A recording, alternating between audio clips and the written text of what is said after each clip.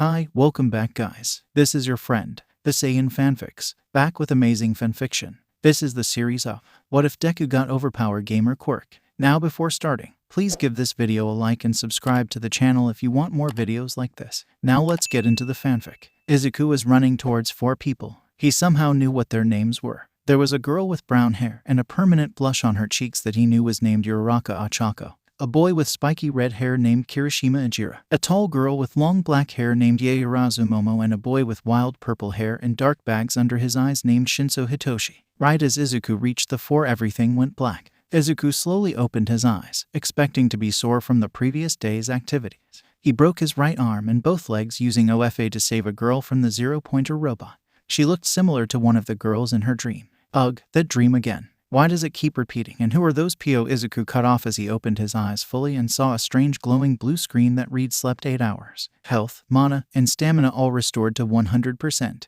What is this? He asked. The screen blinked away and was replaced by another. This one read, Hello potential gamer. This system is the Gamer v2.0. If you accept, you will be granted access to everything the gamer has to offer. This includes skill trees, party system, setting, character sheets, minimap, and more. If you decline, the system will be offered to another and all memory of it will be erased. Accept decline. What? What is this? Izuku asked. He read the message over and over again. Suddenly a countdown appeared that read 159. Wait, what? Izuku was shocked. Well, there doesn't seem to be any downside to it. Might as well. Izuku hit accept. Congratulations. You are now the user of system the Gamer v2.0. If you would like a tutorial on all the systems, say basic tutorial or select the button below. More tutorials will be unlocked as you unlock more system. Basic tutorial. Izuku decided to go along with it and said basic tutorial. The screen once again disappeared and a new one popped up. The basic tutorial goes over the main functions of the gamer. These main functions are menu, character sheet, party, skill trees, skill shop, quirk upgrades, inventory, and settings. Please say or tap menu to continue. Menu. Izuku tapped menu and a new page appeared. This is your main menu. Here you can access character sheet, party, skill tree, skill shop, quirk upgrades, and settings. Please select one of them now. Character sheet, party, skill tree, skill shop, quirk upgrades, inventory, settings. I should start with settings, Izuku reasoned. After all, if the system was ever altered by accident or there was something he wanted to change about it, he needed to know about it. He tapped on settings and once again a new screen popped up. In settings you have access to who can see these screens, what language they show up in, and what time the clock on the main menu reads. To continue with the basic tutorial, select back or say menu. Back. Izuku quickly set the screens to be shown to everyone around him before closing the one in front of him and pulling out his phone. He sent All Might a text that read, I need to talk to you. Meet me at the beach in 30 minutes. It may have something to do with OFA. He then got dressed and told his mother he had to meet someone. When he arrived at the beach, he saw All Might in his small form waiting for him. Hello young Midoriya. This better be important because I was filling out some important paperwork. He greeted as Izuku approached him. Sorry All Might, but I lied slightly. I don't think this has to do with OFA, but it is still extremely important, Izuku said. This caught All Might's attention, so Izuku said menu and a screen popped up. Character sheet, party, skill tree, skill shop, quirk upgrades, inventory, settings. What is this? All Might asked in total shock. Did you lie to me about being quirkless? No, Izuku said frantically. It just appeared this morning. I'm not exactly sure what it is. I discovered I could show others the screens and set it so you could. Then I sent you that text so you could help me with this. All Might nodded. A wise choice. If anything goes wrong, I should be able to help. Izuku spoke again. It gave me a basic tutorial. I start with settings. After that I came straight here to work it out together. All Might thought for a minute. Okay, shall we start with character sheet then? It should be good insight on how to continue. Izuku agreed and selected that option. The character sheet shows many things. Equipment, stats, skills, quirk, spells, and character portrait. Stats, LVL, 1. Exp, 0 divided by 100 until level up.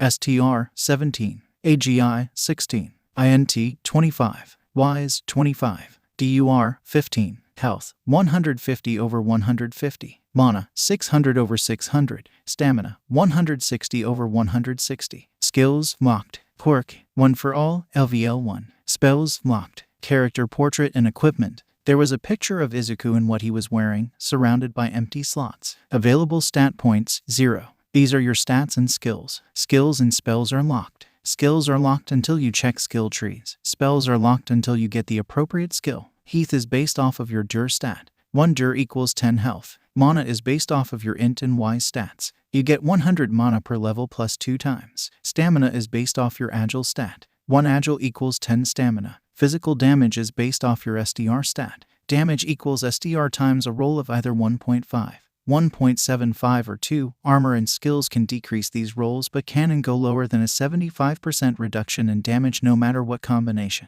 Physical attacks take 1 stamina per attack. Skills take more and the cost varies from skill to skill. Magic damage is the same as with physical damage. The difference is magic attacks use mana and have each attack takes a different mana cost. Character portrait can be used to show you what you look like. Gear can be equipped and hidden using this as well. Quirks level up with use and reach max level at LVL 100. Skills and spells level up with use but all cap at level 25 with a few exceptions. Experience is gained from incapacitating or killing enemies. Exp requirement increases with each level up. There is no max level, but the max exp requirement is 9,999,999 exp.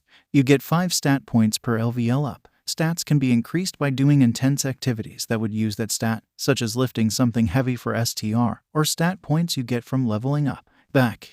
This is an extremely strange power. It seems to be incredibly detailed though. All Might noted, you should check out skills next. It will unlock more things and they seem useful. Okay, and these stats. I know I was only working out for 10 months, but some of them seem underwhelming. Like strength only being at 17 despite the fact that I can easily lift over 200 pounds. Izuku noted but selected skill trees. Skill trees are the most important thing you have access to. Some skills are active while others are passive. Due to who you are, you get a skill. The gamer comes with 3 skills. A certain event gave you 1 more. And at level 1 you get 1 skill point to spend in the shop. Skills unlocked. Skill trees. Gamer tree. Gamer's mind. Gamer's body. Analyze. Gamer's mind. You are a gamer. You do not have time for mental illnesses or panicking, so you cannot and will not suffer from PTSD, survivor's guilt, insanity, and those like it. Emotions that distract you from a fight are also silenced momentarily. Gamer's body. You are a gamer. You do not feel pain and any injuries will be healed back to full with no ill effects like scarring or deformation of your body, and once you reach physical maturity your body will no longer age. You can also survive any wound as long as you have at least 1 heath. Analyze. By using this skill you will see another entity's information, such as name, level, health, mana, stamina, stats, and status effects. If the entity ID too strong, all that will appear for stats, health, mana, and stamina will be question marks. At max level you will be able to see the info of anyone, no matter how strong they are. Spellcaster's tree. Unstoppable intellect. Unstoppable intellect increases int gain by 4%. At max level it will double all int gain. Immovable mountain tree. Physical resistance. Physical resistance. You take 6% less damage from physical attacks. At max level all physical damage will be reduced by 75%. Skills are leveled up from use. The same is true with spells. Truly incredible. All Might said, well, it seems safe and I must go. Head home and look through it on your own. Call me if anything bad happens or if you find anything particularly noteworthy. Izuku nodded, and as All Might left he decided to use Analyze on him. Name, Yagita Shinori. LVL, health divided by, mana divided by, stamina divided by. Should have expected that. He is still All Might after all, Izuku thought before walking home himself. Once he reached home he ate breakfast and told his mom a friend needed help with something. He then went upstairs and continued with the tutorial. I'll check out Skill Shop next. Skill Shop can be used to purchase new skills you can't get otherwise. Every level you get 1 skill point. Certain skills are more powerful and may take multiple skill points or other skill requirements to purchase. Available skill points: 1. Skill trees. Spellcaster's tree. Immovable mountain tree. Berserker trees row divided by 4 unlocked. Speedster tree. Unkillable tree. Ultimate swordsman tree. Izuku selected the immovable mountain tree, and a new page popped up. Immovable mountain tree. Physical resistance. Purchased. Magic resistance. Ready to purchase. Knockback resistance. Ready to purchase. Stone skin. Ready to purchase. Izuku selected stone skin and read it. Stone skin increases Dure gain by 4% per level. At max level you will have double the Dure gain. Purchase back. So basically it's unstoppable intellect but for my durability. Cool, Izuku thought. He decided to purchase it on a hunch that durability would be extremely useful. Now onto the other tabs. Izuku quickly turned the screens to party only and then decided to check out the party tab. This is the party tab. You can add party members and remove them. You may only have 4 additional party members with you, but they share access to everything Gamer has to offer except their own party and certain setting choices such as who can see screens. Current party members. Party leader Midoriya Izuku. Party member 1 hidden. Party member 2 hidden. Party member 3 Hidden. Party member 4, hidden. That's odd. Could it be the 4 I've been dreaming about? Izuku wondered aloud before exiting that tab. Okay, let's move on to the one that deals with quirks. But before he could do anything, he got an alert. Quest tab unlocked. Quest unlocked. Finding the team. Quest goal. Find the 4 members of your party and speak to them about the gamer. Quest rewards. 100 XP and party members 1-4 obtain. Hung quests. That new. And now I have to find the party members to complete it. Neat. Izuku then selected the next tab he wanted. Quirk upgrades. This tab upgrades your quirk once you get it to a certain level. Quirks take longer to level up than skills or spells but are usually much more powerful. Quirk. One for all. Abilities. Super strength. Ability enhancer. Upgrades. Requires character LVL. 15. What? Izuku exclaimed. Hidden upgrades to OFA and a hidden quirk of my own. Does that mean the gamer isn't a quirk? What does that make it then? He started muttering before he snapped himself out of it. Not the time to mutter. He selected the next tab. Inventory. This tab is simple. You get a 3x5 inventory that you can put almost anything into as long as you can pick it up for at least long enough to put it in.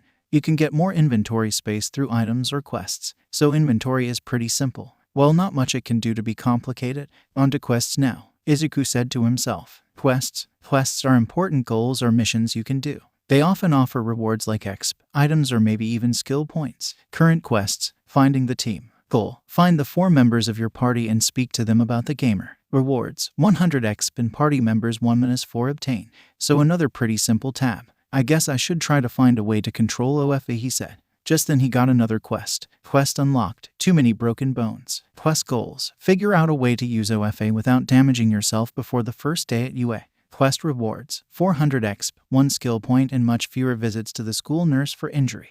Time limit, 6 days, 4 hours and 32 minutes. Oh cool, incentive to do it. I guess that's what I'm gonna be working on today, Izuku noted, before closing all the tabs and going back to the beach to work on his quirk. First day at UA. Where is 1A? There it is. This place is like a maze, Izuku said to himself, then thought, I hope there is at least one party member in this class. And it's a good thing I can control OFA at 5% now. I do have to focus to use it though. Flashback. Training OFA will be difficult. If I break my bones, then mom will take me to the hospital. After 8 hours I'll heal just fine, but that will raise suspicion and I don't exactly want to deal with that right now. Izuku was talking to himself as he sat on the beach. Excuse me, young man, what seems to be the problem, if you don't mind me asking? An older male voice asked from behind. Izuku turned around and saw a taller man with short black hair and a business suit. He seemed friendly, so Izuku told him, well sir, I'm a late bloomer with a powerful super strength quirk. If I use it at full power it breaks whatever limb I use it in and I have no idea how to control it. The man thought for a minute. Well, that is a difficult one to practice. My suggestion would be to activate it and just not do anything with it. Then try to feel the amount of power you're using and lower it. The man got a message on his phone. Oh shoot, I need to go, but good luck, young man. The man hurried off and Izuku thought about his advice. I'll try it, I guess. Izuku called on OFA and channeled it into his arm. He left his arm hanging limp and felt the power coursing through it. Focusing more, he managed to release the quirk a little. The glow on his arm shrunk and he managed to hold it. Okay, I think I got it, Izuku muttered. He then braced himself and punched the air. There was a very small gust of wind, but his arm was completely fine. He once again pulled on his quirk and remembered the feeling of OFA at what he assumed was 5%. It activated at 5% and he held it there. He once again punched and his arm was fine. His concentration dropped and he focused on the 3 bars in his upper left corner of vision. He could somehow always read them if he concentrated. They read health, 100%, mana, 100, stamina, 99%. It looks like using OFA costs stamina, but at lower percentages it doesn't cost much, Izuku noted before a screen appeared. Quest complete. Too many broken bones. Quest details. Find a way to use OFA without harming yourself. Quest rewards. 400 EXP, 1 skill point, fewer visits to the nurse's office. Accept decline. Nice. That quest is complete now, Izuku said before hitting accept. A new screen popped up when he did. LVL 1 lesser than LVL 4. Stat points 0 lesser than 15. Skill points 0 lesser than 4. Great. I should save those for now, Izuku said before continuing to practice until he was almost out of stamina to get a feel for it. By the time he finished, this was the result. Flashback end. Izuku shook his head a bit and thought, enough stalling. Time to go in. The moment Izuku walked in the door, he got a notification. Party member 2 found, Kirishima Ejiro. Party member 3 found, Yaoyorozu Momo. Party member 4 found, Shinzo Hitoshi. So they are the ones from my dream, Izuku thought. His excitement was short-lived as he heard the tall, stern boy from the exam speak. You should not have your feet up on the desk. Have you no respect for this school? A voice Izuku recognized and hated replied, your old school shove that stick up your ass, or were you born with it? Izuku just couldn't catch a break. His number one bully and tormentor, Bakugo Katsuki, was in his class yet again. Ada was about to reply when he saw Izuku. It's you, he said quietly. Ada then walked over to Izuku, who definitely would have been panicking if not for Gamer's mind. Ada reached Izuku, bowed and said, I apologize for how I acted in the exams. You are clearly the better student to figure out the additional point system. Izuku was about to correct him when he heard a voice and got a notification. Falling boy. Izuku turned around and recognized and greeted her. Oh hi, thanks for saving me back then. I'm Midoriya Izuku. The girl said, you're welcome, you saved me first after all. That giant robot would have crushed me then. In Uraraka Ochako. Nice to formally meet you. Izuku was about to respond when a voice called out, if you're here to make friends, get out. A yellow sleeping bag flopped into the doorway. Welcome to the hero course. I'm Aizawa Shota, your homeroom teacher. I know this is sudden, but put these on and meet me at Field Alpha. Aizawa pulled a gym uniform out of his sleeping bag and tossed it to Izuku. Get going, you have 15 minutes. Uraraka was about to leave, but Izuku grabbed her hand to stop her. Get Yaoyorozu and meet me after class. I need to talk to you both. Why? Uraraka questioned. I'll explain later. Just please try to get her to agree. I will be waiting in the classroom. Ochako nodded and they both went to the locker rooms. In the boys' locker room, Izuku tapped Kirishima on the shoulder. Hey, Kirishima, right? The redhead answered, yeah, but how did you know that? I never told you my name. I will explain after class. Meet me in the classroom, okay? I promise I will explain everything I can. Izuku said. Kirishima thought about it then said, fine, but you better explain how you know me, man. Izuku nodded then moved on to his next party member. Hey Shinso, I need to talk to you after class. Meet me in the classroom then and I will explain. Shinso nodded then froze. How do you know me? He asked, willing his quirk to activate. I will explain later. Izuku replied and got a new skill. Wait, what? Does he have a mind control quirk or something? Izuku wondered. Shinso was also confused. I definitely tried to take control of him there. How did he resist it? In the girls' locker room. OCHAKO's POV. A girl with bright pink skin and hair said, let's do a quick introduction. I'm Ashido Mina, but you can just call me Mina. As the rest of the girls got undressed, they introduced themselves. Jairo Kyoka. Call me either, I don't really care. A short, thin girl with long earlobes that ended in headphone jacks introduced herself. Hagakure Toru. Nice to meet you all. An invisible girl said. In Uraraka Ochako. Ochako introduced herself. Asui Tsuyu. Call me Tsu. Ribbit, a girl with frog-like features, croaked out. I am Yaoyorozu Momo. Pleased to meet you all. A tall girl with long black hair introduced herself. Ochako finished getting dressed and walked over to Yaoyorozu. Hey Yaoyorozu, I need you to come with me after class. There is someone who needs to talk to you. Yaoyorozu looked surprised at the sudden request. Why do they need to speak to me? I'm not sure, Ochako admitted. I'm sure it's nothing bad, but he did make it sound important. Okay, I will meet with them. Lead the way after class. Yaoyorozu agreed. Failed Alpha. Izuku's POV. Izuku walked over to Uraraka and asked, did she agree? Uraraka nodded and asked, what is this about? And how do you know her? Izuku sighed and said, it's a long story, but I will explain everything I can. Uraraka nodded. Fine, but I'm gonna hold you to that. Aizawa appeared and told everyone what they would be doing. He had Bakugo use his quirk to throw a ball as a demonstration to what they would be doing. Izuku realized that he may lose control of his quirk if he wasn't careful, so he had a plan. Okay, I need to get a way to heal. He opened the skill shop menu and looked at the spellcaster's tree. Skill shop. Skill points 4. Spellcaster's tree. Unstoppable intellect. Purchased. Basic magic. Available. Intermediate magic. Locked. Advanced magic. Locked. Izuku selected basic magic and read it. Basic magic cost 2 skill points. Unlocks basic elemental magic, basic support magic, basic recovery magic. Purchase back. Yes, recovery magic. Plus some of the other stuff may be useful too. Izuku purchased it and saw the spells unlocked. Basic fire magic, spell, fireball. Basic air magic, spell, air cadet. Basic water magic, spell, water gun. Basic earth magic, spell, rock bullet. Basic support magic, spell, speed boost. Basic recovery magic, spell, light heal. Midoriya, Bakugo. 50-meter dasher up. Aizawa called out. Gamer's mind kept him from getting caught off guard and he walked up to the starting line. Izuku charged OFA in his legs at 5% and tried to keep it at that. Bang, the signal started them off and Izuku was only a foot behind Bakugo for the finish line. A robot read off their scores and he was 0.15 seconds behind Bakugo. Nice, Izuku thought while Bakugo wondered how he did so well. Aizawa also saw, but he wondered if Izuku could control his quirk. Through the next few tests, Izuku continued to place well. It was on the grip strength test his control slipped and he accidentally went up to what he assumed was 20%.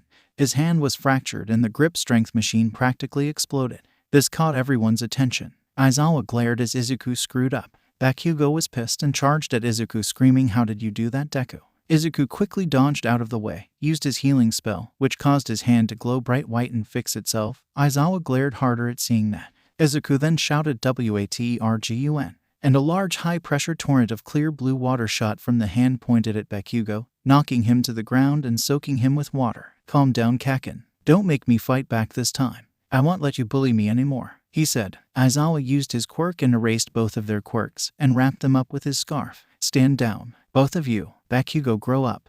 There was no reason to attack. "Midoriya, what the hell was that? I thought your quirk was super strength, not whatever that white light and blast of water was." Bakugo yelled, "Deku. You're quirkless, so what the hell was that bullshit? Were you hiding it from me?" Izuku sighed and told them both his cover story. "I'm a late bloomer with my quirk. The first time I ever used it was in the entrance exam against the 0-pointer. It just so happened that super strength was the one I activated in a panic to save Uraraka. I showed up thinking I was quirkless."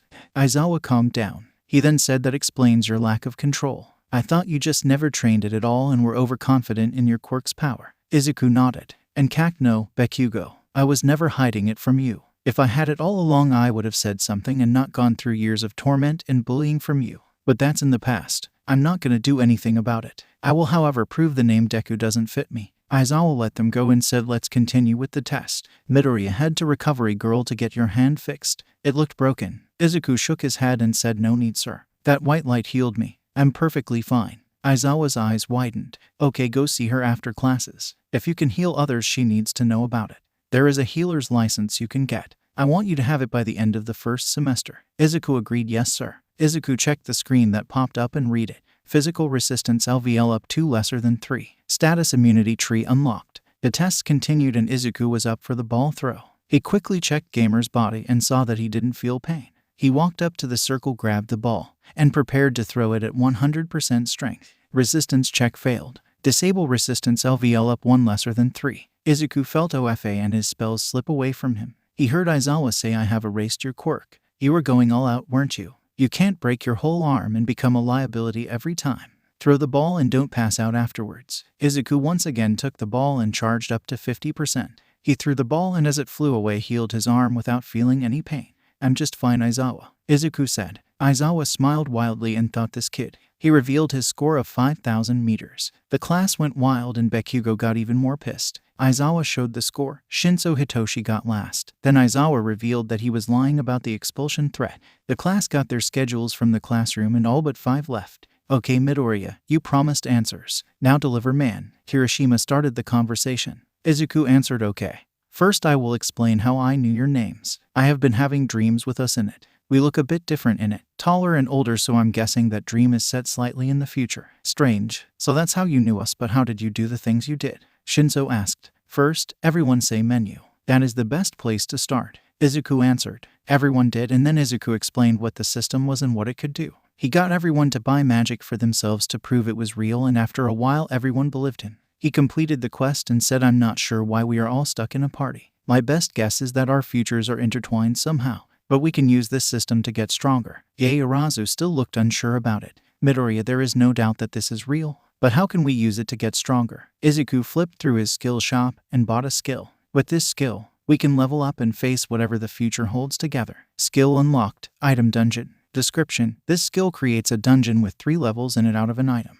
You must complete each level to move on to the next. Dungeon difficulty varies from item to item, but bigger and more useful items are generally harder than others. "We can talk more later in the party chat," Kirishima said. Everyone else agreed and they went their separate ways. Izuku was waiting for All Might to show up for the Foundational Heroics class and decided to look at his stat page. Level 4 EXP 500-800. Stats: STR 20, AGI 20, INT 25, WISE 25, DUR 20, Health 200/200. Mana 650/650, Stamina 200, Skills: Gamer's Mind, Gamer's Body, Analyze, Unstoppable Intellect, Physical Resistance, Stone Skin, Charm Resistance, Disable Resistance. Item Dungeon. Quirks, one for all. Spells, basic fire magic, fireball. Basic wind magic, air cutter. Basic water magic, water gun. Basic earth magic, earth bullet. Basic support magic, speed boost. Basic recovery magic, light heal, cure weak disease. Character portrait and equipment.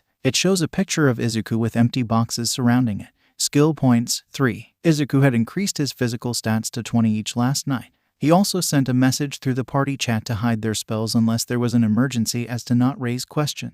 They would show their full power at the sports festival.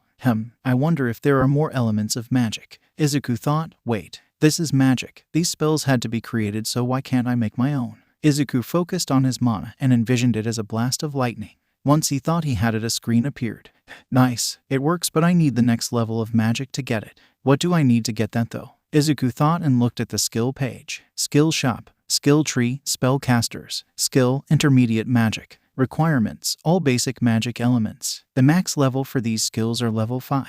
Cost, 2 skill points. Back, that isn't too difficult. I mean, yesterday Recovery Girl watched me heal injuries until I was out of mana and it maxed it out. I also got a new healing spell at level 3. Izuku was pulled out of his thoughts by a message from the party chat. Party chat. EKIRISHIMA. Hey guys, if we're not too tired, want to jump into a dungeon after school to check it out and level up. MYAOYOROZU. That is not a bad idea. However, we should be cautious and only go if we conserve our energy. HSHINSO. I'm in if you guys are. OURARAKA. Yes, sounds like fun. IMIDORIYA. We should be fine. We can exit a dungeon anytime we want. Plus, we will all be pulled into one no matter where we are. We exit at the item though. I think it's a good idea. I just discovered something helpful too. IMIDORIYA. If I get the next level of magic, I can make new spells and elements. I have the skill points, but I need all the basic magic elements I have at max level. It's only level 5, and thanks to Recovery Girl wanting to see my healing in action, I have the healing element at max level already. MYAOYOROZU. That's incredible. So we should go into something simple like a pen or a book.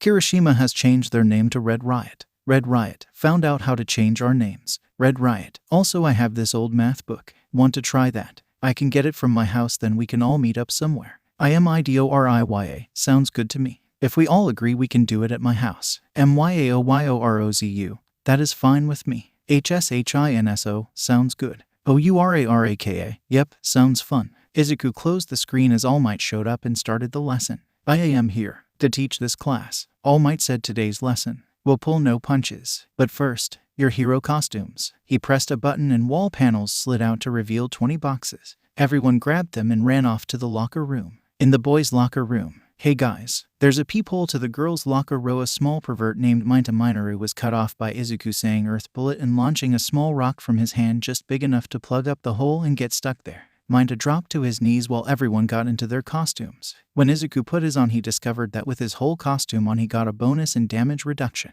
He asked about the other costumes in the party chat. Party chat. IMIDORIYA. Hey, do any of you get a 0.15 reduction to damage multipliers taken with your costume on? IMIDORIYA. Also, I stopped Minta from peeking at you girls. There is a hole in the wall. I think it was from one of our upper classmates. MYAOYOROZU. Thank you, Midoriya. And yes, I do, despite my costume not being meant for defense. OURARAKA. Yeah, same. It must just be from the gamer treating our costumes as armor. Red Riot. Cool. Also, Madabra, that was manly what you did for the girls. But is the rock from Earth Bullet always that small? HSHINSO. No, I was experimenting with magic last night. But these beginner spells, you can put anywhere from 5 to 50 mana into them. It changes the strength of all spells and the size of spells like Fireball or Rock Bullet, how wide they are like Air Cutter and Water Gun are, or how long they last like Speed Boost. Light Heal always costs 25 mana and you can't alter it in any way. Red Riot. Sweet. I can't wait for the sports festival where we can reveal all our powers to the class. Izuku once again closed the screen as Ida told them to hurry up to the fake city. Izuku got there and was greeted by Uraraka. Nice costume, Midoriya.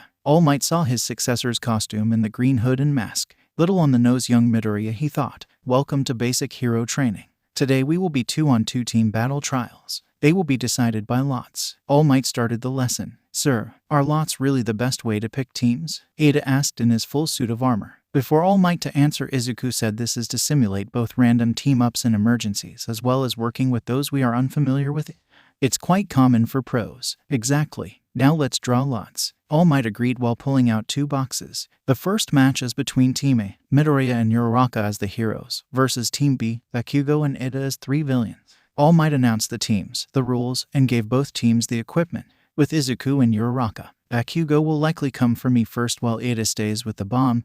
They won't be working together. We have some bad blood and he thinks of me as weak. I will distract him, you find the bomb. Use the speed spell but don't make any magic obvious, okay? Izuku told Uraraka his plan. Okay, what then Midoriya? She asked, do you want me to grab the bomb?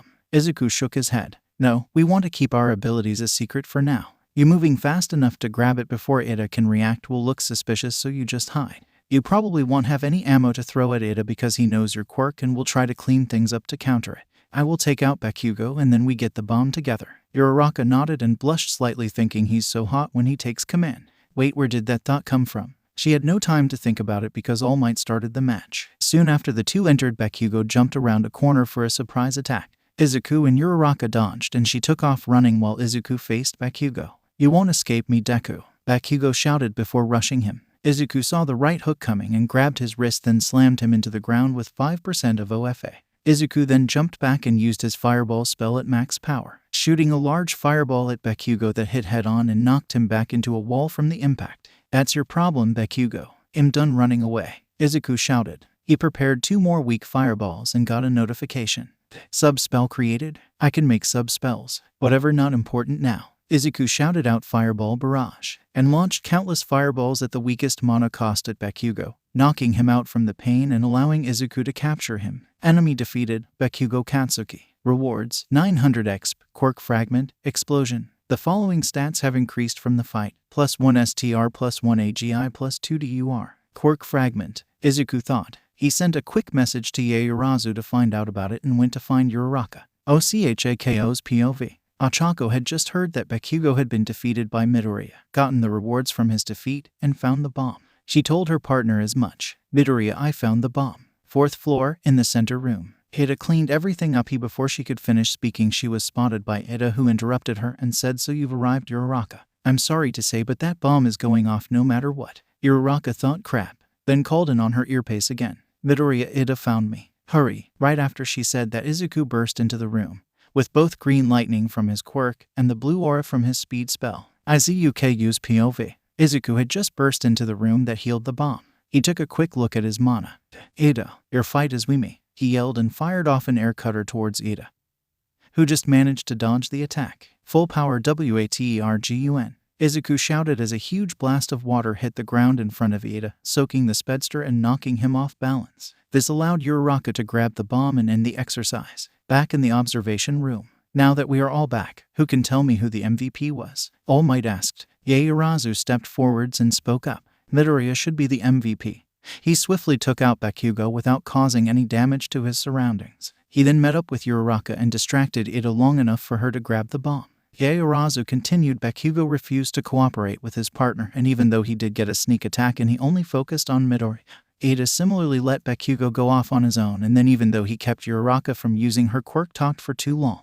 This allowed Midoriya to attack and distract Ida long enough for Uraraka to grab the bomb. She said more than I thought. All Might thought. Yes, that is correct. Midoriya is MVP. On to the next match. After classes, Izuku, Uraraka, Shinso, Yaoyorozu and Kirishima once again stayed behind to talk. Okay everyone, are you all still up for trying out a dungeon? Izuku asked. The 4 members of his party nodded, so Izuku said okay.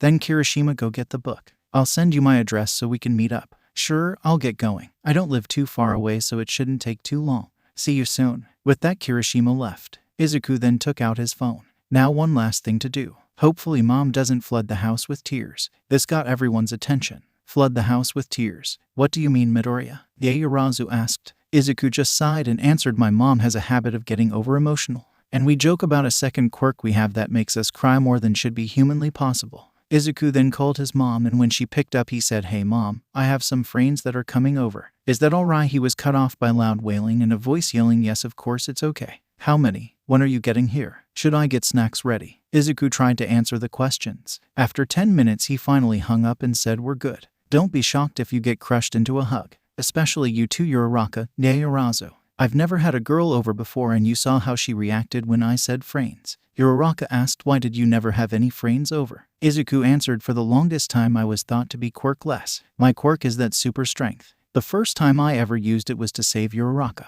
The next morning I woke up and had the gamer. I was bullied and had no friends. The last time I had someone over was when I was 4. Shinso gained a sad look as he replied, I went through something similar. Everyone except my parents thought I had a villainous quirk. They thought that it made me a villain too. I was avoided and feared by everyone, even my teachers. Uraraka decided to speak up. Enough of that gloomy talk. Let's get going. Midoriya, lead the way. Izuku nodded and said, yeah, sure, I'll pay for all your train tickets. Let's go. They all left the school and Izuku texted Kirishima his address. At the Midoriya household, Izuku said, we're here. Brace yourselves. My mom is sweet but extremely emotional is an understatement for her. He then opened the door and walked in. His friends followed suit. You're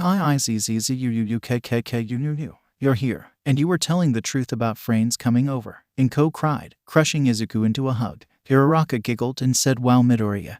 You weren't living about your mom. Hi, Mrs. Midoriya. It's nice to meet you. In Uraraka Achako. She finished with a yelp as Inko pulled her into a hug. I'm so happy to meet some of Izuku's friends. Please call me Inko, dear. Inko released Uraraka from the bear hug and moved on to the next. Oh no, I'm not a huggier. Shinso's protests meant nothing as he too was pulled into a tight hug. Izuku laughed a little and said, there is no escaping her hug, Shinso. And I did warn you all. Shinso just glared as if to ask, how did I let you tall me into this? Yaoyorozu asked, there is no avoiding this, is there? Inko shook her head and hugged the rich girl as well. Letting go, Inko asked, is it just you 4? I thought you said you had 4 friends coming over, Izuku. Izuku nodded. Yeah, there is one more coming. He had to grab something from his house first. He should be here soon. Okay. Inko said, while we are waiting you can tell me what you are doing. You don't bring 4 people over for nothing after all. And I will know if you lie. She gave the 4 teens a stern look. Izuku, Uraraka, Shinso and Yaoyorozu looked at each other. They all nodded and Izuku spoke, this will take a while. I need to make a quick call and get someone else too. I hope he's not busy. Who do you need to call? Inko asked, confused. Izuku's answer was vague. You'll see. One of you send a message to Kirishima and let him know about this. He then walked off and nobody else said anything. After a minute of nobody doing anything, Inko asked, is nobody going to send a message? Uraraka answered, we already did, Inko. This left the mother confused. 5 more minutes passed and there was a knock on the door. Inko got up and said, I'll get it. She walked to the door to find a teen with spiky red hair. Is this the Midoriya residence? The teen asked. Yes, I'm Inko, Izuku's mother. You're Kirishima, I take it. Kirishima nodded and Inko let him in. Izuku walked into the living room and said, my trainer should be here any second. Thankfully he wasn't busy. Suddenly there was another knock at the door. That must be him. I'll get it, Izuku said. Izuku opened the door and saw the skeletal form of Yagi Tashinori. Hi, Mr. Yagi. Thank you for agreeing to this. Izuku and the blonde skeleton walked into the room. This is my personal trainer, Yagi Tashinori. This is who you called? Inko asked. But what does Yagi have to do with what you need to tell me? Izuku nodded to Yagi, who buffed up and said, I am here. WHAAT. Everyone minus Izuku yelled. All Might deflated and showed them the wound on his left side. I got this wound 5 years ago from a villain I took care of off the record. But that doesn't explain why you trained Midoriya. Kirishima noted. All Might nodded. I trained young Midoriya to be my successor. To both my title and my quirk. Your quirk? What do you mean? Yaoyorozu asked. Izuku switched the screens to public and pulled up his quirk upgrade page. Quirk upgrades. Quirk, 1 for all, LVL 40, hidden, 50 Latvian lats, hidden 70 Latvian lats, hidden, 80 Latvian lats, hidden, 90 Latvian lats, hidden, 100 Latvian lats, hidden. Locked, character 15 Latvian lats. This is a system called the Gamer, and I have both All Might's quirk, and apparently a hidden quirk I get at level 15. Izuku explained. What do those hidden upgrades? Asked Kirishima. All Might answered. I believe those are the quirks from the 2nd, 3rd, 4th, 5th, 6th and 7th users of 1 for all. I am the 8th user and was quirkless at birth, and the 1st user only had 1 for all, so there are only 6 upgrades to it. Wait, then just how strong is Izuku? Inko asked. All Might thought for a minute then answered, without the Gamer his max strength would easily beat out me. With it I have no idea just how strong he will be. I take it you 4 have access to this system of powers. At that question every member of Izuku's party opened up a screen like his. Uraraka said, we are going to reveal these powers to our class at the sports festival. We want to keep it hidden for now. That way if a villain has a spy we hopefully know about it and can keep it hidden. Inko's eyes widened as she asked a traitor at UA. It's smart to be cautious, but that seems impossible. Izuku shrugged. Better to be cautious than to have a power like this revealed to the world. All Might asked, but why the sports festival? Hiroshima grinned and answered, the sports festival is a place to show off our true strength to the world. Might as well be then. Inkos had been following along. She understood everything except one thing. Okay, but what are you doing here? Why did you all meet up? Izuku flipped to his skill tree page and showed a certain skill. Skill tree. Dungeon crawler tree, item dungeons, raid dungeons, skill, item dungeons, skill info, turns an item into a dungeon. Party is teleported to a pocket dimension where there are enemies based off of the item. The number and levels of enemies depend on the item in question.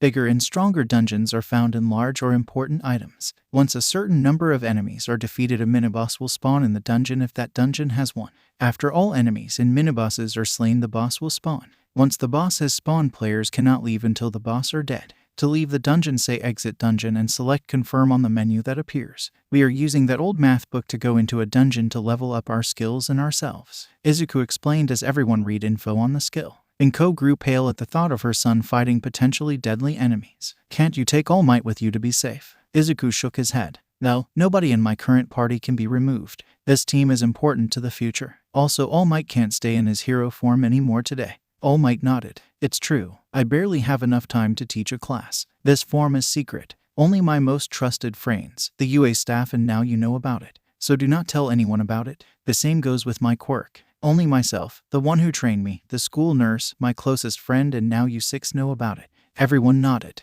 Inko said, please stay safe, all of you. I couldn't bear the thought of you getting permanently hurt. Izuku said, we will be fine. We can all survive from any wound as long as we have at least one health left. Plus, we all have the spell Light Heal, right? The group of gamers nodded again. Inko still looked worried and asked, is that strong enough? Yaoyorozu answered, it is based off of our intelligence stat. I have 30 in that particular stat, and my quirk can be used to make first aid equipment. I even have it as a skill. Izuku continued, I used it to heal a broken hand. We will be fine. Inko calmed down and said, fine. How long will you be gone? I imagine you will be hungry afterwards, so I'll order some food. Hiroshima answered, the book's old and not that important. Shouldn't take too long. Izuku thought for a minute, maybe an hour. The book is flammable and wet paper is easy to rip. So I believe most enemies would be similarly weak to at least one of those elements. What do you guys think? Shinzo spoke up. It might not be that long. If my quirk can affect the enemies, then I can make them attack each other. If not, then I'll stick to magic. Uraraka said they should take damage from a high fall. My quirk can do that. Hiroshima added, I'll take the damage. If I can level up my quirk enough, then I might be able to resist almost all damage from any enemy. Izuku remembered something. Speaking of quirks, Yaoyorozu, did you find anything about that explosion quirk fragment that I got from beating Bakugo in today's lesson? Yaoyorozu nodded. Yes, it is an uncommon drop. Get 10 of them and you obtain the quirk permanently. The stronger the quirk, the more fragments needed. Everyone in the party gets the reward, so we all got one. People with quirks that make explosions can drop them. The same goes for monsters that can make explosions. Everyone's eyes widened. Izuku said, that is incredible. The possibilities are endless. Safe will find the right person like Seisomion with their general abilities. And Ko tapped Izuku's shoulder to snap him out of his muttering spree. What was that, Madabro? Hiroshima asked. Izuku looked sheepish as he explained. I get lost in thought and then start muttering. It creeps people out. Once I broke down a pro hero's quirk right in front of him and was muttering the whole time. Having his weaknesses laid out like that traumatized him. Shinzo interrupted. As interesting as you traumatizing pro heroes as we should get started. Izuku nodded and said, you're right. Let's go. Everyone ready? Everyone in his party nodded, so he touched the book and was about to make the dungeon when his mother said, stay safe, everyone. Everyone nodded again to calm the worried mother. Izuku said, create item dungeon. While touching the book, everything went black around them and the 5 disappeared. In the dungeon, they found a large field made of paper surrounded by mountains that looked like book covers. A notification appeared in front of them all. Dungeon, paper fields, enemies, 25/25. Boss, 1/1. Everyone read the notification and looked around. Yaoyorozu spoke up. It seems we are safe for now. How should we go about fighting these enemies? Divide and conquer, Hiroshima suggested. Izuku shook his head. No, there are too many unknowns. Plus, I doubt the boss could be fought one-on-one at our levels. True to Izuku's words, the group was low level. Izuku was the highest at level 7. Everyone else was at level 5. Suddenly there was a shriek and the group turned towards noise. They saw 3 enemies. Izuku used Analyze on one and read its stats. Enemy, Paper Goblin. LVO, 1. Health, 100/100. Mana, 0/0. Stamina, 100/100. Air Cutter. Yaoyorozu called out. A blade of air hit the goblin, dealing 35 damage. Izuku decided to test something. He charged up a fireball, then added OFA to it. The fireball grew in size slightly and turned bright green. Launching it at the goblin instantly incinerated it, netting them rewards. Rewards, EXP 100. It worked, Izuku shouted. Uraraka looked confused and asked what was that. A new spell. Izuku shook his head. I saw that OFA could enhance other abilities. I combined 5% of it with a fully charged fireball and that happened. After Izuku spoke, the other two charged. This time Uraraka made one float high into the air and dropped it, killing it instantly. Shinso tried to take control of the other but failed to. Apparently a shriek didn't count as a response to a question, and just blasted it with a few fireballs, killing it in 2 hits. This time each person got 200 EXP. Okay, my quirk can't affect them, but fire seems to do double damage, Shinso noted. Uraraka said dropping them from high up works, but grabbing him to do it was dangerous. He got a hit on me. Yaoyorozu healed the girl and Kirishima said the next one's mine.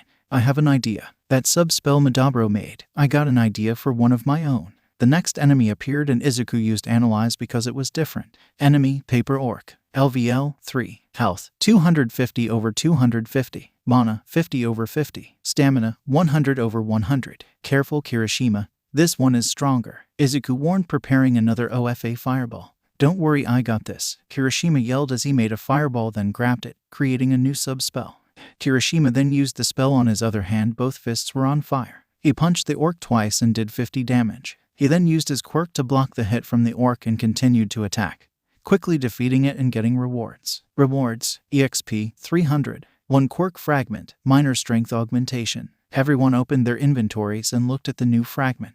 Inventory, quirk fragment, minor strength augmentation, 1 over 1 needed. Oh yeah, that's super helpful. And I can use it because it's still not a visual quirk, Kirishima yelled. Izuku nodded. Yeah, it may also evolve into something incredibly strong if leveled up too. This got Kirishima even more excited. Shinso glad that he had more options for combat than just his quirk. Uraraka wondered just how strong she would be with it, and Yaoyorozu thought it seems that at high levels we are going to be truly terrifying. The group kept killing enemies until they had killed 24 and a message appeared.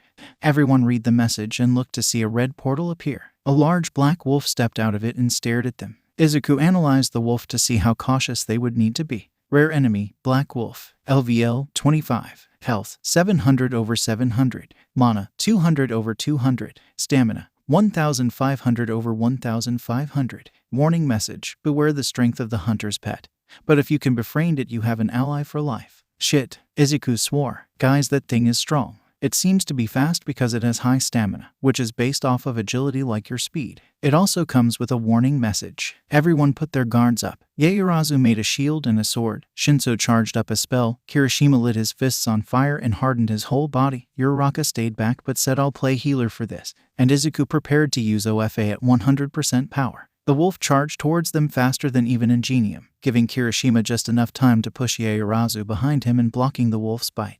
But even with his hardening, Kirishima's arm was torn off. He screamed in panic despite feeling no pain and backed off, letting Shinso blast it with a fireball, dealing 40 damage. Izuku walked forwards and said, Uraraka, take care of Kirishima and stop the bleeding. He will be fine after 8 hours of sleep. Yaoyorozu, Shinso, stay back. I'll kill it myself. Yaoyorozu tried to argue, but Shinso held her back and said, be careful. Your mom will kill us if you die. Izuku nodded and approached the wolf. He walked right up to it and used the Elemental Fist sub-spell with the earth element to make his fist stronger. The wolf charged and Izuku screamed Detroit Smash and punched it with 100% of OFA, caving in its face and killing it instantly from wind pressure alone.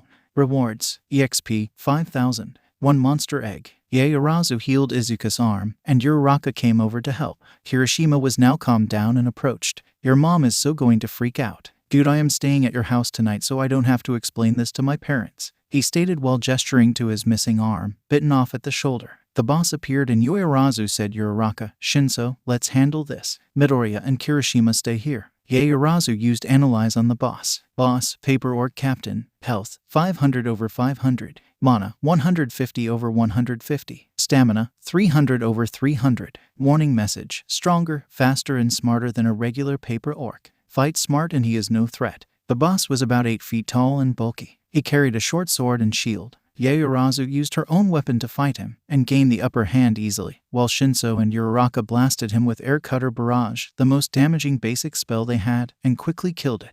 Boss rewards, EXP 1000. Steel gauntlets. Everyone checked the pop-ups they got from the dungeon. Izuku leveled up to level 12, got OFA to level 4, got physical resistance to level 10, and maxed out basic fire magic and basic earth magic. His STR and DUR each increased by 5. Kirishima got to level 10, maxed out fire magic, got physical resistance and leveled it up to level 6, and leveled up hardening to level 10, unlocking the next upgrade which was called Unbreakable. His DUR increased by 10 and his STR increased by 3. Uraraka level up to level 10, got fire and wind magic to level 3 each and maxed out healing magic from healing half of the wounds everyone got, and leveled her quirk up to level 3. Her AGIL increased by 2. Yaoyorozu reached level 10, maxed out healing magic, leveled up her first aid skill to level 3, leveled her quirk up to 2 Latvian Lats, got sword fighting and leveled it up by 2 levels. Her STR, Wise, and AGIL each increased by 1. Shinso reached level 10. Maxed out wind magic, got the skill stealth, and increased all his stats by 2. Izuku asked, "How are you feeling, Kirishima?" The redhead answered, ashamed mostly. "My quirk and what I tried to be is a shield, but I wasn't strong enough to take even one attack before I had to retreat. Next time I will not let anyone else get hurt, I promise." Kirishima's eyes shone with new determination. Izuku nodded, then looked at the 2 new items they got. The gauntlets were nothing special, just increasing damage by 0.25 if it's an unarmed physical attack. But the monster egg made his jaw drop. "Guys, look at the monster egg," he cried. Inventory. Monster egg. Time till hatching, 1 month. Info. A rare drop from a rare enemy. When egg hatches, a LVL1 wolf pup will appear. This is a tamed monster and will fight by your side. It will grow and evolve with level. It gives many new skills related to pets and tamed monsters. When Kirishima read that, he shouted, "That's BADASS." Everyone else was so shocked they didn't realize start to return to the real world till everything went black. In the real world, an hour had passed and Inko immediately saw Kirishima's missing arm and shouted, "Oh God." Izuku, whose arm was still broken, said, "Don't worry, Mom. His arm will grow back by tomorrow. He does need to sleep here tonight to avoid causing a panic in his parents." Inko shouted, "How will it grow back? How did this happen?" Izuku told her about Gamer's body. Inko then said, "That doesn't explain why your arm is broken and his is missing, Izuku." Shinso said, "A rare monster spawned. It was a black wolf that was actually tougher than the boss." Kirishima saved Yaoyorozu at the cost of his arm. Midoriya used a full power punch and caved in the wolf's skull and killed it. Inko froze and asked, "Does a rare monster always spawn in a dungeon?" Izuku shook his head and explained, "It's 1 in 100 chance to spawn as the final enemy before the boss. We got unlucky, but it turned out okay." Inko finally calmed down and said, "Okay, that's good at least. And I'm guessing it's because of healing spells that it's not bleeding." Well, regardless, he does not leave until his arm is back. Kirishima nodded and said, "Yeah, I'll call my parents." And JT was Uraraka who did that. "So thanks for that, Uraraka. Since I wasn't in combat, Gamer's mind wasn't active and I was panicking hard." 1 phone call later and Kirishima was all set to stay the night. And Inko had gotten ramen from the nearby ramen restaurant, so everyone enjoyed the food and told Inko about the dungeon. All Might had left about 10 minutes after they went into the dungeon to talk to Nezu about the next big hero course lesson. The night ended with Kirishima and Izuku asleep on the couch, watching movies, and Shinso, Uraraka, and Yaoyorozu had left hours earlier. The next day, Kirishima's arm was good as new, just like they said, and he went home soon after breakfast. It was a few days after the first dungeon, and Izuku had noticed something interesting about the information that came with Analyze since it leveled up to 3 Latvian Lats. It now displayed a message that revealed something about an important entity like a person, rare enemy, or boss monster. He used it on the members of his party to see the messages. Name, Kirishima Ejiro. Level, 10. Health, 600 over 600. Mana, 1300 over 1300. Stamina, 150 over 150. Quirk, Hardening, Minor Strength Augmentation. Warning message, the coward turned fighter, the human shield. He who has fallen but raised himself up. Izuku was a little surprised by the message but moved on, making a mental note to ask about it later. Name, Shinso Hitoshi. Level, 10. Health, 140 over 140. Mana, 1900 over 1900. Stamina, 300 over 300. Quirks, Brainwashing, Minor Strength Augmentation. Warning message, the feared, the tired. He who has been labeled villain and proves those who doubted him wrong. Izuku wasn't too surprised by that one, as Shinso had said he was called a villain due to his quirk. Name, Yaoyorozu Momo. Level, 10. Health, 200 over 200. Mana, 1700 over 1700. Stamina, 250 over 250. Quirk, Creation, Minor Strength Augmentation. Warning message, the planner, the sheltered. She who is ready for anything and smart enough to think of everything. Izuku was not too surprised. Yaoyorozu was smarter than him after all, but realized that she didn't know too much outside of books. Name, Uraraka Ochako. Level 10. Health 220 over 220. Mana 1500 over 1500. Stamina 190 over 190. Quirk 0 gravity, minor strength augmentation. Warning message: the reliable, the determined. In the emptiness of space it is she who will sing. This made Izuku wonder about what she was so determined to do, and what her reasons for being a hero were. He asked Yaoyorozu to read him his stat page so he could see his own message. Name: Midoriya Izuku. Level 12. Health 300 over 300. Mana 2000 over 2000. Stamina 300 over 300. Quirk Ofa, minor strength augmentation. Warning message: the abused, the forgotten, the ridiculed, the risen, the hopeful, the savior. In the darkest hour it is he who will shine brightest with the light of hope. What does it mean by abused, forgotten, and ridiculed, Midoriya? Uraraka asked. Izuku teared up a bit and answered, in middle school I was quirkless. The teachers ignored me, the students ridiculed me, and the bullies beat me, all because I wanted to be a quirkless hero.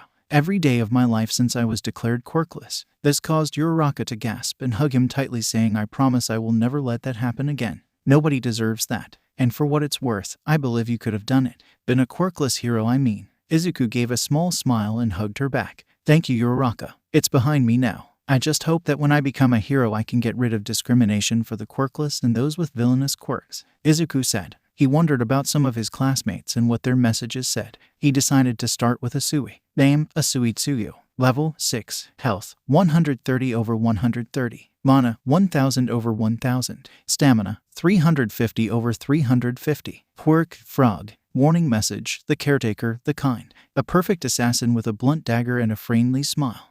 I guess since her quirk is mutant and always on, it's a higher level than most, Izuku thought. He decided to look at Bakugo next. Name: Bakugo Katsuki. Level 9. Health 310 over 310. Mana 1600 over 1600. Stamina 290 over 290. Quirk Explosion. Warning message: the bully, the rage-filled, a fighter who refuses to lose. One not ready to be a hero. No surprise there, Izuku thought. The bully, is he one of the ones who bullied you? Uraraka asked. Izuku nodded but warned, don't fight him now. At the sports festival you will reveal your true strength. Fight him then. Ochako grudgingly agreed, and Izuku looked at Todoroki's stat page. Name: Todoroki Shoto. Level 12. Health 300 over 300. Mana 1700 over 1700. Stamina 320 over 320. Quirk HHHC. Warning message: the scared, the beaten, the legacy. A being with great power, but refuses to use their full potential. That scar isn't normal. Beaten? Did Endeavor do that to him?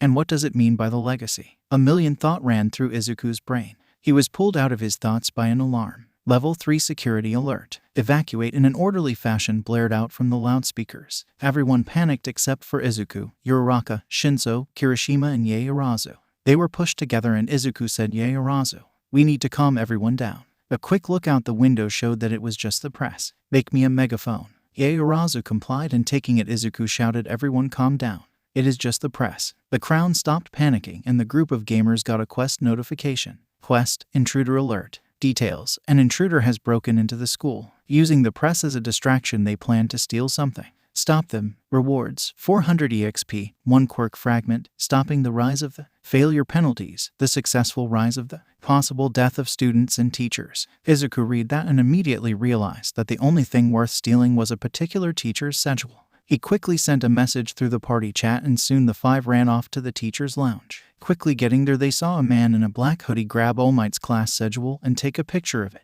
Izuku called upon the spell he got for maxing out Earth magic over the last few days. Earth Prison. The strange man was trapped by rocks from the neck down. His hood fell back to reveal red eyes, light blue hair, and wrinkled skin. Suddenly the rocks trapping the man turned to dust and he disappeared into a portal, but not before Izuku could analyze him. Name: Shigarakaitomura. Level 24. Health 340 over 340. Mana 2700 over 2700. Stamina 48500. Quirk Decay. Warning message: the destroyer, the new evil, the successor to the greatest villain who ever lived. AFO, beware this new threat, as the world will shake and burn if left unchecked. Izuku gulped. The man's stats didn't seem impressive. They seemed slightly higher than his own, but his quirk and warning message worried him. We need to talk to All Might and Nezu about this. His whole party agreed. After school, Izuku knocked on the door to Nezu's office. He heard the principal say, come in, and the group of gamers entered. Nezu, Izuku spoke. Call All Might. We have some important information about today's press break-in that you both need to hear. The principal's eyes went wide and he immediately called the hero in question. Once he arrived, Izuku continued. Switching his screens to public, he showed them both the quest screen with a big red failed going across it, and the screen showing Shigaraki's info. After we calmed down the crowd in the lunchroom, we got this quest. I knew the only thing anyone would risk breaking in for was All Might's schedule. We ran to the teacher's lounge and found this Shigaraki Tamura with it. I attempted to trap him, but he warped away. Both Nezu and All Might read over the analyze page and grew more and more worried. Izuku continued, his stats don't seem impressive. Us 5 can easily boost ours higher than these numbers show. What is worrying is his quirk and his warning message. Looking at your schedule, I believe he plans to attack the USJ trip and try to kill Class 1A, the Hero 13, and All Might. Nezu closed his eyes and thought for a moment. After a minute he spoke, this is worrying. Not only was somebody able to break into UA, but there might be an attack at the USJ. Not to mention that All For One, the villain who put that wound in your stomach, All Might, seems to still be alive. All Might asked, what should we do, sir? If he is alive, even if he is as crippled as I am, I don't think I have the strength to beat him a second time. And young Midoriya is not ready to face him. He can only use 5% of OFA safely. Izuku corrected his mentor, 10%. And I believe in order to use it at 100% safely, I will need at least 300 in all physical stats. This caught Nezu's attention and he asked, how do you know that, Mr. Midoriya? Izuku opened his stat page. Name, Izuku Midoriya. Level, 12. Exp, 9,000 15,000. Stats, STR, 30. AGIL, 30. INT, 44. Wise, 36. DUR, 30. Stat points, 43. Health, 300 over 300. Mana, 2000 over 2000. Stamina, 300 over 300. Skills, Gamer's Mind, LVL Max. Gamer's Body, LVL Max. Analyze, 3 Latvian Lats. Unstoppable Intellect, 5 Latvian Lats. Physical Resistance, 8 Latvian Lats. Stone Skin, 4 Latvian Lats. Charm Resistance, 1 Latvian Lat. Disable Resistance, 3 Latvian Lats. Item Dungeon, LVL Max. Quirk, 1 for all, LVL 5. Minor Strength Augmentation, 1 Latvian Lat. Spells, Basic Fire Magic, Fireball, Fire Vortex. Basic Water Magic, Water Gun, Aquasphere. Basic Earth Magic, Rock Bullet, Earth Prison. Basic Wind Magic, Air Cutter, Wind Cage. Basic Recovery Magic, Light Heal, Cure Weak Disease. Basic Support Magic, Speed Boost, Damage Boost. Character Portrait and Gear, Steel Gauntlets. All Might asked, wait, a few days ago you only had OFA as a quirk. How did you get another? Izuku explained, quirk fragments. As for how I know that I need 300 in all physical stats is this, right now I have 30 in physical stats and can only use 10%. 2 days ago I had 25 in them and could only use 8% without injury. At 300 in every state I could use the full quirk, no injury. But that is only if my calculations are correct. Izuku explained his reasoning. Nezu asked, are you certain it is not durability only? It would make sense, would it not? Izuku nodded and replied, yes. Right now I cannot go over 10% if I am using it continuously. Anything over that reverts to either 20% or 100%, and the attacks are much weaker than All Might's. I believe this is due to his strength stat being higher than mine. He is also much faster. Thus his agility is higher than mine. Nezu understood and asked, how did you get these levels? Heroics training should not be able to get you enough EXP to level up. Ieyasu answered this one. We went into an item dungeon. Midoriya has a skill that allows us to turn an item into a dungeon. Anybody in the party goes into a pocket dimension and the dungeon and enemies are based off of the item. Kirishima cut in, but there's a chance for a rare enemy to spawn as the final enemy before the boss. That happened in the wolf that spawned cut off my arm. Thankfully Gamer's Body let it grow back after 8 hours of sleep. All Might's eyes went wide and Nezu said that is incredible. Can anybody join into this party of yours? Izuku shook his head. No, for some reason us 5 are stuck in the party. We all have the gamer on our own, but we can't leave the party and it is limited at 5 party members. Nezu thought and then said, I know what we will do about the USJ. All Might, you will stay at school tonight and save your hero form. Midoriya, you said this intruder warped away. Izuku nodded. Do you think you can create an anti-warp skill? Izuku thought for a moment and then bought a certain skill. This skill allows me to make spells. I am going to try something but not in here in case something goes wrong. Izuku stated. 15 minutes later the group was at the failed Aizawa used for the assessment test. Izuku closed his eyes and focused on a spell to make sure it worked. Element discovered, status magic. Spell created, poison bolt. Okay, it works. Now for the spell you wanted, he said, then focused again. After 15 minutes another notification appeared. Izuku looked at the info for the spell. Spell, lockdown. Effect, locks down an area for 30 minutes or until cancelled. An area that is locked down prevents anybody from entering or exiting this zone as well as affecting anything outside it. This includes warping in or out with a teleportation skill. Only one can exist per caster at a time. Nice one, Midoriya. Uraraka cheered. Izuku decided to test it and made a 5-meter sphere around All Might, then said try to escape. There was a sphere of floating red particles in the air in that radius. All Might buffed up and tried to run past the barrier, but was unable to. He tried to break it, but it wouldn't budge an inch. He used a full power punch and it still didn't break. That is truly impressive, young Midoriya. Izuku released the barrier and said, yeah, seems like it, but I'm not sure if it will hold up against that decay quirk. It's nothing like a punch and it easily destroyed my other spell. Uraraka said we can cross that bridge when we get there. How about you show us what you got from the new level of magic? Izuku nodded and opened his stat page again and selected spells. Just looking at it didn't show them all anymore. Spell list. Elements. Fire magic. Fireball. Fire vortex. Flamethrower. Water magic. Water gun. Aquasphere. Whirlpool. Earth magic. Rock bullet. Earth prison. Rock slide. Wind magic. Air cutter. Wind cage. Wind cannon.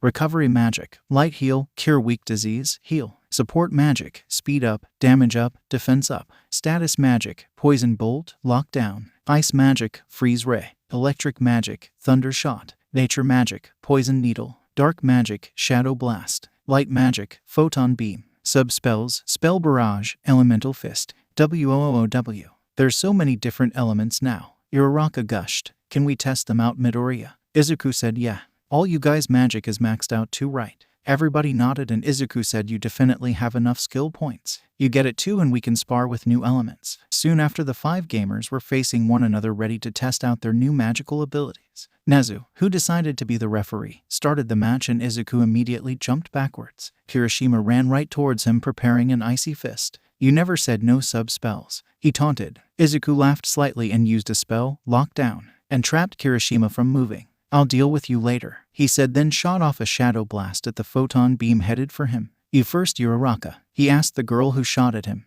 Uraraka giggled and said photon barrage, before shooting countless beams of light at Izuku. Izuku decided to fire back with an attack of his own. Full power thunder shot. The strong lightning blast shot out of Izuku's hand and plowed through the small beams of light and hit the girl head on.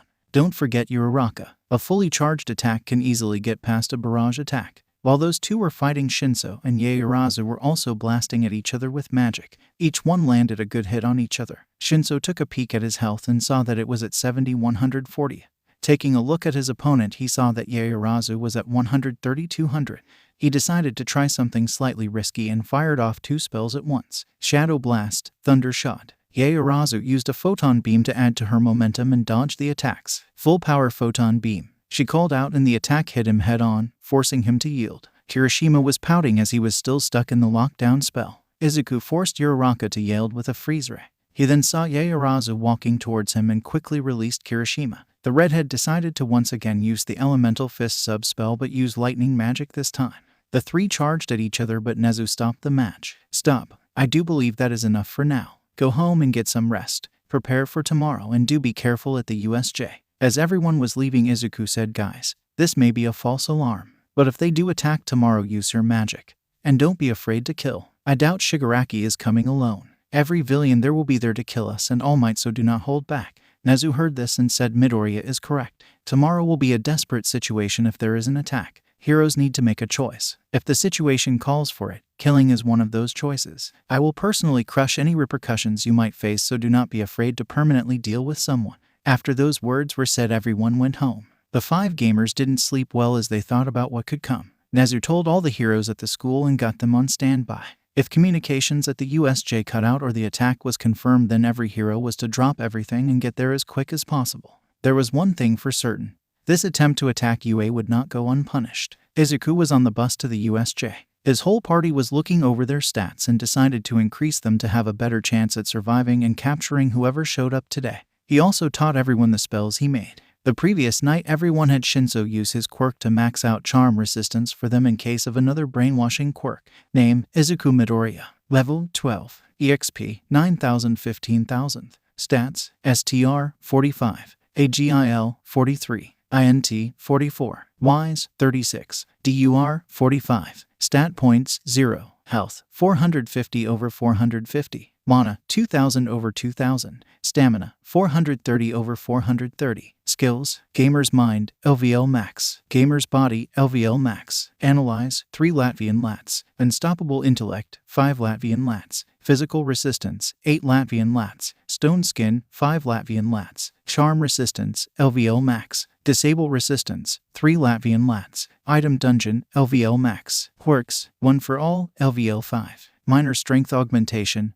LVL 1. Spells, Fire Magic, Fireball, Fire Vortex, Flamethrower. Water Magic, Water Gun, Aquasphere, Whirlpool. Earth Magic, Rock Bullet, Earth Prison, Rock Slide. Wind Magic, Air Cutter, Wind Prison, Wind Cannon. Recovery Magic, Light Heal, Cure Meek Disease, Heal. Support Magic, Speed Up, Damage Up, Defense Up. Status Magic, Poison Bolt, Lockdown. Ice Magic, Freeze Ray. Electric Magic, Thunder Shot. Nature Magic, Poison Needle. Dark Magic, Shadow Blast. Light Magic, Photon Beam. Sub-spells, Spell Barrage, Elemental Fist. He was shaken out of his thoughts by Asui saying, Midoriya, can I ask you something? He closed his menu and said, sure, Asui. Asui continued, first off, call me Tsu. Second, your super strength is kind of like All Might's, isn't it? He was saved from answering by Kaminari saying, not really. All Might doesn't hurt himself going all out. Plus, he can't do any of those other cool attacks like Midoriya can. But his quirk is super flashy and suited for a pro. Asui nodded. Yeah, Midoriya, Bakugo and Todoroki all have quirks that are great for pro heroes. Too bad Bakugo has too much of a temper to ever be popular. Bakugo screamed, screw you frog legs, my temper is fine. Kaminari laughed, but before he said anything Aizawa interrupted, we're here. Welcome to the USJ. We have an instructor here to help teach rescue training. The class got out of the bus and saw their instructor and All Might waiting. Uraraka saw who it was and exclaimed, oh my god. It's 13, my favorite hero. She then started spouting out facts about the hero in front of them. Izuku laughed sheepishly as he wondered, is this what I look like when I talk about heroes? 13 started her explanation. Hello, as some of you recognize, I am 13, a rescue hero. This is the Unforeseen Simulations Joint, or the USJ. Here we will be doing rescue training to prepare you to save civilians in all sorts of environments. From the flood zone to the landslide zone you will be trained to handle. 13's explanation was cut short as the lights turned out for a moment. When they came back on, there was a portal with many villains coming out of it.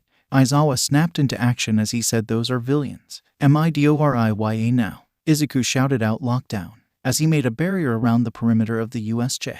Red partials filled the air as a dark red screen appeared to the 5 gamers. Warning, warning, warning, raid initiated. Objective, kill the raid boss, Nomu number 27. The lead villain was Shigaraki. He called out, All Might, prepare to meet your demise. Nomu, get him. Izuku quickly analyzed the massive black creature called Nomu. Name, Nomu number 27. Level 1, health divided by, mana divided by, stamina divided by, quirk, titan strength, super regeneration, shock absorption, pain immunity. Warning message, a creature no longer human, made by AFO specifically to kill All Might. It has no will of its own and will only act after taking orders from its master. Izuku yelled, careful All Might. That thing has 4 quirks, super strength, regeneration, shock absorption, and it can't feel pain. Most of Izuku's classmates wondered how he knew that. Before they could ask how the living smoke appeared, he spoke, my name is Kurogiri. We, the League of Villains, have invited ourselves onto the premises to kill the symbol of peace, All Might.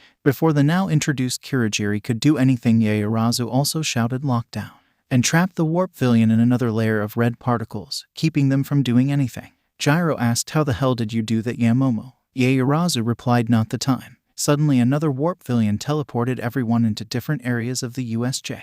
The 5 gamers ended up in the center right next to Aizawa, who was fighting off the smaller villains. Shit, they had 2 warpers, Shinso exclaimed. Izuku said, no time for that. Let's take on Shigaraki. Then we can go help the others. They have to be here, so I assume they are in the different zones, where more villains are waiting for them. The other 4 nodded and surrounded Shigaraki. The villain was covered in hands for some reason. Izuku analyzed him again. Seeing that the villain's stats were lower than his own, Izuku said, change of plans. Kirishima, stay with me. You 3 go start with the flood zone. If I saw right, only Asui landed there and she needs help. Izuku and Kirishima got into fighting stances as Uraraka, Shinso, and Yaoyorozu ran off. Shigaraki called out, sending over half your party away. Not smart. Izuku froze a little at his use of the word party, but then Shigaraki continued, you stupid heroes will never win. My Nomu's con stat is way higher than All Might's. Izuku calmed down. Shigaraki is just a game nerd most likely. He used con instead of dur, so he doesn't have our system. Izuku replied, you already lost, Shigaraki. You will not escape this place. You will either be captured or we will kill you. surrender and I won't make that choice. Shigaraki growled and said, "You kill me. I thought heroes were supposed to protect others, not kill them." He then rushed forwards and tried to grab Izuku. Izuku easily dodged the villain's attack and said, "Kirishima, watch out for his speed. He's fast but not that skilled." Izuku then called out "Flametthrower" and let loose a stream of fire so powerful even Endeavor would have been impressed. Shigaraki barely dodged it and his left leg was singed. Kirishima came from behind and slugged the hand's villain in the back of the head with a hardened, flame-covered hand.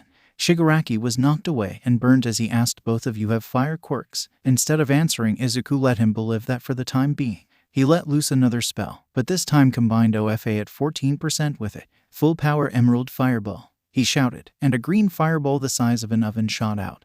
This time Shigaraki was too slow to dodge and got hit head-on. Izuku quickly looked at the villain's health and saw. He said, "Surrender, Shigaraki. You can't win this. I am stronger than you and I have been holding back. If you keep fighting, I won't." Shigaraki got up and yelled, "Nomu. Kill these two brats." Izuku saw the Nomu stop hitting All Might and charge at him. He tried to dodge but was still hit, sending him flying back towards the big lake. Kirishima flew towards him less than a second later. A quick check to their health stats showed and both got physical resistance leveled up 3 times from the strong hit, and Kirishima leveled up his quirk twice. The Nomu was once again attacked by All Might, so the beast didn't hit them again. They got up and used their healing spells until they were at full health. Izuku taunted, "That was a nice try, but it had no effect on us. Surrender or I fight to kill." Just as Izuku finished speaking, the other warp villain showed up. The new villain looked like Kurogiri but was tinted red. He warped Shigaraki away next to Kurogiri, who was still stuck and now very, very angry. The new villain called out in a raspy voice, "The young master is not ready to fight you yet, it seems. I will be taking his place as your opponent."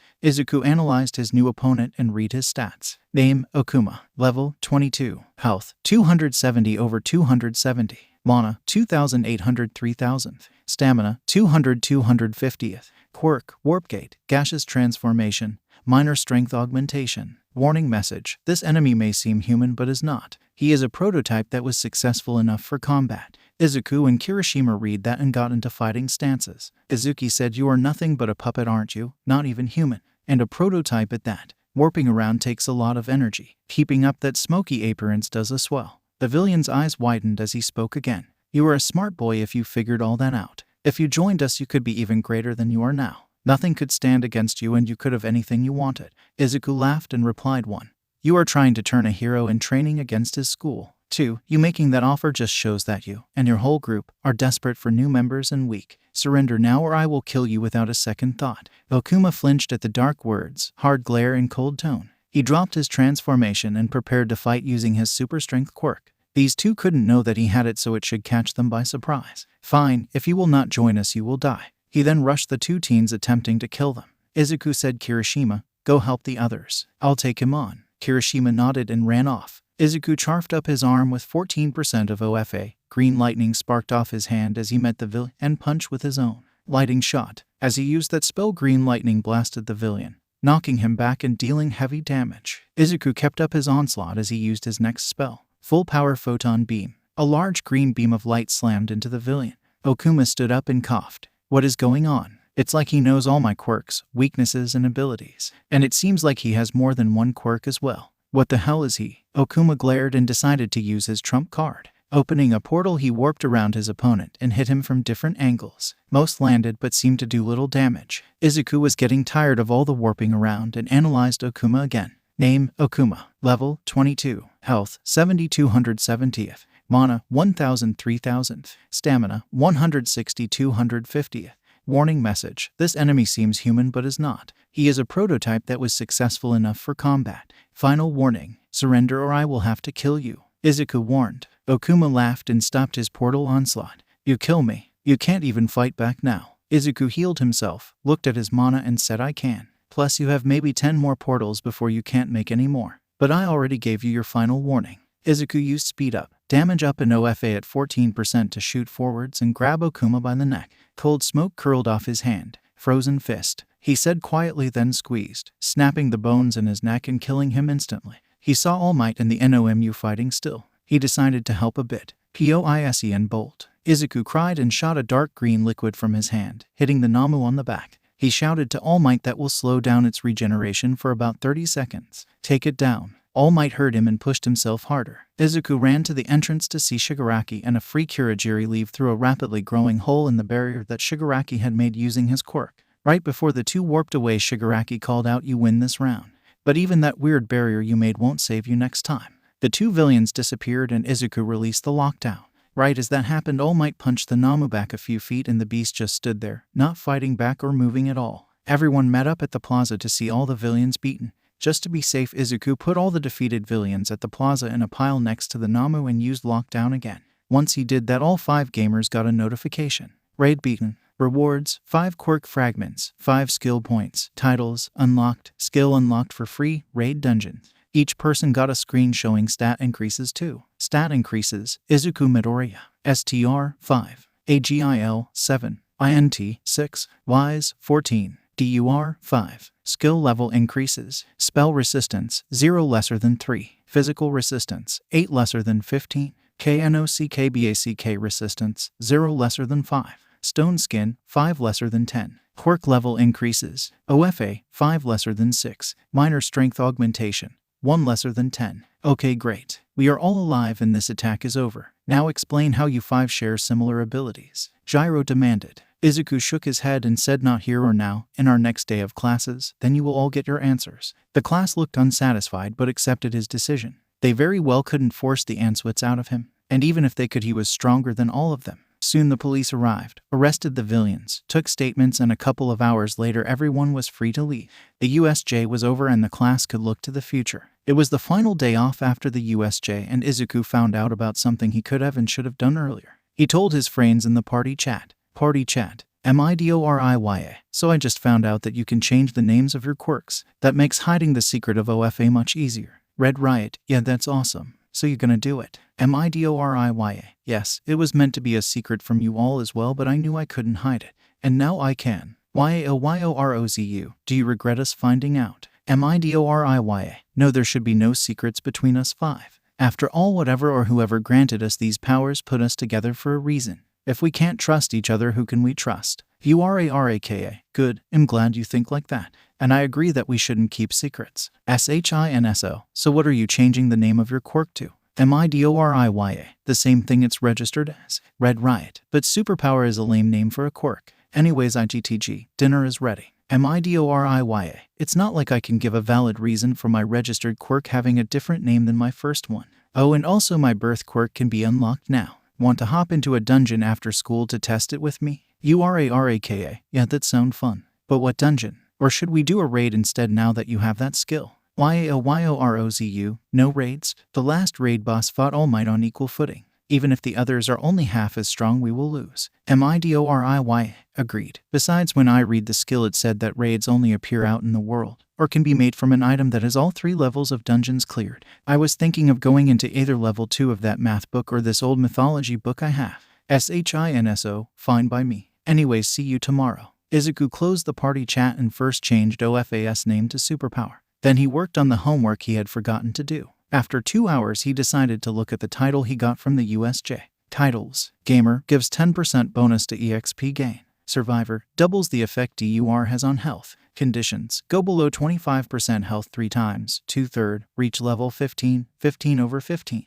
Spellmaster. Spells get added 10% damage in final calculations for effects. Izuku decided to equip Spellmaster and then looked at his stats. Name: Izuku Midoriya. Title: Spellmaster. Level: 15. EXP: 0 divided by 20,000. Health: 500/500. Mana: 2,500/2,500. Stamina: 500/500. Stats: STR 50, AGIL 50, INT 50, WISE 50, DUR 50. Stat points: 15. Skills: Gamer's Mind, LVL Max. Gamer's Body, LVL Max. Analyze, 3 Latvian Lats. Unstoppable Intellect, 5 Latvian Lats. Physical Resistance, 15 Latvian Lats. Spell Resistance, 3 Latvian Lats. KNOCKBACK Resistance, 5 Latvian Lats. Stone Skin, 10 Latvian Lats. Charm Resistance, LVL Max. Disable Resistance, 5 Latvian Lats. Item Dungeon, LVL Max. Quirks, Superpower, 6 Latvian Lats. Minor Strength Augmentation, LVL 10. Spells: Fire Magic, Fireball, Fire Vortex, Flamethrower. Water Magic, Water Gun, Aquasphere, Whirlpool. Earth Magic, Rock Bullet, Earth Prison, Rock Slide. Wind Magic, Air Cutter, Wind Prison, Wind Cannon. Recovery Magic, Light Heal, Cure Meek Disease, Heal. Support Magic, Speed Up, Damage Up, Defense Up. Status Magic, Poison Bolt, Lockdown. Ice Magic, Freeze Ray, Ice Tomb. Electric Magic, Thunder Shot. Nature Magic, Poison Needle. Dark Magic, Shadow Blast, Shadow Bindings. Light Magic, Photon Beam, Holy Chains. Sub-Spells, Spell Barrage, Elemental Fist. I know I have a lot of skill points. I should look at skills and see if I should get any. Izuku thought. Skill Shop. Skill points, 6. Skills Trees. Dungeon Crawler's Tree. Immovable Mountain Tree. Status Immunity Tree. Berserker Trees row divided by 4 unlocked. Speedster Tree. Unkillable Tree. Ultimate Swordsman Tree. Izuku quickly decided to get the final skills in the status immunity tree, then look at the unkillable tree. Skills PRCHASED. POISEN Resistance, 1 Latvian Lat. Paralysis Resistance, 1 Latvian Lat. Skill points, 4. Nice. Now on to the next tree. Skill Tree, Unkillable. Skills, Super Regeneration. Description: when not in combat you will regenerate health, mana and stamina at a rate of 1% per second. Can restore lost limbs if all 3 gauges are at full, but it takes some time. Cost: 2 skill points. Combat Regeneration. Description: in combat you will regenerate health at a rate of 0.5% per 5 seconds and mana and stamina at a rate of 1% per 2.5 seconds. Cannot restore lost limbs. Cost: 9 skill points. Izuku's eyes went wide as he read those skills. The unkillable tree doesn't lie. With both those skills maxed out, it would take killing me instantly to actually beat me in a no-hold-bar fight. I mean, immobility and ring-outs in the sports festival can do it, but anywhere else, then that's insane. He was considering whether or not to save up for combat regeneration. It would take him reaching level 20, and who knows how guard that would be, but that skill was incredible. He asked his party their opinion. Party chat. MIDORIYA, I need some advice. Look in the unkillable tree and skill shop and tell me if I should wait till level 20 to get combat regeneration or get super regeneration. YAOYOROZU, you are currently level 15, correct? MIDORIYA, yeah, I have 4 skill points RN. YAOYOROZU, well, it seems that with how strong these skills are extremely powerful, I actually have enough for super regeneration right now, so I will get it. You should wait until tomorrow to decide. If your new quirk is good for clearing dungeons and you can level up quickly, I would wait and get combat regeneration. If it seems like it would take too long to give it before the sports festival, then you should get it.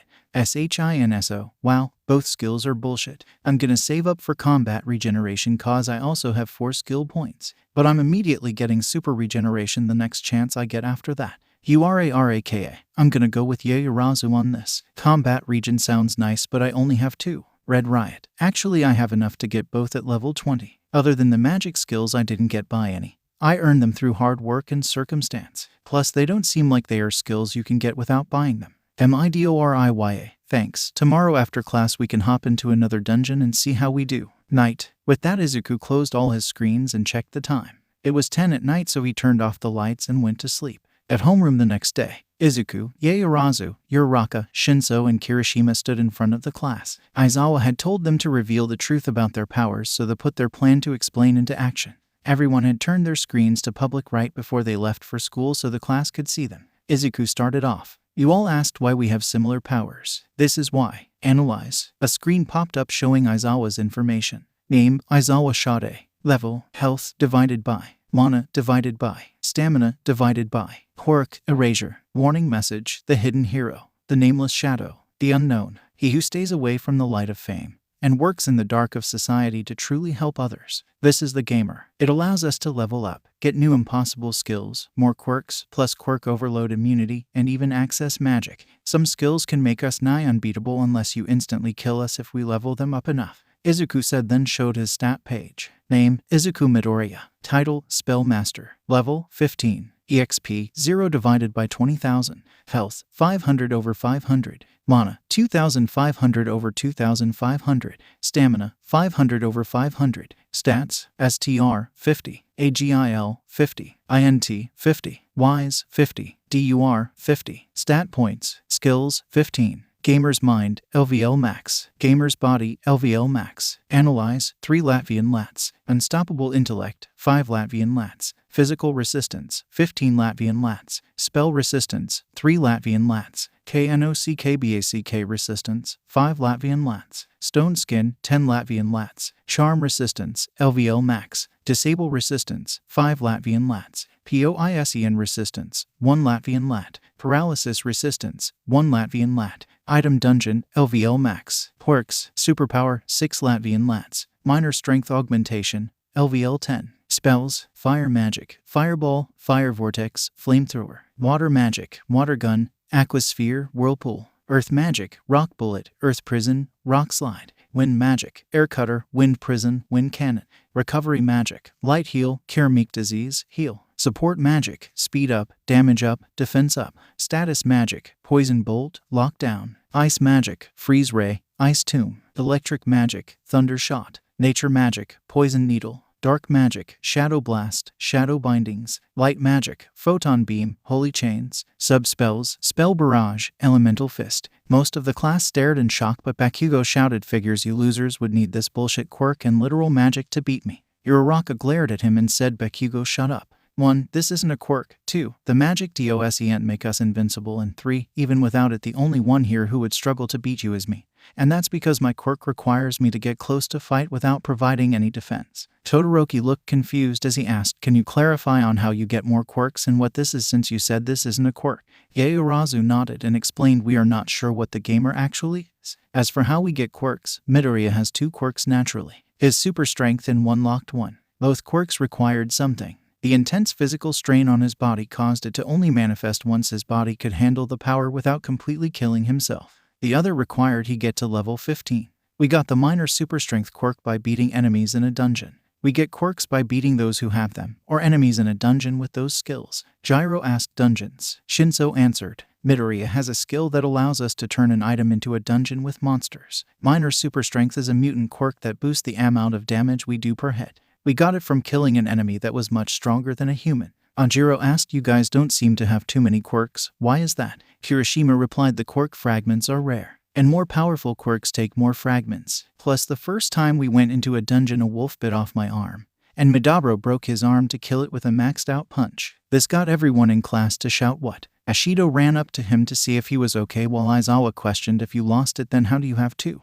Izuku answered, "This one. A skill that came with the gamer called Gamer's Body. No matter what damage we take, as long as we have 1 health, we can survive and recover back into fighting shape. We can regrow lost limbs, are immune to sickness, and we can't get any scars. It can't get rid of old scars, though." Aizawa looked shocked. Kaminari asked, "Is there any way we can join the party and get these powers?" Yaoyorozu shook her head and answered, "No. For some reason the gamer put us all in a party before we even met. We can't leave the party, and there are only 5 slots available. Midoriya as TG party leader." Everyone ignored Kaminari's cry of "That's bullshit," as Ashido sat back down and asked, "What's the strongest skill you found?" Izuku easily answered, "This one. It's a tie between 2 in the same skill tree. Both deal with regeneration, one if you're fighting and the other if you're not. I'll show you all." He then pulled up the unkillable skill tree. Skill tree, unkillable. Skills, super regeneration. Description: when not in combat, you will regenerate health, mana, and stamina at a rate of 1% per second. Can restore lost limbs if all 3 gauges are at full, but it takes some time. Cost: 2 skill points. Combat regeneration. Description: in combat, you will regenerate health at a rate of 0.5% per 5 seconds and mana and stamina at a rate of 1% per 2.5 seconds. Cannot restore lost limbs. Cost: 9 skill points. Wait, Ada cried. Are you sure this is real? You said this isn't a quirk, but what if one is playing a trick on you? Izuku blasted him with a bolt of light, then healed him, saying, "Did that feel real to you?" Ada could only nod as Aizawa chuckled a bit and said, "Yeah, I agree with Kaminari here. That power is bullshit. The ability to heal yourself and others instantly. Plus, from those other skills you show that mana is not a problem." Most of the class agreed. Izuku asked Aizawa, "Are we done here? Homeroom is almost over and I doubt the other teachers would let us get away with no work." Aizawa said, "Yeah. Any other questions you can answer on your own time if you feel like it after school. Hide your screens again." The 5 gamers did as told and classes started. After school. "So guys, still up for the dungeon?" Izuku asked. Before any of the other gamers could respond, Kaminari and Ashido came up to the 5. Kaminari asked, "Hey Midoriya, what was the hidden quirk?" Izuku shrugged and said, "No idea. I haven't unlocked it yet, so I can't use it. I was gonna do it at home, but if you 2 want to see it, then I think we can get Aizawa's permission to use the training field." Ashido said, "Oh yeah. This is gonna be epic. What do you think the quirk is going to be?" Izuku answered, "I'm not sure. I would guess some sort of pyrokinesis due to my parents' quirks, but super strength has nothing to do with gravity manipulation or fire breath, so it may be another mutation." Yaoyorozu interrupted. We should go. Aizawa is leaving soon and we don't want to miss this chance. Aizawa agreed to let them unlock the new quirk in case it went off and it was a destructive quirk. Izuku had his quirk upgrade menu open and on the screen to unlock his new quirk. Quirk unlock. Warning. If you choose to unlock this quirk, certain parts of the gamer will shut off for 15 minutes to unlock your genetic code. Izuku hit accept and gamer's mind and gamer's body shut off. Almost immediately he collapsed in pain as it felt like his body was torn apart from the inside out. The next 15 minutes were agony as Izuku's genetic code was fully unlocked. Just as suddenly as it started, all the pain stopped as the gamer was fully restored. A screen appeared. Quirk unlocked. Dragon Force. Description: allows the user to grow wings, a tail and transform their hands into dragon claws. With more training, a full transformation could be possible. Abilities: grow wings, grow tail, transform, claws. Everyone was speechless as they read the box. Kaminari managed to say, "I know. I said this before, but your powers are bullshit." Izuku could only nod his head and say agreed. Uraraka was the first to recover as the screen closed. She said, "Let's try it out. I bet you look awesome as a dragon." Uraraka was bouncing in place from excitement. Izuku laughed a little but agreed. He closed his eyes and tried to find his quirk. Pulling on the feeling it gave him, he formed his wings, tail, and claws. Izuku opened his eyes and looked down at his hand. They were covered in scales that were slightly darker in color from his hair. "Wua, this is incredible." Ashido asked, "Do you think you can fly?" Izuku tried to move Y's wings and managed to flap them. After a minute of getting the hang of it, he flapped them hard enough to launch into the air, only to crash into the ground hard, dealing 5 damage. Quirk ability unlocked. Flying. Description: increase this ability's level to fly faster, fly longer, and land. Flight speed: 75% of ground movement speed. Flight length: 10 minutes. Landing: 96% chance to crash land, 4% chance to land smoothly. Everyone started laughing when Izuku vrashlanded and got that skill. He looked at his stamina and saw that it was at 475 from having his quirk fully activated even for such a short amount of time, so he deactivated it. "That was incredible," Yaoyorozu said, completely shocked at the new, powerful quirk. The ability to take flight at a moment's notice. "That is unbelievable. Flying quirks are rare. Those with combat capabilities are even more so." Soon the gamers left, after answering a few more questions from Ashido and Kaminari, to go beat another dungeon. When they got to Izuku's house, Kirishima said, "Hey Madabro, did you check out the upgrades for the quirk?" Izuku shook his head and answered no, but I should. He then opened the upgrade menu for Dragon Force. Quirk upgrades. Dragon Force. LVL 10. Form Scales. LVL 25. Transform. Adolescent Dragon. LVL 50. Transform. Adult Dragon. LVL 100. Transform. Ancient Dragon. Quirk abilities. Grow wings, grow tail, transform claws, flying. "Why aren't these upgrades hidden?" Uraraka asked. Izuku shrugged and replied, "Maybe because OFA is a special quirk, or the fact that this quirk is mine from birth, not one I have received." Yaoyorozu continued, "Yes, that seems probable. It may also be that you don't know the quirks of the previous users. That may be keeping the upgrades secret." Izuku said, "Whatever. I kind of like the surprise. We should get into the dungeon anyways. Level 2 on the math book." Everyone nodded, but Uraraka said, "Hold on. Can we order some food for afterwards? Last time I was super hungry after we beat level 1. Plus level 2 will be harder to beat this time, right?" Inko walked and heard their conversation. "Yes dear, that sounds like an excellent idea. I'll take care of getting the food. You 5 go fight the dungeon." Izuku nodded. "Thanks mom. Everyone ready?" Getting a yes from the other gamers, Izuku touched the book and said, "Item dungeon, level 2. Once again everything went dark as the 5 teens were transported into the pocket dimension. It was the same failed as last time, but there was now a small fortress. The info for the dungeon appeared. Paper failed 2 Latvian lats. Enemies 40/40. MID boss 2/2. Boss 1/1. Yaoyorozu did a quick calculation then said, "It seems every 20 enemies we beat a mid-boss will spawn. After the second mid-boss is beaten, the real boss should spawn if I am correct." Izuku agreed. "Yeah, it seems to be that way. Let's split up until there are 15 enemies left. I want to get better at flying and using my tail." He then formed his wings and took off. He quickly found a new enemy and analyzed it. Name: Paper Archer. Level 10. Health 170/170. Mana 2500/2500. Stamina 800/800. That's new. He Prato shit. Izuku had to swerve to the side to avoid the arrow that flew past him. Due to him being bad at flying, he ended up crashing into the ground because he couldn't straighten out. Izuku had to dodge to the side once again as another arrow fired towards him. "Okay, you're getting annoying." Izuku charged up 16% of OFA in his legs and formed his claws. Rushing forwards, he also used the Fire Fist spell. He slashed through the archer, instantly killing it due to its weakness to fire. Enemy defeated, Paper Archer. Rewards, 500 EXP. Enemies defeated, Paper Swordsman, Paper Mage, Paper Thief. Rewards, 15 EXP. Guess I'm not the only one busy. Time to kick things up a notch, Izuku said to himself. He once again formed his wings and found the next enemy. Name, Paper Orc. Level, 10. Health, 600 over 600. Mana, 0 divided by 0. Stamina, 150 over 150. Izuku dive-bombed the orc and on the way down formed his tail. Right before he hit the orc, Izuku twisted and slammed his tail into it, dealing 50 damage and knocking it away from him. Nice, let's keep going. He beat the orc quickly. Enemies defeated, Paper Orc times 2, Paper Swordsman times 2. Rewards, 2000 EXP. The 5 gamers managed to defeat 15 enemies quickly and met up.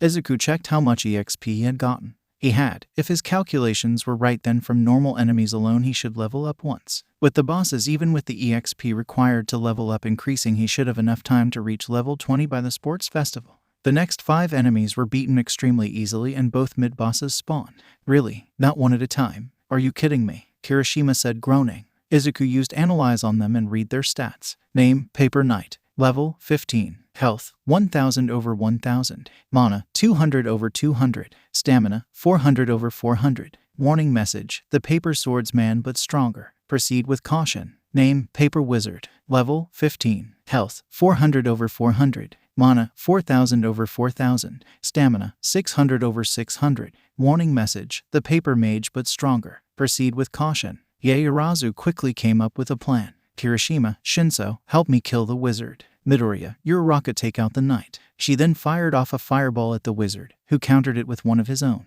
In the smokescreen that followed, Kirishima ran out and punched it hard. Shinso blasted it with a shadow blast right afterwards. The 2 attacks dealt 200 damage to the wizard, but he used a healing spell to restore his health to full. Izuku and Uraraka rushed towards the knight. Izuku fired off a rock bullet, but it was blocked by the knight's shield. Izuku shouted, Uraraka, you try to get rid of that shield. I'll keep his attention. Uraraka rushed forwards and tried to put all 5 fingers on the shield. The knight was just quick enough to bash her with it and knock her back, but in return Izuku used OFA to rush in and deliver a smash to his helmet. 15% SMAAASH. This dealt 300 damage to the knight and cracked his helmet. Uraraka used the moment to steal the shield and reduce his defenses even further. Izuku was about to attack again when suddenly the knight was healed by the wizard. From Yaoyorozu's cry of agitation, he guessed the wizard also healed itself. He said, Uraraka, I'll keep this guy distracted. You go kill the wizard with them. Uraraka nodded and ran towards the wizard. Yaoyorozu saw her and called out, everyone, use a full-powered spell. It can't defend against all of them. She then fired off a full-power freeze ray. Uraraka used a full-power photon beam. Kirishima used rock bullet. Shinso used shadow blast, and Izuku punched the knight away and used a OFA-infused lightning bolt. All 5 attacks hit and instantly killed the wizard. Mid-boss defeated, Paper Wizard. Rewards, 1000 EXP, Magic Cloak. The knight came back, but with all 5 gamers working together to kill it easily. Mid-boss defeated, Paper Knight. Rewards, 1000 EXP, Steel SHIELD. Nice. I guess when you stole the knight's shield you guaranteed it as a drop. And because we're all in a party we all got one, Izuku said. Equipping the shield showed that it was a perfect copy of the one used by the knight. Uraraka nodded. Yes, let's see how useful it is. She then used it to block an attack from a Paper Archer. The next 20 enemies fell easily and everyone leveled up from it. The boss spawned and it was much different from the other enemies in the dungeon. The door to the fortress opened and a lone figure walked out. Izuku used Analyze and gasped at his stats. Name, Weapon Master. Level, 20. Health, 2000 over 2000. Mana, 800 over 800. Stamina, 1000 over 1000. Warning message. This enemy has mastered every weapon known to man. He is a truly formidable opponent. Kirishima read it and swore shit. That's not good. Izuku said nope. He seems to be both more skilled and stronger than any other enemy we have faced. Shinso looked the slowly approaching boss over. So proceed with caution. Yaoyorozu answered, seems like it. As a last resort, do you think One for All will be able to kill him? Uraraka cried out, of course it will. That used to be All Might's power, remember? Izuku nodded. It should do so easily. He doesn't have any defensive quirks like that Nomu did. Plus his attacks still did 500 damage to it. The damage was just healed before it could make a difference. Kirishima asked, okay then what's the plan to take him down? Izuku replied, first I'll shoot out a spell to see how he reacts. Then you 4 follow up and hit him. If we can't do anything to him I'll use One for All at 100% and end it. Everyone nodded, so Izuku shot a small fireball. The boss just took the attack and it did 80 damage. It seems that fire works well here. I'm gonna try something. Izuku then walked forwards and met the weapon master. The boss drew 6 swords from seemingly nowhere. He stabbed 5 into the ground and held the 6th in his hand, then backed up. Izuku picked on up and got a notification. This boss has challenged you to a fair duel. If you accept, he will fight you one by one, not killing you unless you are all defeated. If you accept, quirks, spells, and any skill not related to sword fighting will be temporarily disabled. If you decline, the weapon master will take back the swords and fight without mercy. Accept, decline. Izuku called forth the others and said, this sounds like a trap. Should I just use one for all to bear him? Yaoyorozu said no. I think that if we beat him like this, then we will get some sort of special reward. Plus, I'm confident us 5 can beat him. Uraraka said, well, if you trust us, then I'll try. Kirishima picked up a sword and shouted, an honorable duel sounds so manly. I am in. Shinso just shrugged and said, you get us killed with this and I haunt you in the afterlife. Izuku hit accept and said, I'll go first. Yaoyorozu, I know you have some experience with using a sword. Us 4 will tire him and beat him if we can. You will go last, so you have the best chance. Yaoyorozu nodded, so Izuku picked up a sword and stepped forward. Both fighters got into a stance. Izuku a sloppy one and the boss a near perfect one. Then Izuku rushed forwards and tried to get a hit in. The weapon master was good, but Izuku used his analytical mind to find weaknesses in the boss's defense. He got a few good hits in before he was forced onto the defensive. When Izuku defended, he saw one flaw in the weapon master style when attacking. His left side was defenseless. Izuku dodged the next strike and drove his sword right where his heart should be. This made the boss recoil and instantly slam Izuku into the ground with a sword tip at his throat. Izuku checked the boss's stats. Name, Weapon Master. Level, 20. Health, 1,400 2,000. Mana, 600 800th. Stamina, 800 1,000th. That super speed must have cost him 200 mana. Izuku noted. The next 4 matches went about the same. They saw an obvious weakness and took advantage of it, only to be beaten by a sudden burst of speed. It was now Yaoyorozu's turn and the boss was looking extremely tired. His health was at 600, his mana was at 0 and his stamina was only 300. Yaoyorozu steeled herself. I've got this, she thought. Once again the 2 combatants clashed.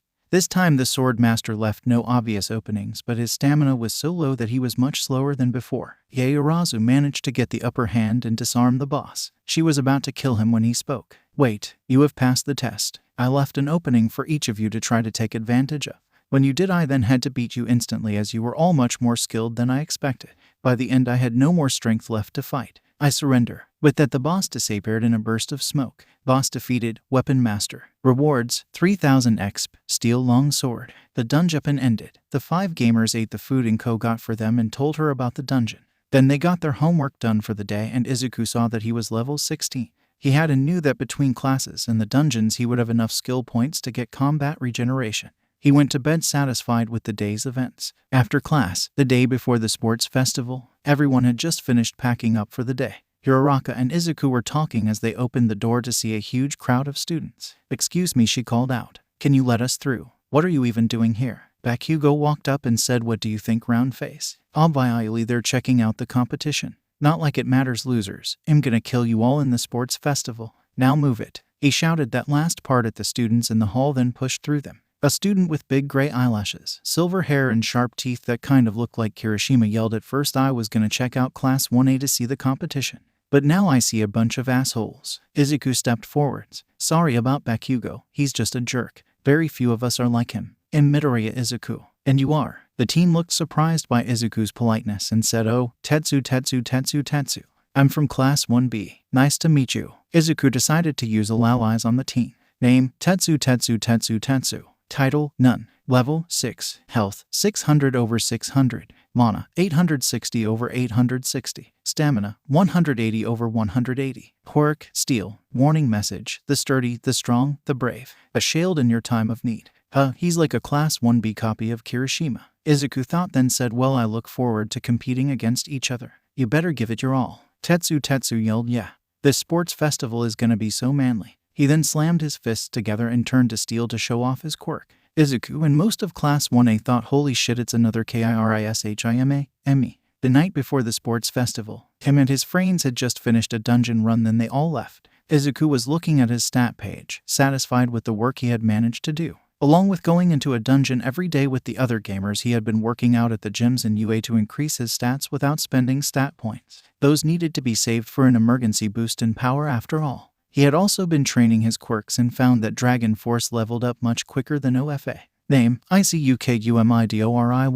Title, Spell Master. Level, 20. EXP, 0 divided by 28,000. Health, 650 over 650. Mana, 3,200 over 3,200. Stamina, 640 over 640. Stats, STR, 70. AGIL, 64. INT, 50. Wise, 52. DUR, 65. Stat points, 40. Skills, Gamer's Mind, LVL Max. Gamer's Body, LVL Max. Analyze, 4 Latvian Lats. Unstoppable Intellect, 5 Latvian Lats. Physical Resistance, 18 Latvian Lats. Spell Resistance, 5 Latvian Lats. KNOCKBACK Resistance, 7 Latvian Lats. Stone Skin, 12 Latvian Lats. Charm Resistance, LVL Max. Disable Resistance, 7 Latvian Lats. Item Dungeon, LVL Max. Quirk, Superpower, 8 Latvian Lats. Minor Strength Augmentation, LVL 14. Dragon Force, 8 Latvian Lats. Spells, Fire Magic, Fireball, Fire Vortex, Flamethrower.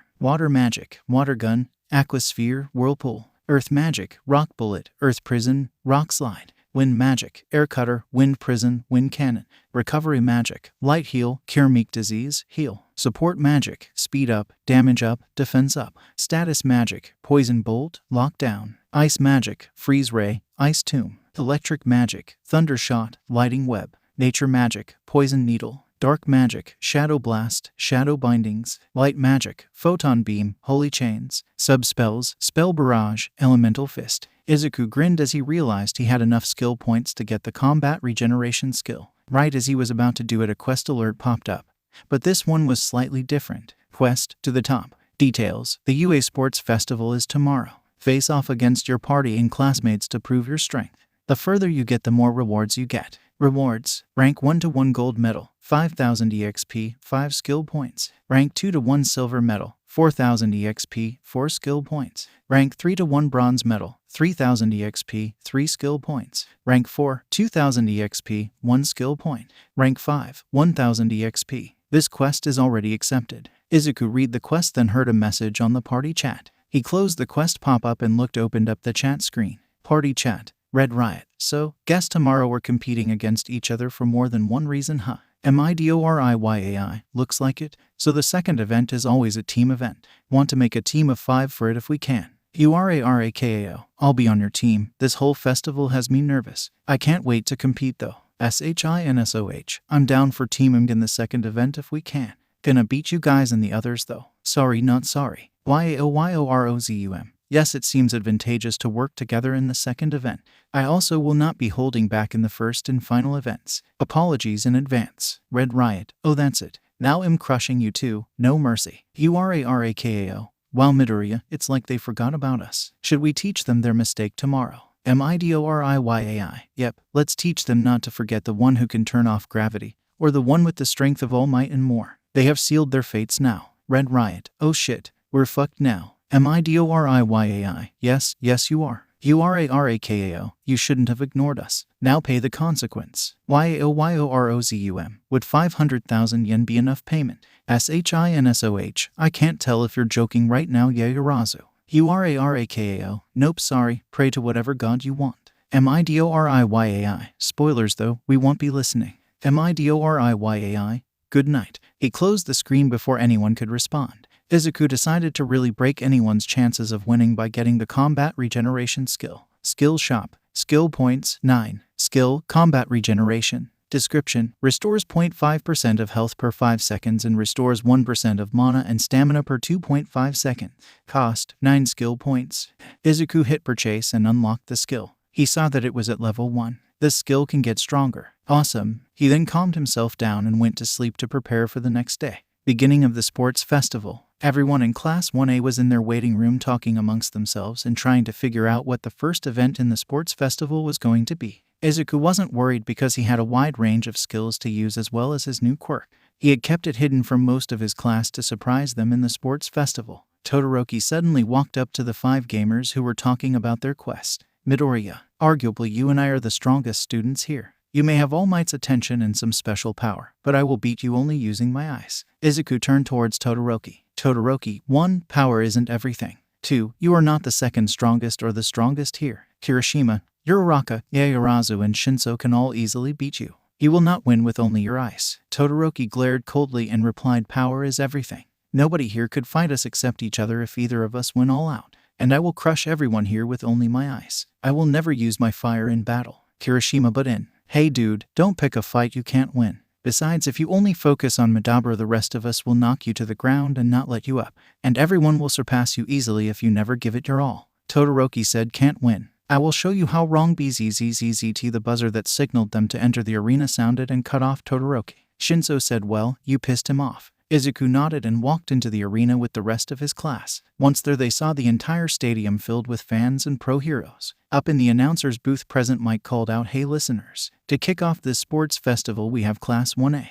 the survivors of the USJ. The whole crowd cheered for the class. The students from 1B came out next. The crowd cheered again and Mike said, these guys haven't gotten as much action but they have been working just as hard. Give it up for Hero Class 1B. He then announced the recit of the classes almost lazily. And let's not forget Gen Ed classes C, D, and E, support course classes F, G, and H, as well as business course classes I, J, and K. Now we have Midnight as our judge to explain the events. Midnight walked onto the stage in her hero costume. Takoyami blushed and rhetorically asked should she be allowed to wear that on live television. Midnight turned on her microphone and said, hello everyone and welcome to this year's sports festival. Saying our player pledge today is the one who got first in the entrance exam BAKUGOKATSUKI. Everyone thought, oh boy, this isn't gonna be good. As Bakugo walked up to the stage, took the microphone and casually said, I vow to win. Then walked off. The other classes were pissed and all yelled about how overconfident he was. When he got back to stand with his class, Kaminari yelled, what the hell was that? Now they're all gonna be coming after us. Bakugo shrugged him off and said, whatever. Those losers don't stand a chance against me. Midnight took control and said, after that pledge I am going to announce our first event. This wheel will decide your fate in the qualifier round. Many students drink their tears here every year. And our first event is an OBSTICAL course. She spun the wheel and read the results. Midnight said, please turn your attention to the big screen. The screen showed the track and how long it was. Everyone went to the starting line. Only the first 42 students will pass. The start line is also the finish line. 3, 2, 1, go. All the students rushed forwards and Mike asked Aizawa, who he had forced into the booth, what part should our students pay extra attention to? Eraserhead. Aizawa answered, the exit. True to the underground hero's words, all the students were pushing past each other. There were shouts about it being too narrow, and then Todoroki froze everyone to the ground and made an ice wall to slow them down. He looked ahead and saw Izuku, with his wings formed, flying far ahead of him. The satisfied smile Todoroki wore dropped instantly and he ran after the dragon boy. Mike asked, WOAH. It seems Todoroki froze the competition. But it looks like he missed one student with wings. When did he even get ahead of everyone? Back in the ice, Uraraka yelled, everyone back up. FLAMETHROWER. A large stream of flames shot out of her hands and melted the ice in front of them. Bakugo blasted forwards with his explosions and everyone else ran after him. He yelled, you won't beat me, Isahot.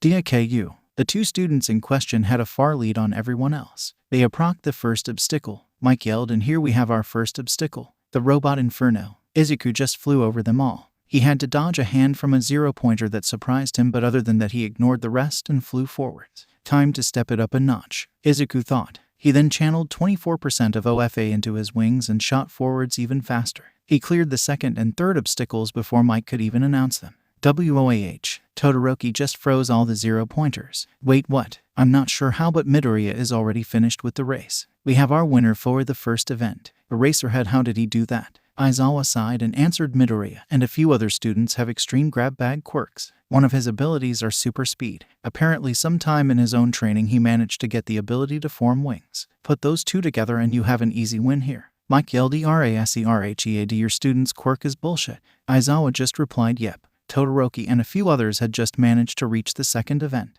Mike actually managed to announce it this time before someone cleared it. The second obstacle is the fall. Watch out, because if you fall in there you won't have enough time to pass. Todoroki simply froze a rope and slid along the ice. A student from the support course laughed. I'm WEHEHEHE. This hole will be no problem for my newest babies. Uraraka was next to her and asked, can you really bring all that? The crazy pink-haired inventor replied, those in the hero course get training and know ways to better use their quirks. To make up for it, anyone in the support course can use any gear they make. Now see ya. Yaoyorozu tapped Uraraka on the shoulder. Uraraka, grab my hand. When we're in the air, use an air cannon to launch us on our way. The rich girl had a hang glider strapped to her back. Uraraka grabbed her hand and the two jumped. Before they stared, falling Uraraka made Yaoyorozu weightless and yelled air cannon. She then shot a huge blast of wind from her hand that was pointed behind them. The blast launched them up and forwards while knocking over a few competitors that were behind them. Shinso simply ran across one of the ropes, clearing it quickly due to his Jig agility and the speed boost spell. Kirishima yelled full power rock bullet, and then jumped onto the large rock that shot out of nowhere. He managed to ride it just to the other side. Due to the added weight, the rock crashed into the other wall and sent Kirishima rolling along the track from his momentum. When he got up, he brushed himself off and heard Tetsu yell, "Holy shit, that was manly." Kirishima had an almost manic grin as he replied, "Hell yeah, it was," then started running full speed towards the finish line. Todoroki had just reached the final obstacle. Present Mike yelled, "It looks like Todoroki is in second place and onto the final obstacle. But what's this? Yaoyorozu and Uraraka are working together and are not far behind." Todoroki was carefully avoiding the mines. He wasn't freezing them to avoid others getting an advantage, even with him being so far ahead. Suddenly he looked up to see a paraglider carrying Yaoyorozu and Uraraka soar above him. He quickly froze the ground and ran full speed to try and beat them, but was barely too slow. Less than 30 seconds after he finished, Shinso dashed in and skidded to a stop. Bakugo was moments behind him. Soon everyone had finished the race. The scores were Izuku in first, Yaoyorozu in second, Uraraka in third, Todoroki in fourth, and Shinso in fifth. Bakugo was furious. He not only wasn't in first due to Izuku being able to fly at crazy speeds, but he placed sixth. This was an insult to his very being. Todoroki was also upset. He should have been able to get at least second. He could accept that he could do nothing to catch up to Izuku, but Yaoyorozu and Uraraka should not have been able to beat him. Plus, if he was any slower, then Shinso might have been able to beat him too. Everyone else was proud of themselves for getting to the second event. But little did anyone know that there was a less than friendly face watching the sports festival. In an unknown location, Shigaraki was watching the sports festival at his master's command. He decayed his glass and started furiously scratching his neck as he watched the green-haired brat win easily. Did that little shit get even more powers? At first I thought that he was just some stupid mage class, but now he's a dragon mage. This is bullshit. A voice came from a screen that showed the words audio only. The voice said, "Relax, Tamura. He will fall just like the rest." Or perhaps you can think of it like this. In those games of yours you have multiple characters. Think of this as a recruit mission. The penalty for failing is a boss fight. Do you accept your mission, Tamura? Shigaraki thought for a moment. Yeah, if the league had someone with his strength, then nobody could beat us. Plus, if we have to kill him, you can just steal his quirks or turn him into a Nomu. Hirajiri, despite always following orders and not questioning them, couldn't help but think, "I don't believe trying to recruit that boy will go our way." Izuku had just won the first event. Yaoyorozu and Uraraka were right behind him in second and third respectively. Todoroki had gotten third much to his displeasure, and Shinso had just barely beaten out Bakugo for fourth. Midnight struck a pose and said, "The top 42 will advance to the second round. If you didn't make the cut, don't worry. You will have other activities to do after the festival. Now then, let's spin the wheel and see the second event." She then spun the wheel and saw that it landed on its capture the flag. This is a team event where you can have teams of up to 5, and if you don't have a team, you are disqualified.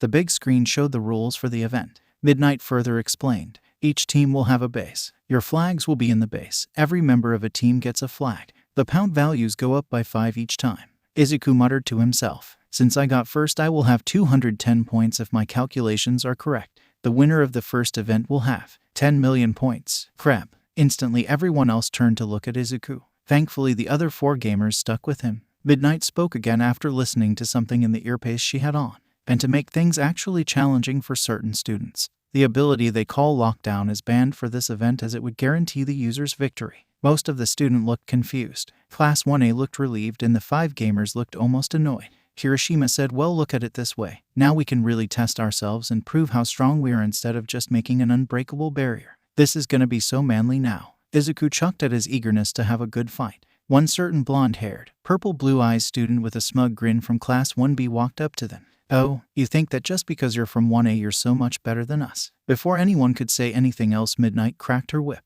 "There sure is a lot of talking even though I'm not done explaining."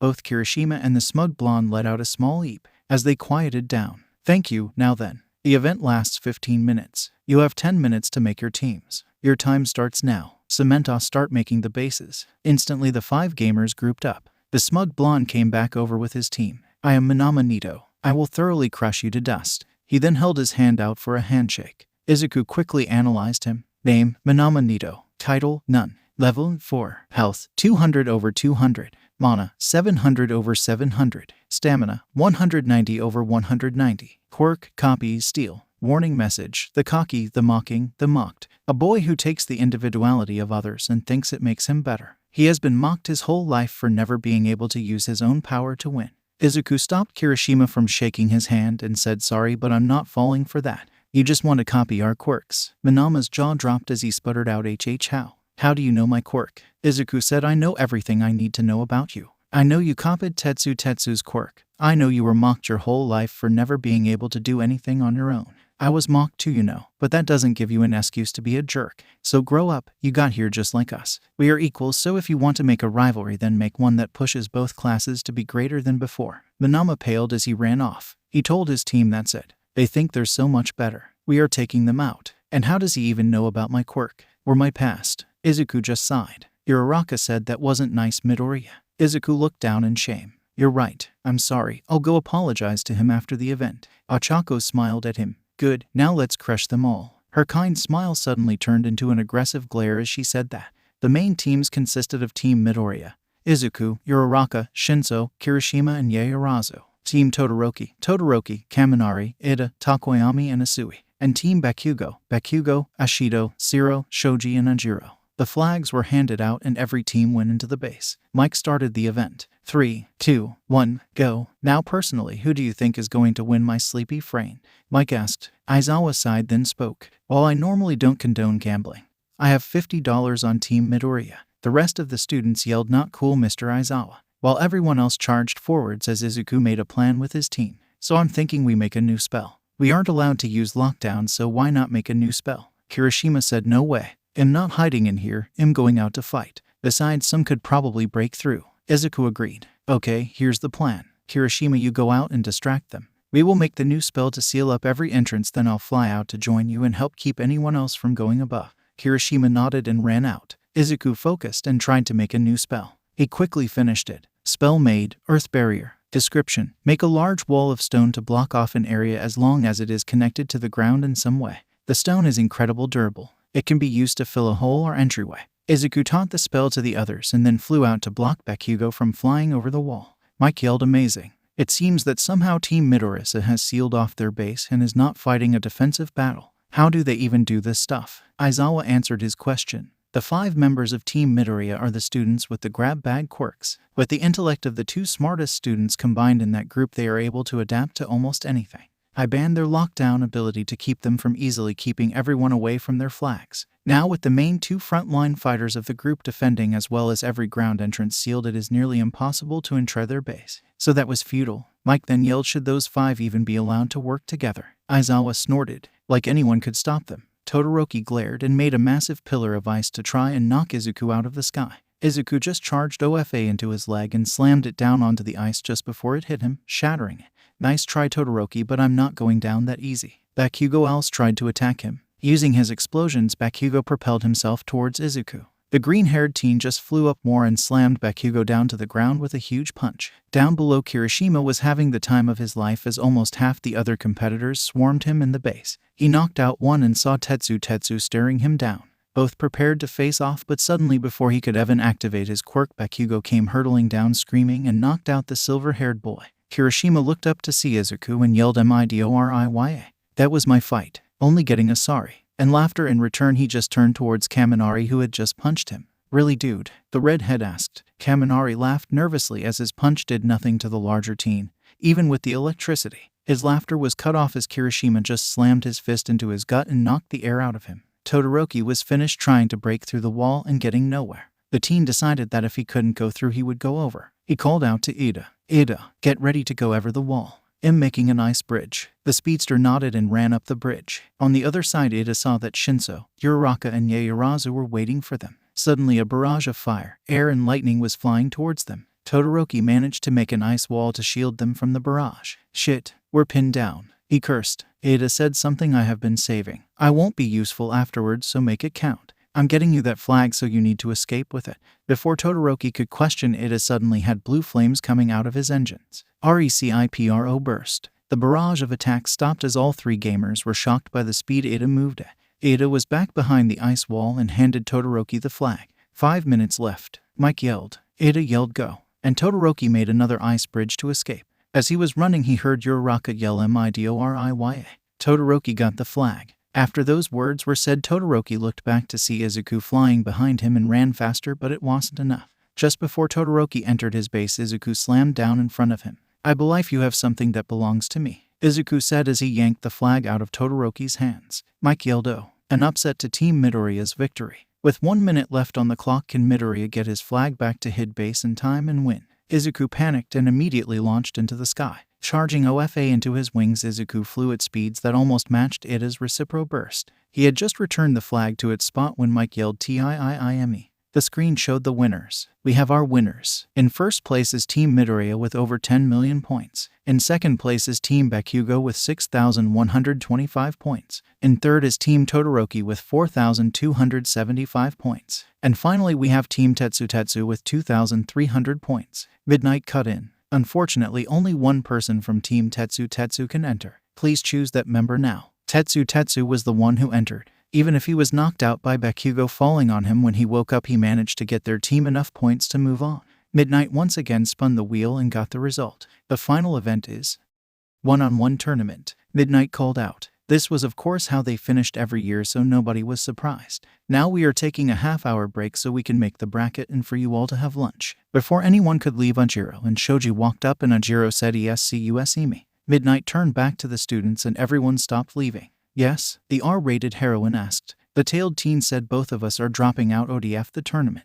Midnight looked confused and asked, "Why are you doing that?" "This is a huge chance for you." Ajiro just looked down, so Shoji replied, "Neither of us felt like we actually earned this spot. Todoroki and Ida almost made it back to our base with the 10 million points, and Ashido and Siro are the only reasons we passed." Midnight said, "Oh, the passion of youth gets me turned on. Okay, you two can drop out. We will replace you with 2 members from Team Tetsu. Please discuss this now." Tetsu's team started discussing who they wanted to fight in the tournament and who had the best chances of winning. Minama walked up and joined the conversation. After a few minutes, Shizaki and Minama walked up to Midnight. The girl with long green vines for hair and long lower eyelashes said, "We will be joining the tournament.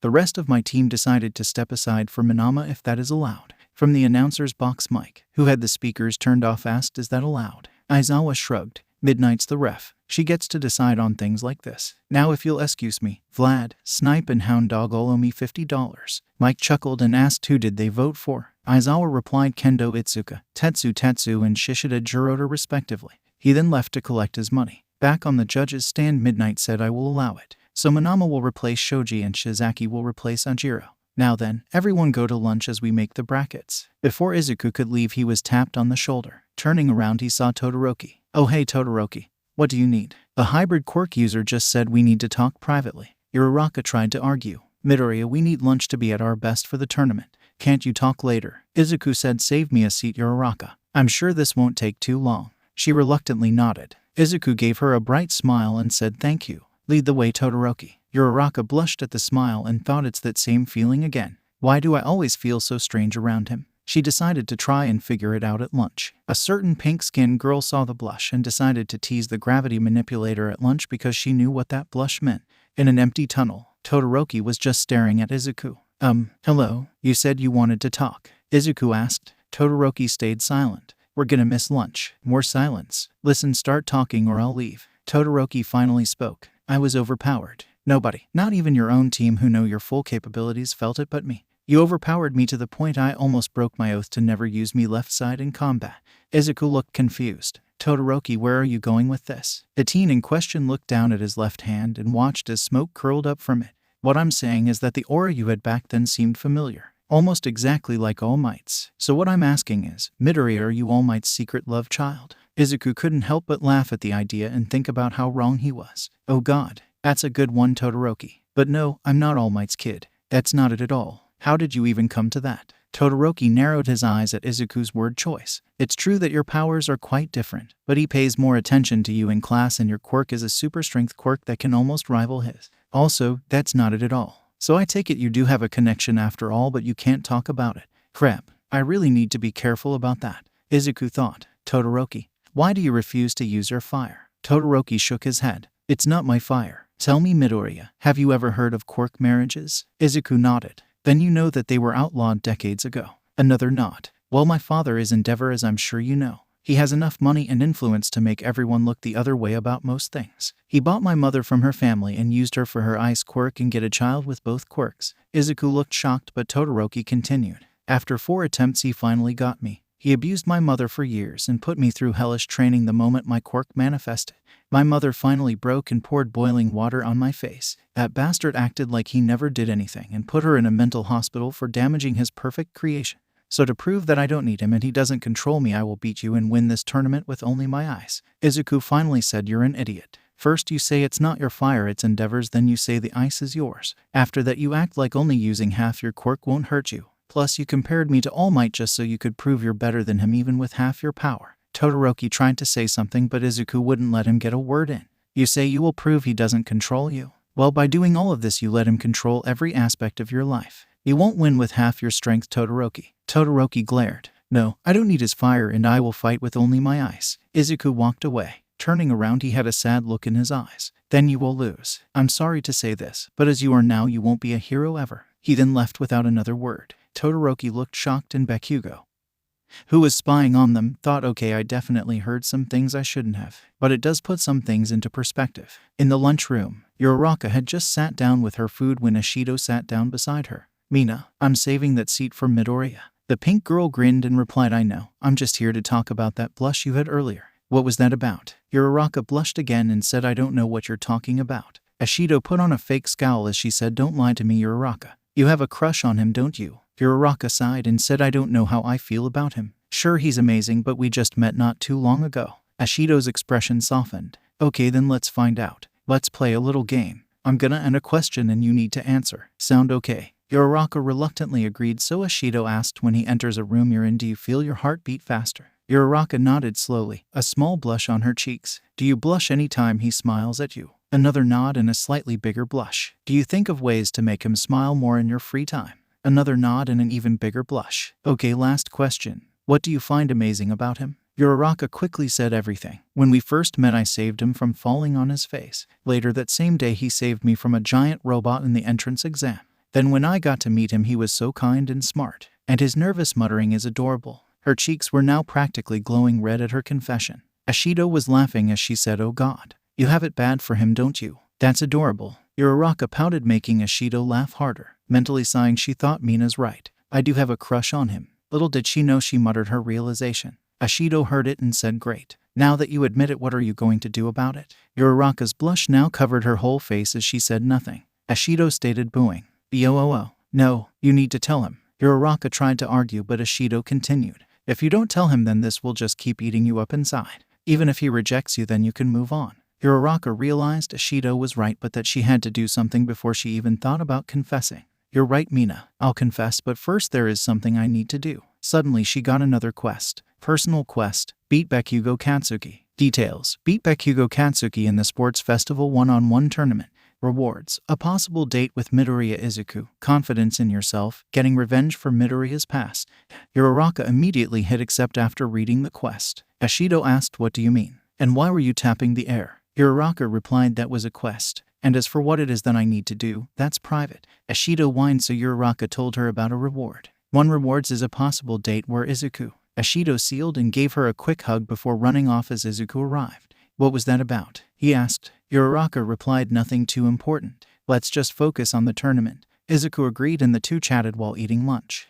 The 16 finalists had just walked back into the stadium. Everyone else were in their seats, waiting for the tournament to begin. Present Mike's voice came from the speaker. Hello everybody. Welcome back to the final event of the sports festival. We now have our brackets for the final event. If you would, turn your attention to the big screen. The big screen showed everyone the brackets for the tournament.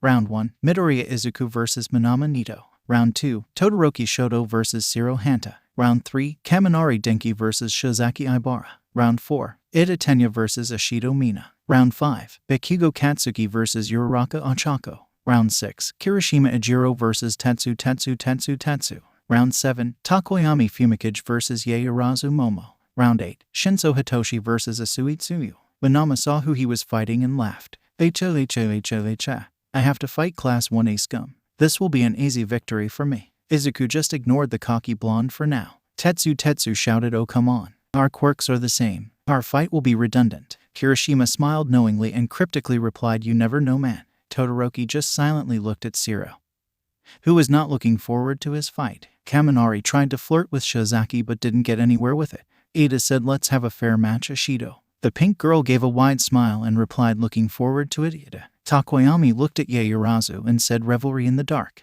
The rich girl just looked confused at what her bird-headed classmate meant. Shinso smirked and called out, "Let's have a good match, Asui." The frog girl only nodded, not wanting to get caught in his mind control. Midnight walked out onto her post. "I will be the judge for these matches. I will stop the match if they go too far and seem too dangerous. You win by knockout, ring out, or forfeit. Cementos is finishing up the arena now." Cementos finished the arena, then made himself a chair. "If any attacks are too dangerous, I will stop them." Mike called out on the announcement, said, "All right, little listeners. Midoriya, Izuku, and Minama Nito, go to the waiting rooms to prepare for the first match. Everyone else head to your seats in the stands." Izuku walked off the stadium towards his waiting room. Minama did the same and everyone else ran off towards the stands. As he was waiting, he got a message over the party chat. "Party chat. Red Riot. Beat that cocky jerk's ass Madabro. YAOYOROZUM. While I won't use such crude words, I agree. Beat him. SHINSOH. I wonder how his quirk will work on you since you have more than one. URARAKAO. Who cares? Don't lose Midoriya. MIDORIYAI. Got it, guys. I'll beat him. Gotta go. They just called me out." Izuku walked off towards the stadium. Exiting through the doorway, he saw Minama walking towards the platform too. Mike announced them both. "In this corner we have Midoriya Izuku from 1A, the kid with a million tricks up his sleeve. And in the other corner we have Minama Nito from 1B, able to copy any quirk for himself." They both stepped up and Midnight asked, "Are both fighters ready?" Getting 2 nods in return, she said, "Okay then. Start." Minama rushed Izuku and grabbed his arm. Izuku could have dodged it but decided to let the arrogant blonde copy his quirks to see what would happen. Minama said, "Ha. Now I have your quirk." He tried to shoot a fireball but nothing happened. The blonde then tried to grow wings but stayed the same. Punching Izuku showed that he was stronger than average. "What did you do? Why is it I only have a little bit of increased strength but you can do so much else?" Izuku realized what happened. "I guess you can only copy one quirk at a time, Minama. It's too bad I have 3. He then sprouted wings and shot a fireball at Minama, knocking him off balance. Green lightning arced around his arm as Izuku charged OFA into his arm at 20%. Minama yelled, "No. You can't have multiple quirks. That's not FAI." His shouts were cut off as Izuku launched forward and slammed his fist into Minama's gut, knocking the breath out of him and launching him to the other end of the stadium. "You cheater," Minama said as he passed out against the now cracked wall of the arena. Midnight called the match in Izuku's favor as medical bots loaded Minama onto a stretcher to take to Recovery Girl. Mike yelled, "And it looks like this match ended in one big punch from our resident dragon boy. Step aside, Rukyu. We have a new dragon in town. The winner is Midoriya." Izuku left and went to his seat. When he got there, Uraraka congratulated him. "Great job, Midoriya. I knew you could do it." Bakugo just scoffed at her praise of Izuku, like he couldn't believe Izuku had the nerve to win. A few students from 1B entered the 1A seating area. Tetsu, a girl with teal eyes and orange hair in a ponytail, and a girl with long green hair and sharp teeth. Tetsu was leading them. "Hey guys, this is Kendo Itsuka and Takage Satsuna. Kendo is our class president. She wanted to ask Midoriya a question." Izuku stepped forward. "Yes?" Kendo asked. "Minama's quirk is copy. He copied your quirk, so why couldn't he do all the things you can?" Izuku instantly answered, "Minama can only copy one quirk at a time. He got my weak super strength quirk." Kendo and Takage looked surprised. "You have more than one quirk?" Izuku nodded. Kendo asked, "How many do you have?" Izuku hesitated for a minute before saying, "I have an enhancer quirk, a weak super strength quirk, a dragon quirk, and an elemental manipulation quirk." All 3 1B students froze in shock. Takage then asked, "Wait, what about quirk overload? I thought it was impossible for anyone to have more than 2 quirks because the human body can't handle the strain of more." Izuku just shrugged. "No idea. I guess I'm just immune to it." Tetsu laughed and said, "I guess you're just special like that. Well, we should go. See you guys later." Once they left, Ada asked, "Why did you lie about your quirks?" Izuku answered, "The gamer is a secret. Plus superpower is an enhancer quirk. That's why I'm the only one who can do the green-colored magic. That's me using superpower." Gyro asked, "Then why that crazy super strength? And why green?" Izuku answered, "That's me enhancing my body. As for why it's green, I have no idea." Kaminari asked, "Wait, you 4 don't seem surprised? Why?" Uraraka rolled her eyes like the answer was obvious. "We already knew. We have the same powers. You really think we wouldn't know each other's abilities?" Sato said, "Yeah, that's fair." Just then Mike said, "All right. It's almost time for the next match." Shiro Hanta and Todoroki Shoto get to the stadium. After a few minutes they both came onto the field. Kirishima noted, "Hey guys, is it just me or does Todoroki look angry?" The moment the match started, a massive glacier appeared in the arena, almost touching the stands. Asui instantly fell unconscious from the cold. Izuku saw this and said, "As soon as the match ends, let's get rid of the ice." The other 4 gamers nodded. As soon as the match ended, each one let loose a torrent of flames that melted the ice. It seemed like Todoroki was also helping to melt it as it disappeared from both sides. "Keep it up, guys. I need to go have a little chat with Todoroki." Izuku then formed his wings and flew off. Todoroki had just finished melting Zero free when a hand grabbed his shoulder. A voice he recognized as Izuku said, "Come with me." Before he had a chance to respond, Izuku took flight again and dragged him off. Present Mike Sedu, Todoroki is the winner. It seems like someone helped take care of the glacier and Midoriya has kidnapped him for a bit. We should be able to get the next match started soon, folks. Just hold on. Izuku landed far down the tunnel so nobody could see or hear them. Now then, Todoroki, Izuku started. "What the hell were you thinking? You could have seriously hurt someone or worse." Todoroki said, "I stopped the ice before it hit the stands." Izuku glared. "That's not what I'm talking about. Some people are sensitive to cold. You knocked out Asui instantly with that. Who knows who else could have been hurt? Now tell me why you used such a big attack." Todoroki looked surprised. "I'm sorry. I was angry at my father. He was pushing me to use my fire and I got mad." Izuku calmed down slightly. "Remember what I said. You don't want him to control your life, but that's exactly what he's doing. By letting constantly fighting and rejecting him, he is what drives your every action." Todoroki glared. "No, my life is my own. I will never use his fire and he will never control me." He then walked off. Izuku sighed and said to himself, "Fine. If he refuses to listen to words, I'll just have to beat it into him that he needs to start using his full power." Izuku made it back to his seat just as Ada and Ashido were called onto the field. "Hey guys, I'm back. Did I miss anything?" Uraraka shook her head. "Nope, you have your little talk with Todoroki." Izuku nodded. "For right now he's safe. I fight him next round, so if he tries to bury half the stadium in ice, I won't hold back. There are too many people here for him to lose control or go overboard." Ada asked, "Wait, does that mean you have been holding back in our training?" All the gamers laughed and Izuku said, "You have no idea. That's why all of us do our own training. We don't actually get much stronger from fighting any of you." Ashido asked, "Well then, do we have any hope of winning the sports festival?" Yaoyorozu nodded. "Yes, the rules of this tournament make it so you all can win if you try hard enough." Asui, who had just woken up from her forced nap, asked what happened. One minute Todoroki and Zero were about to fight and the next you're all talking. Izuku said, "Todoroki made a huge glacier. I'm guessing that since you're part frog you went into hibernation or something like that due to the cold." Before anyone could say anything else about that, Ada said, "Ashido, our match should start soon. We need to get to the waiting rooms." "Crap, let's go," Ashido exclaimed, then ran off. Izuku watched the two speed off to the waiting rooms. Asui said, "Anyways, yeah, I do hibernate. Well, sort of. If I get cold, I get drowsy. If I get too cold, I fall asleep until I get warmed up. Unlike a frog, however, I still need to eat and drink during this time, but I'm unable to, so it can be dangerous for me." Uraraka gasped and Izuku started muttering to himself about how to solve that problem and pulled out a notebook.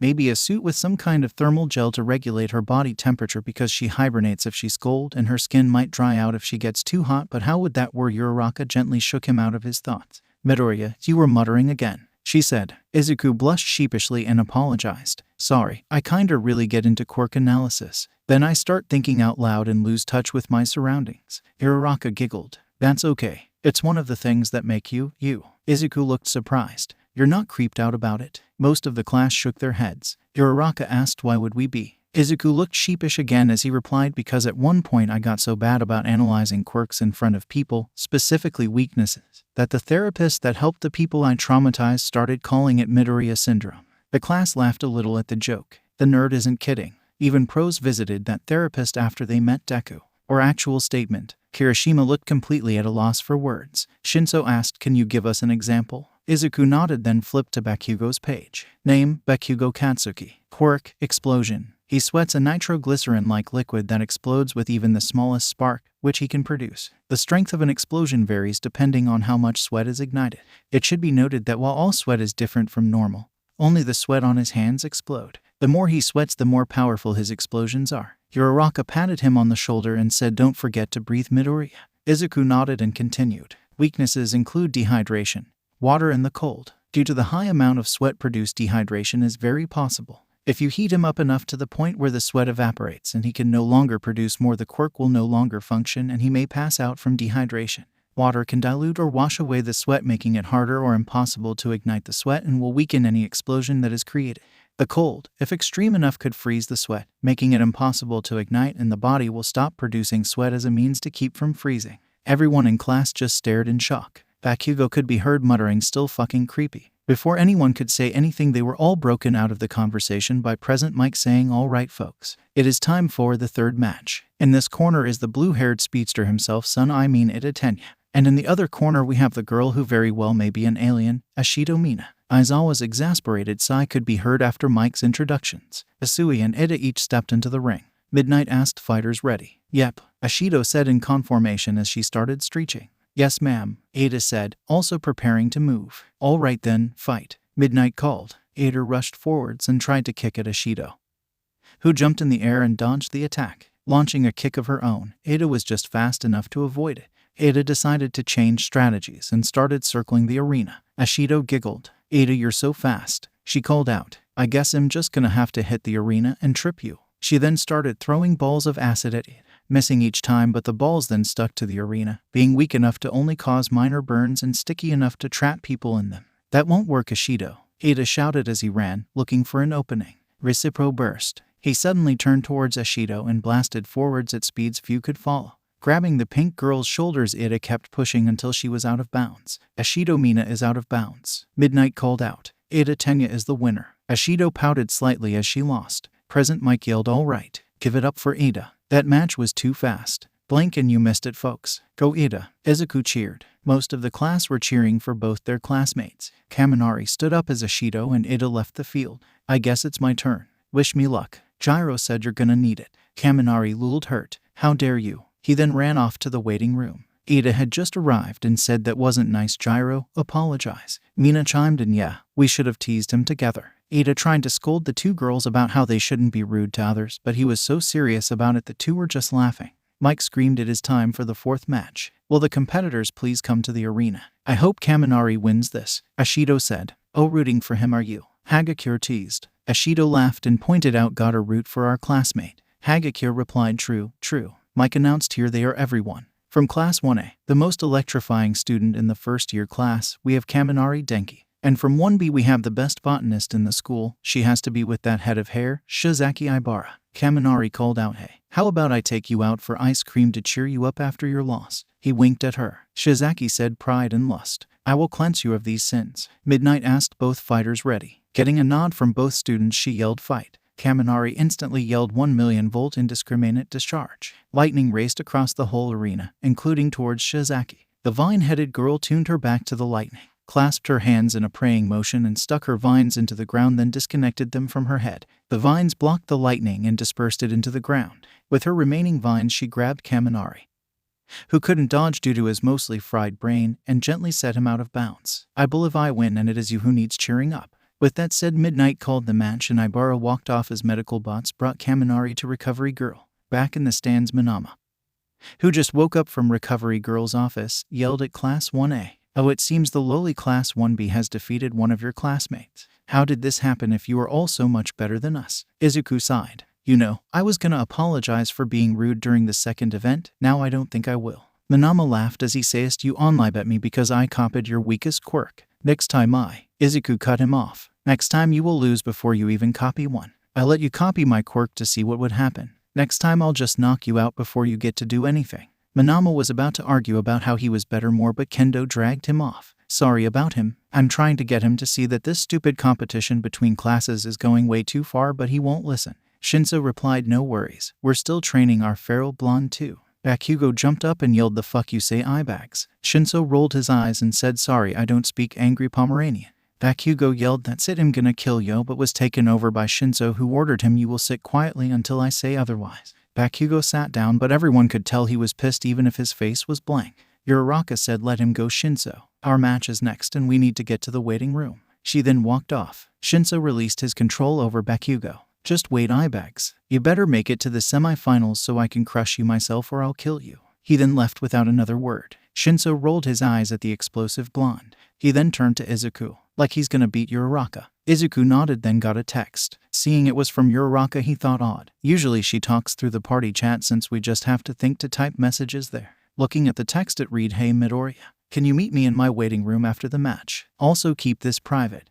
Izuku sent back a replay saying he would then waited for the match to start. Soon Mike called them both to the field. Bakugo Katsuki and Uraraka Ochako, get to the field please. Both students quickly got to the field and stepped onto the arena. Mike announced them both as they walked forwards. In this corner we have the explosive blonde of 1A. That's not the face of a normal person, it's BakugokatsUki. Bakugo yelled, "What the hell was that about my face?" And in the other corner it's the girl who defies gravity. She's my personal favorite to win the sports festival, Uraraka Ochako. Aizawa had just given up on trying to stop the stupid introductions. Midnight asked, "Are both fighters ready?" Bakugo growled and got ready to fight. Uraraka nodded and prepared to cast a spell. Fight. The instant Midnight started the fight, Bakugo blasted forwards to hit Uraraka. Uraraka simply raised her hand and fired a blast of water, hitting the blonde and pushing him back. "Now Bakugo," she said, "this is just a bit of payback for those you bullied." She fired another blast of water that stopped the explosion he tried to fire completely. Bakugo rushed forwards and led with a right hook that Uraraka easily sidestepped.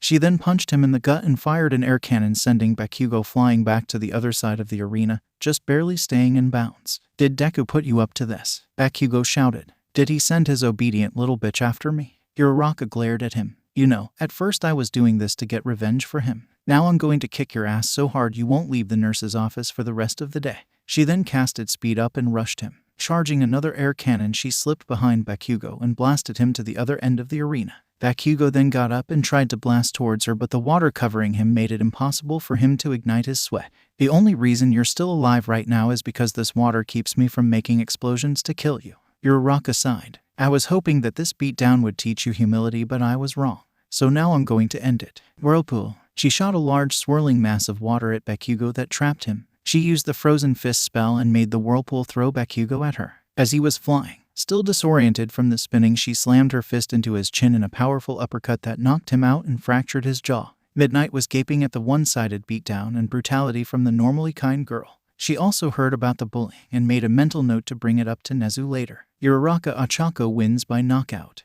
Mike announced, and in a total one-sided beatdown Uraraka shows her skill and power. "I'm not sure how she did all that, but it was incredible." Uraraka ran off to the waiting room to wait for Izuku to show up, but got a call from her dad. "Hi Daddy, are you and Mom watching the sports festival?" Her father's voice came from the phone. "Yes we are. You did amazing in that fight, but I have to ask, how did you do all that? You shot water and sent that boy flying around without using your zero-gravity quirk." Uraraka hesitated. "I'll tell you later. I'm sorry I hid my new powers from you, but it was a big secret. I'm not the only one who can do this stuff after all." Her father asked, "What do you mean?" A knock at the door interrupted them. Izuku said, "Uraraka, you said you needed to talk to me." Uraraka quickly said, "Sorry Daddy, I need to go. I'll see you tonight, okay?" She then hung up and opened the door. "Hey Midoriya, come in." Izuku stepped into the waiting room. "So what did you need to talk about?" Uraraka blushed slightly as she replied, "Izuku, I've been thinking about us. We first met when you saved me from that giant robot. Then we both get in and are in the same class. So much has happened and all of it has drawn us closer. What I'm saying is, I like you a lot.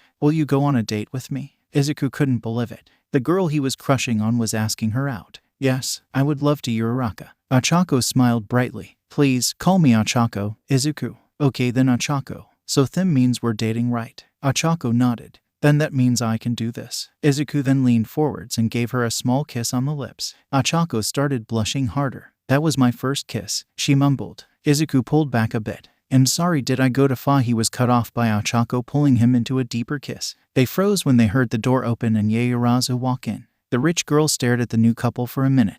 "I saw nothing, but you should be more careful if you want to keep this a secret for a while longer." Ochako and Izuku quickly separated, thanked Yaoyorozu for keeping the secret, and then ran off. Once they were alone, Izuku asked, "So do you want to keep this a secret or not?" Ochako thought for a moment, then answered, "I say we don't say anything about it, but we don't hide it either." Izuku nodded just as Mike announced the next match. "We should go watch," he said. The two then ran off towards their seats. They got back just in time to see Midnight start the match. Yaoyorozu quickly made a staff and grabbed the shield from her inventory. She reacted just in time to block Tokoyami's dark shadow. Striking back with her staff did very little. "Wait, if he is really a shadow then light should weaken him." She dropped her staff, then shouted out holy chains, and shot out chains made of glowing yellow light. Dark Shadow just barely managed to dodge them but fled from the light. "I was right. Photon beam." This time when Dark Shadow dodged the light, it shot right towards Takoyami and hit him in the chest hard enough to knock him out of the arena. Yaoyorozu Momo wins the match by ring out. Midnight called the match. Mike said, well, it looks like we only have 2 more matches to go, folks. With Yaoyorozu winning against the dark side, she moves on, and so do we. Yaoyorozu helped Takoyami up and the two walked back to the stands. Kirishima stood up and walked away saying, my match is next. I better get down there. Wish me luck. This fight is gonna be so manly. He then started walking off but turned back as Izuku said, hey Kirishima, you don't need luck. Shinso chimed in, kick his ass so I can kick yours next round. Sui croaked in annoyance of being written off like that but otherwise stayed quiet. Kirishima smirked and nodded then ran off. Gyro started laughing a bit. Uraraka asked, what's so funny, Gyro? The punk girl answered, Tetsu. Tetsu just said the exact same thing as Kirishima. It's like they're twins or something. Uraraka giggled a bit too. You're right, that is funny. Too bad Kirishima is stronger than Tetsu. Tetsu. Manama, who had come to antagonize the class again, cried out, what? You class of losers think that red-haired fool will be able to break through Tetsu's unbeatable defense. Izuku rolled his eyes. Manama, how about you stay and watch? Then we can see who is right. Ashido chimed in, I have $50 on Kiri. I don't like how you called him a fool. Manama smirked cockily. You're on. Like Tetsu would ever lose. They shook on it and Mina was grinning savagely at the easy money. Mike announced them both as they entered the field. This next match will be something special, folks. 2 masters of defense facing off. Will the hard as rock Kirishima Ejiru manage to stay strong? Or will the strong as steel Tetsu win the day? Let's find out. Aizawa just tuned out Mike and his stupid introductions. Kirishima and Tetsu both cracked their knuckles in anticipation. Midnight asked, are you both ready? Tetsu said, oh yeah, and slammed his fists together. Kirishima answered with a wide grin and a let's do this. Midnight yelled start, and both teens activated their quirks and ran forwards. Kirishima was slightly faster and met Tetsu on the other side of the arena. Both punched the other in the chest and both slid back a foot. You're strong. Tetsu grinned at the praise. Guess that means I don't have to hold back. His grin falteted at Kirishima let loose a barrage of punches. Tetsu tried to do the same but was too slow to match the punches. He took a hit to the jaw and was knocked back a few feet. Damn, what kind of training do you do? Tetsu asked. Those hits hurt. He rubbed his jaw. The steel-coated team then rushed forwards and landed a solid hit on Kirishima's chest, but the redhead didn't even flinch. Kirishima grinned, the kind you will never be able to replicate. Medabro hits way harder than that, so you'll have to do better. He pulled back his fist and slammed it into Tetsu, who could just barely raise his arms to block and was pushed back. Kirishima continued to speak. Now the others like to use fancy tricks and ranged attacks to win fights, but I prefer to do this. Before Tetsu could respond, Kirishima lit his hands with bright orange flames. Mike called out, it looks like Kirishima is turning up the heat. Tetsu asked, how are you doing that? I thought your quirk was like mine. Kirishima replied, oh it is. It's just not my only quirk. I'm like Medabro. Let's see how you handle my full power. Kirishima launched another barrage of punches. This time they were too strong for Tetsu to block and too fast to dodge, so he took the hits and forced his quirk to stay active. Kirishima dropped his fire and let Tetsu recover. Now for one last trick. Lightning Fist. Both of Kirishima's fists started crackling with yellow electricity. He slammed both hands into Tetsu's chest, causing the battered teen to be blasted away by a huge bolt of lightning. Up in the stands, Kaminari asked, wait, he can use lightning? Izuku nodded. So can we. See, the 4 gamers present coated their hands with lightning. Kaminari then asked, wait, does that make me irrelevant? Nobody answered. Guys, silence. Guys. Midnight called the match in Kirishima's favor and Mike called out, now that was an electrifying finish. Kirishima Ejiro moves on to the second round. Kirishima then helped up his competitor. Sorry I took you down so hard, but I wanted to put on a show. Tetsu laughed. It's all good, dude. That last attack manly as hell. Also, you said that Midoriya hits harder. Kirishima nodded. Slinging Tetsu's arm around his shoulder, he replied, yep. I'll tell you about it. Oh, and let me help you with the damage from those hits. Heal. Kirishima's hands shone with a bright light and Tetsu instantly felt better. The two had just entered the tunnel when Tetsu pulled his arm away and stood on his own. That's incredible. Can Midoriya heal too? Kirishima said yep. So can Shinso, Uraraka and Yaoyorozu. But Uraraka is the best at it. She's what you would call our party's healer, but I'm no slouch either. Tetsu went wide-eyed at that. That's incredible. Now just how hard can Midoriya hit? Kirishima smirked as he answered, you know those 0-pointers from the entrance exam. Tetsu nodded. He broke it in one hit. Too bad that it destroyed his arm in the process. His enhancer quirk is too much for his body at full power, so he constantly holds it back to avoid breaking his bones and killing us with it. Tetsu's jaw dropped. Dude, is there any way I can get him to help me toughen up my quirk? Kirishima laughed a bit. Maybe, but we will do it together. Trust me, Midabro is super fast and strong. He can easily take us both on, no problem.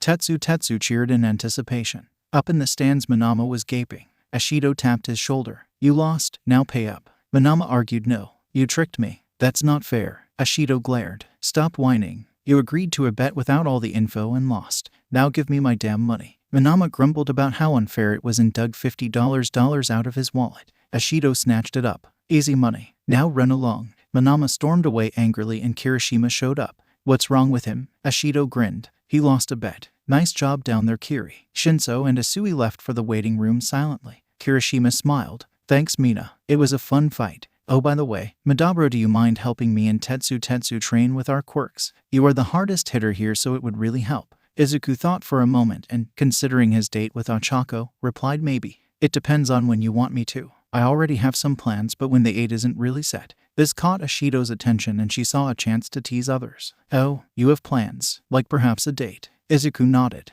Yep, I have a date, but we haven't really discussed where we want to go or what we want to do. Ashido looked slightly surprised as she asked who's the lucky lady. Izuku just smiled slightly and didn't answer. Oh, come on, tell me already. Ashido whined. Izuku shook his head. Before anyone could say anything else, Mike said this is the final match for the first round. Next we move on to the quarterfinals. But first, we have the tired team that may very well be Aizawa's kid. Who knows what he can do? It's Shinso Hitoshi. And we also have everyone's favorite frog. She may be Kermit's cousin. It's Asuitsuyu. Both fighters stepped into the ring. Midnight asked both fighters ready. Getting a nod from both, she said fight. Shinso called out, I don't suppose you will let me win without fighting back. Asui's answer was to launch a flying kick that Shinso barely managed to dodge. Fine, Shinso grumbled, the hard way it is. He blasted the frog with water, soaking her thoroughly. Asui asked, really? Getting me wet is your plan? Shinso just fired of a freeze ray, the cold from it making Asui shiver. Oh, she croaked out. Asui then resorted to hopping around the arena to dodge the icy blasts and get closer. Due to the water on her, her movements were getting slower and slower. Deciding to take her chance, she jumped at Shinso and tried to kick him in the head, but her leg was caught. Yelled, or I fry you. Shinso threatened as lightning arced around his hand. Asui slipped up and croaked out, Neve, and Shinso took control. Walk out of the arena, he commanded, letting go of Asui's leg.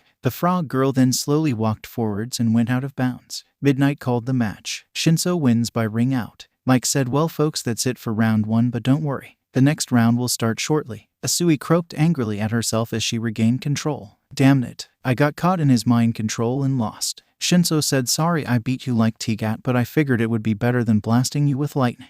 Asui calmed down and accepted the apology. The two then walked back to the stands where Ashido was still pestering Izuku about his date to no avail. There was a short break between when Shinso beat Asui and when the brackets for the next round were shown to give the students time to recover from the last match. Round 1, Midoriya Izuku vs Todoroki Shoto. Round 2, Ida Tenya vs Shizaki Ibara. Round 3, Uraraka Ochako vs Yaoyorozu Momo. Round 4, Kirishima Ijiro vs Shinso Hitoshi. Izuku got up from his seat and started walking towards his waiting room. Todoroki also left. On the way there, Izuku was stopped by Endeavor. Using Analyze him, Izuku confirmed his suspicion. Name, Endeavor. Level, Health, divided by. Mana, divided by. Stamina, divided by. Quirk, Health Lame. Warning message, the abuser, the cruel, the unworthy. This is a hero who has used his own family for his own personal gain. Endeavor said, you boy. Izuku stopped and the hero continued. It is Shoto's duty to surpass All Might. That is the very reason he was born. He is my perfect creation. You are similar to All Might. Your strength is impressive, so you will make Shoto use his fire and then he will beat you. Izuku glared. I am not All Might. Endeavor said, that is Obio. Izuku cut him off. That's obvious, right? Todoroki is not you. The only reason I talked to you in the first place is to confirm what I already suspected. You only had Todoroki to make a strong quirk. Endeavor smirked as he, believing himself to be legally untouchable, said, of course, he exists to fulfill my desire. That is his duty and he will carry it out. Izuku started walking away. We're done here. I will save Todoroki from himself and his duty that you have forced on him to cover up your own weakness. Endeavor growled out, watch your tongue, boy. I am the number 2 hero and you will respect me. Izuku didn't even turn around as he replied, I know exactly who you are. Endeavor was burning with anger to the point his flames got more intense. It set the smoke alarm off, so he forced himself to calm down. Little did he know that his perfect creation was not strong enough to win. Izuku also forced himself to calm down as he was called out to the arena, so he didn't do anything reckless. Mike announced them both, without the stupid introductions this time, and Midnight started TGE match. Izuku called out to Todoroki, "Your father talked to me before I got here." Todoroki glared and launched a large sheet of ice at Izuku. Izuku melted it by using a flamethrower with OFA. He's a jerk, but you can't let him hold you back from your full potential. Todoroki fired off more ice, but Izuku destroyed it. "I am nothing like that bastard." Izuku sighed. "I never said you were, but everyone here is giving it their all. You will never win with only half your power." Todoroki screamed, "I can and I will." Izuku asked, "Then what will you do when your ice isn't enough?" Izuku grew his wings and dodged the next ice attack. Due to combat regeneration, his mana and stamina were still full. "Your ice can't hit me. Even if it does, I will just heal. It isn't enough. I can fight all day, but you can't. What will you do?" Todoroki yelled in frustration as he made a glacier as big as the one he hit Zero with. Izuku charged up 25% of OFA and used his flamethrower spell. The massive stream of flames almost instantly melted the glacier and easily outclassed anything Endeavor had been seen doing. Izuku landed. "Well, Todoroki, you will never be a hero if you continue like this. So who do you want to be?" Todoroki tried to launch more ice, but he couldn't. He was too cold. "I will never be like him." Izuku asked, "Am I fighting you? Or am I fighting Endeavor? This is your ice, your fire, your power. Now I will ask again. Who do you want to be?" Todoroki fell to his knees. Memories of his mother and him played through his mind. Tears flowed out of his eyes and fire burned on his left arm. A memory of his mother said, "It's okay to be who you want to be, Shoto. He may have given you this power, but it is yours to use how you want to." Todoroki said, "I want to be a hero." Endeavor shouted, "Yes. Now you can properly take on my legacy, Shoto." Mike sounded confused as he said, "Endeavor suddenly offers encouragement. What a doting father." Izuku smiled as the flames grew bigger. Todoroki stood up and asked, "Why are you smiling when you're about to lose?" Izuku replied, "I'm glad. Now I don't have to hold back anymore." Once again, Izuku spread his wings and took to the air. "Now let's see who's stronger with both of us using our full power." Izuku flew towards the ground and used Frost Fist. Punching the ground sent a wave of ice towards Todoroki, who matched it with his own. Izuku then shot a stream of fire towards Todoroki, who did the same.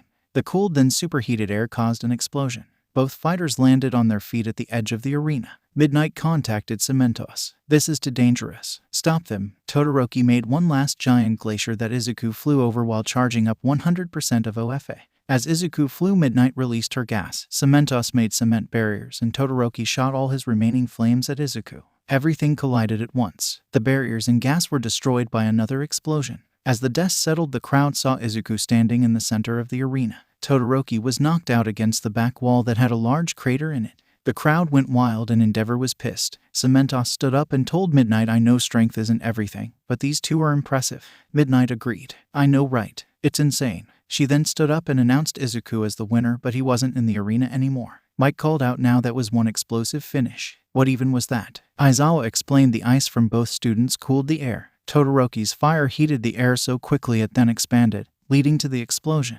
Mike said, "That's nuts. How hot did that fire get?" He was standing over Todoroki, who had regained consciousness. "One hell of a fight, huh?" Todoroki nodded, then groaned in pain. Izuku slung the other teen over his non-broken shoulder and carried him to Recovery Girl's office. The elderly nurse was not pleased. She smacked both of them with her cane and refused to heal Izuku's arm, so he had to do it himself. Todoroki had to stay in the nurse's office, so Izuku headed back for the stands alone. In his seat, Endeavor was still angry. "Shoto failed me," he thought. "He must be stronger to never fail me again." Endeavor left the arena. In his eyes there was no reason to watch after his child's failure. "But how can I do that?" Suddenly he had an idea. "If he is not strong enough, perhaps his children will be. And I know just who to set him up with." Getting in his limo, he told the driver to drive and pulled up the sports festival on the TV in it.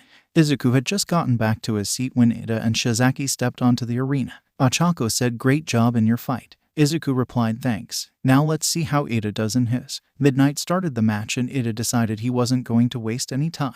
RECIPRO burst. Blue flames came out of his engines just then and Ida shot forward and pushed Shizaki over the boundary line.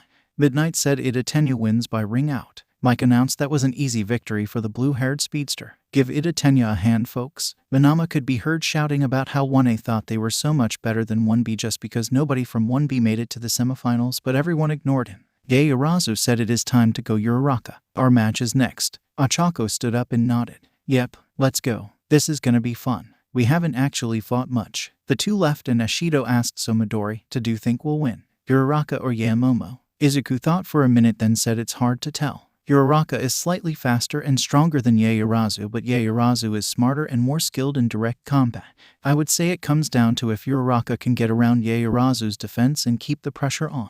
If she can, Uraraka wins. If not, then Yaoyorozu. Ashido could barely follow along but asked how will their magic affect the battle. Izuku said not all that much. Uraraka is best with healing and wind elements. Healing takes a lot of mana but wind takes very little. Yaoyorozu doesn't really specialize in any element and uses them all equally, so even with her larger mana pool she can run out quickly if she isn't careful. Gyro asked what elements do you specialize in? Shinso said I'm good with dark and water. Kirishima said fire and earth. Izuku said I haven't used much more than fire in this tournament, but lightning, ice and fire are my best. Kaminari asked wait, since you're good with lightning, can you tell me why I short circuit so easily? Izuku used analyze on Kaminari. Name Kaminari Denki. Title none. Level 7. Health 320/320. Mana 940/940. Stamina 270/270. Quirk electrification. Warning message: the Joker, the Fool. He who will stand by his friends when needed, even if it is dangerous. Izuku said I have a theory. Most emitter quirks use mana. Raise your mana and you can use your quirk for longer. It short circuits you when you run out. Kaminari asked isn't that a gamer's only thing?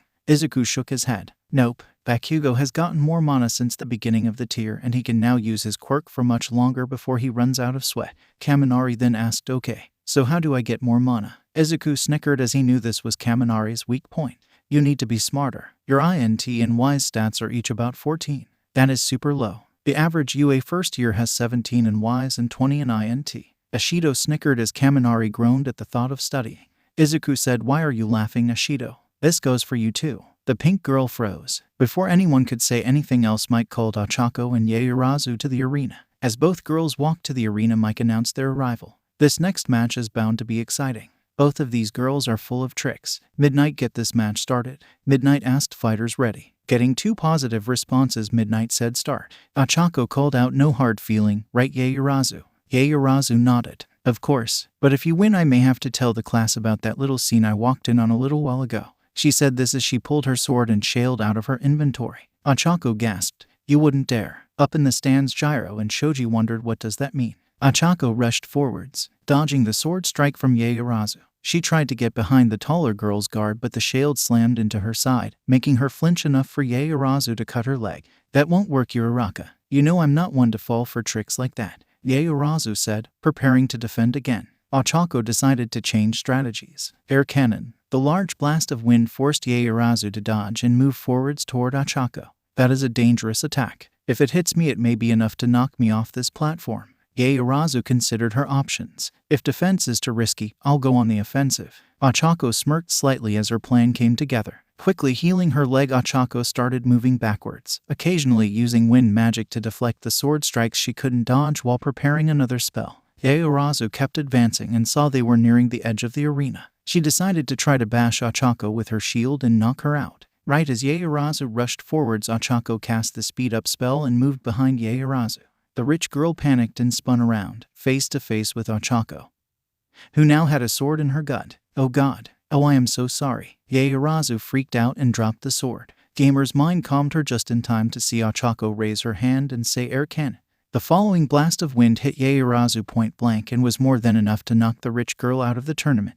Ochako then pulled the sword out of her gut and healed herself. Taking a quick look at her health and mana, she was glad she got the super regeneration perk as they were at. Her stamina was fine and she would heal quickly with the perk, but without it she would definitely have lost her next match. Midnight recovered from the shock of seeing one student pull a sword out of her gut and heal herself like it was nothing. Urarakaochako wins. The crowd went wild in applause at the match, and Mike asked how did Uraraka just take a sword to her gut then pull it out like it was nothing. Can you please explain that? Aizawa, who was probably the only one other than the gamers not frozen in shock after seeing the sword in the girl's stomach, said I can. All the students with all those abilities are able to heal themselves and others. Plus they don't feel pain from anything. Mike said all their abilities are bullshit. How are you supposed to beat them? Aizawa replied, if anyone finds the answer besides each other fighting, I will let you know. Down in the arena, Ochako helped Yaoyorozu up. Good match, Yaoyorozu. The rich girl smiled. Yes, it was. Though I apologize for stabbing you like that. I panicked when you went behind me. Ochako smiled. It's fine. I wasn't expecting it, but I do specialize in healing, and it is nowhere near the worst injury I've healed. The two laughed slightly as they walked back to the stands. Once they got there, Kirishima and Shinso left. Izuku congratulated Ochako for her win.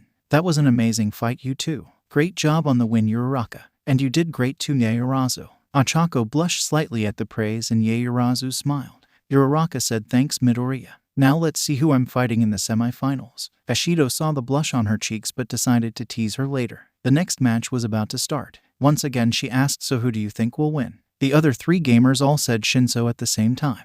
Ashido was slightly surprised at the immediate answer. How can you be so certain? Yaoyorozu explained Kirishima is strong, that is for sure. But his durability is his greatest strength. Shinso is strong enough to damage him even with Kirishima's durability and much too fast to be hit back. Izuku continued Kirishima's quirk runs on his stamina. And while it is definitely improving, he can still only keep it up for so long.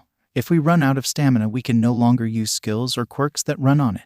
And if we try to push it too hard, we pass out. Ashido decided to stop asking questions and just watch the match. Mike said this is the final match of the quarterfinals. We have Kirishima Ejiro versus Shinso Hitoshi. This should be another interesting one, but let's hope nobody gets impaled this time. Most people in the stands shuddered as they remembered the sight of a sword sticking out of Ochako. Kirishima and Shinso both stepped onto the arena. Kirishima said, hey, let's follow that and not end this with a sword impaling one of us. Shinso nodded. Sure, not like the sword would get past your hardening anyways. Midnight started the match. Begin. Kirishima hardened his whole body and waited. Shinso started darting around the arena at speeds few in the class could match. Kirishima tried to keep track of his opponent but couldn't. Shinso blasted him from behind with a shadow blast. Kirishima stumbled forward from the hit but recovered and launched a punch while turning around. Shinso blocked it, but the hit still did some damage and knocked him back. Kirishima said, you're fast but not fast enough. Shinso glared. Fine then, how about I go faster? He then glowed blue as the speed up spell took effect. Running as fast as Ada, Shinso blasted Kirishima with water from every side. Kirishima yelled enough and punched the ground with the Earth Fist spell. The arena shook and knocked Shinso off his feet. In the stands, Ashido yelled, go Kiri. You got this. Kirishima smiled at Ashido's cheering and walked towards Shinso. Shinso stood up and Kirishima asked, any more tricks? Shinso replied, yeah. Shinso then used every single trap spell in his arsenal. Kirishima was wrapped in chains of darkness and glowing light, and coffin made of ice surrounded him. Rocks fell, hiding him from view. A sheer of water surrounded all the other traps and a cage of wind surrounded that. To top it all off, a fire vortex erupted around everything else. Shinso looked at Midnight and said, call it. There is no way he is getting out of all of that. Midnight muttered something about stupidly strong first years, then said Shinso Hitoshi wins by immobilization. All the different traps disappeared and Kirishima fell to the ground. Standing up, he said, that sucks to get trapped with. In the stands, Ashido asked what the hell was that. Izuku ignored Ida's shouting language and answered, every element has a trap spell. Shinso used them all. It takes a lot of mana, but you would have to be extremely powerful to break it. Ochako added Midoriya is the only one who has done it, and he had to use half of superpower to do it. Everyone stared in shock. Izuku had beat most of them with only superpower before, and he only used around 20% to do it. For someone to force him to use half of his power was crazy. Mike said next is the semifinals. But first we will take a small break so the four competing can recover a bit. Ashido groaned as she said, you five are way too strong. I don't see how anyone can beat you. I mean, even Todoroki going all out lost. Izuku laughed a bit. We can be beaten, Ashido. Our weaknesses are easy to spot if you really look. Ashido just glared as they waited for the next matches to start. Immediately after Mike showed the brackets, Izuku got up and Ida followed suit. Both went to their waiting rooms. Everyone else started chatting about the next two matches. Hagakure asked, so who's faster, Ida or Midoriya? Uraraka thought for a moment, then answered, it depends on what you mean. If you mean top speed, then Ida because of his recipro burst. If you mean in like over a long period of time, then Midoriya due to his much higher average speed. Zero asked, so in this match who do you think wins? To everyone's surprise, it was Todoroki, who had just recovered enough to leave Recovery Girl's office.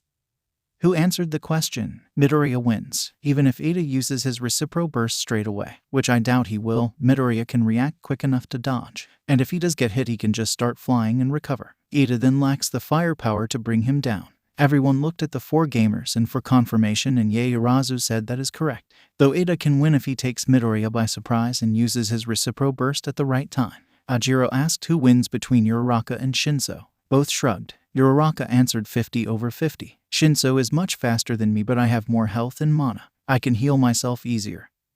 But Shinso can hit me quicker. It kinda depends on who has better aim. The moment one of us is out of mana, the other wins. The question stopped as Mike announced both competitors walked onto the field. Welcome to the semifinals. Whoever wins this match will be moving on to the finals. First up we have Midoriya Izuku, the boy with every trick up his sleeves and then some. We also have Ida Tenya. This kid's speed is no joke. Let's see who wins. Off to you, Midnight. Midnight asked both students ready. Getting two positive answered, she shouted fight. Ada immediately shot forwards quickly, though not using his recipro burst, and Izuku did the same. Izuku charged up 12% of OFA into his legs. Both fighters kicked out at the other. As their legs connected, a small shockwave sent dust everywhere and cracked the arena. Ida was overpowered and sent back. You are holding back, the tall blue-haired teen noted. Izuku replied, so are you. Both once again charged forwards, but this time Ida managed to land a solid hit to Izuku's ribs, dealing quite a bit of damage and sending the green-haired teen skidding across the arena. Up in the stands, Sato said, why are they holding back? Midoriya can do so much more and move so much faster. Ada is going way slower than usual too. Bakugo realized what was happening and he scoffed. The damn nerd is helping Four Eyes get stronger. Most of the class questioned what the blonde meant. Bakugo responded, I'm not a massive quirk nerd like Deku, but I do know how they grow. Mutant quirks like Four Eyes get stronger when pushed to the physical limits and then forced past that. Deku is fighting at just above his level right now. This will cause Four Eyes to get stronger and faster. Asui asked, I get that Midoriya wants to help, but is this the best time?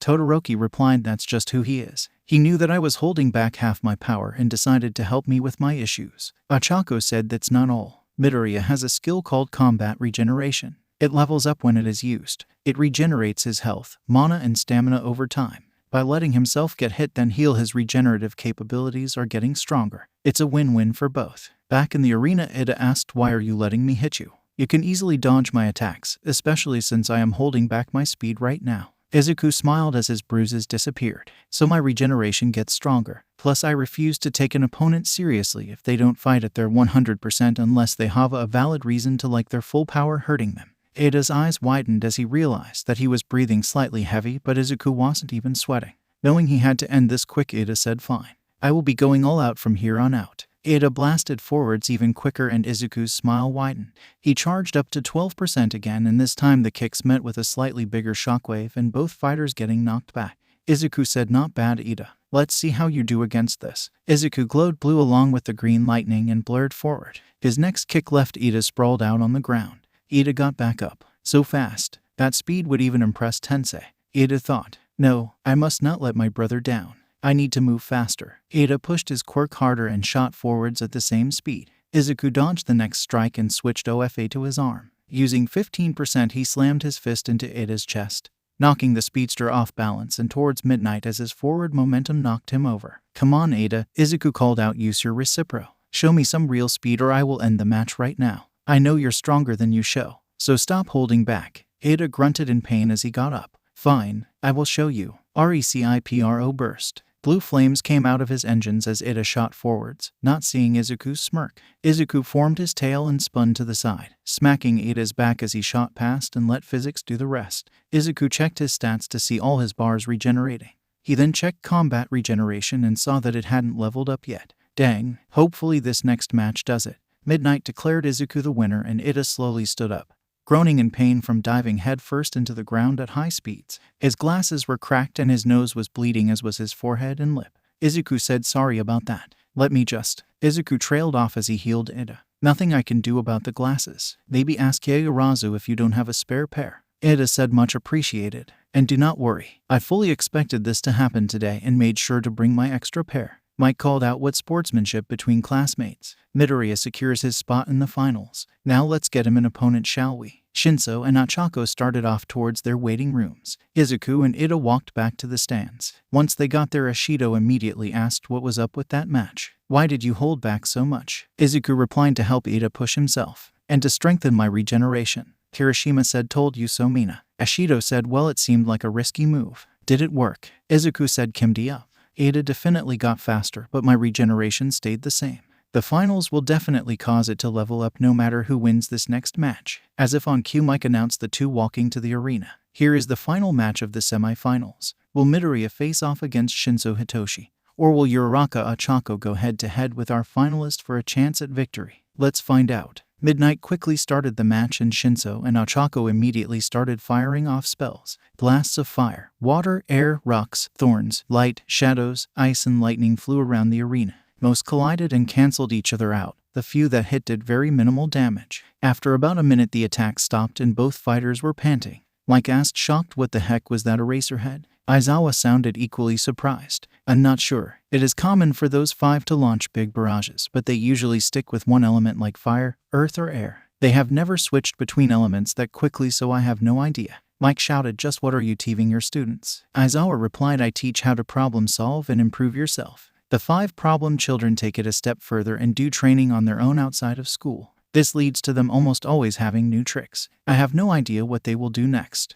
Mike joked, you heard it here first everyone. Eraserhead is a terrible teacher, and immediately regretted it as he heard on what from Aizawa and felt his glare burning holes in the back of his head. He tried to ignore it as Shinso and Ochako recovered. That was tiring, Shinso said. Ochako nodded in agreement. Yep, good thing I will be able to recover in time for the next match. Shinso laughed at the friendly banter and charged forwards. He punched Ochako in the face, making the girl recoil. Then he started floating and felt a hand on his arm. Ochako giggled. I don't use it much anymore, but don't forget, I can still make you weightless and easy to move. Shinso used an air cannon to blast himself away from his opponent. It worked a little too well as he shot away at high speeds. Ochako released her quirk and Shinso slid to a stop just inside the boundary line. Shit, that was too close, he thought. Mike said as much. Oh, so close to a ring out. Shinso better be more careful or Uraraka might take him out. Shinso got up and dodged to the side as an air cutter shot at him. It still cut into his right leg, damaging it and slowing his movements unless he could heal it. He didn't get that chance as Ochako was quickly next to him and blasted him out of the arena. Shinso sighed as he healed himself and Midnight announced Uraraka Ochako wins by ring out. She will face Midoriya Izuku in the finals. Mike said, all right folks, give us some time to prepare for the finals and let our 2 finalists rest a bit. Take this time to go get some food or do whatever you need to do. I have a feeling that this next match will be one to remember and you don't want to miss it. 30 minutes later, Izuku and Ochako walked onto the field as Mike announced the finals. This is it everybody, the moment we have all been waiting for. In this final battle, will Midoriya Izuku take home the gold medal or will Uraraka Ochako become the champion of the first years? The new couple walked onto the arena and Izuku asked, want to up the stakes a bit, Ochako? Ochako asked, sure. What did you have in mind? Izuku smiled. Winner chooses the place and time for our first date. Ochako replied, you're on. Midnight smirked as she thought, I'm giving the first years their sex ed class early. There is a new couple here and they need to know how to be safe after all. She then started the match. Up in the stands, Gyro overheard the 2 finalists bet. She turned to Ashido and said, hey Mina, I found out who Midoriya has a date with. Ashido's eyes lit up. Who? She demanded. Gyro pointed at the arena. The winner get to choose the date. Ashido smirked. Oh, I am so teasing them about this. Back in the arena immediately after Midnight cold start, Izuku charged up OFA in his arm at 25%. His punch launched a large gust of wind that hit Ochako. She stood against it, but the wind pressure still managed to knock her back a bit. Seeing that she was almost out of bounds from that one strike, Ochako fired an air cannon at Izuku. The 2 blasts of air cancelled each other out and Ochako moved away from the edge of the arena. Izuku smiled at her and asked, ready to really get started? Ochako nodded. Yep, I'm going all out, Izuku. Izuku formed his claws and said, well then, let's go. He then charged forwards and slashed out with his claws. Ochako dodged most of them but still got cuts on her arms. She jumped back and shot a fireball at Izuku. Izuku did the same and the 2 attacks caused a smokescreen in the arena. Ochako charged through it to catch Izuku off guard but reached the other side to see nothing. She quickly spun around only to be slapped in the face by a tail. Izuku had formed his wings and tail then flown up and landed behind her as she ran through the smokescreen. Izuku smacked her with his tail and landed. His wings disappeared as Ochako stood up. She glared slightly and shot a bolt of lightning at Izuku. He was unable to dodge it, so he formed his scales to help take the hit. Izuku saw that his health had a small chunk missing, but his stamina and mana were each almost full. Ochako also saw this thanks to Analyze and growled as he kept recovering. I know we have similar powers, but you have way too many tricks up your sleeves. Izuku chuckled a bit. I know. Whose idea was it to give someone a dragon quirk, super strength, regeneration, and the ability to manipulate just about every element there is? Ochako charged again while saying, I don't know, but if I ever find out who, I will be having words with them. She tried to punch Izuku in the face, but he caught her fist. Izuku then went on the offensive and kept throwing punches and shoring out attacks of different elements. Ochako was forced to dodge and used her quirk to help. This drained her stamina quickly, however, as she didn't use her quirk on herself much. Izuku slipped past her guard, charged OFA at 15% in his fist again, and punched Ochako with enough force to knock her out as the last of her stamina depleted.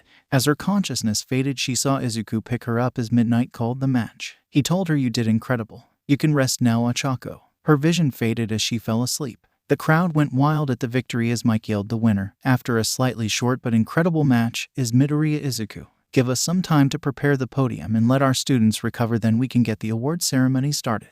Izuku walked to Recovery Girl's office. Once he got there and laid Ochako into a bed, Recovery Girl smacked him on the head. He didn't react due to Gamer's body, but Recovery Girl said, "You just don't know how to hold back. I can't even heal the girl due to her stamina loss." Izuku sighed as she smacked his head more. He said, "I can heal her. I'm not sure when she's gonna wake up though." Ochako glowed white as the bruises and cuts from the match disappeared. Recovery Girl sighed in exasperation. "Well, at least you can do that. I swear, you won for all users keep getting more and more reckless every time." The old nurse walked away, so Izuku took this time to look at his leveled up combat regeneration. Skill, Combat Regeneration. Description: restores 0.5% of health per 4 seconds and restores 1% of mana and stamina per 2 seconds. Izuku closed the window, satisfied with his progress on the skill. He got a call from his mom. Bracing himself for the yelling, he answered the call. Inko shouted. It was clear she was crying as she said this. Izuku said, "Hi, Mom." Before Izuku could say anything else, Inko said, "Izuku, I can't believe it. You won. We need to celebrate. We can invite the Bakugos." Izuku interrupted his mother. It would be a bad idea to invite the Bakugos' mom. Inko calmed down a bit and asked why. "Is there something wrong between you and Katsuki?" Izuku replied, "Kind of. We haven't been friends for a long time. Plus he lost before he ever fought me, so he might challenge me to one to prove he's better than me. And I really don't feel like listening to him complain the whole night when I beat him." Inko said, "Is he really that bad?" Izuku answered, "Yeah. He got Auntie Mitsuki's temper, but he doesn't have anyone to keep him in check because he doesn't respect anyone." Inko sighed. "Okay, so we won't invite the Bakugos. How about some of your other friends and their families?" Izuku said, "Yeah, that would be fun. Oh, and when I get home I have some news for you." This got Inko worried. "What is it?" she asked. Izuku calmed her worries. "It's nothing bad. It's just something I should tell you in person. Now I gotta go. See you soon." Inko said, "Okay, Izuku. I'll see you soon. Bye." She then hung up. Ochako groaned quietly. She opened her eyes and sat up. She looked at her surroundings and saw Izuku. "Hi, Izuku. I guess you won, huh?" Izuku nodded. "Yeah, I won. Our date is this Sun at 3. I'll pick you up at your house, okay?" Ochako blushed and nodded slowly. "How long was I out?" Izuku answered, "Just long enough for me to talk to my mom on the phone. I imagine your parents will call you soon. When they do, my mom wanted you and your parents to come over to celebrate, so ask them about that." Ochako nodded. "Yeah, I'll ask them. You ask the others." Izuku opened their party chat. Party chat. MIDORIYAI. "Hey guys, I have a request from my mom. Red Riot. What's up, Madabro? Also congrats on the win. MIDORIYAI. My mom wanted me to invite you and your families to celebrate our placing in the sports festival. YAOYOROZUM. That sounds lovely. I will ask, but I cannot promise anything. And I apologize in advance if they offend anyone by accident. My family is quite well off and we are used to high quality living." Red Riot. "Sounds great. I'll ask my parents and they should say yes. SHINSOH. My parents are leaving town for work tonight, so they can't. I'd be happy to though. URARAKAO. My parents agreed to come. But they do want an explanation as to how I did all that stuff. MIDORIYAI. We can figure that out later. The awards ceremony is soon, so Uraraka, Shinso and I need to go." Izuku closed the screen as Mike walked in. "Hey guys, I'm here to lead you to the podiums. The others are already there. Let's go," he said. Izuku got up and helped Ochako up as well. Before they could leave, Recovery Girl said, "Hold it. I still need to make sure Uraraka is good to go before you leave." The elderly nurse then gave Ochako a quick examination. Seeing nothing wrong, she said, "Everything looks okay. But if you have any pain or discomfort, come straight to me." "Okay." Ochako nodded. Recovery Girl said, "Good. Now go on, enjoy the awards ceremony, then go celebrate." The three left and got to the podium. Seeing that Ida was missing, Izuku asked, "Where is Ida?" Shinso answered, "There was a family emergency. He had to leave, so I guess his medal will be given to him another time." Izuku thought, "I hope everything turns out okay." Izuku stepped up onto the first place podium and Ochako to the second place. Shinso stood on the third place podium. After about a minute, the podium started rising up. The ceiling opened up, revealing the three as the crowd cheered. Midnight said, "Here are the winners of the sports festival. and to deliver the medals we have." A booming laugh shook the arena as All Might jumped from the top of the stadium shouting, "I am here." At the same time, Midnight said, "Our very own All Might." "Oops, sorry I talked over you." All Might laughed as he approached the podium. "Young Shinso, you did extremely well in Thai's sports festival. I believe if you continue to grow you can win first place next year. You really were incredible. Keep working hard." All Might pulled Shinso into a hug and gave him a bronze medal, then moved on. "Young Uraraka, you fought hard and proved yourself. Remember this moment and always try to push yourself to be the best you can be. I can't imagine the power you will have, even a year from now. Keep working hard to accomplish your dreams." Another small hug and a silver medal, then All Might moved on. "And last, but certainly not least, young Midoriya, you fought hard, pushing both yourself and your opponents to grow. Take this medal with pride. You are truly the greatest pick for my successor. You have truly impressed me, young man." All Might pulled Izuku into a hug, one that lasted slightly longer than the other two, and gave him a gold medal. "I give you the champion of the first years. Now one last time, say it with me. Go beyond, plus ultra." Everyone in the stadium cheered. Izuku looked at his quest. The hidden reward was a title. Title unlocked, champion of the first years. Effects, doubles the growth speed of skills, quirks, spells, and stats. Izuku equipped it and met up with his friends. Kirishima slapped him on the back and said, "Congrats, man. Sucks I didn't win, but you earned it. Oh, and my folks are coming to the celebration." Yaoyorozu also congratulated them. "Yes, you did amazing, Midoriya. You too, Uraraka. Though Gyro and Ashido did find out about your date." Izuku said, "Oh well. It was bound to happen eventually. So are your parents coming?" Yaoyorozu nodded. "Yes, mother and father were quite excited to meet my friends as I did not have many real friends in junior high due to my wealth." Izuku smiled. "Great, I'll see you guys soon. Now I need to go." Ochako said bye Izuku. Kirishima said, "Yep, I gotta go too. My parents need me to lead the way." The five left to get what they needed done to prepare for the party. Izuku had just gotten home. Everyone stared at him on the train ride since he just won the sports festival, when the door flew open and he was crushed in a bear hug and soaked with tears. "Izuku,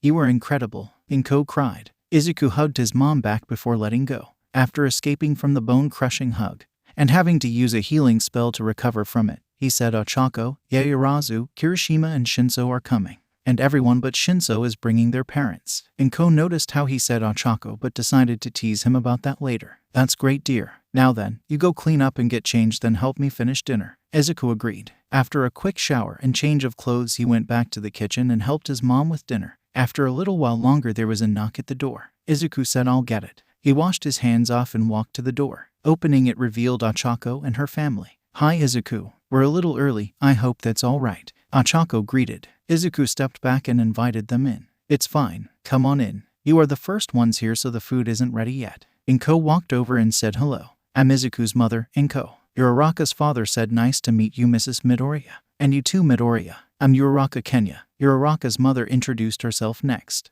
"I'm Uraraka Hana. Nice to meet you both. Ochako has told us a lot about you, Midoriya." Ochako blushed as her mother said that. Inko giggled at that. "Welcome. Dinner will be ready soon. You're only a little early. Make yourselves at home." The Urarakas thanked Inko and sat down. Izuku stayed and interacted with their guests. Eventually Kenya asked, "I asked Ochako earlier, but she didn't give me an answer, so I'll ask again. Where did all those new powers come from? And why do you have such similar abilities?" Izuku and Ochako had a silent conversation in the party chat since they just needed to think about putting words there. Party chat. "Midoriya. Hey, Ochako's parents are asking about our powers. Are you okay with telling our parents?" "Yorozum, of course. But if you will, I am almost there with my parents. If you will wait, we can tell them together." "Shinso, no problem. I'm a little late. My parents just left after we celebrated ourselves." Red Riot, same here. In fact, Kirishima cut off the message and someone knocked on the door. Izuku said, "Excuse me for a moment." He opened the door to see Kirishima with his parents standing there. "Hello Kirishima, Mr. and Mrs. Kirishima. Come on in and take a seat." Kirishima said, "Thanks Madabro," and walked in. His parents followed. Yaoyorozu was right behind him with her parents, so Izuku relayed the same greeting. Once they got back to the living room, Inko stepped in. "Hello Kirishima, Yaoyorozu. It's good to see you two again. And these must be your parents." The two teens nodded. Yaoyorozu said, "Shinso will be a bit late today it seems." Inko nodded and Yaoyorozu's parents looked confused as to how she knew that. Kenya stood up to his full height and approached Izuku. "I don't know what's going on, but I want answers. How do you all have these powers? Ochako certainly didn't have them before." Izuku didn't even flinch at the sight of the much larger man, which confused Kenya. "He isn't scared of me." "Why isn't he scared of me?" Why aren't you scared of me? Izuku replied, Sir, with all due respect, I have faced things much scarier than you. Now sit down and I can explain. Achako's father grumbled but complied. Once he did, Izuku said, our powers are similar for a reason. He turned the screens to public. This is a system called the Gamer. It gives us access to these screens and incredible abilities. He showed of his stats and skills. Our powers are magic we learned through this system. Izuku opened his inventory and a glowing golden egg popped out. That's new, he noted. Yaoyorozu said, wait. It has been 1 month since we got those monster eggs. They are ready to hatch now. All the parents, minus Inko, were shocked and confused, but most didn't say anything. Hands, however, asked, Monster egg, is it safe? Izuku said, probably. But if it's not, we can take care of it. Plus, it's just a wolf, not something crazy like a dragon. Izuku tapped the egg and a screen popped up. Hatch monster egg. Izuku selected yes, and the egg glowed even brighter before the light faded to reveal a small wolf with emerald curly fur. That looked extremely fluffy and eyes. Achako said, oh, how cute, it's like a little wolf. Izuku, using Analyze on the Wold Pup, revealed its stats and status. Name, level 1, EXP 0 divided by 100, health 70/70, mana 40/40, stamina 100/100. Warning message, a small creature that will grow quickly, takes after its owner and is smarter and faster than most others of its kind. Will risk even its own life for its friends and loved ones. Achako gushed, COOOL. That's awesome. And you got all those skills too. My turn. Achako hatched her egg, and her wolf had short pink fur that looked extremely soft and warm brown eyes. Her wolf was more durable than Izuku's but slightly slower and just as smart. Yaoyorozu went next, and her wolf had long sleek black hair and onyx eyes. Her wolf was also quick and intelligent but not very durable. Kirishima's wolf had spiky bright red hair and eyes. His wolf was easily the most durable but was the slowest and least intelligent of the group. Kirishima's mom said, hold on a minute. What's going on? Where did you get these things? Izuku apologized and continued his explanation. Oh, sorry. You see, these powers gave us a way to get stronger. We all have a skill called Item Dungeon. We use it to go into a pocket dimension and fight enemies. We get rewards like EXP, weapons, armor, and once, a pet egg. Achako continued, but they are dangerous. We have all lost at least one limb before. Heck, once Izuku lost both his legs and one. This shocked all the parents, minus Inko again, though she did look uneasy at the memory of her son with missing limbs. And they ran and checked on their children despite them being fine. Kirishima said, don't worry. Gamer's body lets us regenerate limbs and stuff. Though that is why sometimes we stay the night here, as it takes 8 hours of sleep to heal it. This calmed all the parents down. Izuku decided to end the explanation with one last thing. He opened the skill shop. These skills we can buy make us much stronger if we level them up. Izuku saw he had 5 skill points and bought super regeneration. Certain skills are much stronger than others. Yaoyorozu's father asked, do your healing spells work on anyone? Achako, the party healer, answered, sort of. On us, the healing spells can fix just about anything but missing limbs. On anyone without Gamer's body, it can still fix broken limbs, but missing organs and most things that can't normally be healed are left alone. Minor nerve damage and small scars can also be healed. Yaoyorozu's father was stunned. That is incredible. Can you heal brain damage? Achako said, I'm not sure. We only know about the effects of healing spells due to us having tried them. A few third years had damaged nerves that made it hard to close their hands and stuff, and almost every second and third year in the hero course have a few scars that we have fixed. Kenya asked, why do you know so much about healing? Izuku answered, we can all heal, but Achako is the best at it. We call her our party healer because of it. There was another knock at the door. Izuku got up. That must be Shinso. He opened it to reveal Shinso, but behind him was the Bakugos. He smiled and invited them in. Hello, Auntie Mitsuki, Uncle Masaru, Katsuki. Come in, please. You too, Shinso. The four entered the house and sat down. Immediately Katsuki asked, what's with the little mutts? Instead of answering, Izuku looked at Shinso and said, open your inventory and get the wolf egg. Mitsuki snorted in amusement. What is this? Some sort of video game? What the hell? The Bakugo matriarch cut off as Shinso did as told, and a screen appeared in front of him and a glowing golden egg appeared in his hands. Izuku explained me. Shinso, Kirishima, Achako, and Yaoyorozu all have video game powers. Mitsuki asked, is that how you used all those powers despite being quirkless? Izuku nodded. Kind of. I do have 3 quirks. The super strength one, another super strength one, and the dragon one. But yeah, all the different attacks plus some other things are from our video game powers, including those wolves. Mitsuki said, that's bullshit. Izuku nodded and Kirishima said, yeah, a lot of people think that. Shinso said, so the eggs are ready to hatch. Izuku nodded and Shinso hatched the egg. His wolf had messy purple hair and was the fastest of the wolves. It immediately curled up next to Shinso and took a nap. Mitsuki decided to move past the shocking revelation and said, well, we came over to congratulate Izuku for winning.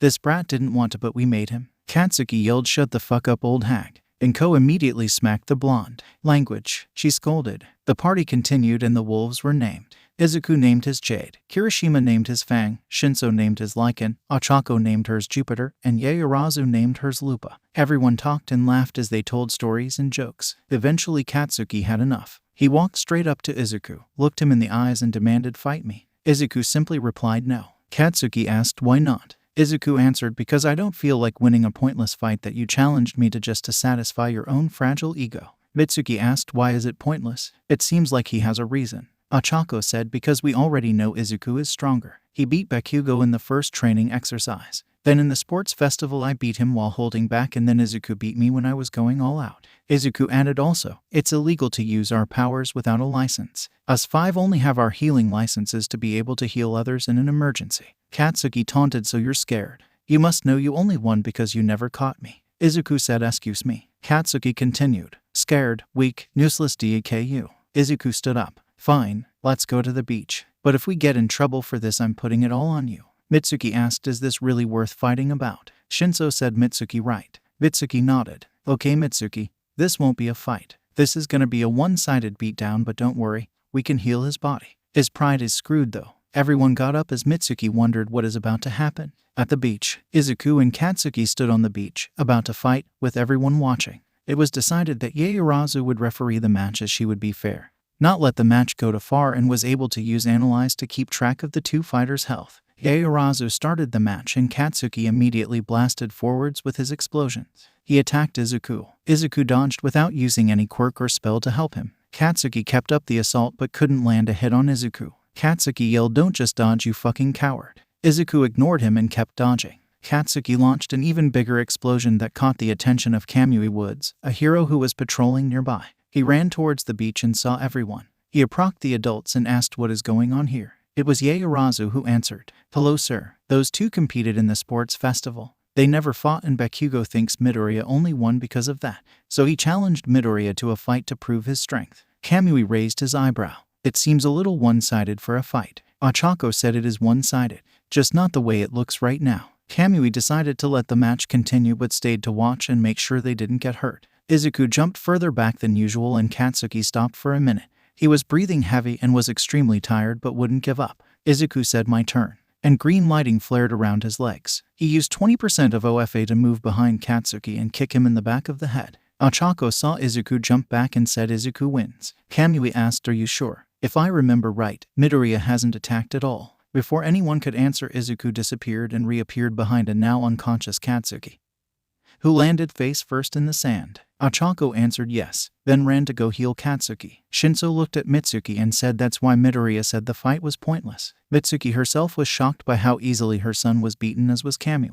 As Izuku, Ochako and the now awake Katsuki walked back over, Kamui said, well, since it seems like you had it all under control and were just training, I will let you off with a warning to be careful. I do wish there were more quirk gyms around so we wouldn't get into situations like these. Kamui started to leave but was stopped by Izuku. He pulled a notebook out of nowhere and flipped to Kamui's page. Please sign this. The hero did so while asking, where did you get that? Ochako shook her head. Don't bother. We have known him for a while and we have no idea where he keeps them. Eventually everyone got back to the Midoriya house and the party continued. Though Katsuki was pissed that Izuku didn't take TGE fight seriously and went well. It was around midnight that everyone went home. Izuku was helping his mother with the dishes when Inko asked, so what was the other thing you wanted to say in person? Izuku prepared for the tears and hug as he said, I have a date with Ochako this Saturday. He had to use multiple healing spells to fix his cracked ribs. It was 2 days after the party and almost time for Izuku's date. Inko was picking out his outfit because, in her own words, you have no sense of style. Izuku had grumbled at that. In his opinion, his comfortable t-shirts and baggy shorts were just fine. Inko had chosen a dark green polo shirt and slim jeans that showed off his muscular frame. She handed them to Izuku and ordered, go put them on. We need to make sure they fit. Izuku obliged his mother and walked to the bathroom. He put on the clothes and walked back to see his mom. Inko saw her son and started crying slightly. Oh, you look perfect. She smoothed out the part that was slightly wrinkled and asked, so what are you doing for your date? Izuku answered, I'm taking her to a nice restaurant. Nothing too fancy or expensive because neither of us like that sort of thing. And then a walk through the park nearby. Inko nodded in approval. Good. Now you know that you pay for everything since you asked her out. Right. Izuku said yeah. Now then, I need to get going. It's an hour-and-a-half train ride and a 5-minute walk to her house from the train station. He didn't say that it was Ochako who asked him out. Inko saw that it was 1:10 and practically threw her son out of the house. Go, go. Izuku ran out of the house. Once the door closed behind him, Inko sighed in happiness that her son was growing up, and sadness that he's not her baby boy anymore. Izuku had gotten to the Uraraka's house. It was a small building with only one floor and a few rooms, but it was nice. He knocked on the door and Ochako's mother answered. Oh, hello, Izuku. Ochako is almost ready. Izuku saw Ochako's father walk past the door, grumbling about how her baby girl was already dating. Hana giggled and said, don't mind my husband. He's not happy that Ochako is going on a date. Izuku replied, it's okay. Ochako walked into view and said, hey Izuku, what do you think of my outfit? Ochako was wearing a pink t-shirt and dark blue jean shorts. Izuku blushed at how cute she looked. You look great, Ochako. Ochako looked Izuku over and said, so do you. Well, let's go. She stepped out of the house and grabbed his hand. Kenya appeared in the doorway and warned, have her back by 8 or we will have a problem.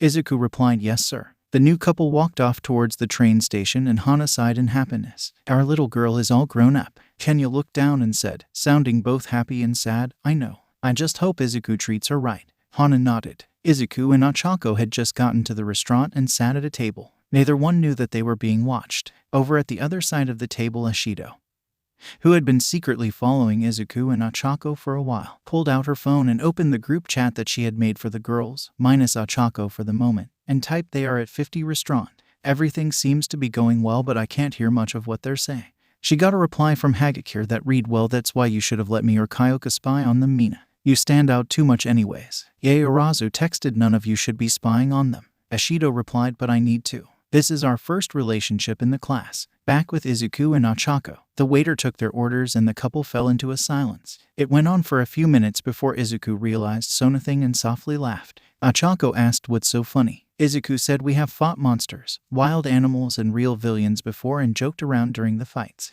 We have also just sat with each other and talked. But a simple date causes us to not be able to say anything. It's silly. Ochako was now laughing a bit too. You're right. That is silly. Izuku said, how about this? We know just about everything about each other, but we haven't shared stories from when we were kids. Ochako asked, so we share some stories. Izuku nodded and replied, how about I start? One storytelling session later. Ochako was now laughing hard. I can't believe you did that. How do you make a villain turn themselves in from just talking to them? Izuku said, this will explain. Also, don't think I won't be teasing you about barfing all over the principal of your old school. Ochako got a message on her phone from Izuku. It was a picture of him as a kid in an All Might onesie, doing All Might's signature pose. It made Ochako laugh even harder. Oh god, Izuku, you were adorable as a kid. And with a smile like that, no wonder you managed to make villains rethink their actions. Over on the other side of the restraint, Ashido typed another message in the group chat. Yeah, Momo, your mission is to get Midori's baby pictures if you can, or give me his address so I can get them. Yaorazu's response came immediately. Done. Here's his address. 80. Ashido giggled to herself and ordered another piece of pie to have an excuse to spy on her classmate. Izuku and Ochako finished their meals. Izuku insisted on paying and Ochako tried to argue but failed and left. Izuku led her to a park nearby and the two walked around for a bit before finding an empty bench overlooking a small lake that reflected the sunset. Ochako said, thank you for today, Izuku. I had a lot of fun. Izuku smiled. Of course, Ochako. I'm glad I can call you my girlfriend. He leaned in and kissed Ochako. Ashido saw the kiss and internally squealed as she took a picture and sent it to the group chat. Izuku and Ochako sat together in comfortable silence before Izuku said, it's getting dark. We should get you home. Ochako reluctantly agreed and the two took a short train ride to Ochako's house. She gave Izuku a short kiss before running inside. Izuku smiled to himself as he walked back to the station and went home himself. Inko of course asked him many questions and Izuku happily answered them all. He went to bed after a few more minutes of questions and quickly fell asleep. As it turned out, stressing out about a date was exhausting even if he didn't show how nervous he was. All Might had just gotten off the phone and was sweating profusely. His old sidekick and former mentor Sir Night-Eye and Gran Torino had ordered him send the kids to their agency. The reason? Both suspected the kids of getting multiple quirks from All for One. He knew what would happen if he didn't. The 5 children would be hunted down, murdered, and then the crimes covered up to keep All for One from returning. All Might sighed. He hadn't even told his successor about the supervillain yet. First, I need to tell young Midoriya about All for One. Might as well tell his friends at the same time because they are now dragged into this. The principal's voice came from the PA system in the teacher's lounge. I will make it so the 5 only have Gran Torino's offer for an internship. He will be better at teaching Midoriya how to use OFA and will be less likely to kill the children on site. All Might nodded in agreement to the decision before freaking out that Nezu knew what he was thinking. The 5 gamers had just entered their homeroom. Aizawa walked in right afterwards and said everyone shut up. The class instantly fell silent and Aizawa continued. For the next week you will be going on internships. Requests have been put in from the pro heroes watching the sports festival. Here is the list. Todoroki Shoto, 4,572. Ida Tenya, 861. Takoyami Fumikage, 403. Bakugo Katsuki, 212. Midoriya Izuku, 1. Uraraka Achako, 1. Yaoyorozu Momo, 1. Kirishima Ejiro, 1. Shinso Hitoshi, 1. Bakugo laughed at how few internships the gamers got. Ashido asked why did the ones who did the best in the sports festivals get so few offers. Aizawa shrugged. No idea, but they have to go to their only choice. Aizawa handed out internships forms to those who got them. For those who got no offers, we will have a list of names who volunteered to take those who got none for you to pick from.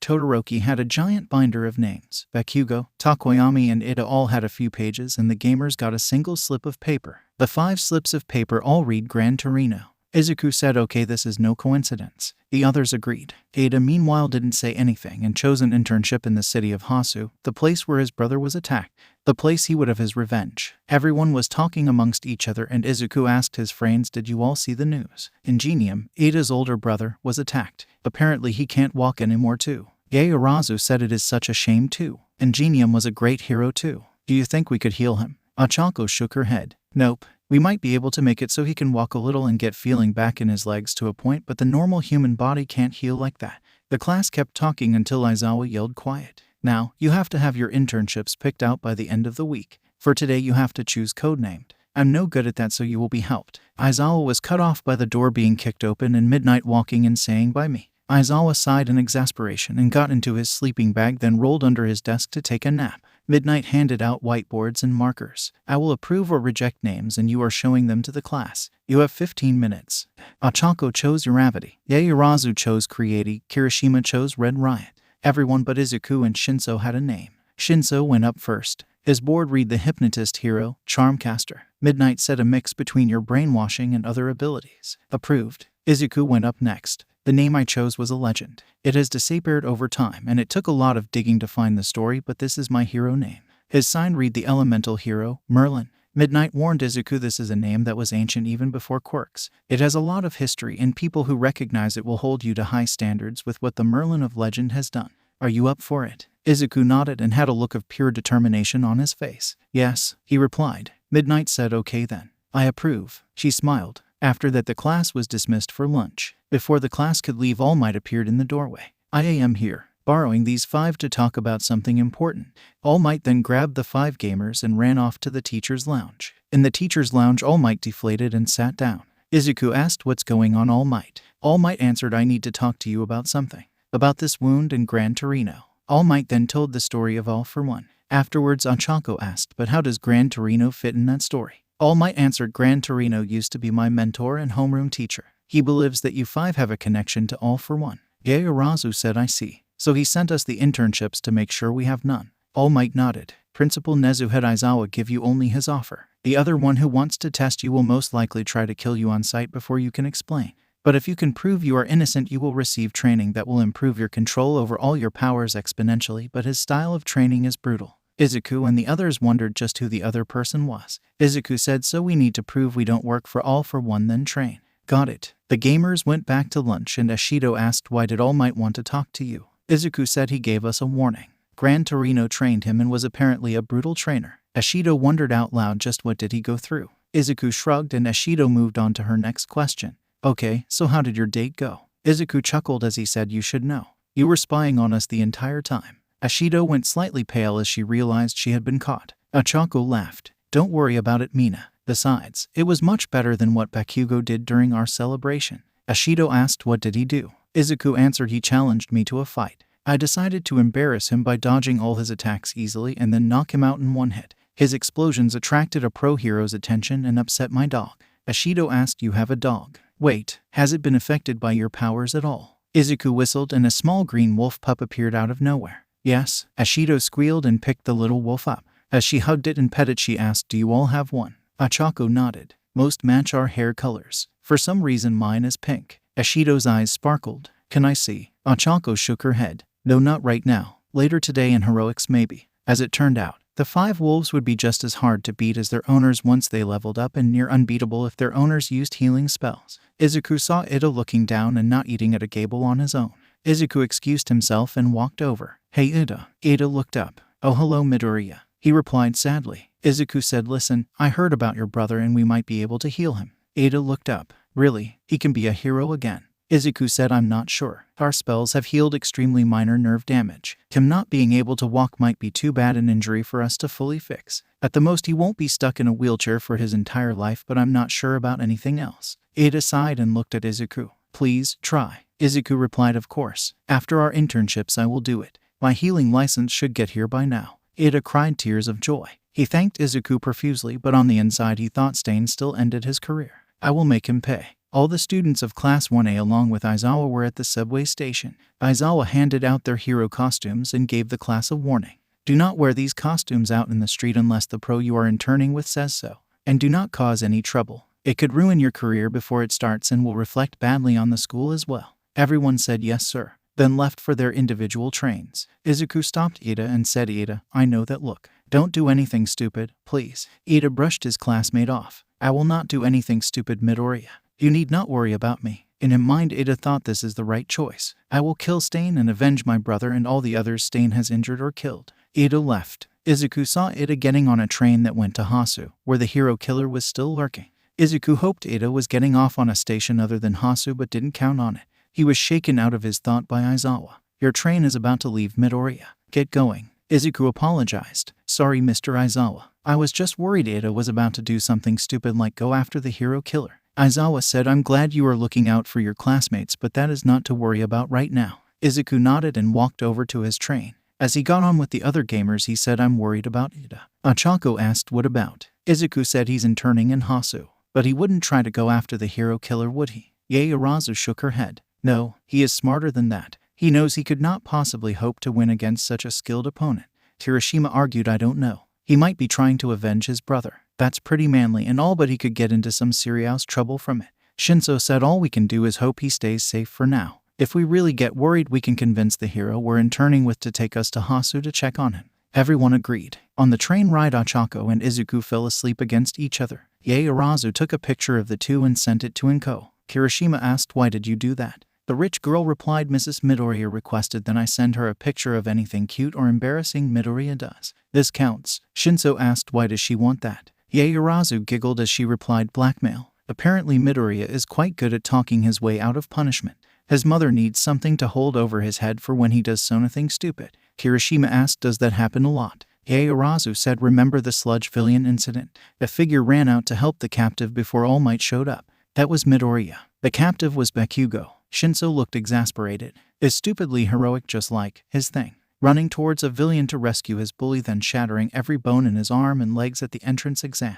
Kirishima said that last one technically wasn't his fault. Nobody ever taught him to control his quirk. And All Might isn't exactly the best teacher. The group of 5 got to the address they were given. It was a small brick building that didn't look like much. Izuku asked, is this the place? Yaoyorozu double-checked the address. Yes, I suppose he cannot afford much due to him being retired for years. Maybe he did not save his money. Izuku knocked on the door and it opened slightly. Everyone immediately prepared for anything. Izuku pushed the door open and they all saw an elderly old man in a yellow and white hero costume on the floor covered in what looked like blood. Everyone immediately used Analyze. Name, Gran Torino. Title, None. Level, 40. Health, 1,750 over 1,750. Mana, 5,200 over 5,200. Stamina, 9,000 over 9,000. Warning message. The trainer, the fighter, the tester. This is a hero who will test every part of you. Shinso said he's alive, not even hurt. How about a wake-up call? He then blasted the elderly hero with water. Gran Torino was blasted across the room. He managed to twist in midair and land on his feet. What the hell? I could have been hurt. He screamed. Shinso rolled his eyes. You weren't, were you? Besides, you were the one who tried to trick us. Gran Torino then asked, how did you know it was a trick? The hero thought, well, I doubt these 5 work for all. For one, I need to be sure. And with how strong they are, I won't be able to win a fight against all of them. Izuku said we can explain, but it is a secret. So we need to first close the door, then make sure nobody is listening in. Kirishima shut the door and Yaoyorozu surrounded the room in soundproof padding. Gran Torino said okay. Now nobody can listen to you but me. Smart move. Izuku nodded. Now then, this is a bigger secret than one for all and all for one. Gran Torino looked shocked that Izuku said that in front of so many. Izuku explained, I'm All Might's successor and everyone here knows about it. Before we left for here he told us about All for One. Gran Torino asked, so what is this secret then? Izuku went to setting and set his screens to public. Gran Torino looked shocked. Izuku asked, I take it you know about video games. Gran Torino snarked back, video games have been around for centuries. I know I look like I've been around for longer, but I haven't been living under a rock. Izuku said, good. That speeds this along. We have video game powers. Gran Torino asked, anything else shocking I would need to know? Izuku said, we're all basically immortal. We don't age once we hit physical maturity, and with some of the skills we can get make us almost impossible to kill. We can heal from literally anything, including missing limbs and organs, as long as we have at least 8 hours of sleep. We also don't have physical or mental limits, so we can theoretically keep growing forever. Gran Torino said, that's bullshit, but I am glad you don't work for that monster. Kirishima laughed. Bullshit seems to be the most popular reaction to our powers. Yaoyorozu said, I hope this proves we did not get our power from All for One. Gran Torino nodded. Yes it does. But where did you get them? Izuku shrugged. I went to sleep after I broke both my limbs using One for All for the first time to save Ochako at the entrance exam. The next day I woke up with these powers. After that I found these 4 and we just got stronger and stronger from there. So we have no idea. Yaoyorozu added, we are also stuck in our party. Something about our fates being intertwined. Gran Torino scratched his forehead. Well, that is stanch. But we can talk more tomorrow. That gives you time to settle in and your trainer's time to get here. Izuku asked, trainers. Gran Torino said, I'm old and only one person. I can't train 5 people at the same time. So me and Night Eye will train Midoriya. Fat Gum will train Kirishima and Yaoyorozu. Uraraka will be trained by Gunhead. Shinso will be trained by Edshot. Everyone put their bags in their rooms and had dinner. Izuku cooked and Gran Torino told funny stories about All Might, then retired to bed for the night. They were all exited about the next day. Nobody was prepared for the harsh training that was coming the next day. The 5 gamers and Gran Torino got up in the morning and had breakfast. They got into their hero costumes and waited for their trainers to show up. Gran Torino said that they could relax, but none of them did, as they all knew it was a trap. The first trainer to show up was Shinzo's. A knife flew out of the shadows towards him, but Izuku reacted and flicked his finger using OFA at 3%, and a small gust of wind blew it off course so it clattered to the floor harmlessly. Edshot stepped into view only to immediately have to dodge a shadow blast from Shinzo. Good reaction time and instincts. Ever since Gran Torino told you to relax, I was here, but you somehow knew. The ninja hero spoke. Shinzo walked towards him. Not really. We just felt that something was off. But why did you wait an hour to make your move? Edshot replied, I wanted to see if you would drop your guard, but you didn't. Also, as you just demonstrated, you 5 didn't really have any openings. Midoriya looked the most relaxed but still managed to react quickly, showing that he was on guard. Gran Torino asked, that skill takes years to master. How are you able to be on guard but looked relaxed so easily? Izuku said, bullies with explosion quirks suck when you don't have a quirk. Gran Torino and Edshot glared. Most pro heroes usually fall into 2 different categories. They either hate bullies or are bullies. Both pros in the room fell squarely into the former. Suddenly there was a knock at the door that interrupted the others from saying anything. Gran Torino said, Midoriya, go get the door. Izuku opened the door to see Gunhead and Fatgum. Fatgum said, hello. Is this Gran Torino's place? Izuku nodded and stepped aside to let the 2 pros in. Gunhead asked, so who am I training? I wasn't told which one of you I'm helping. Gran Torino said, Gunhead, you're training Uraraka. Fatgum, you are training Yaoyorozu and Kirishima. The pros took their interns to talk to them and find out what they needed to work on. Fatgum asked, so what are your quirks? Kirishima said, we both have an elemental manipulation quirk and a minor super strength quirk. I have a hardening quirk that increases my defensive capabilities as well as slightly improving my offensive ones. Yaoyorozu said, I have a quirk that allows me to make anything from my lipids as long as I have enough and know the molecular structure of the object. I cannot, however, make anything living. Fatgum got exited. Another fatty. Yaoyorozu looked offended. Excuse me. Fatgum quickly backtracked. Sorry, I wasn't trying to offend or insult you. I call anyone with a quirk that uses fat cells like mine a fatty. Anyways, I think I have it figured out as to why I'm here to help train you.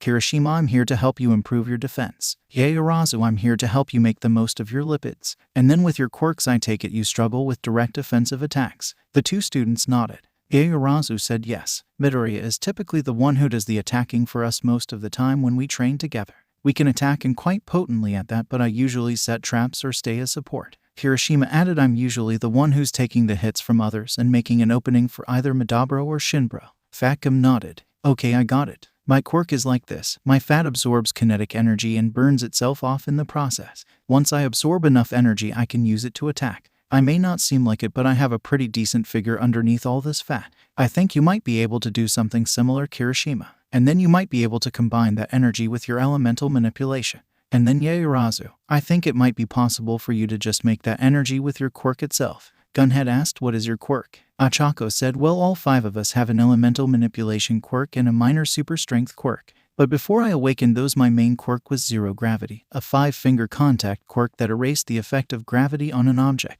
I don't use it much anymore due to my other skills, but when I do, it is helpful. I can also use it on myself, but then I get sick. Gunhead looked intrigued. Okay, so I should teach you CQC, close quarters combat. That should allow you to better defend yourself in case somebody gets inside your guard. What element do you specialize in? Ochako answered, I'm best with healing and wind, though I do also use water a lot. Gunhead nodded. Okay, I can work with that. How do you normally train? Ochako answered, usually I work on dodging and counter-attacking when I actually fight. But I'm not really that good fighting others unless I know their weaknesses, so I usually stay back and heal the others when they get hurt. Gunhead said, okay then. I saw your fights in the sports festival, so I think I can see how you fight, but I do want a quick spar before we actually start training so I can get a better feel for it. Ochako agreed, exited to test her strength against a pro, but also scared of how much work she might need. Edshot said, I think I was called here to help you with your stealth and weapon skills, right? Shinso replied, kind of. I don't really use weapons because I don't have any, but I specialize in the dark element, and my original quirk is brainwashing. Edshot asked, original quirk? Shinso said, when I originally got to UA, I only had my brainwashing. Then somehow after S5 met, we all manifested 2 more quirks, elemental manipulation and minor super strength. Midoriya has 4, a much stronger enhancer quirk and a dragon quirk along with the other 2. Edshot looked confused. How does that work? Developing quirks so late, they have nothing to do with your other quirk, and 5 people share the same quirks. Shinso said, no idea. We are all kind of special cases. Edshot said, okay. Well, back to your training. You can clearly shape the elements, as I saw you use a ton of traps before in the sports festival. Can you make weapons from your elemental manipulation quirk? Shinso thought for a moment. Possibly. We should wait until we actually move to the training grounds in case something goes wrong and it blows up. Edshot asked, blows up? Shinso laughed as he pulled up a video of Izuku on his phone. Midoriya tried to combine the earth and fire elements to make a meteor shower a week before the sports festival. Emphasis on tried. Edshot watched the video and saw the 5 standing on a beach. Izuku had his eyes closed and fire swirled around one of his hands while rocks floated around the other. Suddenly he opened his eyes and yelled Shibi-OOOM. There was a massive explosion that shot Izuku far into the water until he was out of sight. The hero couldn't help but laugh as Izuku flew back dripping wet, looking pissed at himself. Okay, I will assume the explosion was that big because Midoriya tried to make a meteor shower, but still, we don't want that to happen anywhere near a building or civilians. Edshot said. Shinso nodded. The front door was opened again and another person walked in. Gran Torino said, Night-Eye, they already proved to me they didn't knowingly get these powers from him and definitely don't work for him. Night-Eye wasn't convinced, however. I will be the judge of that. Everyone but Midoriya and Gran Torino leave but stay nearby. Fatgum said, listen, Night-Eye, I trust you and everything, but I think I know who you are talking about. These kids don't work for that monster. Besides, you can't make me do anything, and I doubt you can beat all 5 of these kids, so don't try to force us to follow your orders. Night-Eye glared. You cannot be sure about that. These 5 are dangerous and have too many quirks for them to have gotten them naturally. Izuku was done with All Might's former sidekick already, and it had only been 45 seconds since he walked in the door. All right, enough. You won't believe us no matter what we say. You and I are going to be talking in private. Let's go. Night-Eye said, watch who you are speaking to, child. You don't know who you are up against. Izuku said, Sir Night-Eye. Real name Sasaki Murai. Quirk, foresight. You can look into the future of anyone who meets certain conditions, but you haven't revealed those conditions to anyone. Now come with me or I will grab you and force you to follow me just like I did to Todoroki in the sports festival. Night-Eye rhetorically asked, this is a future pro hero. So rude to their superiors. Izuku shot back, no. But I refuse to deal with more bullshit from those who think they are better than everyone else. I have dealt with someone like that for 16 years, so no more. Izuku spread his wings and in a blur of green him, Night-Eye and Gran Torino were all gone. Gunhead asked, will they be okay? Uraraka said probably, as long as nobody resorts to violence. Izuku landed on the roof of the apartment building they were staying in. Now we can talk privately. Night Eye said, how dare you? I knew you weren't worthy of OFA. You will pass it on to the one I have chosen to succeed Toshinori. Grand Torino glares at Night Eye, and the truth comes out. You only want to force Midoriya to give OFA to your choice for a successor. Night Eye said, of course. Tojita is a much more worthy choice than this child. Grand Torino said, I didn't have a choice when Nana passed the quirk on to Toshinori. I didn't have a choice when Toshinori passed the quirk on to Midoriya. You don't get a choice either. The quirk is not yours and you will never have a say in who receives it. Night Eye demanded, I will have a say in it. Toshinori should have listened to me when I said to retire. He should have listened when I proposed Tojita. Now I will force him to listen. Izuku said, enough. I will not be passing this quirk on to who you want me to. All Might chose me to carry this torch. I will carry it with pride until the time comes for me to pass it on, if that day even comes at all. Night Eye asked, what do you mean? Izuku answered, my power makes it so I don't age after I hit maturity. I can heal from literally anything, even lost limbs. I have no physical or mental limits either. It might not even be possible to kill me eventually, and due to OFA my quirks can't be stolen. I am the 9th user of OFA, maybe I should be the last. This quirk has grown too powerful for a 10th user, and honestly with me as the 9th there is no need for one. Night Eye said, that is impossible. You will fall with pride like that. Izuku said, then look into my future and see for yourself. And if you see a future I don't like, then I will change it. Night Eye glared. You can't change the future. What I see will happen. The future is set in stone. He tried to use his quirk on Izuku, but a small blue box appeared instead. The box read. The other two saw the screen as well. Night Eye asked, what is this? Izuku answered, the power of the gamer. This system is why me and the 4 down there are so strong and have no limits. We have no set future. We are able to make our own choices. Night Eye said, this isn't over. Tojita will have one for all by the end of the year. You will give it to him or you will truly have no future. I am leaving. I refuse to help teach that fake successor. Gran Torino said he may be able to see almost everything, but he is still blind to the most important truth is you. You are trying to copy All Might and he is trying to make another one. Izuku continued for the elderly pro. But there is only one All Might. I will never be him, so instead I should try to be my own hero. Gran Torino nodded. Exactly. Now then, we can start your training. Let's go back downstairs. The two went back inside and Gran Torino said, training starts whenever you are ready. Izuku asked, here. That's a bad idea. Gran Torino asked, well, where would we go? Izuku said, let me try something. He then tried to make a new skill. It worked. Skill created, pocket dimension. Description, allows the user and anyone else they touch to enter a pocket dimension that is an exact copy of their world without anyone else. Nothing in the new world can affect the outside world. When the user leaves, then anyone that was with them is also spit out. Time passes at either a normal, accelerated, or slowed rate. Izuku said, got it. Everyone grab onto each other. Everyone in the room grabbed each other and Izuku used the skill. A bubble of white energy surrounded them. When it faded, nothing had changed. Gunhead asked, what did that do? Izuku said, if that worked, and it should have, then there is nobody else in the world right now. We are in a pocket dimension that only we are in. Ieyasu said, then the real world shouldn't be affected by anything that happens in here. Izuku nodded. Exactly. Now we can train without worrying about property damage or civilians. Plus I made it so 1 hour in here is only 6 minutes out there. Fatgum asked, how did you do that exactly? Because that is ridiculously strong. Izuku ignored the question and said, now we can start training for real. And if anything explodes, we don't have to worry. Gran Torino smirked. Well then, let's begin. After quickly checking to see if the city was truly empty, Izuku insisted to make sure it worked. The training started. The teacher started finding out the limits and potential of the students. Over with Izuku and Gran Torino, the two were locked in an airborne contest of speed, with Gran Torino going faster than Izuku but still not being able to land a hit due to Izuku predicting his movements and using his wings and magic to dodge the faster pro. Izuku was similarly unable to hit Gran Torino due to the pro's faster speed. Gran Torino suddenly sped up immensely and slammed into Izuku faster than he could react and sent him crashing through a building.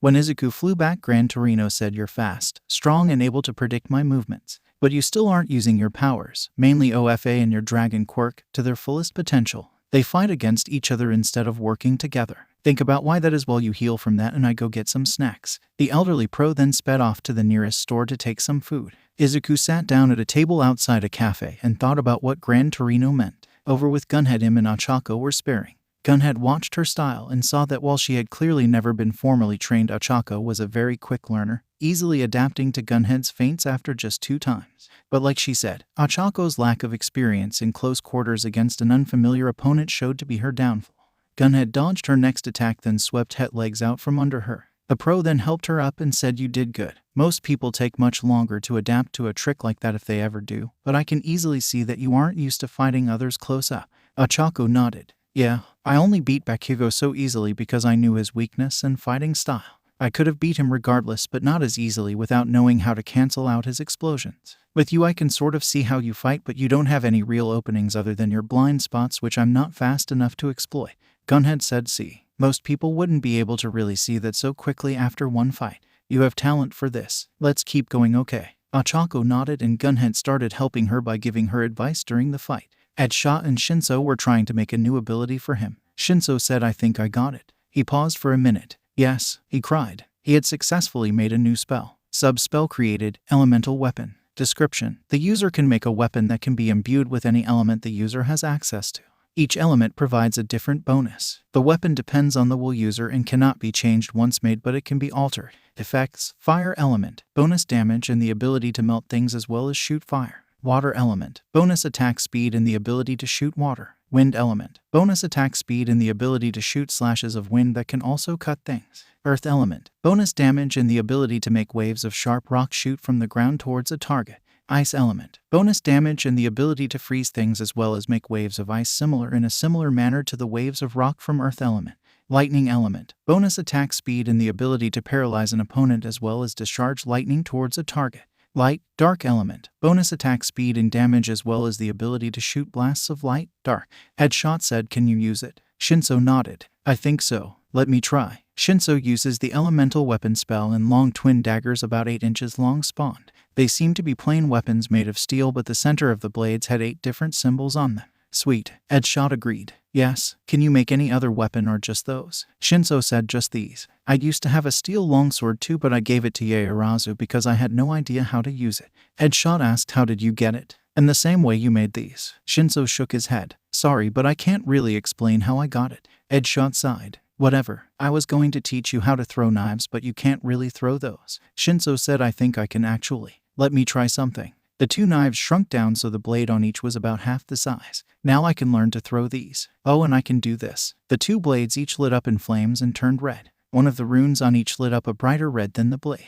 Headshot looked surprised. Good. I suppose I can start teaching you now. Headshot showed Shinso how to hold the knife to throw and how to guarantee the point of the knife would always face towards the target. Shinso also sent a message in the party chat on how to make the weapon skill and what it did. Fatgum was helping Yaoyorozu and Kirishima figure out what their quirks could or couldn't do. Yaoyorozu couldn't create kinetic energy unfortunately, but as it turned out, Kirishima could actually absorb the energy and store it for later use. He couldn't store a lot of it due to his still low stamina and the fact that both keeping his quirk active and accessing that stored energy took stamina, but it was huge progress. Though none of them were sure why or how Kirishima could absorb the energy from attacks. Fatgum said, Kirishima, we can work on your energy absorption later. First we need to increase your stamina so you can actually use it. I know I'm not one to talk when I'm like this, but I can still do fairly well. Yaoyorozu, I want you to find a place with a lot of food. I'm gonna need some and so are you. Plus I'm sure Kirishima will want some food after we get done training.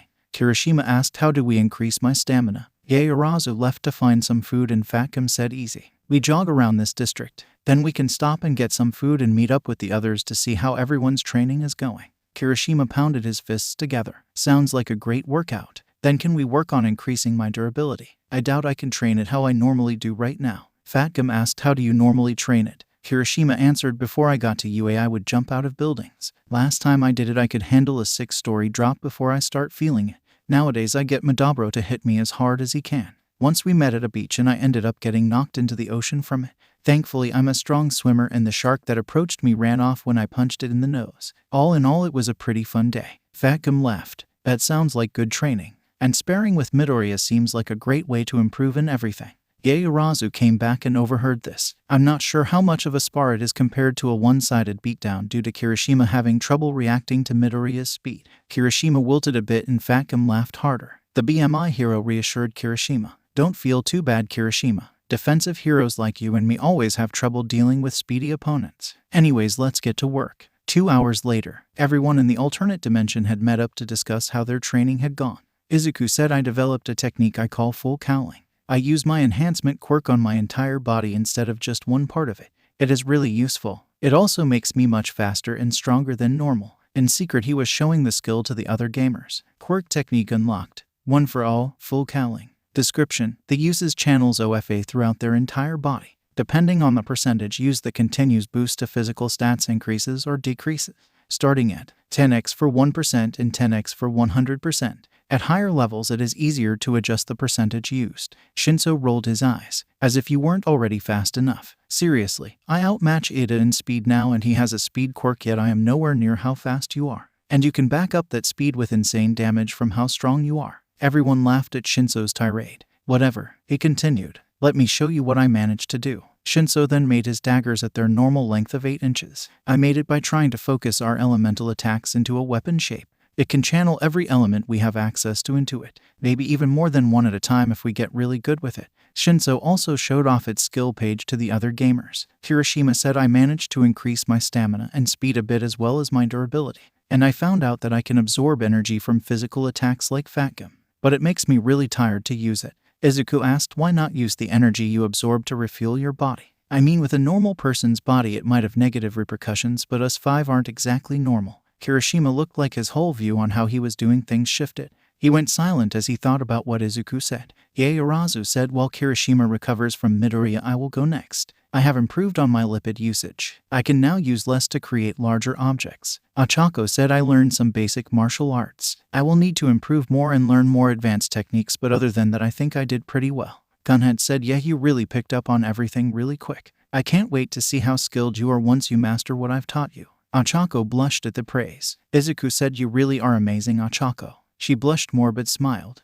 Thanks, Izuku. Izuku checked his stat page and saw something different than normal. Name, Izukumidoriya. Title, Spell Master. Level, 22. Class, None. Class Dungeon available. EXP, 0 divided by 28,000. Health, 750 over 750. Mana, 3,400 over 3,400. Stamina, 750 over 750. Stats, STR, 75. AGIL, 75. INT, 60. Wise, 60. DUR, 75. Stat points, 50. Skills, Gamer's Mind, LVL Max. Gamer's Body, LVL Max. Analyze, 7 Latvian Lats. Unstoppable Intellect, 6 Latvian Lats. Physical Resistance, 21 Latvian Lats. Spell Resistance, 10 Latvian Lats. KNOCKBACK Resistance, 10 Latvian Lats. Stone Skin, 12 Latvian Lats. Charm Resistance, LVL Max. Disable Resistance, 7 Latvian Lats. Item Dungeon, LVL Max. Quirk, Superpower, 15 Latvian Lats. Minor Strength Augmentation,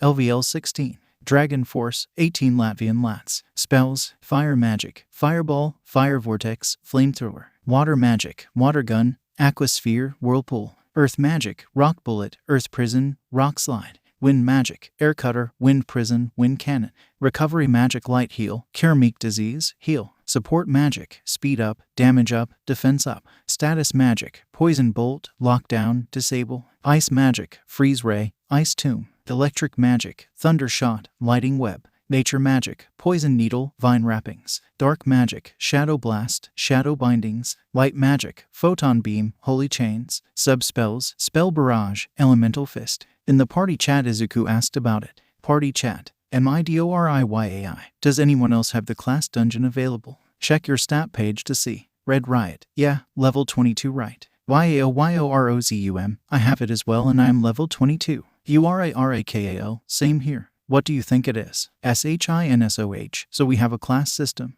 And I'm level 22. Do you think this is a gamers only thing because we haven't seen anyone else with a class, but we have seen a lot of people over level 22? MIDORIYAI, maybe? Then again, until we unlocked titles nobody had one either. Anyways, want to do it? See what classes we get. Red Riot, I'm in. What about you guys? YAOYOROZUM. How about we wait until after the heroes accept Gran Torino Lee?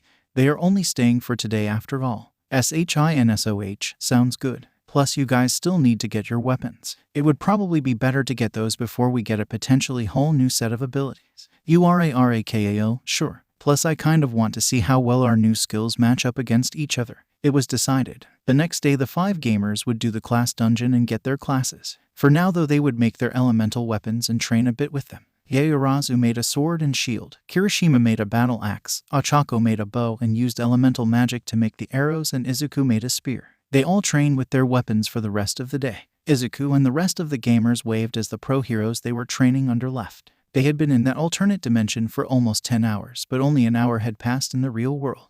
Once they left, Izuku said, "Okay, let's rest for a little while. Our stamina needs to recover. Or at least mine does, even with the super regeneration skill." Ochako said, "Yeah, me too. My mana is still low, so let's just rest." Gran Torino asked, "Rest before what? I know we were technically gone an hour, but training is over for today." Yaoyorozu said, "We have something called a class dungeon available now that we are level 22. Once we recover our stamina and mana, we will be entering the dungeon and getting our classes. However, that works anyways." Gran Torino sighed and pinched the bridge of his nose. "This sounds like a bunch of computer nerds all talking to each other about some video game or something." Shinso said, "Welcome to our world. Everything is now pretty much a video game." Izuku said, "Except cooking. There is no cooking skill for some reason, even though most games let you cook for bonuses." Kirishima said, "We really have no way to tell what skills there are. We can only buy skills from the most basic trees right now, but we know there are way more than we can see. We can even create some." Gran Torino said, "Enough. Ugh, you are giving me a headache with all this nerd talk." Izuku said, "Oh, sorry. Anyways, we should be ready to go in about 10 minutes. Gran Torino asked, "How long will it take?" Yaoyorozu said, "If it follows the same path as a normal dungeon, I would guess a few hours. If not, then we have no idea. Plus, with the new time manipulation in a pocket dimension, it could make it so we are only gone for a few minutes." Gran Torino nodded. "So how do these dungeons work?" Izuku said, "Normally it works like this. We enter the dungeon and we all get a screen telling us how many enemies, bosses, and mini-bosses there are. We beat a certain number of enemies and the mini-boss spawns. After we beat every enemy and mini-boss, the boss spawns. The boss can be pretty much anything. For our first dungeon, it was a stronger version of an enemy we fought earlier in the dungeon. The second level of that dungeon had a sort of challenge boss where we fought against an enemy that was meant to test us. There are 3 levels to every dungeon, and the dungeons take after the item they are made from."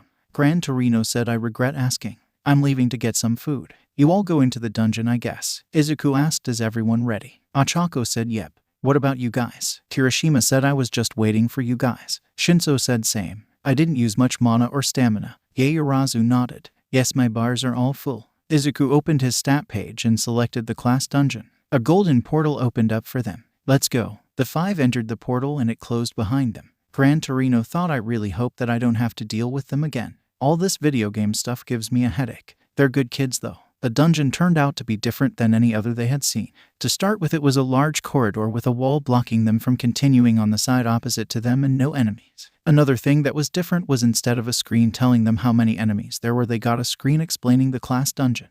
"Everyone read the message." Izuku asked, "Is everyone ready?" Getting 4 yeses, Izuku then said, "Okay then. Game on. Start dungeon." The small torches that illuminated the room went out for a minute before burning brighter than before and lit up the whole room. Another screen appeared. The enemies seemed to be mostly goblins of different colors this time around, all with varying weapons, with some wolves sprinkled in as well. Izuku scanned them and they all seemed to be around levels 5 to 9. One goblin saw them and screamed, alerting the rest of the enemies to the gamer's presence. All the enemies charged at them. Izuku summoned his spear and formed his wings and tail. He flew up and charged the spear with lightning. Throwing the spear at the goblins in the middle of the pack of enemies resulted in about 8 being fried by the electricity that arced out from the spear when it impaled the nearest goblin, killing everything it touched. Izuku flew down and grabbed the spear and impaled a few more. The other 4 gamers shot out full power AoE spells at the enemies that killed the rest of them. Izuku flew back to the others. "Seems like we don't get any exp or drops from the enemies. That may just be because of how weak these enemies are though." Kirishima said, "I think we should save our mana for now. So let's use our weapons and quirks to fight instead." Shinso deadpanned. "You just want to fight the enemies up close because it's the manly way, isn't it?" Kirishima didn't answer. Shinso sighed. "Whatever. We should do it anyways. You never know what enemies we will face later on, so we will need to be ready. Might as well save up our mana for emergencies." The next wave spawned, giving them no time to talk. This time the goblins were a level higher on average. Izuku said, "It seems that each wave brings 5 more enemies and they increase by 1 level. If that keeps going on, we will be underleveled by wave 18 or 19 if we don't get any levels from it." Ochako shot a wind arrow that pierced through a few goblins. "So we need to be extra careful past wave 15. Plus, we have no idea what the bosses will be like." Ochako fired more arrows and Izuku, Yaoyorozu, Kirishima, and Shinso fought up close. Izuku had gotten rid of his spear and was fighting with his claws and full cowling to get more practice using them, as well as to level up his quirks as they still got exp. Yaoyorozu was still using her sword and shield, and Kirishima was smiling as he cut through the enemies like they were paper with his battle axe. Shinso was using his knives at their full length to easily beat the enemies. The early waves were no problem. Wave 5 was where the first problem showed itself. The first boss spawned. Izuku used Analyze. Name, Crystal Golem. Level 12. Health divided by Mana 0 divided by 0. Stamina 150 over 150. Warning message. This enemy can shrug off all but the strongest attacks and hit hard back.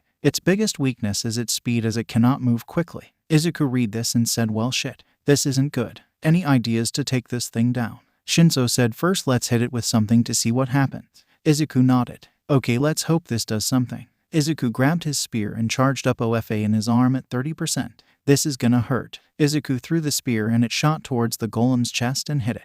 The spear pierced through the boss but did seemingly nothing, while the bones in Izuku's arm cracked from going over his limit. Shinso said, oh, this is great, you guys. Our strongest attacker can't do anything even with damaging himself. Want so see what a maxed out punch does to him? Cause I don't. The golem started slowly walking towards them. Izuku and Yaoyorozu said, calm down. Izuku stopped talking and Yaoyorozu continued. This boss must have a limit. We just need to find it. Let's try hitting it with different elements. Izuku said, wait, I have an idea. Distract that thing for a minute. Yaoyorozu said, got it. We will keep it occupied. Shinso, you try to see if it has a weak spot anywhere. Kirishima, you and me will keep it from hitting anyone else. Uraraka, keep us alive. The 4 gamers attacked. Ochako fired arrows of different elements with a pause in between to see if they had any effect, and they did decent damage but nothing special, showing that the boss didn't resist magic but wasn't weak to it. Shinso slashed at the golem's ankles to try and trip it, but his knives just bounced off, and even when he used the dark element it only sank in a little bit.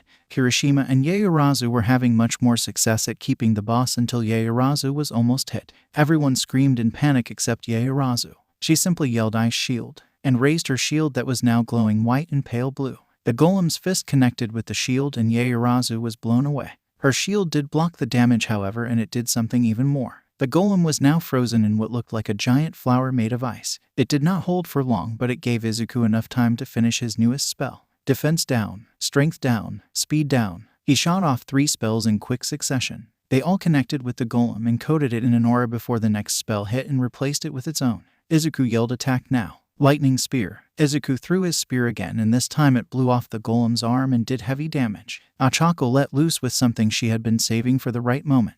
Wind Arrow Barrage. She combined the Barrage sub-spell with her elemental arrows, and the effect was devastating. Especially because the Wind Arrow spell took only 5 mana, so she could keep it up almost infinitely with just her passive mana regeneration that worked in combat. Shinso was next and yelled out Shadow Cross Slash. He made an X-shaped blast of dark energy that cut into the golem's leg and knocked at its knees. Kirishima called out his attack. EARTHERN Wave. Kirishima swung his battle axe in an upwards arc starting at the ground, and large spikes made of rock shot out and impaled the golem. Yaoyorozu finished the massive boss off with Icicle Cleave. She had also used a blast of wind to shoot herself up in the air above the golem's head. She came back down to the ground after cleaving through the boss entirely with her sword encased in sharp ice that also froze both the surrounding air and the corpse of the golem. The boss was difficult before the stat drops, but still gave nothing in the way of drops and X. Ochako quickly healed everyone up from what little damage they had taken during the fight. Well, I guess we can say that even with the boss being so strong, we won't be getting any X. Yaoyorozu nodded, then asked Izuku, how were those stat drops so powerful? We were barely doing anything, but after them we beat it almost instantly. Izuku said, those 3 spells alone took almost 75% of my mana. They dropped the stats of anyone who is affected by them to 1/4 of what they were. The only downsides are the mana cost and that it can't affect people. Shinso said, damn, pretty powerful, but with those drawbacks I can really only see anyone using them on one of the bosses we would have to fight. Or maybe one of those Nomu things from the USJ. Izuku nodded. A good thing too. With how strong we already are with the stat drops, I doubt even All Might would be able to stand against us. Izuku said. Ochako asked, really? I know we're strong, but that seems impossible to beat him. Izuku nodded. I can use 25% of his power right now. If I hit him with all 3 of those debuffs, then while he would still be strong and fast enough to beat me due to him still having the majority of OFA, I would be able to stand against him with my other quirks and magic. Add you 4 in and we win. Plus we would probably kill him on accident. Nobody but us and someone with an extreme regeneration quirk can regenerate limbs. Kirishima asked, how much of OFA do you think you hold right now? Izuku said I would guess about 30% of it. He still has the other 50% and the other 20% he can't use anymore due to his injury. Shinso asked, so is that power just lost forever? Izuku shrugged. I have no idea. I might get it once the quirk fully transfers, or it might be lost forever. Nobody could ask more questions as the next wave had spawned. The next waves were no problems, and after getting hit with a debuff the bosses fell pretty easily too. The bosses they beat were a massive golden lion with invincible that was extremely fast, but once Izuku taught them all the debuff spells, Yaoyorozu managed to hit it with one that slowed it down and shoot spells into its mouth. It was beaten. A scorpion that hit hard and poisoned anything it hit, but when it was hit with a strength down it couldn't do anything since Ochako was able to heal them through the poison damage. The boss on floor 20 was a phoenix with incredible regeneration properties that actually dropped in super regeneration quirk fragment when they finally managed to kill it. The real trouble came at the boss from floor 25. Or bosses was more accurate. Shinso had just cut down the final enemy from floor 24 when the room once again went dark. When the light from the torches came back, the gamers had been teleported to each other at one end of the hall, and there were 5 humanoid enemies at the end of the hall opposite themselves. Izuku got a good look at them. Is that us? He asked. Yaoyorozu confirmed it. Yes, it is us. Each one with weapons and quirks copying ours, surrounded by a red and black aura. The false Izuku pointed his spear towards the gamers and in a horribly rough voice that sounded like someone who had been smoking and gargling sandpaper for the last 70 years spoke. Attack. The false gamers all charged towards the true gamers. Izuku said, I guess we fight ourselves. And just when we thought this power couldn't get any weirder too, Shinso yelled, less talking, more fighting. He and the other Shinso reached each other and began a fast-paced, deadly dance of steel and magic. Ochako and her clone were in what could only be described as a snipe duel, each having made cover from rocks. Yaoyorozu and her clone were both perfectly matched and in a sword fight, neither giving an inch. When both Izuku saw what the Kirishimas had decided to do, they both facepalmed. Each one had decided to toss away their weapon and were now having a slugfest, quirks only, no magic, skills, or weapons. Izuku asked, yours is like that too? His clone nodded. Figures that no matter what, even as a clone of some sort, he is still the same. Anyways, I guess we're doing this. The fake Izuku said, there are too many in the way here. Let's fight. Above all this, the scales on his wings and tail were red instead of green. Izuku flew up too. The fake Izuku launched himself at the real Izuku and swung his spear down. Izuku dodged to the side. The fake Izuku flipped forwards in the air and tried to smack Izuku to the ground with his tail, but Izuku managed to block it with his spear. The real Izuku then formed his tail and, activating full cowling, wrapped his tail around his clone and spun around at high speeds. He then threw his clone at the ceiling, causing it to crack and the clone to be heavily damaged, but the clone simply used a healing spell. Really, this is going to take forever. The clone said, my thoughts exactly. The fake Izuku also activated full cowling and formed his claws, ditching his spear in the process, as his whole body crackled with black lightning. Izuku formed his claws and tossed his spear at the fake Izuku. The fake Izuku dodged only to be slashed across the chest by the real Izuku and smacked with a tail again. The real Izuku kept up the offensive and refused to let up. The fake Izuku managed to dodge one of the real Izuku's strikes and used that opening to smack Izuku away. Both were distracted by a scream. The Ochako clone had managed to break the real Ochako's cover and shot her full of arrows. More screams and shouts revealed Izuku's entire team to be defeated. Izuku screamed in rage and boosted his full cowling to 50%. In a burst of speed and power that hurt him too much to fight the next wave, he cut down every single clone. It ended with his claws lodged into his clone's chest. His clone coughed up blood and said, I see. So this is who we truly are. He then crumbled to dust like the rest of the clones before Izuku could ask what that meant. The next wave started a few minutes later and Izuku hadn't healed all that much. Izuku saw the army of enemies against him and looked at his almost empty bars. If this is how I go down, then I go down fighting. Izuku grabbed his spear and started fighting the enemies. He only managed to take down about 10 before they beat him. Heh, I know that I won't die here, but damn, does this feel like the end, he thought as everything went dark. The other 4 saw Izuku fly into a rage as they were beaten and instantly finish off their opponents. Shinso said, damn, remind me to never piss him off. Kirishima nodded. Ochako, however, said no, he's not upset like normal. He's doing this after seeing us lose. Honestly, it makes me feel kind of good about myself. This means I touched his life enough for him to do this after seeing me beaten. Not even killed, but just beaten. Yaoyorozu said, I agree. But that makes what just happened no less terrifying. Izuku appeared right next to them, all perfectly fine. Ochako immediately hugged him. Izuku, you really care about us, don't you? Izuku returned the hug and looked ashamed of himself. I'm sorry, I lost control of myself. Ochako laughed. Don't be sorry for that. You did that after seeing us get hurt. You are incredible, Izuku. Now let's see what we got from this class dungeon, shall we? Izuku said okay sure. A screen appeared for all of them. Shinso read his first. You have used stealth and speed to dispatch your foes. You stick to the shadows and end your fights in an instant.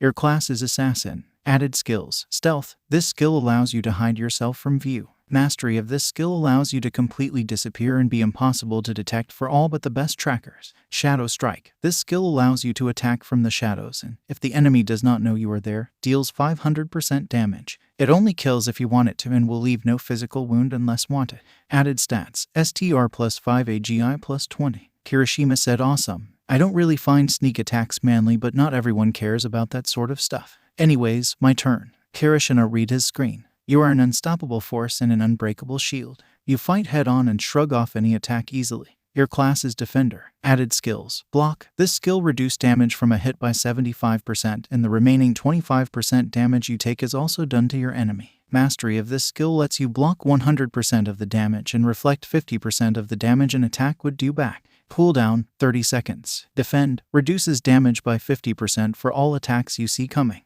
Added stats. STR plus 10 DUR plus 15. Yaorazu said that fits you very well, Kirishima. You were always the most defensive of the group. I will go next if you don't mind. Ochako and Izuku said go ahead, so Yaorazu read her screen. You are able to adapt to any situation and always have the perfect way to deal with it.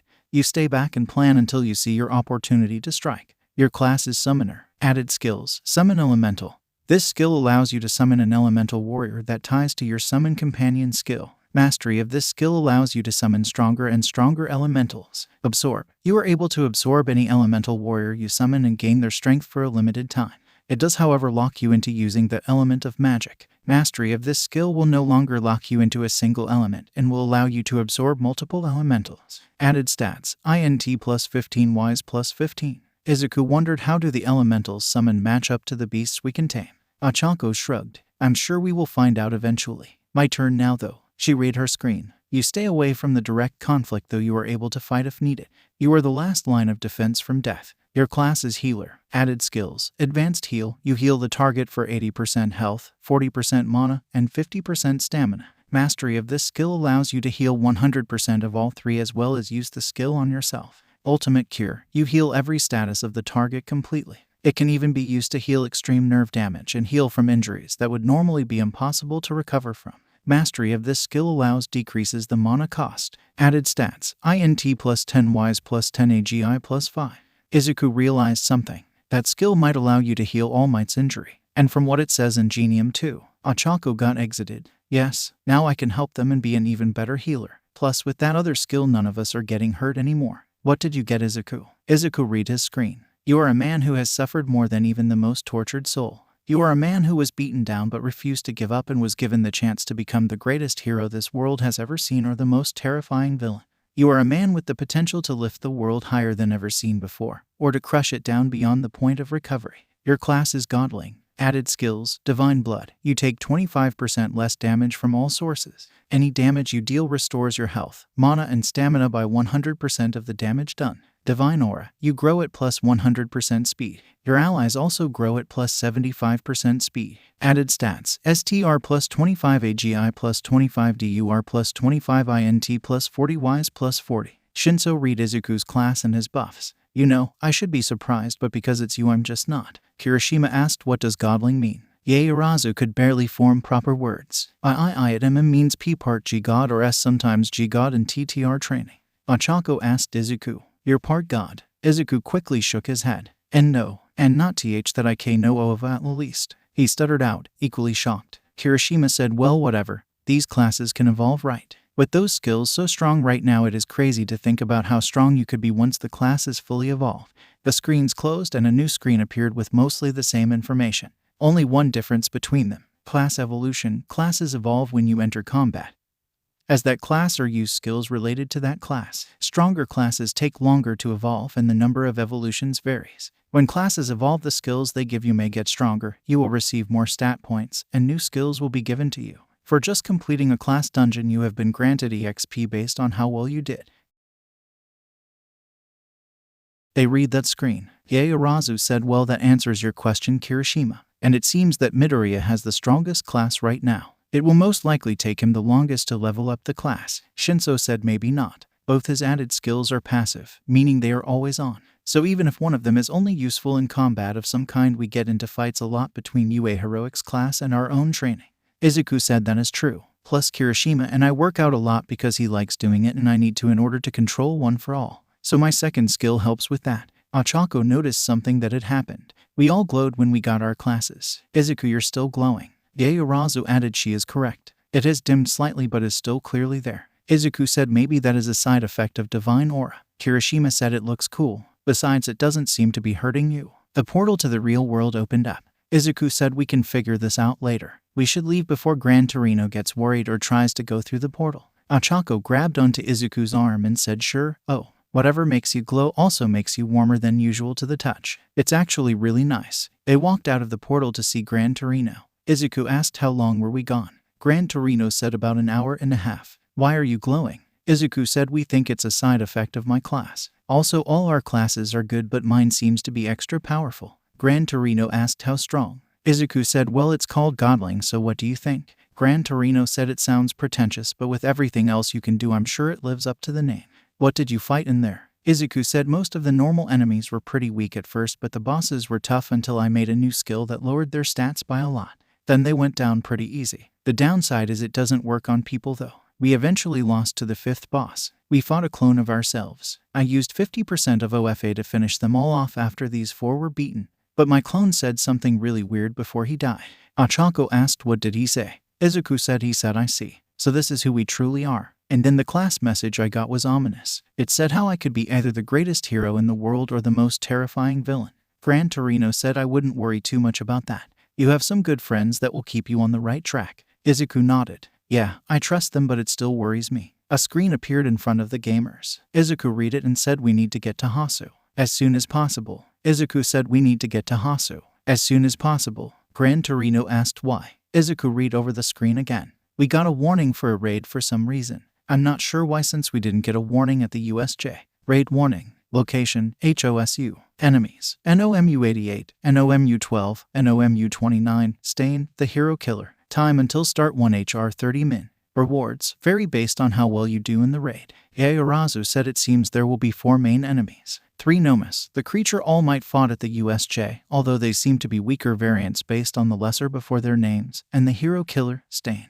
Izuku remembered something and swore. Fuck. Ochako gasped what's wrong? You never swear. Izuku said one name. Ida. The rest of the gamers said oh. Fuck. Gran Torino asked Ida. As an ingenium. Izuku nodded. Yeah, our classmate is his younger brother. I think he might try to go after Stain to get revenge. Gran Torino said that's bad. Okay, we need to go. And to make things even worse, Toshinori already used up all his time today so he can't help. Izuku said a train is too slow. We have an hour and 30 minutes to get there before the chaos starts. Any train that goes to Hasu from here takes at least 2 hours and the bullet train goes past it but doesn't start. We need to use the alternate dimension to get there. Shinso asked well, what are we waiting for? Let's go. Izuku nodded and created the alternate dimension and altered the time so that they got there 15 minutes before the Nomus attack. Meanwhile, in an unknown location, Shigaraki asked, so will you join our League of Villains? Stain slashed at Kurogiri and paralyzed him. No, you destroy just because you are an overgrown man-child with a destructive quirk who think the world is annoying. I destroy to bring back meaning to the word hero. You have no real cause, no real ambition. Shigaraki said Kurogiri, send him back. I don't like him. The smoky man said regretfully I cannot. He seems to have paralyzed me with his quirk. Shigaraki said seriously. First those kids at the USJ trap you in some weird barrier that even my quirk couldn't get through quickly and now you get paralyzed by this Luzo HSHIT. He screamed out that last part as the hero killer jumped at him, knocked him to the ground, stabbed both his shoulders, and put another knife against Shigaraki's neck. Stain said normally I don't kill villains, but you are dangerous to let live. This society will crumble if you stay alive, so I will end you. You have no ambition. Shigaraki growled and decayed both of the knives he was stabbed with and then grabbed the knife at his neck. Ambition? Yeah, I don't have anything like that. I want to see things destroyed so I will do it. If I want you dead you will die. That is my ambition you were looking for. Stain jumped back. So that is who you are. Every man shows his true colors on his deathbed. In your eyes there is some sick twisted ambition, small but there. I will let you live for now, but if you get in my way or that ambition turns into something that will destroy the world completely,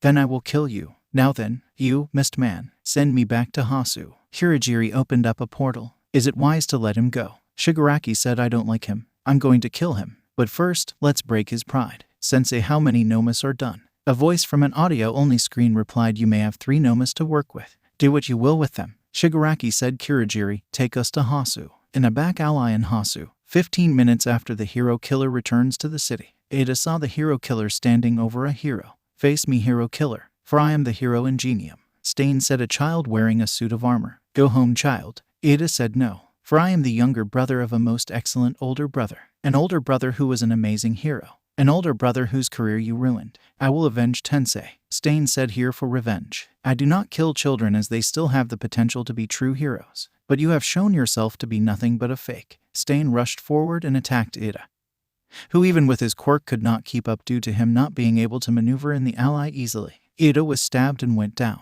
Stain paralyzed him by licking his blood and said, for a better world.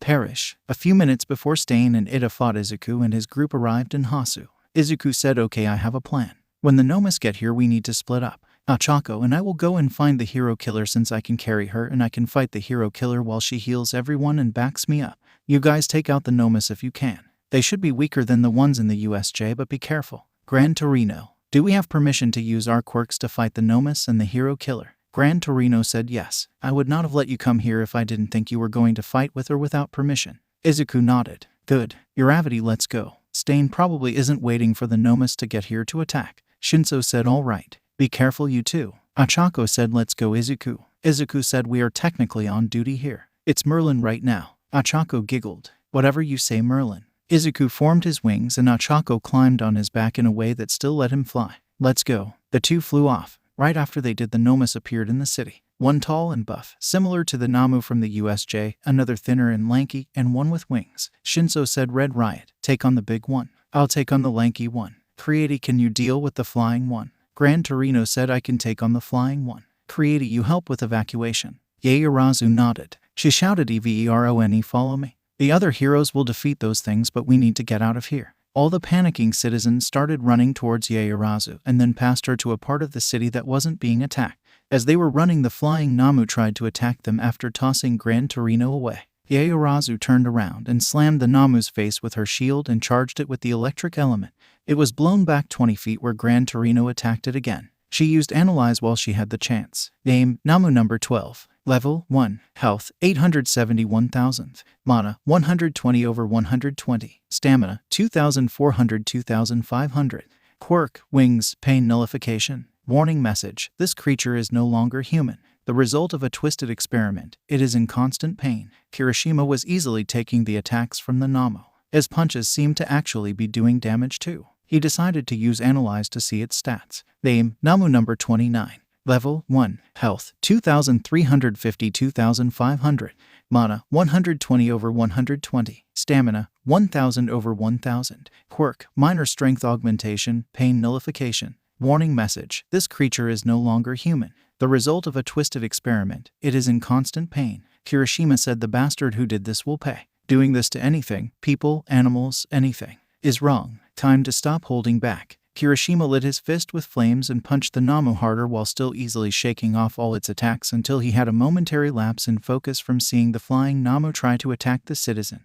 The Nomu he was fighting took that opportunity to wind up a punch and hit Kirishima in the head, knocking him through a wall. Kirishima shrugged off the hit and healed himself. I am Red Riot. I won't go down so easily. He lit his fists on fire again. Endeavor showed up and scoffed. You call that fire, boy? It is weak. Kirishima pulled out a battle axe out of nowhere. Barthern wave. Kirishima slammed the ground with his battle axe and the spikes of rock shot out from the ground towards the Nomu. It caught one and managed to stop it, but another one shot up from below it and impaled it. Endeavor looked surprised. What the hell was that? Shoto, you are in his class. Do you know what that was? Todoroki shook his head. Nope, never seen that before, but those 5 have so many tricks and secrets, nothing surprised me anymore. Hell, one of them could say they were part god and I wouldn't bat an eye. I would believe them, but I wouldn't be shocked. Kirishima walked over to them. Nice of you to show up and do nothing. Also, Todoroki, ask Madaburo about that god thing the next time you see him. Endeavor said, watch who you are speaking to, boy. I could make you disappear and it wouldn't even be a challenge. Kirishima could have easily proven Endeavor wrong but decided to let it go.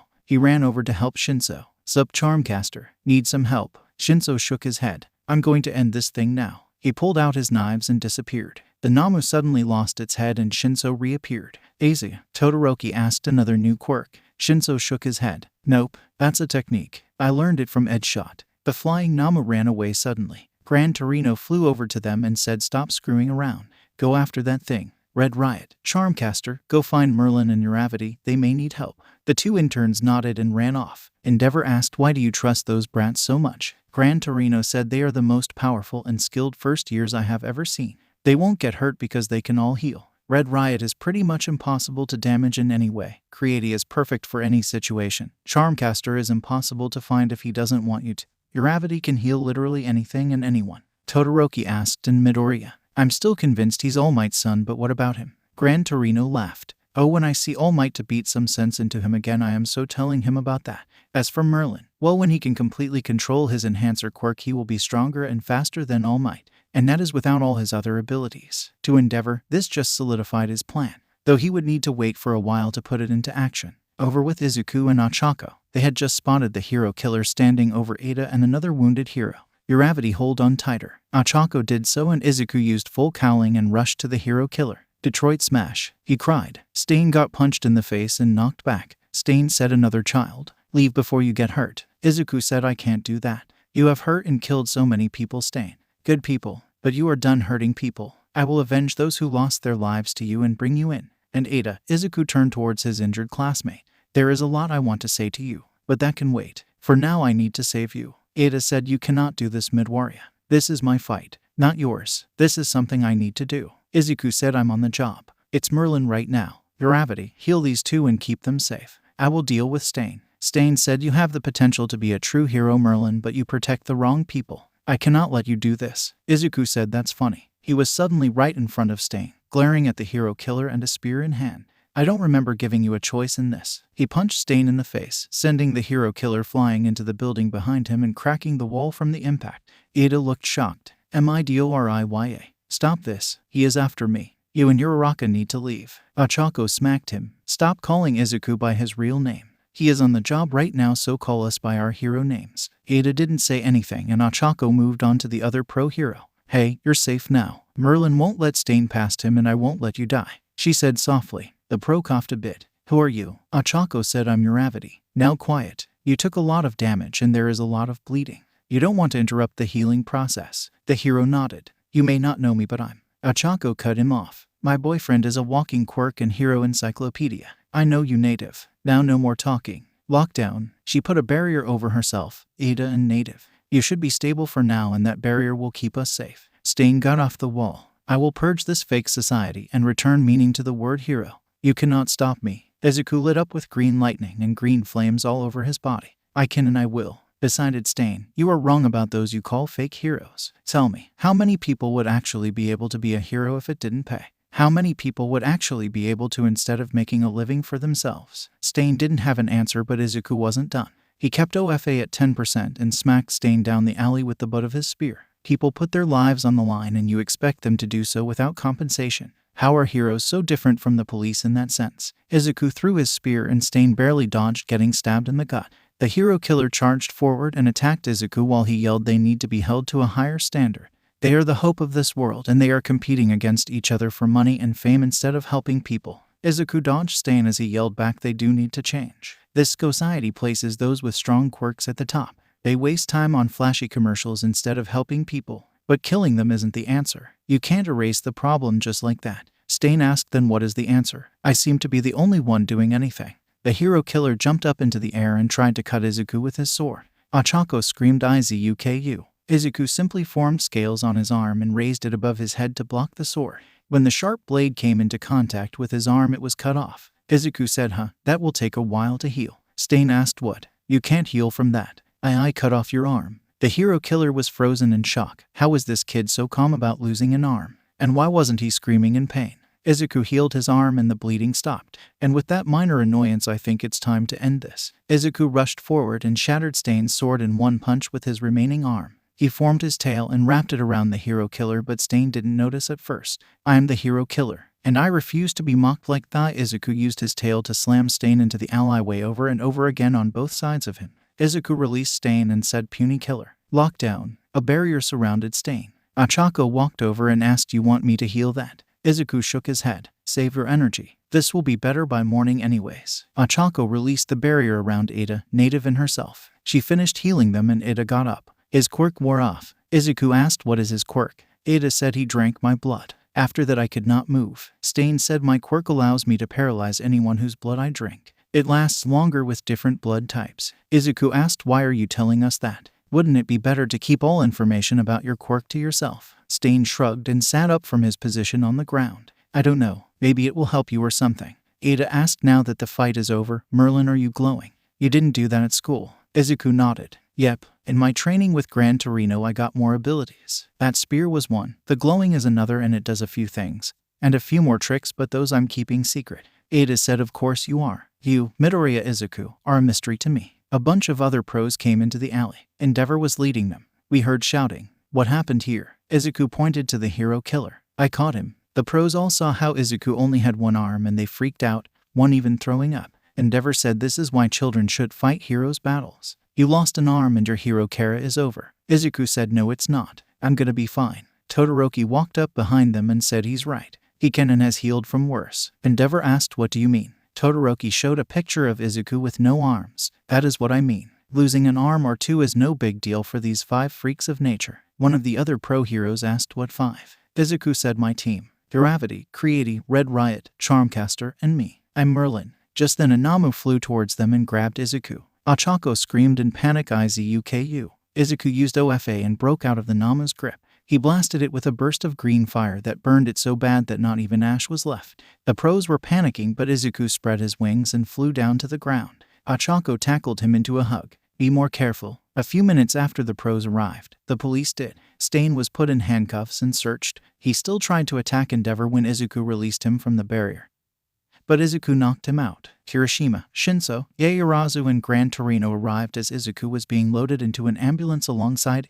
Ochako was insisting on going with them. When the EMTs didn't want to let her in, Gran Torino said let her in. That girl is the green-haired kid's boyfriend and probably the most powerful healer in the world. One of the EMTs still resisted when Ochako remembered something. I haven't gotten it in the mail yet but look up the healer licenses database and search for Uraraka Ochako. The EMT did and saw that she had gotten her healing license. Apologies, I didn't think anyone so young could even get that. Ochako said normally you can't but my healing capabilities are special. The ambulance left and Yaoyorozu handed Gran Torino a phone number. The elderly pro asked what is this? Kirishima answered Midabro's mom's number. We aren't crazy enough to tell her what happened ourselves and you are the one supposed to be watching out for us. Gran Torino said shit. She's some sort of overprotective mama bear isn't she? Shinso laughed. Even All Might in his prime would get his ass kicked by her when she goes mama bear. Before Gran Torino could try to get them to call instead they all disappeared. Endeavor asked how many abilities do they have? Gran Torino said enough to be more versatile than even a villain who stole millions of quirks in his lifetime. Endeavor said Shoto never had a chance at surpassing them. Gran Torino said nope. Endeavor muttered. Shit, plan B then. At the hospital Izuku was forced to stay overnight and the school was called. Ochako refused to leave Izuku's side the entire time and Izuku was put in the same hospital room as Izuku said so. You have permanent nerve damage in your arm from when you tried to fight the hero killer. Was what you did worth it? Ida looked down. Why did you come? That was my fight. Ochako snapped if Izuku and I didn't come you would be dead. Native would be dead. Is this what your brother would want? Ada said I needed this. Izuku said no. You should never have done this. Ochako, don't fix his arm. Not until he realizes what he did. Ochako asked are we still healing Ingenium? Izuku nodded. Of course, Ingenium had nothing to do with Ida's stupidity. He then whispered we can also try to heal All Might. Ochako agreed. But since we have nothing else we have to do, let me heal your arm. Izuku said okay. Might as well try out your new abilities. The doctors walked in right as Ochako healed Izuku and regrew his arm. What the? He asked. Ochako giggled. I have extremely powerful healing. And even though this arm would have been back by morning I could regrow someone's arm who can't regrow limbs. The doctor coughed. Anyways, you have visitors. The door to their room opened and Manuel, the hero Ida was interning with, Gran Torino, the rest of the gamers and the chief of police of Hasu were here. The chief of police, a tall man with the head of a dog, said I am Tsurugami Kenji. I am here to tell you what will happen after what went down in this city earlier today. Midoriya, Uraraka, you were thankfully given permission to fight the hero killer by your mentor. Thus, since the cameras saw you knock out the hero killer, you will be given credit for the capture and the reward for it. Ada, you have 2 options. You can tell the world what really happened. This could cause you to get expelled along with other consequences. or we can use the story we made up. You saw Native bleeding out in the alley and went to help. There you were also attacked and incapacitated by the hero killer. After that you were rescued by Merlin and Uravity. What do you want to happen? Ada said, I will take your story. The chief of police nodded. I can say this off the record. I understand why you did what you did. If my older brother had his career ended, I would be angry as well. And as for you too, thank you for keeping this city safe. Please heal quickly. The chief of police then left. The doctor asked, is there anything else I can do for you? Ochako nodded. Can you bring Ingenium here? I can heal him. The doctor asked, really? Even the strongest healing quirks cannot heal nerve damage that extreme. Ochako nodded. I can. Bring him here. Tell him his younger brother is here if you have to. The doctor nodded. Okay, you do have a healing license, so I will trust you on this. Within the hour, Ingenium was in the hospital room. Tenya, are you okay? What happened? Ada said, I was attacked by the hero killer. Those two saved me. Ochako said, he's fine. I made sure of that. I'm the reason you were called here though. Ingenium asked, okay, why is that? Izuku explained, Ochako is a very powerful healer. She regrew my arm after Stain cut it off. Ingenium screamed, what? Izuku shrugged. I've lost it before and it always comes back after 8 hours of sleep, but she sped up the process. Ingenium asked, is that why you're glowing? Izuku shook his head. Nope, I have a lot of powers. That glow causes allies near me to grow quicker, so basically it makes training more efficient. Ingenium asked, do I even want to know the other powers? Izuku shook his head. Probably not. But if you look at the sports festival, you will get an idea of what I can do. Ingenium remembered the sports festival, but before he could say anything, Ochako cut in, maybe we should get back on topic. Ingenium, do you want me to heal you? I can do so easily. Ingenium said, you can try. I'm going to be stuck in this wheelchair for the rest of my life though. Ochako giggled. I wouldn't be so sure about that. She poked him on the forehead. Ultimate cure. Ingenium glowed a bright white. When it faded, Ochako said, try to stand up. Ingenium was able to do so but stumbled when he tried to walk. Izuku made his spear and handed it to Ingenium. Use this to support you. Not walking for a long time will leave you pretty stiff. In the doorway to the room, money was exchanged between the doctors and nurses as the doctor who saw Izuku's arm regrow made a bunch of bets. Ingenium said, not going to question how you got this. Ochako said, it's not that big a deal. I mean, I can do something like that too.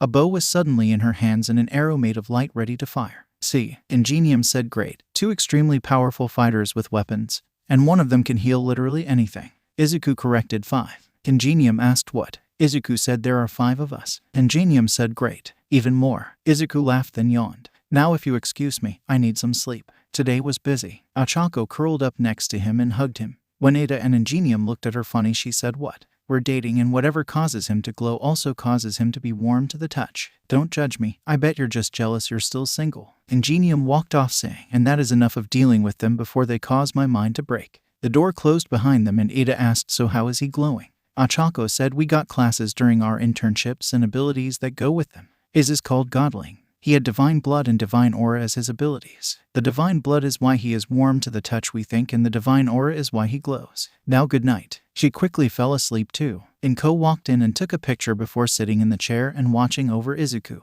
Ada said, so you must be his mother. Inko nodded. I also know about the gamer. My Izuku is a special one. Ada nodded. So what took you so long to get here? Inko remembered her beating Gran Torino to a bloody pulp for letting her son fight a serial killer. Traffic. She lied. Ada could tell it was a lie but decided he liked being alive and didn't ask questions. The rest of the week after Izuku and Ada got out of the hospital passed quickly. Izuku and Ochako were given credit for the defeat and capture of Stain as well as the reward that came with it, despite a certain hero's best effort to shift the credit to himself to get the reward and popularity. The reward turned out to be over 55 million yen each. Izuku and Ochako gave the money to their parents, each keeping about for 100k for themselves. The chief of police publicly congratulated them before they left back to UA. On the train ride, Izuku checked the stat gains he got through the week. Name, IZUKUMIDORIYA. Title, Spell Master. Level, 24. Class, Godling. EXP, 8,760 32,000.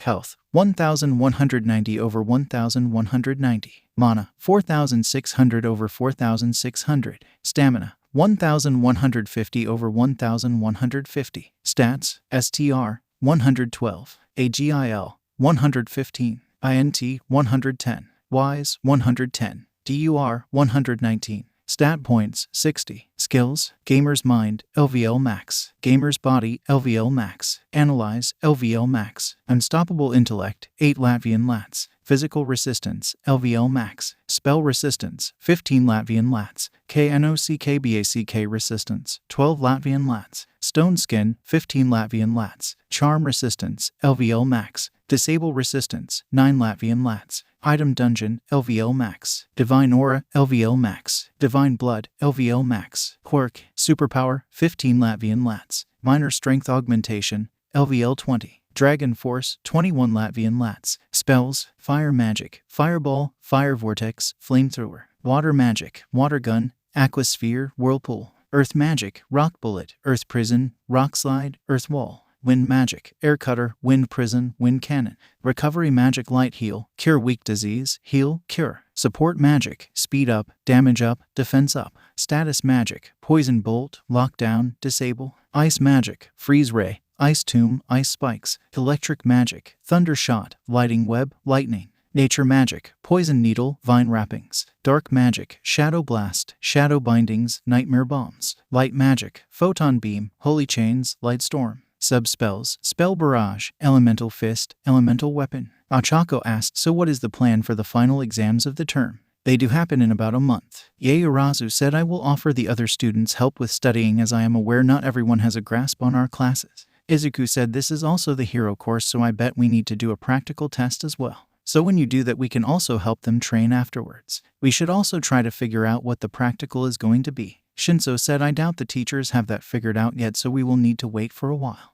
Once they announce the final exams for the term, then we can find out. Kirishima said, so until then we just keep training and doing our lessons like normal. Izuku nodded. Yep, though I have a feeling nothing will be easy for us. With all our powers, the school will probably put us up against something much more challenging than normal. Ochako sighed. Sometimes being this strong causes more problems than it fixes. It was the first day back from the internships and everyone in class was swarming the gamers. Ashido asked, why are you glowing, Midori? Izuku said, we will explain later. Just know we all got even stronger. Kaminari said, I still can't believe you and Uraraka fought the hero killer. I mean, he was pretty cool. Gyro jabbed Kaminari's arm with her earphone jacks. Idiot. Ida's brother had his career ended by that guy. Kaminari apologized. Sorry, Ida. Ida said, it is all right, Kaminari. Besides, Tensei will make a full recovery and his career is fine. Todoroki asked how. He was paralyzed from the waist down. Ochako said, I healed him. No big deal. Zero said, still, have you guys seen that video? The hero killer yelling about how only All Might was worthy to kill him and how Midoriya and Uraraka were true heroes and him trying to kill Endeavor, then getting knocked out by Midoriya in one hit.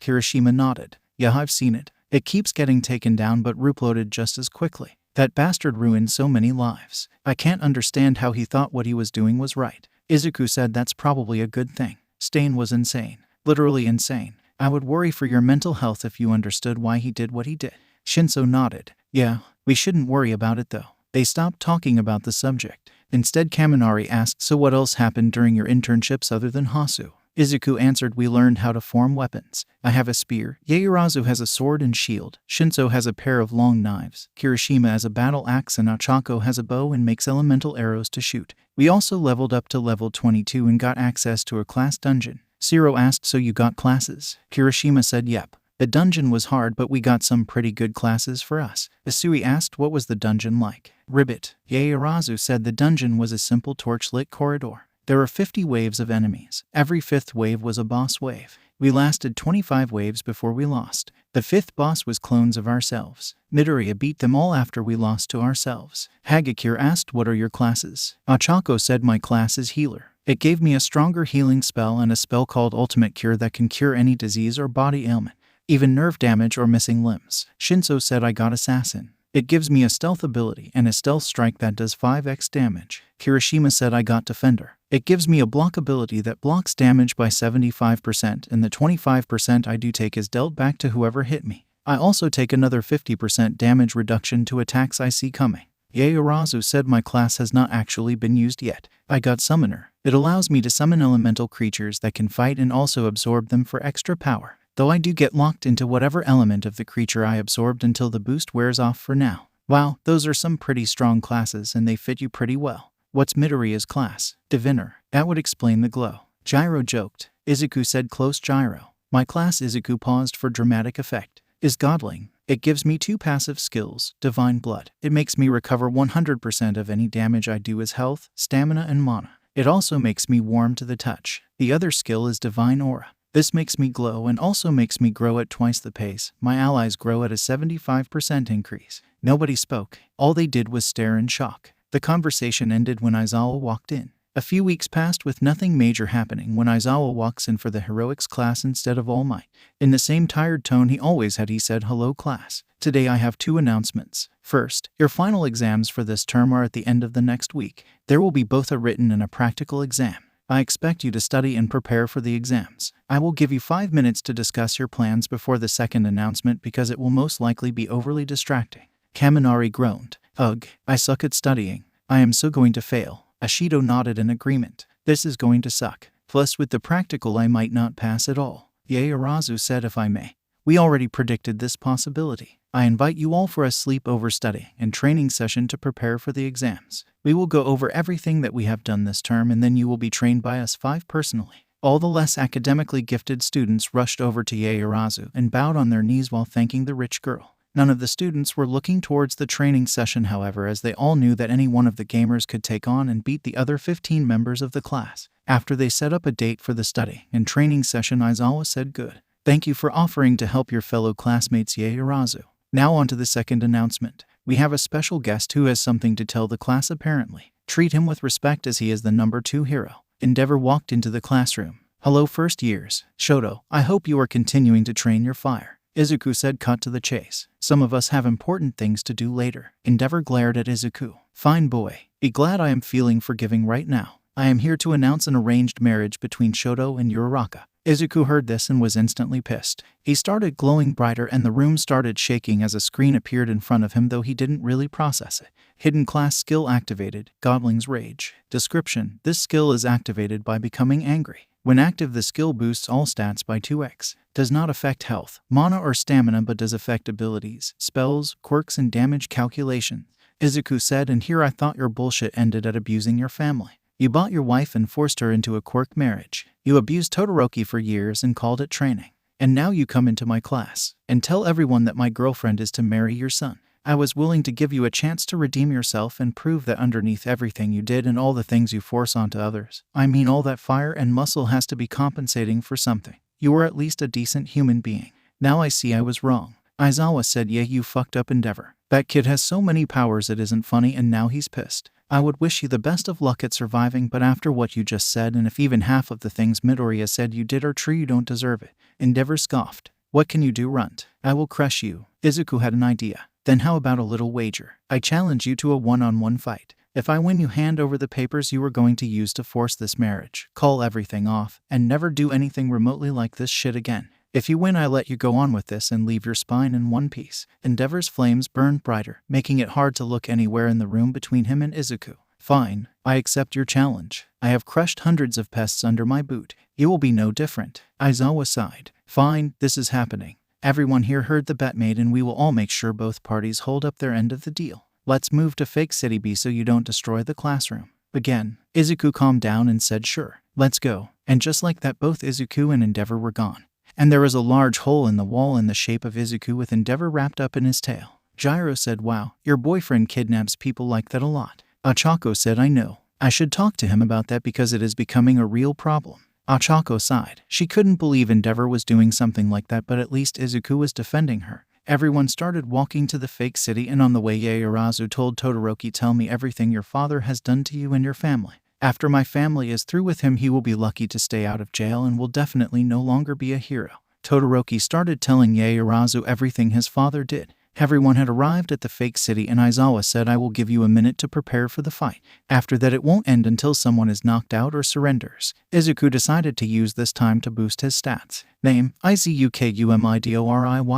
Title: Spellmaster. Level: 24. Class: Godling. EXP: 8,760 32,000. Health: 1,350 over 1,350. Mana: 4,600 over 4,600. Stamina: 1,350 over 1,350. Stats: STR 135, AGIL 135, INT 110, WISE 110, DUR 135. Stat points: 1. Skills, Gamer's Mind, LVL Max. Gamer's Body, LVL Max. Analyze, LVL Max. Unstoppable Intellect, 8 Latvian Lats. Physical Resistance, LVL Max. Spell Resistance, 15 Latvian Lats. KNOCKBACK Resistance, 12 Latvian Lats. Stone Skin, 15 Latvian Lats. Charm Resistance, LVL Max. Disable Resistance, 9 Latvian Lats. Item Dungeon, LVL Max. Divine Aura, LVL Max. Divine Blood, LVL Max. Godling's Rage, LVL Max. Quirk, Superpower, 15 Latvian Lats. Minor Strength Augmentation,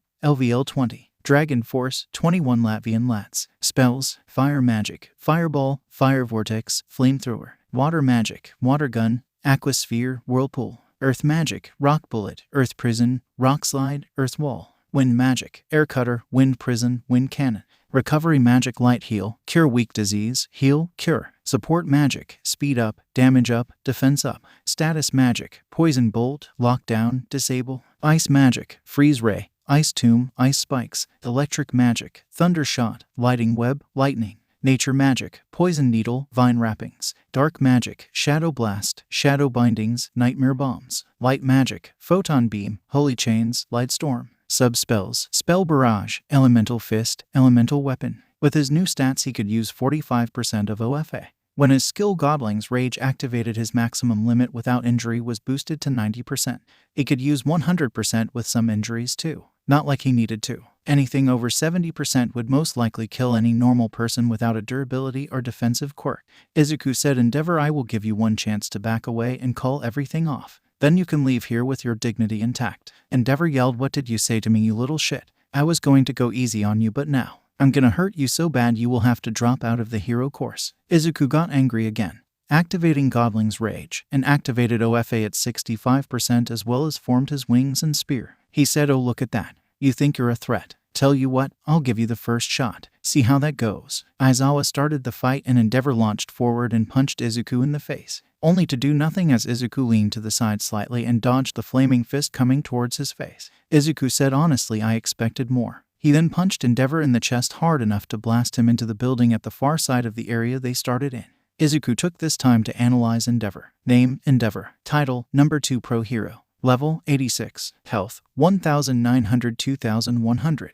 Mana, 12,600 over 12,600. Stamina, 2,000 over 2,000. Quirk, Hellflame. Warning message, the false hero. The abuser. This man will use any method and eliminate anyone so that he can reach the number 1 spot. Over where the class was watching inside the safety of the lockdown spell, Kaminari asked as he was live streaming the fight on his phone. Can Midoriya win this? I mean, I know he's strong, but this is the number 2 hero he's fighting. Yaorazu said Midoriya's base stats are high enough to use 45% of superpower normally. A brighter glow he had gave him a skill that doubled his stats, giving him the ability to use 90% of his quirk, a quirk that is comparable to All Might's. Ochako said, honestly, his warning message that we get is enough to make me never want to fight him and glad that he is on my side. Name, Midoriya Izuku. Class, Godling. Title, Spellmaster. Health, 1,350 over 1,350. Mana, 4,600 over 4,600. Stamina, 1,350 over 1,350. Warning message, coming from the ranks of the divine, beware the new god in the world.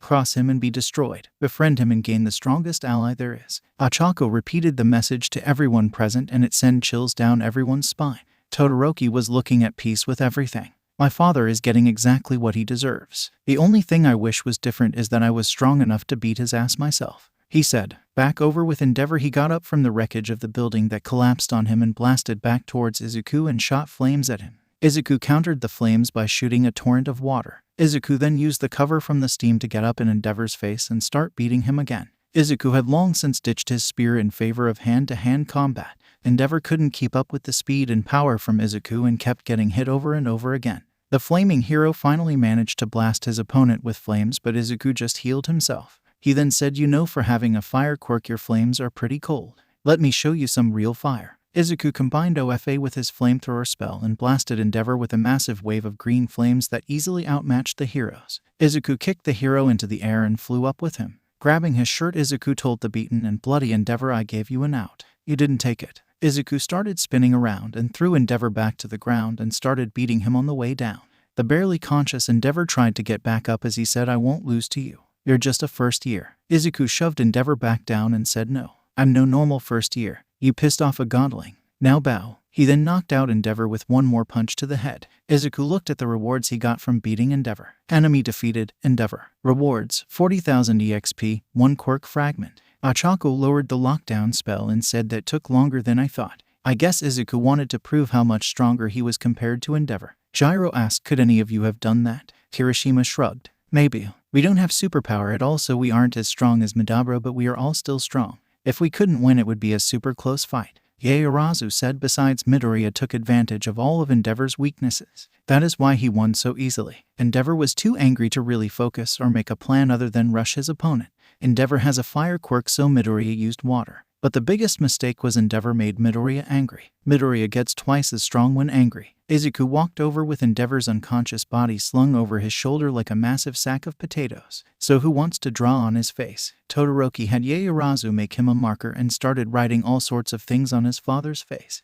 Everyone else soon followed. Ochako healed Endeavor with the explanation of I want him as far away from me as possible as soon as possible. This speeds up the process. When Endeavor woke up, he was in the nurse's office. He sat up and asked, you nurse, what happened? Recovery girl smacked his shin. Show some respect. As for what happened, you pissed off a godling. He made you bow. Endeavor winced in pain from the smack to his shin and said, oh. And shit. I was hoping that was a nightmare. Recovery girl smacked his shin again and said language. Izuku was also in the room, leaning against a wall waiting for the hero to wake up. Finally, Ochako healed you like an hour ago. Now then, straight to business. Hand over the papers that you were going to use to force Ochako to marry your son. Endeavor laughed. Huh, you think I would just hand over those papers? I don't even have them on me. They are still at my agency, and good luck getting them. Izuku sighed. Yeah, I was afraid of that, so I prepared a contingency plan. Shinso appeared out of nowhere. Hello, Indihor. The flaming hero yelled, what did you call me, you little Shinso took control of him and said, we are going to your agency where you will hand over the paperwork for the marriage. Endeavor got up from the bed he was in and started walking away. Shinso and Izuku followed him. They took a train to Endeavor's agency where he handed over the papers they needed. Izuku took them and he went over to Ochako's house after releasing Endeavor from their control and threatening to tell the world about what he did to his family, including Taoya, when he threatened to arrest them for illegal quirk usage. Once Izuku got to Ochako's house, he was invited in. Ochako asked, so now that Izuku's here, why did you give Endeavor your blessing to force me into a marriage? Kenya said, we didn't. This morning someone who worked at Endeavor's agency showed up a few minutes after your train left. He told us that Endeavor wanted to buy you for his son and that if we didn't comply he would destroy our business. We said that we would talk to you about it and make a decision. Izuku said, I guess Endeavor took that as a sign of acceptance because he showed up at school today and said that Ochako was marrying his son. I then had to fight him and kicked his ass. Then Shinso, when I got this, he pulled out the marriage document. Kenya said, that bastard. Thank you for doing this for my daughter. Izuku said, not a problem. With everything he has done, he deserved every minute of what happened to him. So as I see it, we have two options. We can burn this paper and be done with it. Hana asked, and the other option? Izuku said, Endeavor isn't the only corrupted hero. It's unfortunate but true, and I can't just fight all of them. So instead, Ochako marries someone she chooses. That stops any further advances they could make. Kenya looked like he was in deep thought. Hana asked Ochako, this affects you the most, so this is your choice to make. Ochako said, Izuku, before I answer, will you always stay with me? No matter what. Izuku nodded. Of course, I will always be by your side, no matter what happens or who tries to separate us. Ochako smiled as she said, okay then, I have my answer. She grabbed a pen and the blank marriage certificate and signed it. Izuku took it and did the same. He then said, now we need our parents' blessings. Meaning my mom has to sign this and so does one of your parents, Ochako. Hana signed her name and gave her blessing for the two to marry. Kenya, somewhat reluctantly, did the same. Izuku sighed in relief. Okay then. Now we just need to get my mom to sign this without her flooding the house in tears. Both of Ochako's parents chuckled slightly, but Izuku said, that's not a joke. Both of us are able to literally cry a river. Thanks to the gamer, I have much better control of my emotions, but my mom is still the same as she's always been.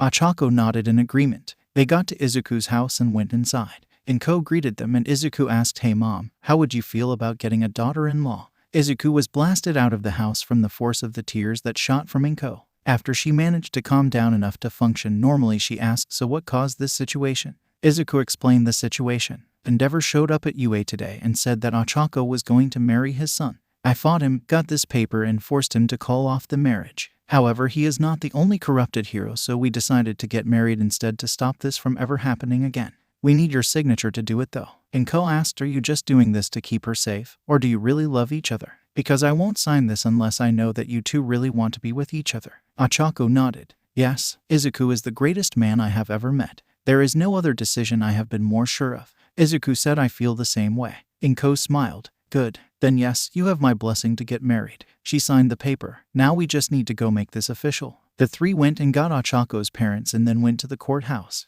There they managed to get the paper approved and officialized. Izuku said, it's official. You are now Ochako Midoriya. And once we get out of UA we can have an actual wedding. Ochako hugged Izuku. Good. I'm glad we decided to do this. I really do love you. Kenya wasn't happy that he was losing his daughter so soon, but he was glad it was with someone he knew and trusted. Now all that was left to do was explain what they did to the school. Party chat. MIDORIYAI. So Ochako and I may have done a thing. SHINSOH. Oh God, who did you kill? URARAKAO. What? Nobody. Red Riot. Oh God. Knowing you two, this is either going to be hilarious, insane, or both. I'm guessing both. YAOYOROZUM. What did you do? Uraraka O has changed their name to Midoriya O. MIDORIYAO. We got married. SHINSOH. You know what? This is somehow more surprising than you two killing someone. Red Riot. Why did you two get married? MIDORIYAI. There are more corrupted heroes out there. And while I could fight them every time I do that, it would probably piss off the HPSC and get tedious. So instead we got married to keep anyone else from pulling the same shit that Endeavor did. YAOYOROZUM. What about me? Or Kirishima and Shinzo? MIDORIYAO. Yayurazu, you're rich. And Kirishima and Shinzo can't be forced into a marriage the same way we can. Red Riot. Does the school know? MIDORIYAI. Not yet. But that brings me to why we told you so soon. How the hell do we tell the school, Yayurazu? SHINSOH. Wait, why only ask her? MIDORIYAO. Because she's the only one in our group who's smarter than Izuku. YAOYOROZUM. Okay. So obviously your parents know. They would have to sign the marriage certificate for it to be legal. The best way would just to have All Might set up a meeting between you two and the teachers. MIDORIYAI. Thank you, Yayurazu. YAOYOROZUM. Not a problem. MIDORIYAO. We should go set up that meeting. We will let you know how it goes. YAOYOROZUM. Good. I should also go, as me and my parents are working on the case to tear Endeavor's hero career apart. Izuku took a deep breath and selected All Might's contact. After a few minutes, All Might picked up. Ah, Midoriya, my boy. How are you? Izuku said, I'm fine, All Might, but I need you to do something for me. All Might asked, what do you need? Izuku asked, can you set up a meeting between me and Ochako and the teachers? We have some news that the school should know. All Might sounded confused as he said, of course. When do you want the meeting? Izuku said, as soon as possible. Nezu's voice came from the phone. The meeting is today at 7:30. I expect you to be there, Mr. Midoriya. Nezu then hung up. Izuku asked, what was that? All Might said, you five have powers that scare me. Nezu terrifies me with how smart he is. Izuku said, okay. I'm going to go before something else happens. See you soon, All Might. All Might said goodbye, young Midoriya. All Might then also hung up. Izuku turned to Ochako and said, the meeting is at 7:30. It's 6:45 now, so we should go soon. Ochako nodded. After grabbing the marriage certificate, the two told Inko their goodbyes, then left for the school. At the Todoroki household, Endeavor had just gotten home from his agency a few hours after the incident at the school. Nobody at the agency would look at his face. He suspected it had to do with the fact that someone from Class 1A had live-streamed the fight and also sent it to every news station in Japan. Endeavor opened the door to his house to see his daughter Fayumi waiting for him, looking upset. She said, you tried to fight a first-year hero course student. And from what Shoto told me, you both tried to force the kid you fought's girlfriend to marry him and got your ass hand she cut off. Endeavor thought it was because of the look of pure rage on his face. Endeavor was proven wrong as he walked inside, and his oldest son Natsuo saw him and started laughing while pointing at his face. Endeavor rushed to the bathroom and the door slammed behind him. A scream of those motherfuckers rang out. Shoto smiled, then said, listen, we need to talk. Natsuo said, what's up, little bro? Shoto said, our father is going down. I told Yaoyorozu about everything he did to us. In Tauya, if need be, I can ask Midoriya to get All Might and Nezu to get involved in this too. Natsuo asked, really? The hell kind of connections does that kid have to be able to get the #1 hero and the most terrifying being on the planet involved in on that case? Shoto said, I'm pretty sure he's All Might's secret love child, so a lot. Fayumi said, wait, you can't do this, Shoto. Please, don't tear this family apart anymore. Shoto said, Fayumi, Endeavor tore this family apart. All I'm doing is getting us an actual parent again. Fayumi asked, wait, do you mean mom? Shoto nodded. No matter what, Endeavor is going down. After he goes down, we can get mom out of the hospital she's in. Fayumi tried to argue more, but Natsuo said, think back on our lives. When is the last time we have actually had a parent instead of just a shitty adult living with us? Think about everything we have gone through. Fayumi looked back and thought about everything that had happened to them. She spoke after a minute. Okay, let's do this. I've tried so hard to keep this family together and now I can fix it. Let's get Mom back. So the Todoroki children put together a plan. Shoto said it will be up to you two to get Mom out of the hospital. This is Uraraka Achako's number. She has a healing license, so she should be able to help if you have any trouble. If not, she has the same connections Midoriya has. I'm not sure when you will be able to go, but it shouldn't take too long to get the case put together with everything they have on him. I will testify at the trial. At you.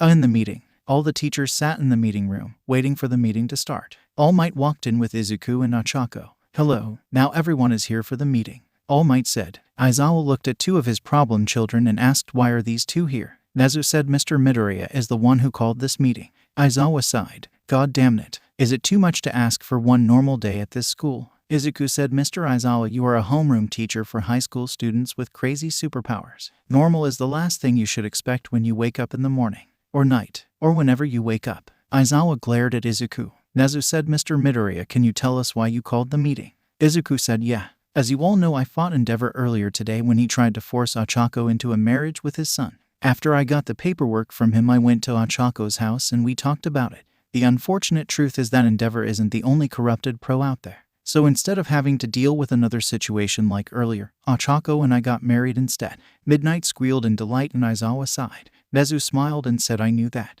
Congratulations on the marriage, Mr. and Mrs. Midoriya.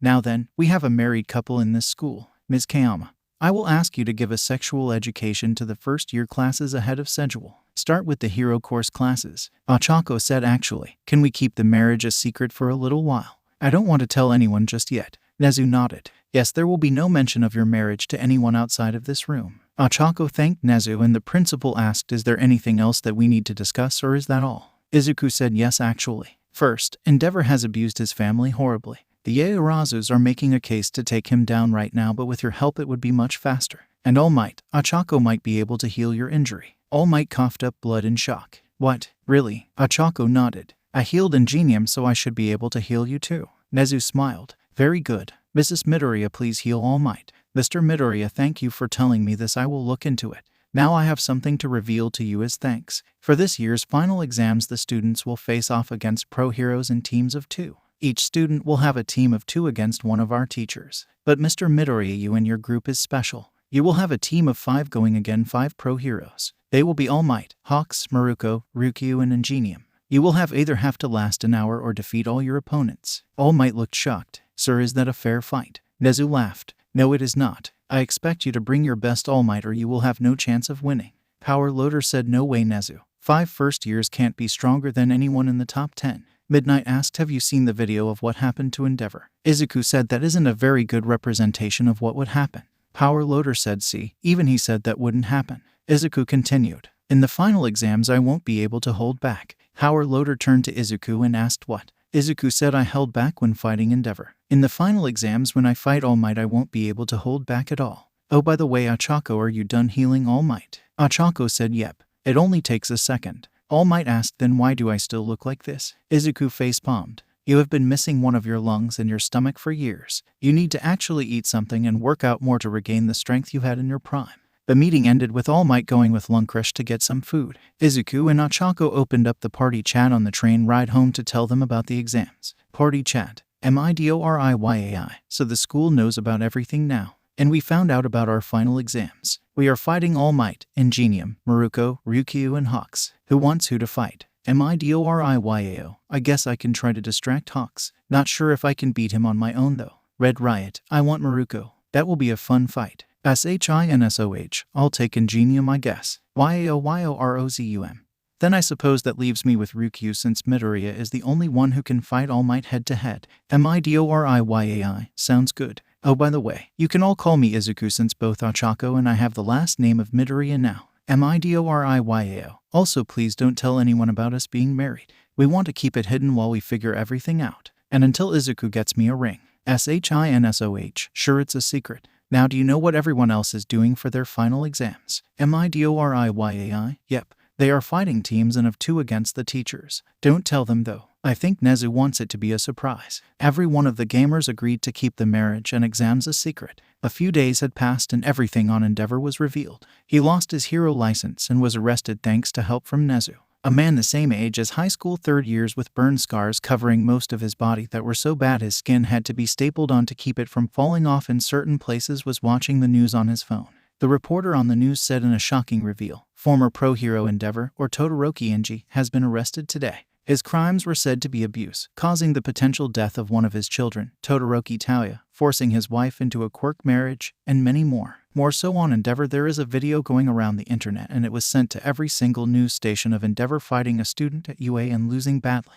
From what we can tell, it seems to be Midoriya Izuku, a first year with a seemingly endless stream of powers and quirks. When we come by, the man turned off his phone. He said, if I ever see that Midoriya kid, I guess I owe him a thank you for doing that to my dad. Right before I punch him in the face for kicking his ass and ruining his career before I did. Yeah, that sounds good. A figure approached the man from behind. It was a broker named Jurin. Hey, you're Dabai, right? The now named Dabai turned and asked, maybe, what's it to you? Jurin said, the name's Jurin. I heard on the street that you've killed a lot of heroes. I've been employed by someone looking for strong villains to join his group. It has some pretty good benefits. What do you say, pal? Dabai looked at where he was currently staying, a dirty alley with trash everywhere. They have a base I can live in. Jurin nodded. Dabai said, sure, may as well. Got nothing better to do. Lead the way. At UA it was the day of the final exams and everyone was feeling confident despite not knowing what the exams were. They had survived the training from the gamers after all. Everything else should be easier to do after that is what most of them were thinking.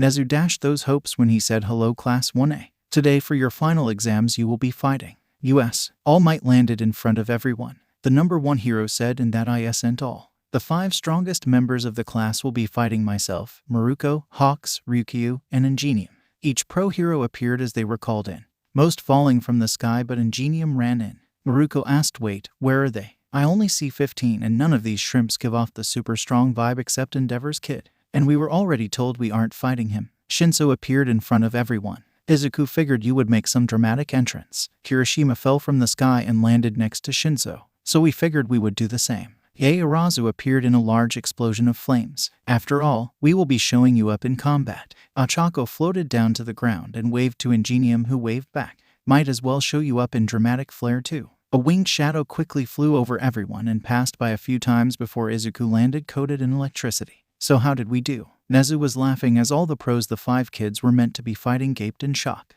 Izuku also laughed, shocked, speechless. I guess we did pretty well. Maruko said, oh, laugh it up, little shit. Let's see if you can do the same after we crush you. Kirishima said, you know. Endeavor said the same thing to Madabro. His career ended after the fight. Want to keep talking? Maruko shut up but glared in rage. Shinso sighed. Can you two not piss off top pro heroes for 2 minutes? Izuku shrugged. It's not us pissing them off that they need to worry about. Izuku glowed brighter. It's them pissing me off they should avoid. Hawks said, oh, we got a tough guy, huh? All Might smacked Hawks on the back of the head. Quiet. When he gets angry he gets twice as strong. He can fight me head to head in that state, and that's with only his super strength.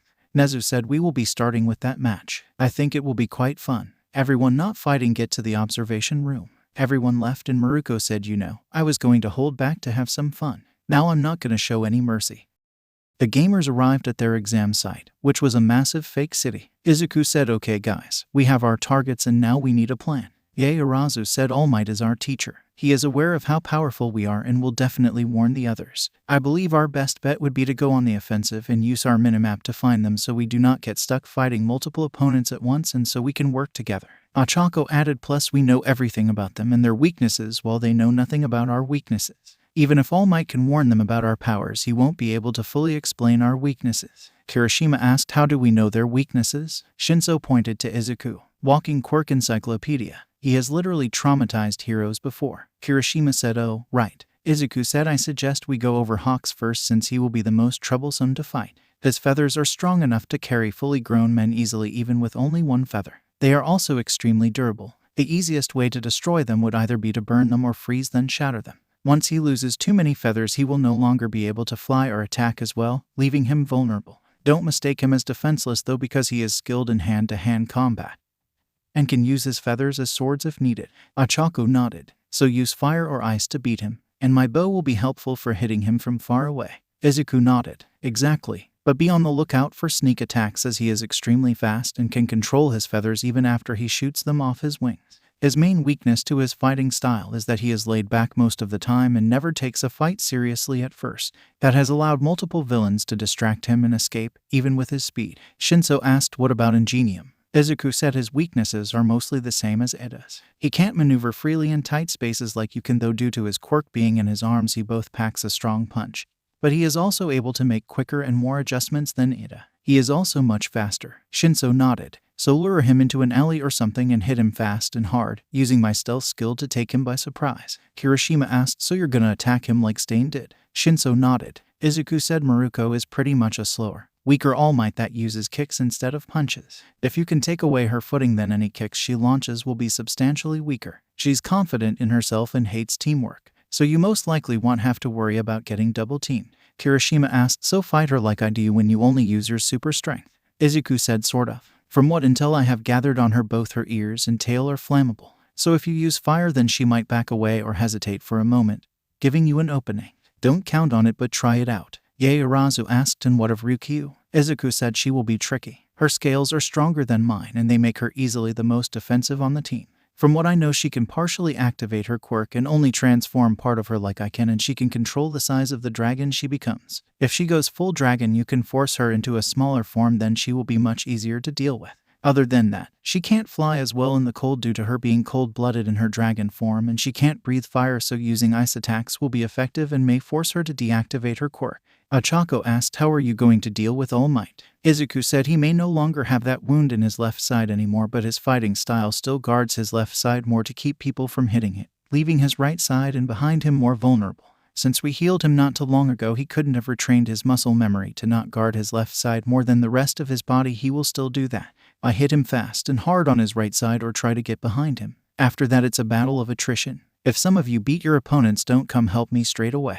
Use your minimap to find someone else and help them. Then we all team on All Might together and overwhelm him with attacks. Shinso said, if you ever decide to take over Japan, remind me to get on your side of the conflict, because I'm pretty sure anyone who tries to fight you is screwed. Everyone could agree. With Izuku's knowledge on pro heroes that he seemingly had memorized, none of them could stand against him. Over with the pro heroes, All Might was saying, we're dead. We are dead. All dead. Dead men be we. A cornucopia of pain and despair is coming our way to ensure our demise. We are so going to die. Maruko asked, is all this freaking out really necessary? They're just first years. All Might said, you don't get it. Young Midoriya is both strong enough to toy with Endeavor without using most of his powers, and knows enough about heroes to render in strategy we could ever make useless. He knows all our weaknesses and will tell his teammates. He is also an excellent strategist. Him and young Yaoyorozu can make plans that are worthy of Nezu. He is the leader of that team and easily the most dangerous. Hawks asked any advice on how to beat him. All Might said, don't fight him alone, and never piss him off. When he is calm, he can use about 45% of his enhancer quirk without damage to himself.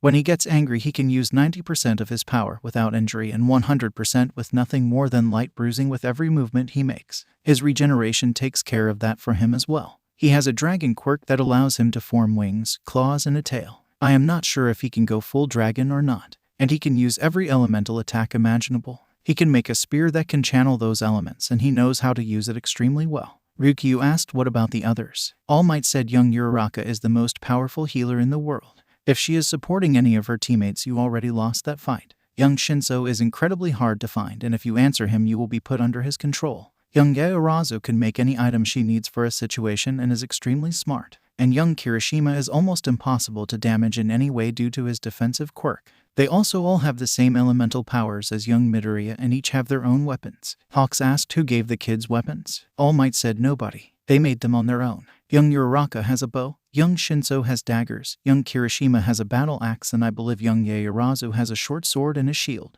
Ryukyu asked, so how do we win? All Might shrugged. As far as I am aware, they have never lost a fight to anyone but themselves. So fight carefully and do not let them gang up on you. And do not let them go on the offensive. In the observation room, Nezu was explaining the rules for the normal exams. While we let the two teams prepare themselves for the upcoming battle, I will explain the rules for your final exam. Teams of 2 will fight the teachers here. The teachers will wear heavily compressed weights on their wrists that weigh about half their total body weight. The student teams will have half an hour to either escape through one of the exit gates or defeat the pro hero they are up against. You can defeat the pro heroes by defeating them in combat. and knocking them out, highly unlikely, or by putting a pair of handcuffs we will give you around them. Even one side of the handcuffs will work. Due to the uneven number of students left, we will have one team of 3. Bakugo shouted, "Hey rodent, give me a fight on my own." Nezu simply said no. Bakugo shouted, "Why not? Deku's team has a 1-to-1 ratio. Why can't I have the same thing?" Nezu said 2 reasons. 1. That is not a test for Mr. Midoriya and his team. It is a test for the heroes. 2. You are very rude in your asking. Todoroki asked, "How is that a test for the heroes?" Nezu replied, "It is because very few of the top 10 heroes ever encounter an impossible task. I wish to see how they will react when fighting a battle they lost the moment it began, even if they didn't realize it yet." Ashido asked, "Wait, so even those in the top 10 can't win against 5 of our classmates?" Nezu laughed. "Oh heavens no. There is a reason I did not join the hero team. In all my years of participating in an exam I have never lost. I wish to keep that record." Anjiro asked, "So who's fighting who?" Nezu said, "Mr. Shoji and Miss Hagakure will be on a team against Snipe. Mr. Sato and Mr. Anjiro will be on a team against Cementos. Mr. Ada, Mr. Bakugo and Mr. Todoroki will be fighting against Eraserhead. Mr. Aoyama and Mr. Zero will be up against 13. Mr. Kaminari and Miss Ashido will be going up against me. Miss Asui and Mr. Takoyami will be up against Ectoplasm. And finally, Mr. Koda and Miss Gyro will be going up against Present Mike." Everyone looked to their partners and grouped up to talk about a strategy. Well, most of them did. Bakugo scoffed and said, "I'll crush our teacher into the ground by myself." He then walked away. Ida was about to yell at him to come back and make an actual strategy but was stopped by Todoroki. The other teen said, "Wait. We will make a plan for all of us and another just for us too. We will let Bakugo fight Eraserhead for a little. As he is getting beat, we will rescue him and then put our plan into action."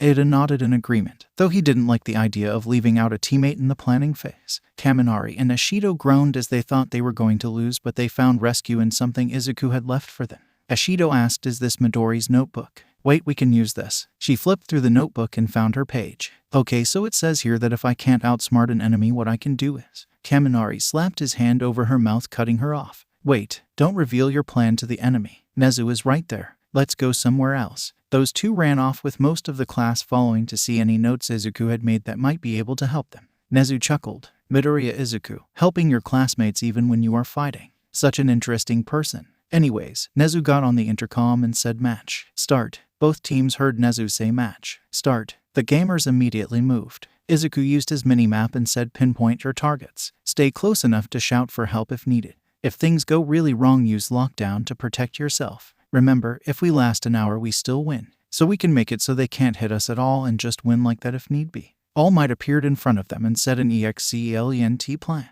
"But what will you do if we are faster than you can react to?" Izuku cut All Might off by punching him in the face, sending the pro flying away. Izuku then disappeared just as quickly as All Might had appeared. Maruko saw the interaction and said, "Holy shit. Nezu wasn't kidding when he said I would have a great fight here." The rabbit hero then jumped towards Ochako and prepared to kick her when she was tackled by Ajiro, who said, "Sorry Maruko, but you're fighting me." Ingenium ran in to attack the remaining 3 only for Hitoshi, the one he was aiming at, to disappear completely and the attack to miss. Hitoshi reappeared a moment later leaning against a wall and said, "Sorry, but it won't be that easy to hit me." He drew his knives and disappeared again. Ingenium started running towards where he thought Hitoshi would move to, only to be kicked in the side by Hitoshi and sent into an alley. Hawks tried to shoot feathers in Ochako and Momo, but Ochako drew her bow and shot fire arrows at the feathers, burning them to ash. Hawks flew away from the flaming arrows and Ochako ran after him, shooting more arrows. Ryukyu landed in front of Momo and formed dragon claws and wings. Momo said, Izuku does the same thing. He is much too fast for me to fight against on even footing, but I do know how to defend against your claws." Ryukyu said, "It won't matter. I've seen Midoriya fight. Our styles are vastly different." Momo said, "Perhaps, but you share the same weaknesses in your quirk." Ryukyu asked, "Like what?" Momo shot a blast of ice at the hero's wings. "Like that you cannot fly if the temperature of your wings drops below a certain point." Ryukyu cursed as she was forced to make her wings disappear. She said, "Fine, then we fight on the ground." Momo summoned her sword and shield. "That will not end well for you." Momo charged as her sword crackled with electricity. Izuku leapt after All Might after he punched him away. With full cowling active at 45% currently, he was able to catch up to his mentor easily. All Might shook off the blow he took and said, "It isn't very nice to interrupt others when they are talking." Izuku cut him off with another punch, this time to All Might's newly regenerated stomach. All Might was forced to his knees by the punch. The hero said, "Fine. I suppose I need to teach you some manners. Prepare yourself, young Midoriya. This will not be pleasant." Izuku kicked All Might away and said, "You talk too much when fighting an opponent who is just as fast as you." All Might shouted, "That's it. No more holding back." Izuku answered this with another kick to the face that sent All Might flying through a building. This went on for some time as All Might tried to hit his pupil only for Izuku to dodge the hit and land a counterattack. All Might thought, "Shit, if this keeps up I won't have enough energy to win. I need to get away." All Might stomped the ground and created a dust cloud. When it cleared, he was gone. Both Maruko and Ejiro heard All Might shout, and the redhead said the old man was probably talking too much. I guess he got tired of Izuku punching him in the face every time he did. Maruko launched a roundhouse kick at Ejiro's side while shouting, "Maybe you should shut up and focus on the fight too." The kick connected and Ejiro was sent sliding away, but no major damage was done. Maruko flinched in pain as she kicked Kirishima. "What the hell was that?" she asked. Ejiro said, "Oh, I can block most of the damage from any attack I see coming. I can also reflect any damage I do take back onto my opponent, so we both get hurt. I can only reflect an attack every 30 seconds though." Ejiro used the energy he absorbed from the kick to launch himself forward.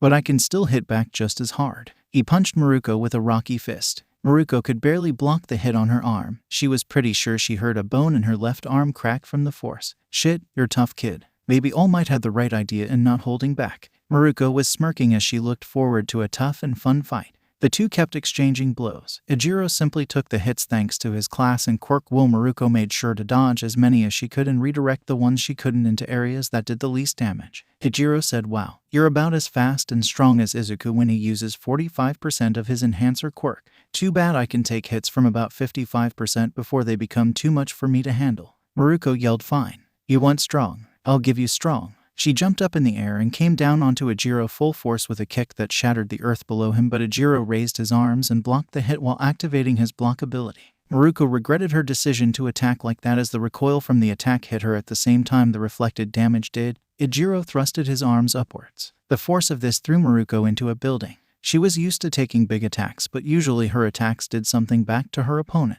Ejiro said, "Not bad. That attack would have knocked out any normal defensive quirk user. Too bad for you, I'm Red Riot. The ultimate shield." He summoned his axe. "Now it's time I got serious." The axe lit on fire, and when Ejiro swung it, waves of fire shot towards Maruko, causing the rabbit hero to panic slightly and duck under it, only for a strong kick to connect with her ribs. Ejiro had used her distraction to run forward and land an attack. Maruko was sent flying back. She coughed up blood and was breathing heavy. She gave her opponent one last look before she jumped away. Hitoshi was dodging all of Ingenium's attacks while cutting him every time he could. Shinso said, "You need to be faster than that, Ingenium.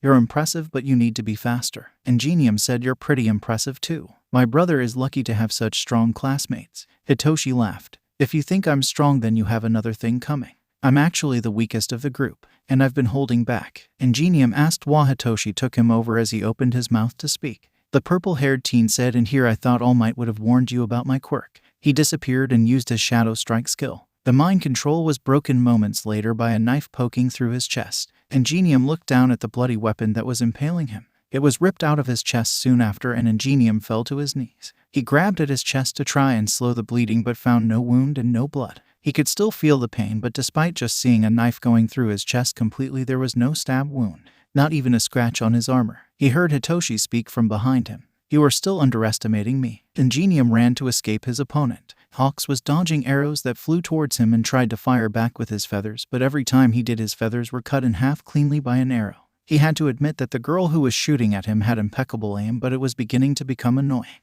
He barely had enough feathers left to fly, so he tried a different strategy. Hawks drew 2 feathers that elongated into swords. He then charged at Ochako and dodged every arrow she shot at him. Once he got close enough, Hawks tried to bring both sharp feather blades onto his opponent. Ochako simply raised her bow and blocked the blades with it. The bow was now pointed at Hawks's chest, and Ochako pulled back the drawstring as a light arrow appeared. Hawks realized he fell for a trap too late and got shot in the chest. He flew away to rethink his strategy when Ochako said, "Fire arrow barrage," and flaming arrows started shooting at him at a rate faster than even an army of archers would be able to shoot. He kept flying away, hoping to get out of range. Momo and Ryukyu were still locked in combat, though Momo had the upper hand. Each time Ryukyu touched the shield, it would discharge electricity and blast the pro away from the force of it. Each time the sword would connect, the lightning on it would cause whatever limb that was hit to go numb.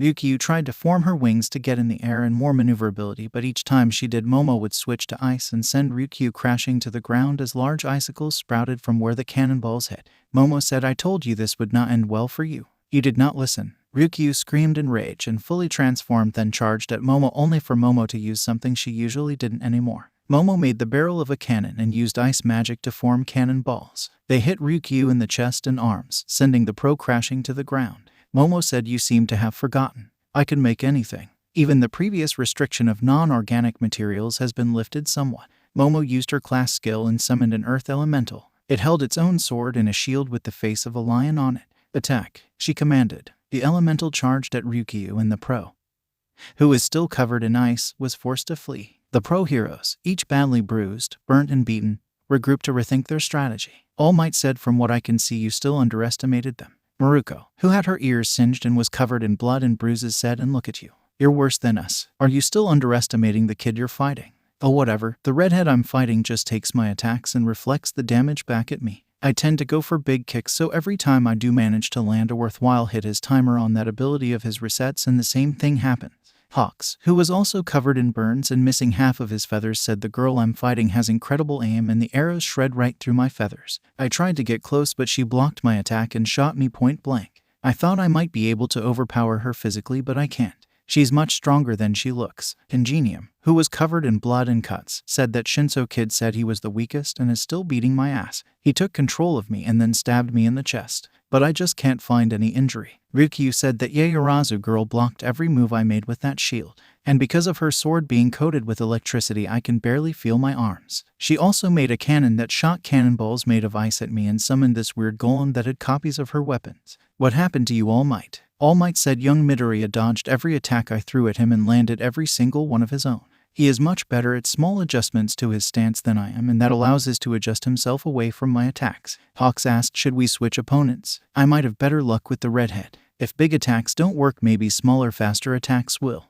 Ryukyu said, "Midoriya has a dragon quirk like me, right? I can try to fight him." Maruko said, "I'll take a crack at the girl with the bow. If I can get close, then I might be able to overpower her with my quirk." Ingenium said, "I can see what I can do to Yaoyorozu, I guess, but I doubt I stand much of a chance." All Might said, "Then I will take young Shinso. This might work, though beware as they have more tricks up their sleeves than they are showing." Izuku said, "That isn't a bad plan, All Might, but I have a better one." Lockdown. The pros all jumped at the sudden appearance of their enemies, and a bunch of strange particles floated around All Might. All Might swore as he knew that there was no getting out of this. Nezu's voice came from the PA system. "All Might has been eliminated by capture. 40 minutes remain of this final exam." All Might swore, "Shit, we lost." Maruko said, "Don't count us out just yet." She launched herself at Izuku and tried to deliver a kick, only for Izuku to catch her leg and throw her away. He said, "Ochako." Maruko said, "She wants to fight you. Give her what she asked for." Ochako said, "Sure thing, Izuku. But try not to hurt Ryukyu too much." Maruko ran off to give them more space to fight, and Ochako followed easily by using her quirk on herself. Hawks tried to fly off, but he was knocked out of the sky by a cannonball. Hitoshi and Ejiro ran to find where Hawks had landed. Momo summoned a lightning elemental to chase Ingenium as she forced him to run by attacking him. Ryukyu asked All Might, "Can't you break that barrier?" All Might shoot his head. A quirk that can decay anything that the user touches with 5 fingers could barely get through it. "I have punched one of these full force before and it didn't even move." Ryukyu faced her opponent. She asked, "Can you fully transform?" Izuku smirked and transformed into a dragon that was about half the size of Ryukyu's full size as an answer. Ryukyu sighed and used her full-size dragon transformation. The two took to the sky. In the observation room, everyone present was watching what could only be described as a complete embarrassment for the heroes. Nezu turned to the class and said, "Take a close look, students. What do I want everyone to learn from this?" Todoroki said 2 things. 1, that no matter how strong you are, there is always someone stronger. And 2, never fight these 5. Nezu turned back to the screens and watched as everything went wrong for the pros. Maruko was shot by countless arrows made of darkness from Ochako. Hawks had his wings sheared off by Shinso and he fell to the ground, where Ejiro delivered a brutal punch to the stomach. Ingenium was caught and overwhelmed by the combination of Momo and her lightning elemental that took the form of a tiger, and Ryukyu was pinned to the ground by Izuku despite her larger size. The principal said, "Close, Mr. Todoroki. While I do indeed want you to learn to never fight these 5, your first point does not match up. There is nobody who is stronger than these 5 when they work together. What I want you to see is the importance of information. In a punch-to-punch slugfest, the hero team has more power. Currently, the hero team is stronger, faster, and has much more experience. So what does the student team have?" Jiro answered, "Midoriya and Yaoyorozu, 2 of the smartest individuals in the world."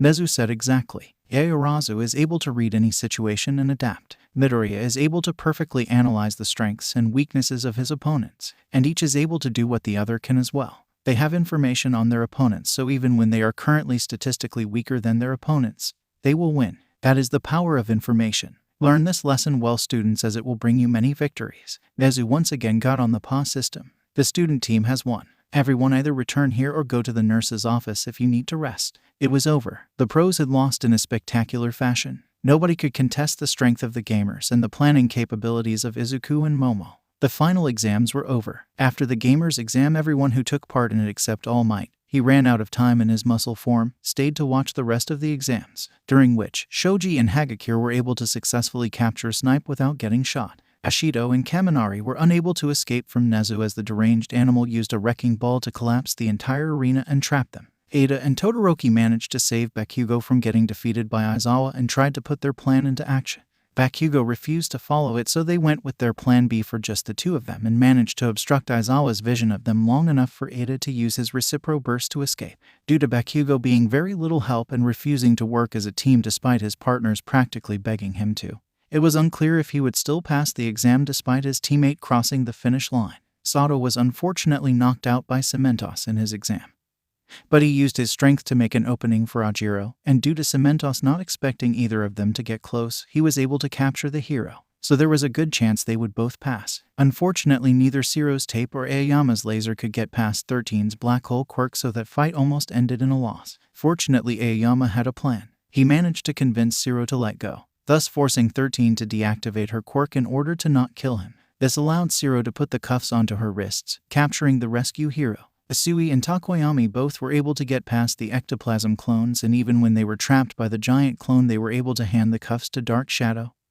and the quirk put the cuffs on Ectoplasm's legs. Present Mike was defeated by Gyro canceling out his sound waves with her own, and Coda making the bugs crawl all over him, approaching from underground so they weren't scared off by the loud noise. Present Mike would periodically visit Hound Dog for the next few weeks to get over his new terror of bugs. During the time between their exam and the next one, Izuku and the gamers looked at the rewards they got for beating the heroes. Rewards: 240,000 EXP, 50 quirk fragments. Stat gains: 15 STR, 15 DUR, 15 AGI, 15 INT, 15 Ys. Izuku saw that they all got 50 quirk fragments and wondered what the choose quirk fragments actually did. He opened his inventory and looked at the information for the choose quirk fragments. Quirk fragments, 64. Description: each quirk fragment can be turned into a quirk fragment of any other type as long as one of two conditions are met. Condition number 1, you have a quirk fragment of the type you are trying to obtain more of.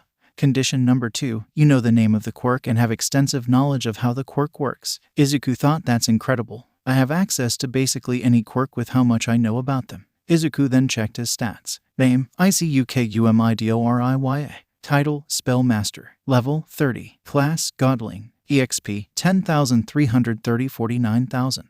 Health: 1,500 over 1,500. Mana: 5,500 over 5,500. Stamina: 1,500 over 1,500. Stats: STR: 150. AGIL: 150. INT: 125. Ys: 125. DUR: 150. Stat points: 31. Skills: Gamer's Mind, LVL Max. Gamer's Body, LVL Max. Analyze, LVL Max. Unstoppable Intellect, LVL Max. Physical Resistance, LVL Max. Spell Resistance, LVL Max. Knockback Resistance, LVL Max. Stone Skin, 20 Latvian Lats. Charm Resistance, LVL Max. Disable Resistance, LVL Max. Item Dungeon, LVL Max. Divine Aura, LVL Max. Divine Blood, LVL Max. Godling's Rage, LVL Max. Quirk, Superpower, 15 Latvian Lats. Minor Strength Augmentation, LVL 24. Dragon Force, 27 Latvian Lats. Spells: Fire Magic, Fireball, Fire Vortex, Flamethrower.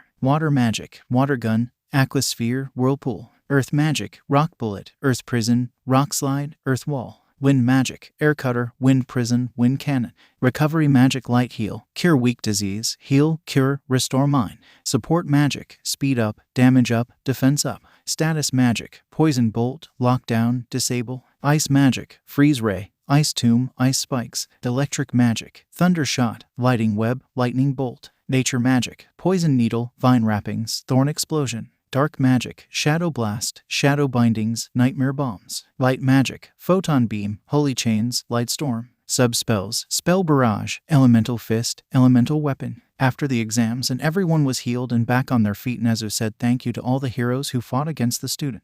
Maruko said yeah right. I didn't get a fight, I got a one-sided ass kicking. Nezu said yes you did. You never had any hope of winning. I could have put all the top 10 heroes and every teacher from this school against the 5 you fought, and the hero team would still not be able to give the students any more than a mild warm-up. The only one who ever stood a chance was All Might, and you saw what happened to him. Ryukyu asked how are you 5 so strong? Izuku said we're freaks of nature. We could easily become much stronger too. Ingenium asked how. Itoshi answered easy. We go into a pocket dimension for thousands of years where we spend every minute training or resting. Then we come back 10 seconds after we left due to time dilation. Ochako added we don't even age. Ryukyu said and I am officially done with your bullshit. Never ask me for anything again, Nezu. Nezu laughed as Ryukyu flew away. Amaruko said ditto. She then flipped off the gamers and jumped away. Ingenium said Tenya, these 5 classmates of yours are scary. You will do well here, but please keep them away from me. Ida nodded and Ingenium ran off. Hawks just said I'm just gonna go. He then flew off before anything crazy happened. Izuku said huh, so I'm back to traumatizing pro heroes. Cool. Zero said I don't think that's a good thing. Izuku said maybe not to you. A few days later everyone was in their last class of school before summer break started. Aizawa walked in. Good afternoon class. The class all said good afternoon Mr. Aizawa. Aizawa sighed. This is the last class before summer break. I am going to tell you all the results from your final exams, starting with the 5 freaks of nature. You all passed obviously. But please, no more traumatizing heroes. Next we have Shoji and Hagakure. You both passed both the written and practical exams. Good work of your stealth capabilities to combat your opponent. Hagakure and Shoji both said thank you Mr. Aizawa. Aizawa said hold all comments until I am finished please. Next we have Kaminari and Ashido. You both actually passed the written exam with the highest test scores we have seen from you two all year. You failed the practical though. I am aware you were against Nezu, but you didn't make even the smallest plan. Midoriya even gave you all an advantage in his notes on you. Next, Ida, Todoroki, and Bakugo. Ida and Todoroki, you have both passed. You made 2 plans, one with Bakugo helping and one for when he refused. You used what you knew of my quirk and capabilities to win the match. Congratulations. Bakugo, you failed. Bakugo screamed what? How? Aizawa said you acted alone and almost costed your team the match. You refused to help make a plan and then refused to follow the one they made. You were nothing but a hindrance to your team. That is why you failed. Next we have Sato and Ajiro. Sato, you at first tried to brute force your way through. Ajiro stopped you and the 2 of you made a plan. Between the 2 of you, you managed to make an opening for Ajiro to take out Cementos, though you did get knocked out on the way. You both passed, but Sato, use your brain more. You have it for a reason. Due to you getting knocked out, you get a lower score. Next is Isui and Takoyami. The 2 of you showed excellent teamwork and problem-solving skills. Takoyami, you need to work on fighting without your quirk as you relied on it for everything. Zero, Aoyama, you both passed, but what you did only worked because it was a test. Don't do it again. Koda, Gyro, you managed to beat Present Mike by using the bugs. Koda, you overcame your fears. Good work. The class cheered, minus the ones who failed. Aizawa shut them all up with a glare. Now then, I said that only those who passed would go to the summer camp for training. I lied. Everyone will go. The difference is when everyone who passed is relaxing after a hard day's work or playing games to show off their skills. Those who failed will be doing remedial lessons with me. We leave in 2 weeks and stay there for a week. Use the next 2 weeks to get any supplies you think you will need. Also, next week is the Expo on Island. Midoriya, you get an invite for winning the first year sports festival. You may use it or pass it on to someone else. Come get it from me after class. I am also aware that others were given them. You are allowed to go, but do not cause any trouble that will reflect on the school. That will be all. Have a nice summer break. After school, most of the class had gone to the mall in order to get their shopping done early so they could relax without worrying about it the rest of the time. As they were there, Momo said, speaking of the Expo, I am going as my family's representative. I was able to request more invites for some friends, so we can all go. Izuku, you do not need one, so I will not be giving you one. Izuku said that's fine. I know others will want to go. Gyro asked, can I tag along? Yeah, Momo. Momo nodded. Of course, I have enough to give all the girls one. Hitoshi, Ijiro, I also have one for each of you. Ijiro said thanks. I actually need a bit of pocket money, so I think I'm gonna take the job I applied for there. They needed extra temporary waiters due to how many people are coming to the expo. I applied and got the position. I even get to go to the expo and explore the island on breaks. Hitoshi said thanks, Momo. I will take you up on your offer though. Kaminari said, I got the same job as you, Kirishima. See you there, I guess. Eventually, most of the class had found a way to get an invitation. Izuku got a message from All Might saying that his invitation had the option to bring someone else, so he chose to hand off his invitation and go with All Might in secret. The class split up to go get anything they needed. Izuku sat on a bench as he thought of what he needed. A figure in a black hoodie came up behind him and tried to grab his neck, but Izuku suddenly disappeared. His voice came from behind the figure. Who are you and what do you want? The figure put down his hood and turned around. I figured you would have recognized me. After all, you kicked my ass when we last met. Izuku rolled his eyes. What do you want, Shigaraki? The villain sat down and said, I want to know why even after the incident on Hasu with the Nomus, Stain keeps overshadowing us. Maybe you can explain it to me. Izuku said, and why should I tell you that? Shigaraki said, because if you don't, a lot of people will die,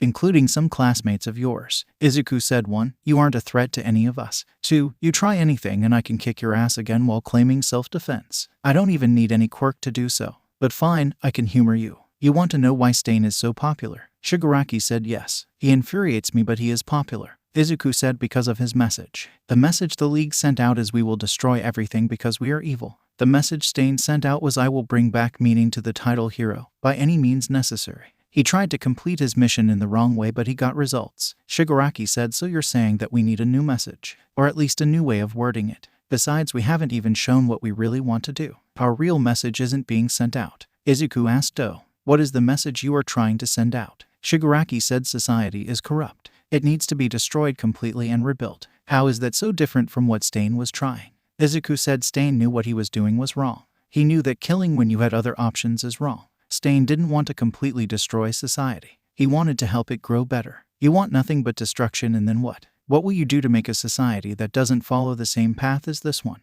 Shigaraki looked to be in deep thought. I see. Let me ask you this, Merlin. Do you think redemption is actually possible? So many heroes have done wrong. Do you think it is possible for them to change and actually be true heroes? Izuku instantly said yes. As long as the person is not too far gone to redeem and they are actually willing to try for redemption, then I believe it is possible for them. Shigaraki asked, and what about me? Am I too far gone for redemption? I think I am. Izuku said, Shigaraki, you are an interesting case. From what I can tell just by seeing you, you have done a lot of bad things, evil things, but I don't know your story behind what drove you to this, so I can't say if you are too far gone. The real question is, are you willing to try to redeem yourself? Shigaraki got up and laughed quietly to himself. You're an interesting person, Merlin. Am I willing to try? That is something I need to think on. We will meet again soon, I promise you that. When we do, I will try to have an answer, and I might just have an offer for you that time. Goodbye. Don't try to stop me. Bad things will happen if you do. Izuku let Shigaraki walk away, and he sent a message to the school and police department that Shigaraki was spotted in the area. Achako, Momo, Ijiro, and Hitoshi all showed up, and Achako asked, who was that Izuku? Izuku sighed. That was Shigaraki. He wanted to ask me a few questions. I answered to solve it non-violently. I could easily stop him, but he said he will see me again. He knows he can't beat me on his own, so he will be back with help. Then we can capture them all or force the real leader to come out of hiding. Momo asked, what did he ask? Izuku said first he wanted to know why Stain was so much more popular than the League. Then he asked me if I thought it was possible for villains and corrupted heroes to redeem themselves. Hitoshi asked, and what was your answer? Izuku said yes. If they are not too far gone and are actually willing to redeem themselves, then it is possible. It will never be easy to do so, but it should be possible. Ijiro asked, then what about Endeavor? Izuku said if he hadn't tried to force Ochako to marry Todoroki, then I would have said yes. After he tried to do that, I knew that it was impossible for him to redeem himself because he doesn't see anything wrong with what he did. Ochako asked, and Bakugo? Izuku said I would love to see him redeem himself, to be a real hero, but I know he won't. He sees himself in the right for abusing me. He never saw himself doing anything bad or against the law. He has never faced any real consequences before UA due to his strong quirk. But I know that if he doesn't change his ways, his beliefs on what a hero should be, he won't ever make it to his second year in the hero course, or maybe even at UA at all. He would get expelled long before that. They left the gloomy topic and discussed what they wanted to do for the summer. Izuku suggested, what about the beach? We can invite the whole class and have some fun. Ochako said, ooh, that sounds like so much fun. Momo, we need swimsuits. Let's go. Ochako and Momo rushed away to get swimsuits. Izuku said, I guess that's a yes from them. Ijiro said, I'm down. I've always loved the beach. Hitoshi said, I've never really been to one, but it sounds fun. So they made plans for a beach trip for after the training camp. Little did they know that something very different would be going on instead of heading to the beach. Izuku and All Might, in his skinny form, were on a private jet heading to the incredible man-made island that floated around the Pacific Ocean called I Island. They were going to show up a few days before the actual I Expo to take a look around and see one of All Might's old friends. Izuku said, "Thank you again for inviting me. But wouldn't you rather go with someone else?" All Might laughed. "And who would I go with?" "Your mother." Izuku looked at All Might with the same analytical gaze he had when in a fight and asked, "Why did my mother come up?" All Might quickly tried to backtrack and said, No. I have no idea who your mother even is." Izuku said, "You have met her before. Don't lie to me." All Might said, "Oh look, a distraction." Izuku didn't turn his head. "There is nothing over there. I am far more interested in this conversation. So answer the question." All Might didn't meet Izuku's eyes as he said, "There is nothing going on between me and your mother." Izuku kept that same gaze All Might feared more than AFO trained on the #1 hero. "I'm watching you. If I find that you are dating my mother without my permission, then what happened during our fight at the final exams will look like two preschoolers fake wrestling." All Might quickly shook his head. "Yes. Of course, I promise you that nothing is going on." Izuku did a complete 180 and said, "Good. Then we have nothing to worry about. Let's enjoy I Island." All Might asked, "How can you go from threatening and terrifying to friendly and approachable in less than a second?"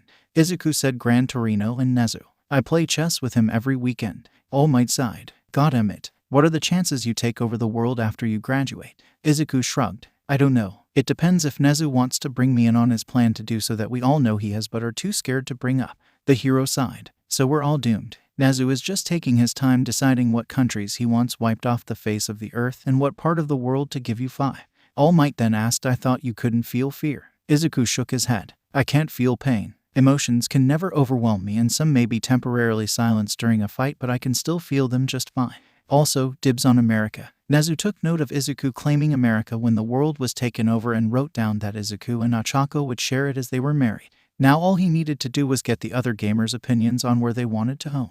After a few more hours of travel, the jet landed and Izuku and All Might got out onto I Island. The second they left the airport, they were swarmed by fans, but Izuku disappeared, leaving All Might to deal with them all himself. One of the fans asked, "Where did Merlin go?" All Might answered, "He's gone," as he signed everything from posters of himself to t-shirts. The same fan asked, "I can see that, but where did he go?" All Might shrugged. "My best guess is that he is either flying around somewhere or in a different plane of reality." Another fan asked, "He can do that. What else can he do?" All Might said, "I would say it would be faster to list the things he can't do, but at this point I have lost track of all his abilities."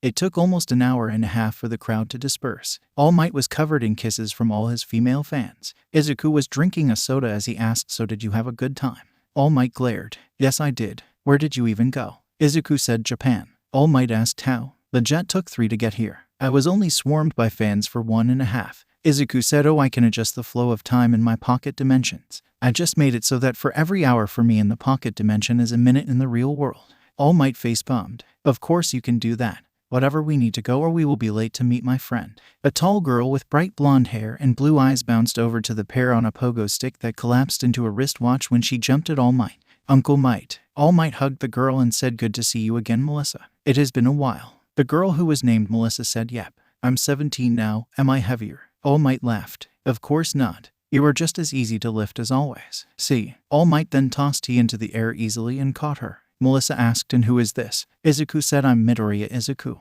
I'm a hero in training at UA. My hero name is Merlin." Melissa said, "Nice to meet you, Merlin. Why did you come with Uncle Might?" All Might answered, "Young Midoriya is my pupil. I have to retire someday, so I am making sure there is someone who can keep the crime down in my place. Assuming Nezu hasn't taken over the world by then, of course." Melissa, who had heard stories about Nezu, said, "Wow. You must be something else, Merlin." "Oh, where are my manners? I'm Melissa Shield." Izuku asked, as in daughter of the greatest inventor in the world, David Shield. Melissa nodded. "That's the one. I wanted to be a hero like Uncle Might, but since I was quirkless I decided to be like my dad instead. Now I make support gear to help the heroes." That struck a chord with Izuku. "Quirkless." Melissa nodded. "Some people treated me differently than usual, but usually just people treating me as fragile or something due to me not having a quirk." Izuku continued, "Almost as if someone could bump into you and you would shatter into a million pieces." Melissa nodded. "Exactly. But I don't want that. You seem to know what it's like. But from what I saw at the sports festival, you are far from powerless. So why is that?"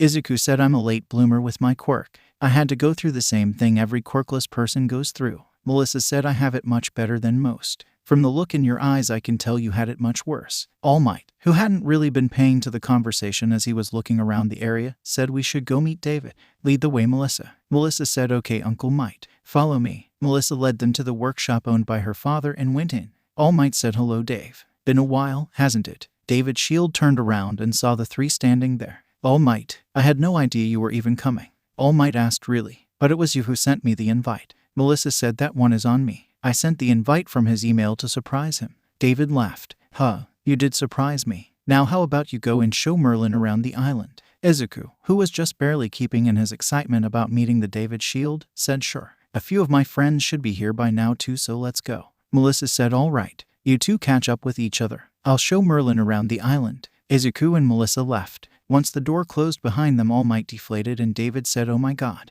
You had told me how bad the symptoms had gotten, but this is. Toshinori said, I know. It is bad. But my destroyed stomach and lung are restored, so my condition is improving. David said, get on this machine, Toshi. It will scan your quirk factor to see how much time you have left as All Might. Toshinori did so. It took a while, and as it was happening, Toshinori and David spoke to each other. You know, Dave, I am not so torn up about being forced to retire early. I know there is another who can take my place. David asked, do you mean Merlin? Toshinori nodded. I do. He is only a first year, but he is already almost stronger than me. I can tell he is going to do great things. David asked, and if you retire before he is ready? Toshinori laughed. He already is. All he needs is a license, and he and the four like him will shoot through the ranks quicker than Hawks did. David said, wow. It seems like you have a lot of faith in him. Toshinori nodded. Yes, I do. In my opinion, I have failed at being the symbol of peace. Sure, the crime rate in Japan is lower than anywhere else in the world, but all I do is fight villains and deter others from becoming them in normal circumstances.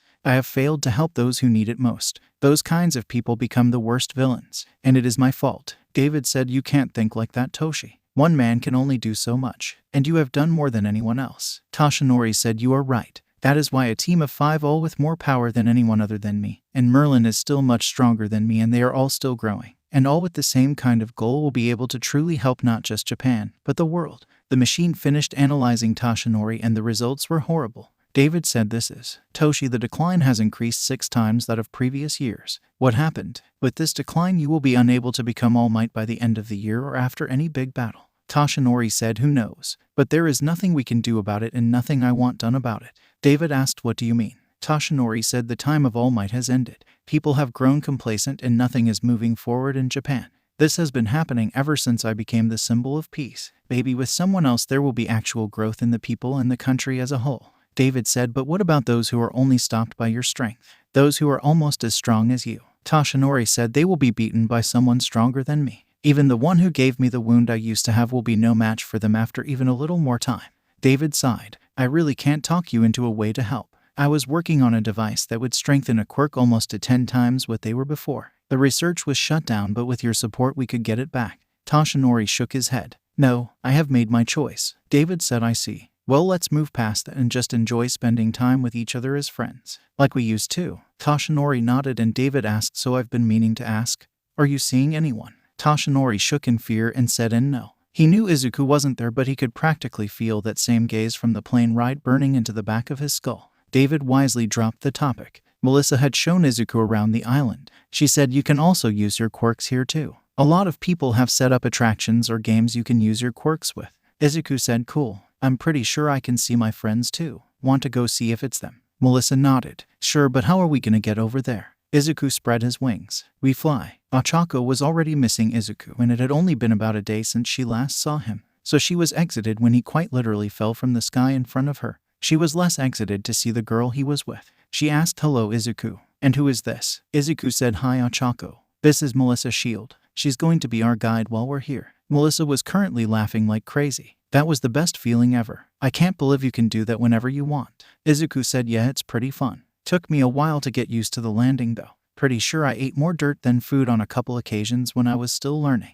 Ochako calmed down a bit. So Izuku, what have you done so far? Izuku said, not much. Melissa just showed me around the island and I met her dad too. It was pretty cool to meet David Shield. Momo asked, wait, the famous inventor? Melissa nodded. Yep, the one and only. Anyways, let's get going. Since you are all hero students, I would think you would want to see something else that you might like. Izuku said, sure, let's go. Everyone okay with that? Itoshi said, sure, why not? Ijiro said, this will be fun. Momo wondered what will it be. Ochako clung to Izuku's arm and said sure, if you want to go so will I, Izuku. She kissed him on the cheek. Ochako took a small amount of happiness at the slightly disappointed look Melissa got as she realized they were a couple. As it turned out, what Melissa wanted to show them was a fake villain scenario where you had to destroy 8 targets as fast as you could. Someone got 3 seconds. Izuku saw that it was Todoroki. He's already here. Izuku jumped down as the announcer congratulated the son of Endeavor. Izuku said nice job. Todoroki said yeah, best score so far. Now I get bumped back down to 6th. Izuku said maybe 5th. Hiroshima might not be fast enough to beat your score. Izuku then stepped up to the starting line. As soon as the announcer said go, Izuku activated OFA and there was a massive sonic boom. Izuku returned in less than a second. The announcer said 0.4 seconds. Incredible. I don't think anyone is going to beat that score. As it turned out, Todoroki was right. His impressive score of 3.4 seconds was blown out of the water again and again. Ochako got 1 flat, Momo got 1.3, Hitoshi got 1.1 and Ejiro got 2.4. Melissa congratulated them all. Wow, you guys are incredible. Ochako said thanks. Melissa continued, you know, there is a party tonight, exclusive. You all want to go? Izuku said sure. We would all love to, right? Ochako said yeah, but I didn't bring any dresses or fancy clothes. Momo said that's fine. My quirk is perfect for that. Hitoshi said I think I might pass. Never been one for big parties. Ejiro threw his arm around Hitoshi. Come on man, come with us. It will be more fun together. Hitoshi said fine. Melissa said great. Here are some invites. Is anyone else coming? Momo said yes. A friend of mine named Kyoka. She will be coming as well. I believe Ashido said she would be over her jet lag by tonight as well. Asui and Hagakure are both staying in their rooms tonight to sleep off the jet lag. Ejiro said oh, Ida is here too. Same with Kaminari. They would want to come I'm sure. Melissa said so that makes 10 invitations total. You are coming, right Todoroki I think it was. Todoroki nodded. Yes, I might as well. Melissa said it's my job to hand out the extra invitations so I have exactly 10 left. Here you go. She handed a stack of invitations to them. It starts at 8:30 so don't be late. Izuku said hey Ejiro, you work at a cafe here right? I think your break might be over. Ejiro cried shit. He started running in the direction of the cafe he worked at. Izuku laughed. One of the strongest fighters in the school, and can't keep track of time to save his life. Anyways, I'm pretty hungry. Want to get some food? Everyone agreed so they also made their way to the cafe. Once the 5 people reached the cafe they all sat down and took up 2 tables. There were almost immediately problems as a short teen with purple balls for hair walked up to Ochako and Momo. He said hello ladies. I'm Minta Minoru, but you can call me. That was as far as he got before he was smacked by the butt end of a spear and launched across the cafe. Izuku said stupid perverted midget. Ochako and Momo said thanks Izuku. Ida walked over. Midoriya. You cannot just smack people like that. Izuku replied he was trying to hit on Ochako and Momo. I reacted in a way that would still technically allow him to have children. Though if that's his opening then I'm not sure it matters. Everyone around, minus Ida and Todoroki, started laughing at Izuku's burn. The small pervert had been knocked out and was now snoring in the rose bushes. A few hours passed and everyone was getting ready for the party. Ochako got a dress just her size from Momo. Momo herself was also in a dress that fit her perfectly. Ejiro was in a red suit with a gray vest. Hitoshi went with a purple suit and a black tie. Melissa showed up in a tight blue dress. She asked where is Merlin. Mina, Ida, Jiro and Kaminari were also there. Ochako checked her minimap to see Izuku's location and said he's almost here. Sure enough, Izuku quickly showed up in a brown suit that showed off his physique quite well. All the girls present were all blushing. Momo whispered Ochako, I am sorry to say but he is hot. Ochako could only murmur aha. Izuku reached them and said hey everyone. I hope I'm not too late. He flashed them a bright smile that all the girls swore made their hearts stop. Ochako leapt onto him and locked him into a deep kiss. This made all the girls jealous. Once they separated, Melissa cleared her throat and said we should go in now. Just before they did there was an alarm and all the security doors shut, locking them out of the ballroom. Izuku asked what's going on. Melissa said I have no idea, but it's nothing good. The security doors had slammed shut and the alarms were all going off. Melissa said this makes no sense. These are lockdown protocols but there should be no reason for them. Everyone was looking around worried about what was going on. Jiro asked is there any way we can look inside the ballroom? That should give us an idea of what's going on. Melissa nodded. Yeah, the room has a clear glass ceiling that we should be able to access. The roof access point is over here. The group made their way to the glass roof and looked inside. They saw a few armed men and one with a metal mask and white trench coat leading David Shield and one of his assistants out of the room. Izuku said I think I know why those guys here. I think those are villains. They must be here to steal some invention for someone. The students saw that all the pro heroes, All Might included, tied up in strange glowing blue ropes. Melissa said those are the capture binding my father invented. They are almost impossible to break. If those are active, then the villains must have taken over the security system. Then this was an inside job. The island security system is impossible to hack or access from anywhere outside of the head security office, Momo said. Pausing for a moment to think, Izuku asked him, Melissa, where would they be going if they are trying to steal an invention? The answer came instantly. My best guess is the vault. We store inventions that had their progress and research frozen there. Most of them are there because they would be either too dangerous or broke some laws that exist. Ochako asked how would we get there. Melissa once again had an answer. The vault is right off the main security room. Ijiro said then we need to go there. If we reset the security system, then the pros should be set free. Itoshi interrupted them, sounding worried. Guys, take a look at this. He pointed them to the outside. Island was always being patrolled by both pro heroes and security drones that would attempt to capture threats with high-voltage tasers and net guns. Now the citizens were being corralled into one small area and surrounded. Momo said this is horrible. We need to help them. Just as they were about to run out and start destroying the bots, they were stopped by Ada and Melissa. Ada said we cannot do this. We do not have our licenses. Melissa added, plus if you just attack, then the bots might kill someone. Right now they aren't being harmed, just kept in one area. We don't want to make this worse. Ashido asked, then what do we do? Everyone started brainstorming when Izuku had an idea. He said, wait, I got it. Me, Momo, Ochako, Hitoshi, Ijiro and Todoroki go up and shut down the security system and capture the main villain. The rest of you stay here and keep an eye on the robots. If they start trying to hurt the civilians, then take them down. The class is about to move forward with the plan, but Ada once again said this is against the law. We cannot do this. Izuku argued we are heroes in training. It is our duty as future heroes to help people when they need it. If the law keeps me from helping people, then I will ignore that law. If you don't want to fight, then fine, don't. But you will not be stopping us from going. The blue-haired speedster clenched his fist. He said, fine. I know I cannot stop you. I also cannot allow these people come to harm. I will assist the team staying down here to save the civilians and let the pros know what is happening. With the problem settled, Izuku and his team set to move out when Melissa said, I'm joining you. Izuku tried to argue that it wasn't safe, but Melissa said, you need me to reset the security system.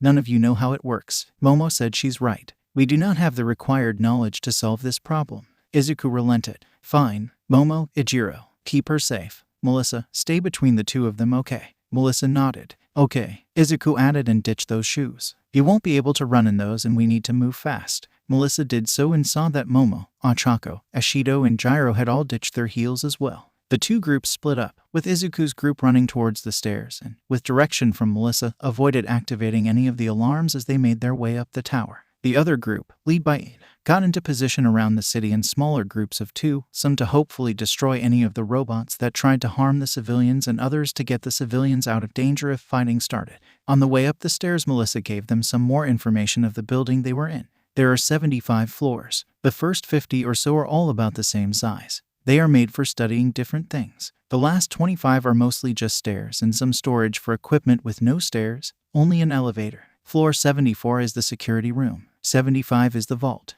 If we can get to the roof of floor 50, then we should be able to fly to floor 74. That will also stop them from trapping us in the main elevator. Izuku said then we should hurry. We don't have much time to spare. They managed to keep avoiding all the alarms in the security system until they reached a dead end at floor 50. Melissa said past that door is the rest of floor 50. We can get to the roof from there. But that door is hooked up to the security system. If we open it, then it will alert those in it to where we are. Ochako said, and we might not be alone. If this is the only way to the security room minus flying quirks, which are pretty rare, then it makes sense that it's guarded. Momo said, leave this to me. I have just the thing. She made an air elemental that slid through the cracks between the door and the doorframe.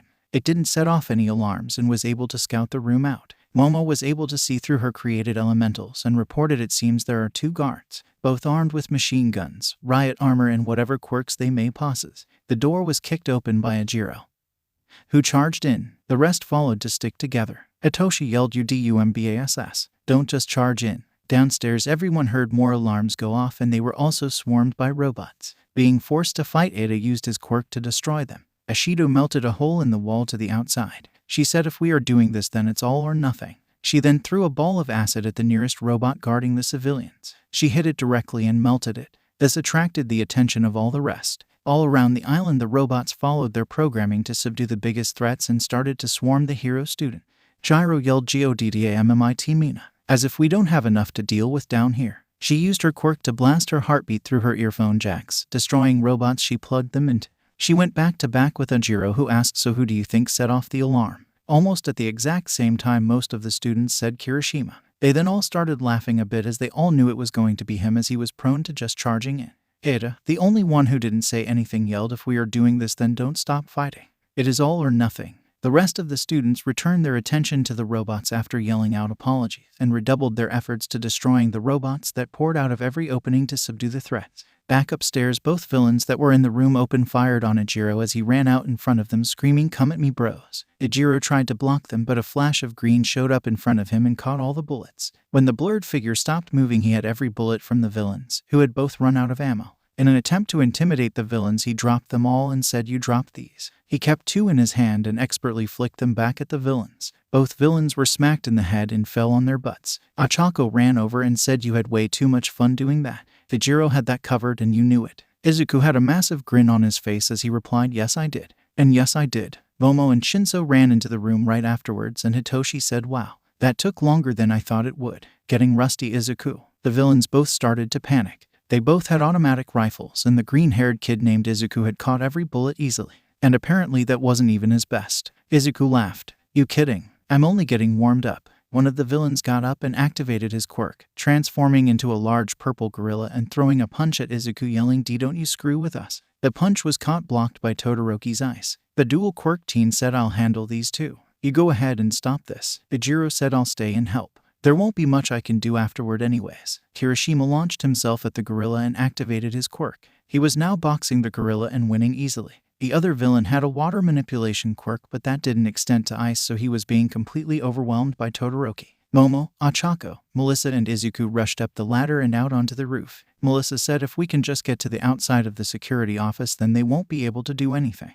There are only pressure sensors on the outside, not cameras, so if we can blow our way through, they won't see it coming." Izuku formed his wings and said, "Get on my back. I'll fly us up there." Melissa did so just as robots started to swarm the roof from the elevator shaft. Momo said, "Achako, go with them, I shall hold them off." With a nod, Achako grabbed Izuku's hand and the 3 blasted off towards the security office, leaving Momo alone to fight. Melissa asked, "Will she be alright alone?" Izuku and Achako laughed. Izuku replied, "She's never alone. Just watch." Melissa watched as a large black wolf and 5 different elementals, being fire, wind, water, earth and healing, appeared out of nowhere, and Momo formed a sword and shield. The group of 7 easily destroyed the robots without putting any effort in it. Ijiro and Todoroki also joined the fight on the roof. In the security office, the head villain said, "Unlock the way to the vault. What we need is there." Before anyone could respond, the wall was blown open and Izuku stepped through. The main villain said, "Swordcole, take care of them, then join me in the vault." A villain with shaggy blonde hair said, "Sure thing, boss. Leave it to me." The main villain dragged away David and his assistant Sam. Swordcole pressed a button on the control panel and opened the way to the vault. He then said, "Sorry kids. Boss's orders. You need to die." He turned his hand into a sword. Izuku said, "Achako, you have this right." Achako pulled a bow out of nowhere and said, "I fought Hawks one-on-one. This guy is nothing." She then kicked him out of the room towards the elevator. Izuku tied up the other villains that were currently unconscious from his entrance, and Melissa sat down at the control panel. She said, "I just need 10 seconds to reset the system." Luckily, they had no idea how to really use it, and everything is the same. And just like she said, 10 seconds later the alarms shut off and all the security doors open. Melissa then said, "My job is done here. Let's go save my father." Izuku and Melissa ran to the vault where David and the villain were talking. Izuku used Analyze on the villain. Name, Wolfram. Title, None. Level, 44. Health, 1,700 over 1,700. Mana, 8,900 over 8,900. Stamina, 1,500 over 1,500. Quirk, Metal Manipulation, Super Strength Enhancer. Warning message, The Trickster, the Thief, one who has gotten power from one thought long dead and now seeks away a device that will bring the world to ruin. Izuku, though 2 quirks. AFO must be involved. Wolfram said, "I must say, David, none of this would have been possible without you." David said, "I don't care about that. Just give me the device and take your money." Wolfram said, "About that, there has been a change of plans. I will be taking it and giving it to someone who paid me a fortune for it. He even have me some added security to make sure the mission succeeds." David yelled that WAS sent the deal. "I hired you to get me the device." Melissa stepped out from their hiding place and yelled, "Dad, no. How could you? Tell me you had nothing to do with this." Wolfram used his quirk to shoot a metal bar towards Melissa. Izuku grabbed her and pulled her out of the way. David yelled, "What are you doing? Nobody is supposed to get hurt from this. You guys are supposed to be fake villains." Wolfram said, "And we are. We are simply pretending to be fake villains. Your assistant Sam was the one who called us. Now come with me." He grabbed David and pulled him away. Sam said, "Hey, what about my payment?" Wolfram said, "Of course. How could I forget?" He pulled out a gun and shot Sam in the shoulder, then ran off with David. Izuku ran after him and Melissa tried to follow, but he stopped her. "You can't go." Melissa was in tears as she yelled, "That is my father in there. You can't keep me from him." Izuku said, "But Sam needs your help. I can't heal him and stop Wolfram from getting away at the same time. You need to stop him from bleeding out until Ochako gets here and can heal him." Melissa tried to argue more but knew Izuku was right. She ran over to Sam and put pressure over his wounds. Izuku ran to the stairs that lead to the roof and got there just as Wolfram was about to take off in his helicopter. Downstairs, the binding that held the heroes and the robots deactivated just as most of Class 1A was about to be overwhelmed. All Might quickly ran around the entire building until he found the villains at the roof. He jumped towards it and grabbed David from the helicopter and broke its rotors so it couldn't take off. Wolfram jumped out of the helicopter and said, "You should have grabbed the device instead. Now you only delayed his death." He put the device on, but before it could activate, Izuku rushed forward and destroyed it. This caused both of Wolfram's quirks to go haywire and then be erased permanently. Izuku said, "None of that. Even the power you got from AFO can't save you from justice." He then knocked out Wolfram with a quick punch to the head. As Wolfram collapsed to the floor, All Might said, "Well, that was anticlimactic. I was expecting a big fight." "Not that." Izuku said, "Even if the device activated, I could have erased his quirks similar to Eraser.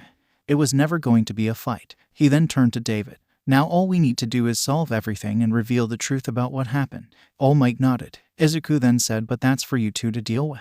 Bye." He then disappeared completely. All Might sighed and deflated. "I was afraid he would do that." David asked, "He does that often?" All Might nodded. "Indeed. He isn't invisible or anything. He is now gone, and I have no idea where he went." David said, "Wow. He must be impossible to teach when he can do something like that and skip over any lesson." All Might nodded again. "He is indeed impossible to teach." A few days later and everything was settled. David admitted that it was his fault the villains attacked Island and surrendered himself to the police. The students weren't mentioned at all and got off scot-free. The broken robots were blamed on a self-destruction feature they had that Melissa activated in hopes of saving people. All the villains, and there were a lot of them on every floor, were arrested and everything quickly returned to normal. The Expo was cancelled and would happen again the next month with better security. The Island incident was over and everything was back to normal. Well, as normal as things could be when you lived in a world of superpowers and a godlike 16-year-old. Everyone from Class 1A was about to get on a bus to go to the training camp they were going to be training at for the next week. They were just waiting for their homeroom teacher to arrive so they could get on the bus, as he was the one with the keys and the one driving them, since the location of the camp was a secret to anyone not in the UA staff. The gamers were doing something different. They were preparing themselves for class evolutions. Izuku's wasn't available yet, but being at 95% of the way there, they expected it to be ready soon. Ochako's gave the message of. Ochako said, "I guess our classes are connected now. Maybe the new god needs a high priest to worship him. Is that what you need, Izuku?" Ochako was clearly joking, but nobody dared cross out the possibility, as it was the gamer and literally anything was possible due to it.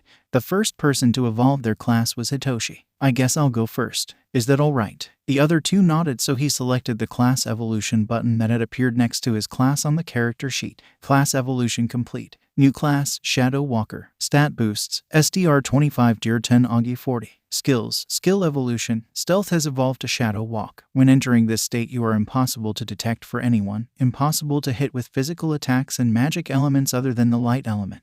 You also get a 70% boost to dark magic damage in this state. Skill gained, Guard Breaker. This attack ignores defense and cannot be blocked or reflected. If used while undetected, it does 300% damage. The gamers read over the class and Ijiro said, "Whoa, that's awesome. I wonder what my class will be. Is it okay for me to go next, Momo?" Momo nodded. "Of course, I have no problem going last for now." Ijiro also activated his class evolution. Class evolution complete. New class, Paladin. Stat boosts, SDR 30 Dur 45. Skills, skill evolution. Block has evolved to protect. You always reflect 40% damage from an attack back to an opponent every time. You can protect a target and block 100% and reflect 120% of the damage that was to be done. Skill gained. Holy Aura. You and any allies in a 20-meter radius gain a 30% bonus to light magic damage and a 15% resistance to dark magic. Momo said, "It seems your two classes counter each other. Hitoshi, your class is one who slips past any defense and is impossible to detect as you stand in the shadows. Ejiro, your class is the opposite. You can defend against anything and protect others along with it. You also use the light while he uses dark. Izuku said, too bad you don't use the light element much. Kirishima nodded. Momo said, I shall go now then. Class evolution complete. New class, Advanced Summoner. Stat boosts, Int 50 Wise 50. Skills, skill gained. Greater Summon, allows you to summon stronger creatures. Summon limit has doubled. Ochako said, wow, all your classes are so strong. I wonder what class I'm gonna get. Izuku replied, not sure, but I bet it's going to be just as strong. Aizawa finally showed up and the class got on the bus. It took a few hours for the class to get to the rest stop. When they did arrive, Aizawa ordered them all out of the bus. Everyone out. Stretch your legs and get some fresh air. As everyone exited the bus, a black car showed up and two people exited. One figure said, locking on with sparkling gazes. The other said, strikingly cute and cat-like. At the same time they said, wild, wild pussy cats. Half version. Izuku, being the encyclopedia on every hero ever, spouted off information. Wow, it's Mandalay and Pixie Bob. Two members of the Wild Wild Pussycats. That's a hero team that is on their 12th year workin'. He cut off as Pixie Bob rushed him, saying, I'm 18 at heart. Seeing that she missed, then was punched in the stomach and launched back to where she was before she asked, wait, what? Aizawa sighed. I didn't expect that to work. This is Midoriya, one of the problem students I told you about. Mandalay said, wow, he's faster than he looks. Though he is the one who fought All Might, so I guess I can't underestimate him. Izuku said, sorry. Mentioning your age was insensitive. He bowed politely. Mandalay said, anyways, we are here to help train you for the next week. There is a lodge in the forest about 10 miles that way, so get ready. Pixie Bob finished with a wicked grin on her face. Because training starts now. She touched the ground and tried to activate her quirk, but the ground stopped moving right after it started. She sounded annoyed as she asked Aizawa, why did you erase my quirk? Aizawa sounded bored as he said, I didn't. Midoriya. Izuku said, sorry, but that won't wear off for about 30 seconds. Mandalay asked, how many tricks does he have? Aizawa groaned out, too many. I wish whoever trains him and the other 4 luck. Mandalay said, okay, since it seems that it's a reflex to stop her quirk when Pixie does that. It's about 9. You have till 12:30 to get to the lodge or no lunch. Get going now. Aizawa added Midoriya.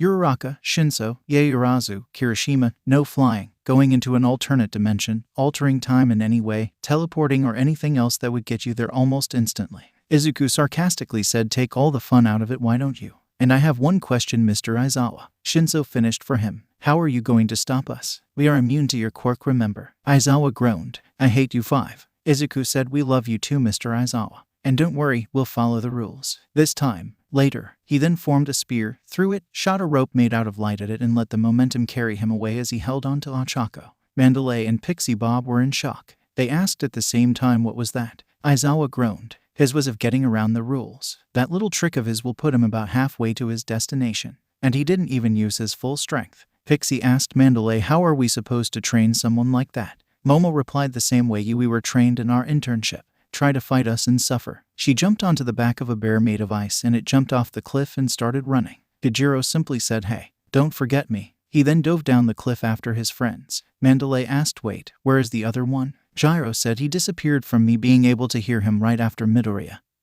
And Uraraka flew away on a spear. Pixie looked at Aizawa with a look that said, what the fuck did you just unleash upon us? A small child in a red hat with small horns on it thought, what idiots. Aizawa said, the rest of you get moving. This is the beast's forest. You will find out why soon enough. Izuku and Ochako got to the lodge before Mandalay, Pixie, and Aizawa did. Momo, Ejiro, and Shinso arrived just after. None of them had so much as a scratch on them. Pixie asked Aizawa, no, seriously. What are these 5 made out of? We drove here, breaking several road safety laws, and those 2 beat us and the other 3 almost did. They were all on foot. Aizawa sighed. I am done with those 5. At this point I am putting in a request to let them graduate almost 3 years early. There is nothing left we can really teach them, as they are stronger than anyone else, and due to Midoriya and Yaoyorozu being geniuses almost on the level of Nezu, they know everything they need to know. Pixie whined, then why did you bring them here? We obviously can't torture them. Izuku offered because he wanted you to have this reaction and he's super sadistic. Aizawa did not disagree with that statement, as there were no lies or flaws in it. Pixie said, well, these boys are exactly my type. She rushed over to Izuku and said, I claim him. He's mine. She then started examining every part of him until he was pulled away by Ochako. She said, actually, he's mine. You can't claim him when he's already taken. Pixie said, and wouldn't he rather be with someone like me? Who are you to say he has to stay with you? Ochako replied, oh sorry, I never introduced myself. I am Midoriya Ochako, his wife. Mandalay said sorry about her. She's at the age where she's started looking for a mate. Also, is that true? Aizawa nodded. Pixie whined, why do you already have a husband when someone like me, an ageless beauty, has nobody? Izuku said, speaking of age, he had to dodge Pixie again when she tried to attack him. Who's the kid? Mandalay said, oh, that's Kota, my nephew. Izuku walked over and held out his hand for a handshake. Hi, I'm Midoriya Izuku. In response, Kota tried to punch Izuku in the balls only for Izuku to not react in the slightest and Kota to pull back his now severely bruised hand. What the? He exclaimed as he rubbed his hand to try to stop the pain. Pixie said, okay, good luck with that. Your husband has balls of steel. I can only imagine what the rest of him is like down there. Ochako exploded into a blush and lost her ability to form words. Momo was also blushing quite a lot while Ejiro and Hitoshi were trying not to laugh. Ochako saw this and decided to get some revenge. Hey Pixie Bob, Ejiro and Hitoshi are both single. Nobody to stop you from claiming them. Hitoshi and Ejiro both fixed Ochako with a look of betrayal as Pixie excitedly rushed over. Ochako mouthed, "Karma's a bitch. That's what you get for laughing at me." As the two boys were being swarmed by Pixie, Ochako walked over to Izuku and Kota. Izuku had healed Kota and the child was now saying, what is wrong with you? I hit you in the balls and you heal me and make sure I'm okay. Who does that? Izuku said, being a hero is all about helping others, even at the cost of your own safety. Besides, I don't even feel pain, so that was nothing. Kota screamed, that's just it. Being a hero is so stupid. Who would willingly put their life on the line for a complete stranger? Izuku decided to use Analyze to see if that told him why Kota hated heroes like he did. Name, Kota Izumi. Title, none. Level, 1. Health, 40/40. Mana, 200/200. Stamina, 60/60. Quirk, water gun. Warning message, the cynical, the lonely. This boy believes his parents abandoned him when they died in the line of duty as pro-heroes. Izuku muttered, I see. So his parents died as heroes. The water hose duo maybe. They both had water manipulation quirks from what I remember, so it's possible. Kota asked how. How do you know all that? Izuku apologized. Sorry, I have a way of finding out information about people. I used it on you to see why you hated heroes so much. I want to help you, Kota. No kid should have so much hatred. Kota screamed, that is exactly what I hate. Why would you ever help me? You don't get anything out of it. I assent that what every hero is after. Fame and fortune. Izuku said, maybe some. But not me. I want to help you because it's the right thing to do. Kota said, well, I don't want your help. Leave me alone. He then stormed off into the woods. After he had left, Izuku summoned his wolf as he had a bad feeling. Go, follow Kota. Make sure he stays safe, but don't let him see you. The wolf bounded off into the woods. Mandalay walked over. What was that? Izuku asked, you mean the wolf? Mandalay nodded and Izuku answered, oh, it's just a wolf pup I found. My powers sort of bonded with it and now it's a bit like a pet. It listens to commands I give it and it's pretty strong. Mandalay rubbed the bridge of her nose. Wow, you are already giving me a headache. Most class don't manage that until at least the 4th day. Izuku apologized. Sorry, I guess Aizawa never warned you about me until an hour before the trip. Mandalay nodded. A few hours later, the rest of the class showed up, most beaten up and covered in dirt. Izuku walked over to them and asked, did you all really have that much trouble with those rock monsters? Bakugo yelled, fuck you Deku. You knew exactly what was in that forest. Didn't you? Laughter was the only answer Bakugo got. The rest of the class walked over to Ochako for healing. She did so without anyone saying a word. Pixie Bob and Mandalay called everyone over. Mandalay said, it took you all over 6 hours to get here. Other than those 5, but something tells me that they don't count for things like this. Anyways, I am aware of how many monsters Pixie made, but you should know when to fight or when to run. You chose to fight every single rock monster you came across. That is not always the answer. You all ran out of energy pretty quickly, and the only reason you got here at all was because Pixie stopped her monsters. You all need to improve. Thankfully, that is why we are here. Pixie finished for her partner. Tonight we will be giving you dinner. So after you eat, you can relax in the hot springs. But don't get used to this treatment. Tomorrow all you kittens will need to make dinner for yourselves. Groans came from most of the class. Momo, who was with the other gamers, said regretfully, I never learned to cook. Can I count on you to cook for us, Izuku? Izuku said, sure, no problem. I can cook for all of us. Tajiro said, thanks, I never learned either. Hitoshi said, yeah, I tried once. I got banned from the kitchen at home. Pixie started whining again. Oh god, he's even more perfect. Why couldn't I have found him earlier? Ashido asked Mandalay, what's that about? Mandalay laughed slightly as she answered, Pixie is looking for a mate. She's mad that Midoriya is already married. Ashido's eyes lit up in excitement. Ew, somebody has been hiding something about their relationship. Time to get some info. Mandalay sent a message with her quirk to Izuku and Ochako. Hey, just wanted to say that I let it slip to Ashido, I think it was, that you two are married. Seems you two have neglected to inform your class about that. Oops, Izuku said, well shit. Ochako said that isn't good. I just had to tell Pixie Bob we were married instead of just dating. Ashido stormed over and shouted, how could you two not tell me you got married? When did it happen? I need answers. This attracted the attention of the rest of the class. Hagakure rushed over and started to also ask questions. Most of the class was surprised that they were married but weren't the type to fish for information about it. Izuku and Ochako spent the rest of the night getting bombarded with questions and Ashido and Hagakure trying to get info out of them. Once it was time for bed, Pixie Bob decided to get one last dig in at Ochako and Izuku. Lights out, kittens. Now I don't want to hear about any couples, married or otherwise, sneaking out to meet up in the woods for some private time. So get to sleep. We have a lot of work to do tomorrow. She said this while staring at Izuku and Ochako. Both started blushing about the implications. They went to bed hoping to avoid any more questions and hoping that tomorrow everyone would be too busy training to ask any. When Class 1A woke up in the morning, Aizawa had them follow him. He tossed a ball to Bakugo. Throw this ball as far as you can, just like you did on your first day. Bakugo smirked and screamed "Die!" The ball sailed away with a massive explosion. When it landed, Aizawa revealed that it had only gone a few meters farther than at the beginning of the year. He explained, from the beginning of the year we have been teaching you combat tactics and scenarios you might encounter in the real world.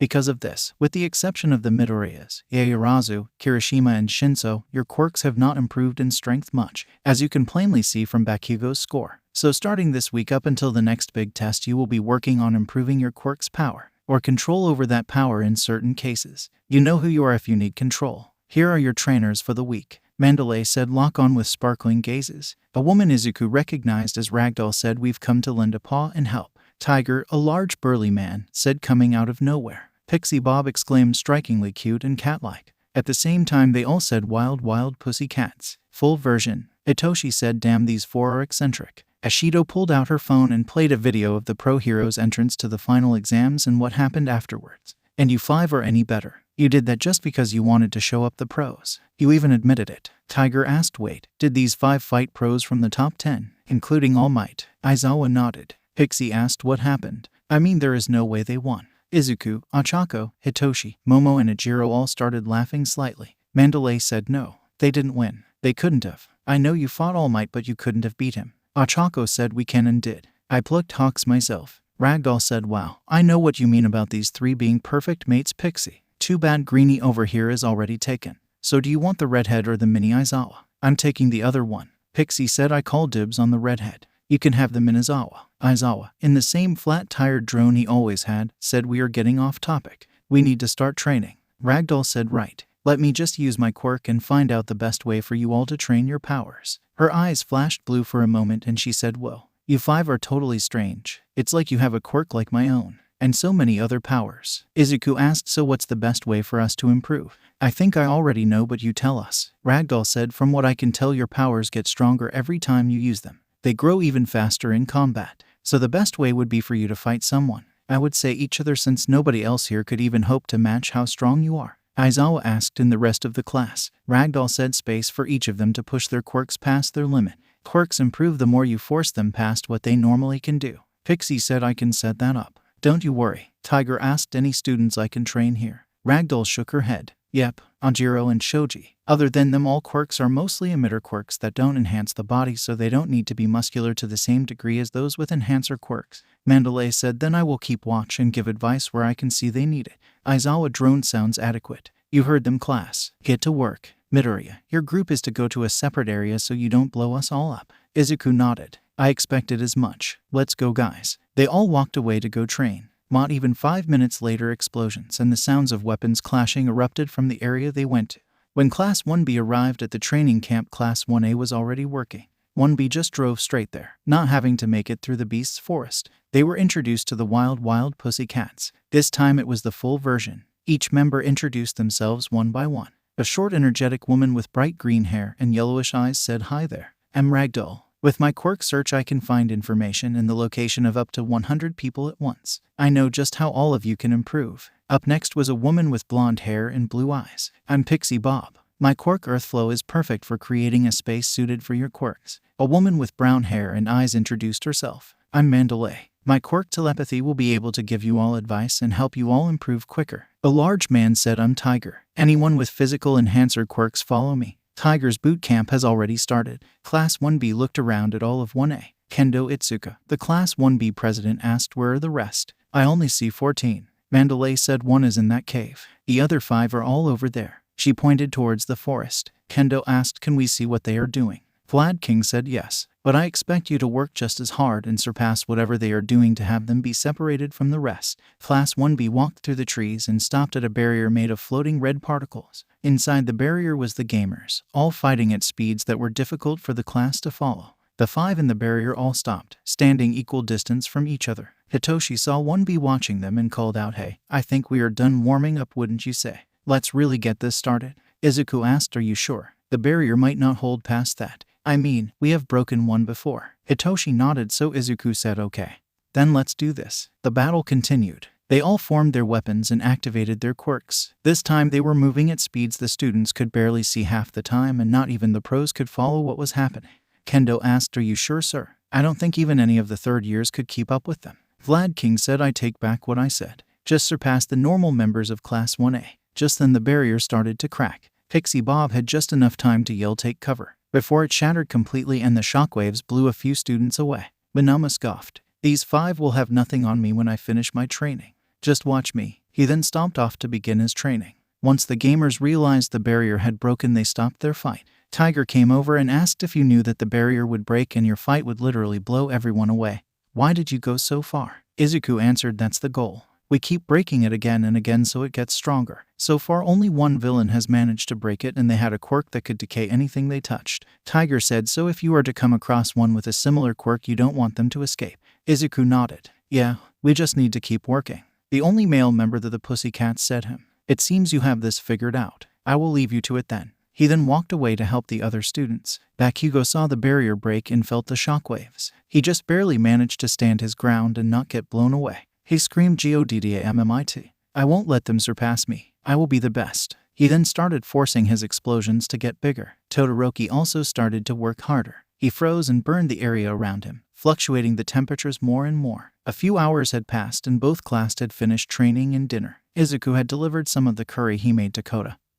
who refused to eat it. They were about to do another activity when Aizawa wrapped up the 3 students that failed the exams. You 3 are coming with me. You all have extra lessons with me for failing. He dragged away Bakugo, Ashido, and Kaminari to the building they had for the extra lessons. Mandalay said, today we will be holding a bit of a competition between the 2 classes. Starting with Class B, the class will go into the forest and do their best to scare Class A. Class A will be going in with pairs of 2. Ragdoll is at the halfway point. She will give you a stamp on the card we gave you to prove you made it to her. Tiger finished the class. Who makes the other class piss their pants the most wins. Class 1B ran into the forest and set up their traps to scare the other class. Class 1A was split into pairs. Since there was an uneven number of students, Izuku ended up alone. Not that he really cared, since it took a lot to scare him with the gamers' help. They sent the teams in until there was only a few left. Just then Izuku got a flashing red screen that alerted him to a raid. Raid warning. Location, Beast's Forest. Enemies, Dabai, Moonfish, Mustard, Muscular, Toga Himiko, Twice, Mange, Spinner, Mr. Compress, Lesser Nomu. Time until start 8 min. Rewards, vary based on how well you do in the raid. After he read the raid alert, he immediately notified Mandalay. Mandalay, big problem. One of my powers just alerted me of villains that will be attacking here soon. The leader of the Pussycats asked how soon. Izuku replied about 8 minutes, but I could be wrong about that. All I know is that there are 10 of them, and the League of Villains is a part of it because they sent a Nomu. Mandalay asked, how can you tell one is a Nomu? Namus feel like multiple people all put together to me. I have no idea how dangerous these villains are, but I can tell you who a few of them are. Muscular, and a rank villain, and Moonfish, another a rank, and Mange, a B rank. Izuku answered. The 3 members of the Pussycats that were present all knew those names and knew how serious they were. Muscular in particular was the number 1 a rank villain and was almost an S-rank threat that someone like All Might or Hawks or another from the top 10 would have to be called in to deal with. Mandalay said, I'm calling everyone back now. Is there any way you can set up a barrier to keep them out? Mandalay sent out a message to all the students and Ragdoll to meet up at the starting zone as quickly as possible for an emergency announcement. Izuku shook his head. They attack in 6 minutes now. They are most likely already here. If they aren't and try to teleport in, then their teleporter will bring the one who can decay the barrier right outside it and have him break it. I shouldn't risk it because it could make the situation worse. Tiger said, then we fight. We have enough pro heroes here to deal with them all. Pixie Bob rounded up the remaining students and the few that showed up again. Mandalay suddenly gasped. Oh no, Koda. Izuku said I know where he is. I can go get him. Mandalay said do it. You have my permission to use your full power to fight any villains you see too. Izuku thanked Mandalay and then he was gone in a blur of green electricity. A few minutes later and most of the students and Ragdoll had returned. The only ones that were missing were the gamers, and none of the pros were worried about them as they had seen firsthand how strong they were. Purple smoke poured in from the forest in front of them and blue flames burned the trees behind them. From the left and right villains showed up, but there were only 6. From what the heroes could tell, Muscular, Moonfish, and 2 other unknown villains were missing. The villain known as Mange, a large burly woman with a magnet wrapped in cloth, tried to bring Pixie Bob over to her, but she was grabbed by a student and kept from going anywhere. Tiger rushed Mange and the 2 started fighting. Spinner, a man with a reptilian quirk and enough swords for an army stuck together, attacked Mandalay but was unable to land a hit. Pixie Bob used her quirk to try and keep the other villains away from the students, but the gas was still reaching them. The one who was making the gas had a gas mask on and a revolver that he kept using to try and shoot the students. Tetsu kept blocking the bullets with his quirk, but his body was weakening. A girl who looked to be the same age as the students pulled out a knife and rushed the students. She was stopped by an arrow that hit right in front of her then exploded. The girl barely dodged it. Achako appeared and shot a few more arrows that the blonde-haired girl was forced to dodge. The one in the gas mask aimed his gun at Tetsu, whose quirk was now too weak to protect him. Before the villain could fire, a hand grabbed the gun and crushed it. The villain turned to look at who was behind him and Ejiro said sup. He then knocked the villain out with a single punch, then used wind magic to blow away the gas. A bunch of drills popped out of the Nomu and it rushed Pixie Bob, but Momo landed in front of her and blocked the charge with her shield that then exploded into flames that blasted the Nomu back. Momo then summoned another ice bear that fought the Nomu while Momo used water magic to stall the fires. A villain with a top hat and a strange mask was turning the ground that Pixie Bob sent at him into marbles. That was stopped by Hitoshi, who knocked him to the ground with a kick to the back of the head. Pixie said incredible. We were having so much trouble and these 4 tore them apart with no issue. Ragdoll nodded. I know.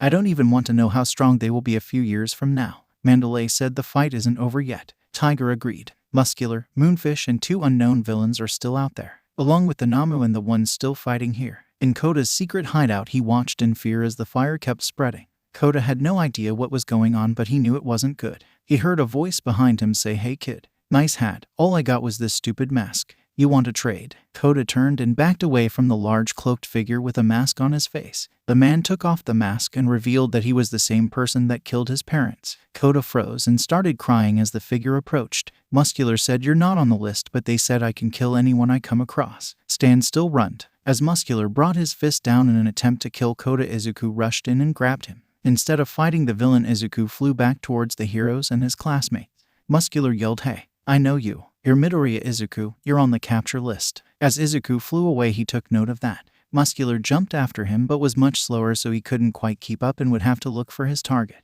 Just before he reached everyone, with Koda in his arms scared out of his mind, Izuku had to roll to the side to avoid the incoming blade-like teeth that shot out from below. He yelled, "Oh, you have to be kidding me. What is my luck to run into both of the most dangerous targets within a minute of each other?" Izuku recognized the quirk to be the one belonging to Moonfish. Izuku used more of OFA and kept flying forwards to escape. He landed with the rest just as Tiger had knocked down Mange. Momo's bear disabled the Nomu and Ochako had shot an arrow that hit between her opponent's feet and wrapped her up in vines. Momo, Hitoshi, and Ejiro had managed to put out the majority of the fires in the area, and Aizawa and Vladkind brought the 4 students that had remedial lessons to the rest of them. Izuku said, "I found Koda about to be attacked by Muscular. As I was flying back, I was also attacked by Moonfish. I think both of them will try to follow me. I'm apparently on some sort of capture list too." Ejiro asked seriously, "Can you just not catch a break?" Izuku shook his head. To follow up, Aizawa said, "I also ran into some trouble. A man with black hair and a blue fire quirk covered in burn scars attacked me. I beat him and he turned into mud.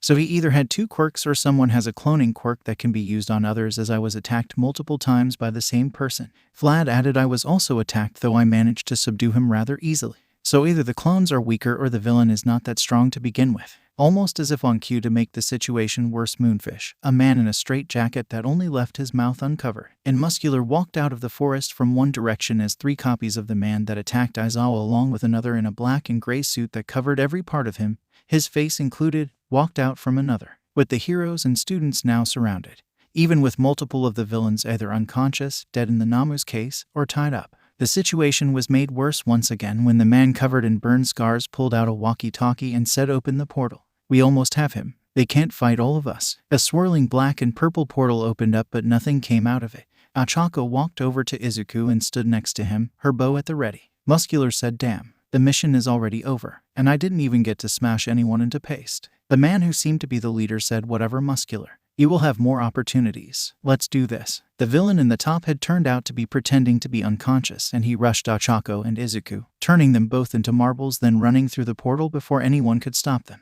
The girl wrapped in vines cut them with a knife she had on her and also ran through, stopping to say bye-bye. "It was fun playing with you all, but I have to go now." In the apparent shock that two of their strongest fighters were captured so easily, the heroes were unable to stop the villains from escaping. The only ones who didn't were Mustard and the Nomu. The Nomu was also warped away, but not before Momo could shoot it with a tracking device that would allow them to find its location. After all the villains were down, everyone started freaking out. The only three people who didn't were Momo, Ejiro, and Hitoshi. They all simply thought, "We have them now." As soon as the heroes could confirm that all the villains were gone, minus the one who was captured, they called the police. Reports were made. The villain who was revealed as Mustard was arrested and the students were brought back to UA as quickly as possible. Once they got to UA, they called a press conference as other teachers informed the families of the two students of what had happened. In the 1A classroom, the students were still freaking out. Only 3 weren't. Ashido asked, "Why aren't you 3 upset? Aren't you super close and everything?" Momo said, "That is correct. We are very close. That is why we know what has happened went according to our plan." Gyro cautiously asked, "What plan?" Dejiro answered, "Izuku and Ochako are able to beat the top heroes in the country and the world." Hawks casually breaks the speed of sound and he still couldn't keep up with Ochako. Ida asked, "What are you saying?" Hitoshi said, "Do you really think someone even All Might can't beat would be caught by someone that slow? Especially when we knew he was faking being knocked out the entire time." Todoroki's eyes widened as he realized what was going on. "You planned all of this from the moment you found out Midoriya was a target." Momo nodded. "That is once again correct. We very well could have captured every single villain there without any level of difficulty. But had we done that, the true leader of the league, along with the traitor and any other supporters they had, would have been able to avoid capture and cause more problems down the line. Izuku is the strongest fighter we have, and Ochako can heal him and herself from anything. We did not want to risk Izuku not being able to fight them all off alone, so we sent the best supporter with him. That is why she moved next to him before they were captured." Anjiro asked, "Why tell us this if there is a traitor? It could be one of us." Hitoshi said, "We ruled out you all as the possible traitor after the first attack. If we hadn't known, then we would have never told you about the true nature of our powers. We also found the real traitor just after the Hasu incident. So let me ask you this. If the real traitor was unaware of the results and details of our final exam, so the League of Villains was also unaware, and Izuku and Ochako got captured on purpose without the enemy knowing their full strength, and the two were to finally use everything they had to fight, what do you think would happen to those unsuspecting villains?" Even the 2 biggest idiots of the class were able to put the pieces together. Kaminari said it would be a massacre. The villains, who never stood a chance to begin with, wouldn't be able to put up any fight at all. Ejiro said, "Bingo. And if things go wrong, they have about 30 different ways to escape. Plus the pros will be showing up soon too." Shoji asked, "Just how far did you plan ahead?" Momo answered, "The moment we found out about the true leader of the league, we started planning." Nezu helped a lot. The press conference was going well so far. Aizawa started everything off. As some of you might have heard from your connections in the police force, both first-year hero classes were attacked at the training camp. During the attack, 2 students were kidnapped. We already have a team looking for the location of the League of Villains base, so we can send in the best heroes in the country to rescue them and capture every single member of the league. We will inform you as soon as possible once we find a lead. One reporter asked, "If you knew the League of Villains was still active in such a dangerous group, why did you send your students to the camp at all?" Aizawa replied, "We were unaware that the League had access to the location as it was supposed to be secret. Only the staff knew of the location and there was no written record of it. We have found the person who leaked that information to the League and they are being arrested as we speak. No further questions." The conference ended and Aizawa walked off the stage. A few reporters shouted questions, but they were all ignored. Nezu also ignored all questions and put forward the plan to make dorms. He got Cementos on the job of making the foundation instantly. One of the Gen Ed teachers were arrested right as Aizawa revealed they knew who the traitor was. He went down without a fight as Midnight knocked him out with her quirk the moment she saw him. In the League of Villains base, Shigaraki saw the news report and said, "They're looking for our hideout. We need to speed things up. Wake them up." Dabai, the scarred man with the fire quirk, threw a bucket of cold water at the pair of captured students, both being restrained completely by thick steel plating. The bucket froze in midair as a swirling pocket of air caught it and threw it back at Dabai. Izuku said, "We've been awake for a while now. None of you noticed. Shigaraki realized how bad this made his group look and decided to try to change the subject. We don't have much time here, so let's get down to business. The last time we met you asked me if I thought redemption was possible. How do you like my answer? Izuku said, seems pretty clear to me. Don't you think, Ochako? Ochako agreed. Looks like it. Though they need to work on their hospitality. These restraints aren't very comfortable. Shigaraki said, so sorry. I had to keep you from running as soon as you woke up. He turned to Toga. Let them go. Toga asked, are you sure, Shigi? Shigaraki nodded. Of course. We can't expect them to listen to our offer when we are treating them like prisoners. Toga unlocked their restraints and they both got up. Izuku said, so you said you had an offer for us. What is it? After pulling out a bar stool, Shigaraki sat down. You see, you and your other 3 friends are all extremely powerful. I think you would do great things by joining our group. What do you say? Hirajiri offered Ochako and Izuku a drink and they declined. Ochako said, kidnapping a pair of hero students to join a group of villains makes you seem pretty desperate. Not a good look for the face of a group. Izuku said, besides, I only bargain with the man in charge, not his man-child of a puppet. Shigaraki growled, watch it. I could kill you without a second thought. Before anyone on the villain's side could even register the threat, Izuku and Ochako formed their weapons and had them both pointed at Shigaraki. Ochako said, you can try, but you would hit the ground knocked out faster than you could blink. The weapons disappeared and the league calmed down. Muscular said, I like these too. They're violent. Izuku once again said, I only bargain with the man in charge. So where is he? A computer screen switched on in the back of the bar. A voice said, the famous Midoriya Izuku, Aka the hero in training Merlin, and his partner Uraraka Ochako, Aka the hero in training Uravity. I see you have asked for me to bargain with. It may have just been a voice, but every instinct in his body told Izuku that this was someone dangerous. He knew that this was the voice of All for One. After regaining his bearings, Shigaraki apologized. Sorry, master. I have failed in negotiations. They asked for you. Izuku steeled his nerves and said, hello, All for One. As you know, you have surely been listening. Your servant has attempted to recruit us to your little group. I am asking you why we should join. I am the leader of my own group. If you have my loyalty, you have the loyalty of them all. So convince me why I should step down from my position of leadership to serve under a hidden evil older than known Quirked history and his puppet with no strings. All for One laughed. I see the rat has taught you well. Very well. Should you join me, your already impressive strength shall increase tenfold. You will be able to have anything you wanted. Anyone. Even your own personal harem if you should so wish, as would your companions. You shall also be spared when the time comes for this world to be burned to cinders and reborn anew. Izuku said, a tempting offer, but one you are unable to fulfill. In order for you to increase my power as much as you said you can, you would need to give me all your quirks, including AFO. As for your offer of me having anything I want, I can already have anything I want should I desire it. And for your promise of me being spared, none of you could do anything to me. The same is true for my companions. All for One said, I see. I should have known the 9th wielder of One for All would require no more power. So what is it that you would require in order for you to join our cause? Ochako asked, what are you willing to offer us in order for us to join? Shigaraki said, hey, you aren't in any place to be acting so cocky. Izuku shot Shigaraki a glare. Actually, we are. It seems none of you have noticed, but from the moment I woke up, none of you have been able to use your quirks. If this turns into a fight, you would lose in less than a minute. So sit down and shut up. I am speaking to one of the 2 truly dangerous people in your group right now. All for One said, let us calm down before something unsavory happens. I am still waiting for your bargain to me. Izuku said, I don't have a bargain for you. We aren't joining. Instead, I have an offer for one of your members, specifically him. He pointed at Dabai. Dabai looked surprised and asked me. Ochako nodded. Yes, we have an offer for you, Dabai. Or should we say Toya Todoroki? The now named Toya froze. How do you know that name? In reality, the two had analyzed their captors the moment they woke up, and his warning message said that he was the lost Todoroki. Instead, Izuku answered, we have our ways. As for our offer, from what I can tell, you are about the same age as our 3rd years. You suffered for years under the abuse of Endeavor until you faked your own death to escape him. After that, you had no choice but to turn to villainy to keep yourself from being returned to his abuse. Am I wrong? Toya shook his head, so Izuku continued. I have beaten and gotten your father arrested for his crimes. Your siblings have been reunited with their mother, who is out of the mental hospital she was kept in. UA has a not well-known villain rehabilitation program that is rarely ever used. Ochako finished the offer. We could heal your scars. You can return to being whoever you wanted to be. And we can find a way to keep your quirk from hurting you as badly. Toya said, you can't. Nobody could heal these scars. And even if you could, what proof do I have that you won't turn me into the police and have me arrested? Izuku replied, you have my word. You can walk away from this life of villainy and be whoever you want to be. All you need to do is accept the offer. Toya laughed. I guess I have nothing to lose then. I accept your offer. Time to be a hero better than my father could ever dream of.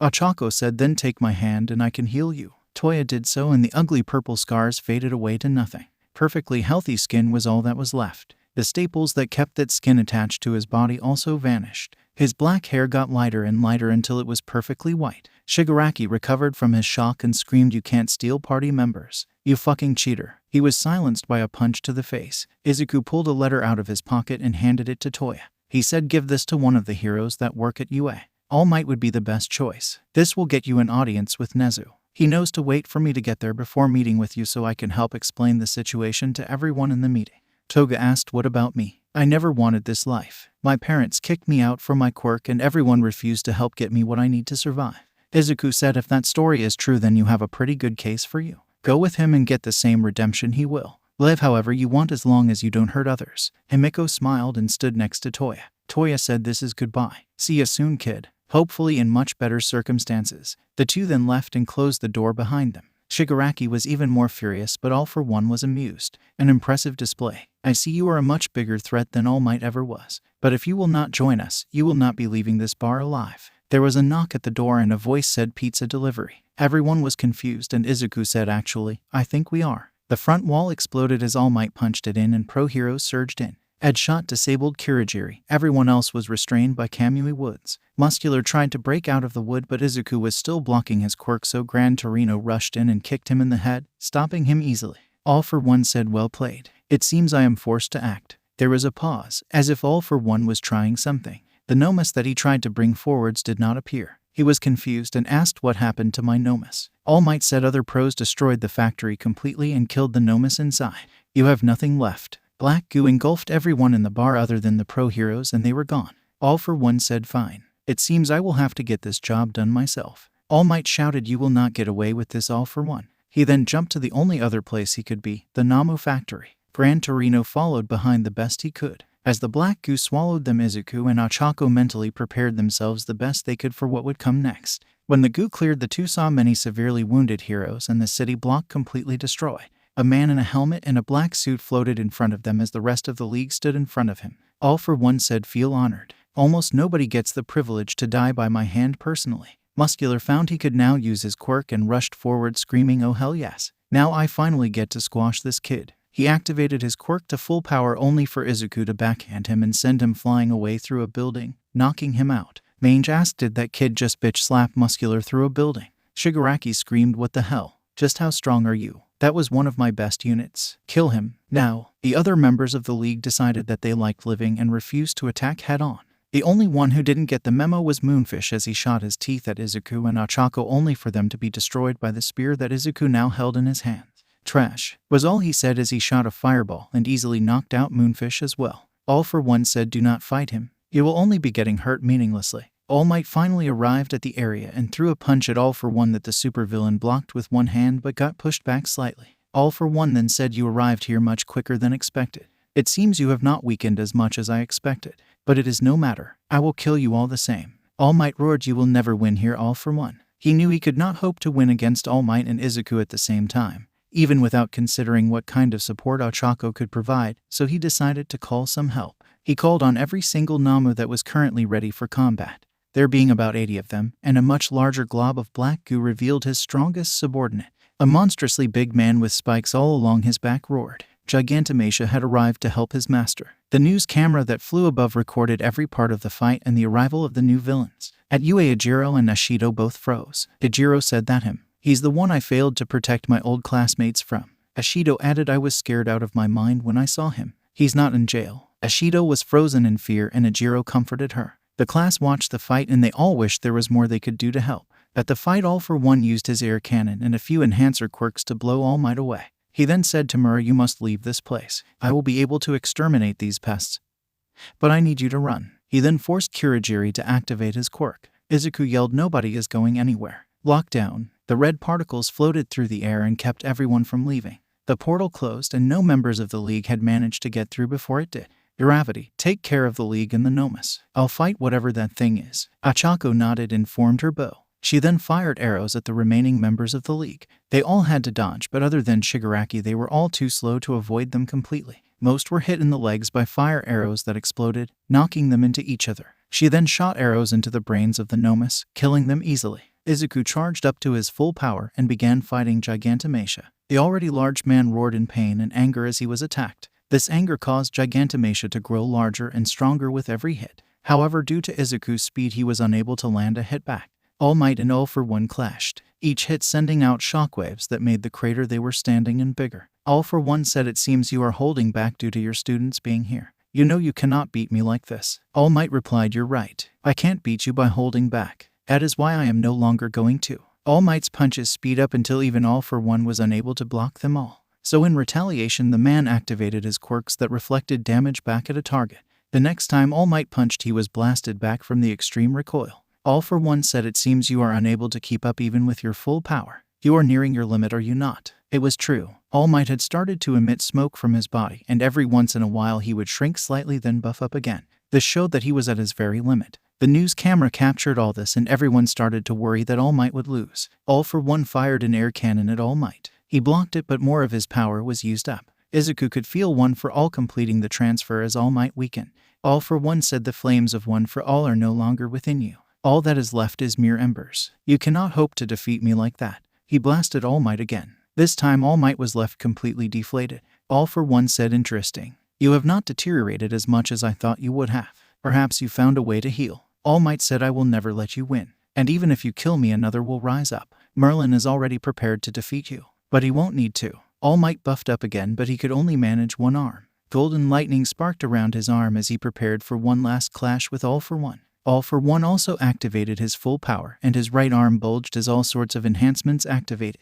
His arm broke through the sleeve of his shirt and kept growing until it was bigger than the rest of his body. The two clashed, but All Might switched the power to his other arm and called out United States of Smash. He felt his fist connect, and a massive cloud of smoke and a tornado that shattered the barrier and blew everyone around formed. When it cleared, All for One stood perfectly fine. As the last of the smoke cleared, the corpse of Gigantomachia laid there at his master's feet. At the last second, he had shoved All for One out of the way and taken the massive hit himself. While the barrier was shattered, the rest of the league was in no condition to escape either. In the confusion, Ochako managed to remake the barrier around them and keep Shigaraki's quirk disabled so he couldn't break it. She then backed up to a safe distance to avoid the rest of the fight. The final power of One for All transferred to Izuku. All Might deflated fully and collapsed to one knee as he used the rest of his power. All for One's helmet was broken by the fight and his face was shown to the world. He had no eyes or a nose as the entire top part of his head was scarred over completely. Izuku said, "All Might, go, get out of here. You can't fight anymore, so I need to finish this fight."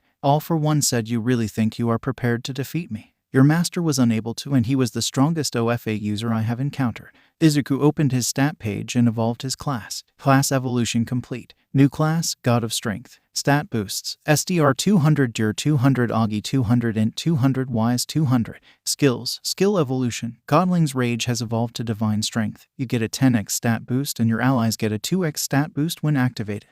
Can be activated whenever you want and has no time limit. Skill gained: Immortality. You cannot die. Your health points cannot drop below 1. Ochako also had her class evolved at the same time. Class evolution complete. New class, Goddess of Healing. Stat boosts: SDR 200, DUR 200, Augie 200, Int 200, Wise 200. Skills: Skills gained: Immortality. You cannot die. Your health points cannot drop below 1. Healing Aura. You and your allies within 100 meters of you regenerate 10% health a second, 10% mana a second, and 10% stamina a second. Izuku decided he had to end the fight with one more attack. He put all his power into his right arm and charged his fist with every element he had access to. Elemental Smash. Ochako surrounded the two with a barrier to limit the damage to the city. It was broken easily, but it had its intended effect. While the empty building closest to the fight were destroyed, but the buildings just past that were only damaged. All for One was also killed by the attack. In a laboratory in an unknown location, the doctor that kept All for One alive for all those years and cloned his and so many other quirks sighed in regret. As he watched All for One die on the news feed, he then looked around to all the storage containers for the clone quirks. They faded one by one and nothing could save them. The doctor knew that his time would also be up soon, as his extended life quirk was no longer able to keep him alive after 2 centuries. An alarm he feared would go off went off. The alarm was supposed to alert him if there were any problems in any of the incomplete Nomus. Due to the Nomus being connected to All for One when he died, so did they. He sat in his chair and felt his last threads of life slip away from him. As he passed, his last thought was wondering if hell was real. Oh well, I will find out soon. Over the next few weeks everything was explained the best UA could. Everything about All for One and the League of Villains that they knew, minus One for All, was revealed to the public. Toga and Toya were put into the rehabilitation program. Toya reunited with his family. The remaining members of the League, minus Kurogiri, who turned out to be a Nomu and died when All for One did, were all arrested and put into Tartarus. Dorms were built for the students so that UA could keep a closer eye on them in case another threat arose. Over the years, Izuku and his friends took down other problems that arose. A Yakuza group that was trying to erase quirks was eradicated, and a little girl they were using to make the quirk erasing bullets was adopted by Izuku and Ochako. The Metal Liberation Army was disbanded and the corrupt HPSC was taken down.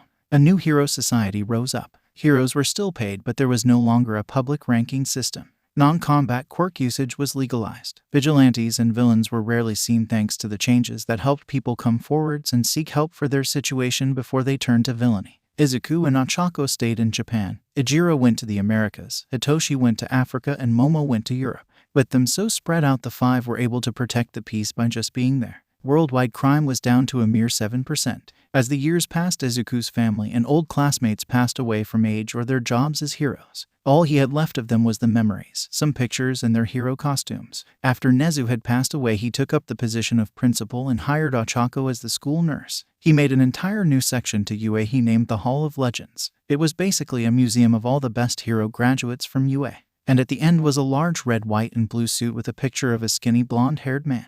The name that was given was All Might, the best of us. There was also many from Izuku's class as well as a few others from around the years. Every student strived one day to be good enough to make it into that hall. It motivated them to do better. And the stories from Izuku and Ochako of the old hero society pushed them to be true heroes. The future looked bright for the world and everyone hoped it would stay that way. Okay, sadly the chapter is over. And if you enjoyed the video, just leave a like and subscribe with post notification, so when the next chapter is ready, you will be notified. Okay, see you in the next video. Bye.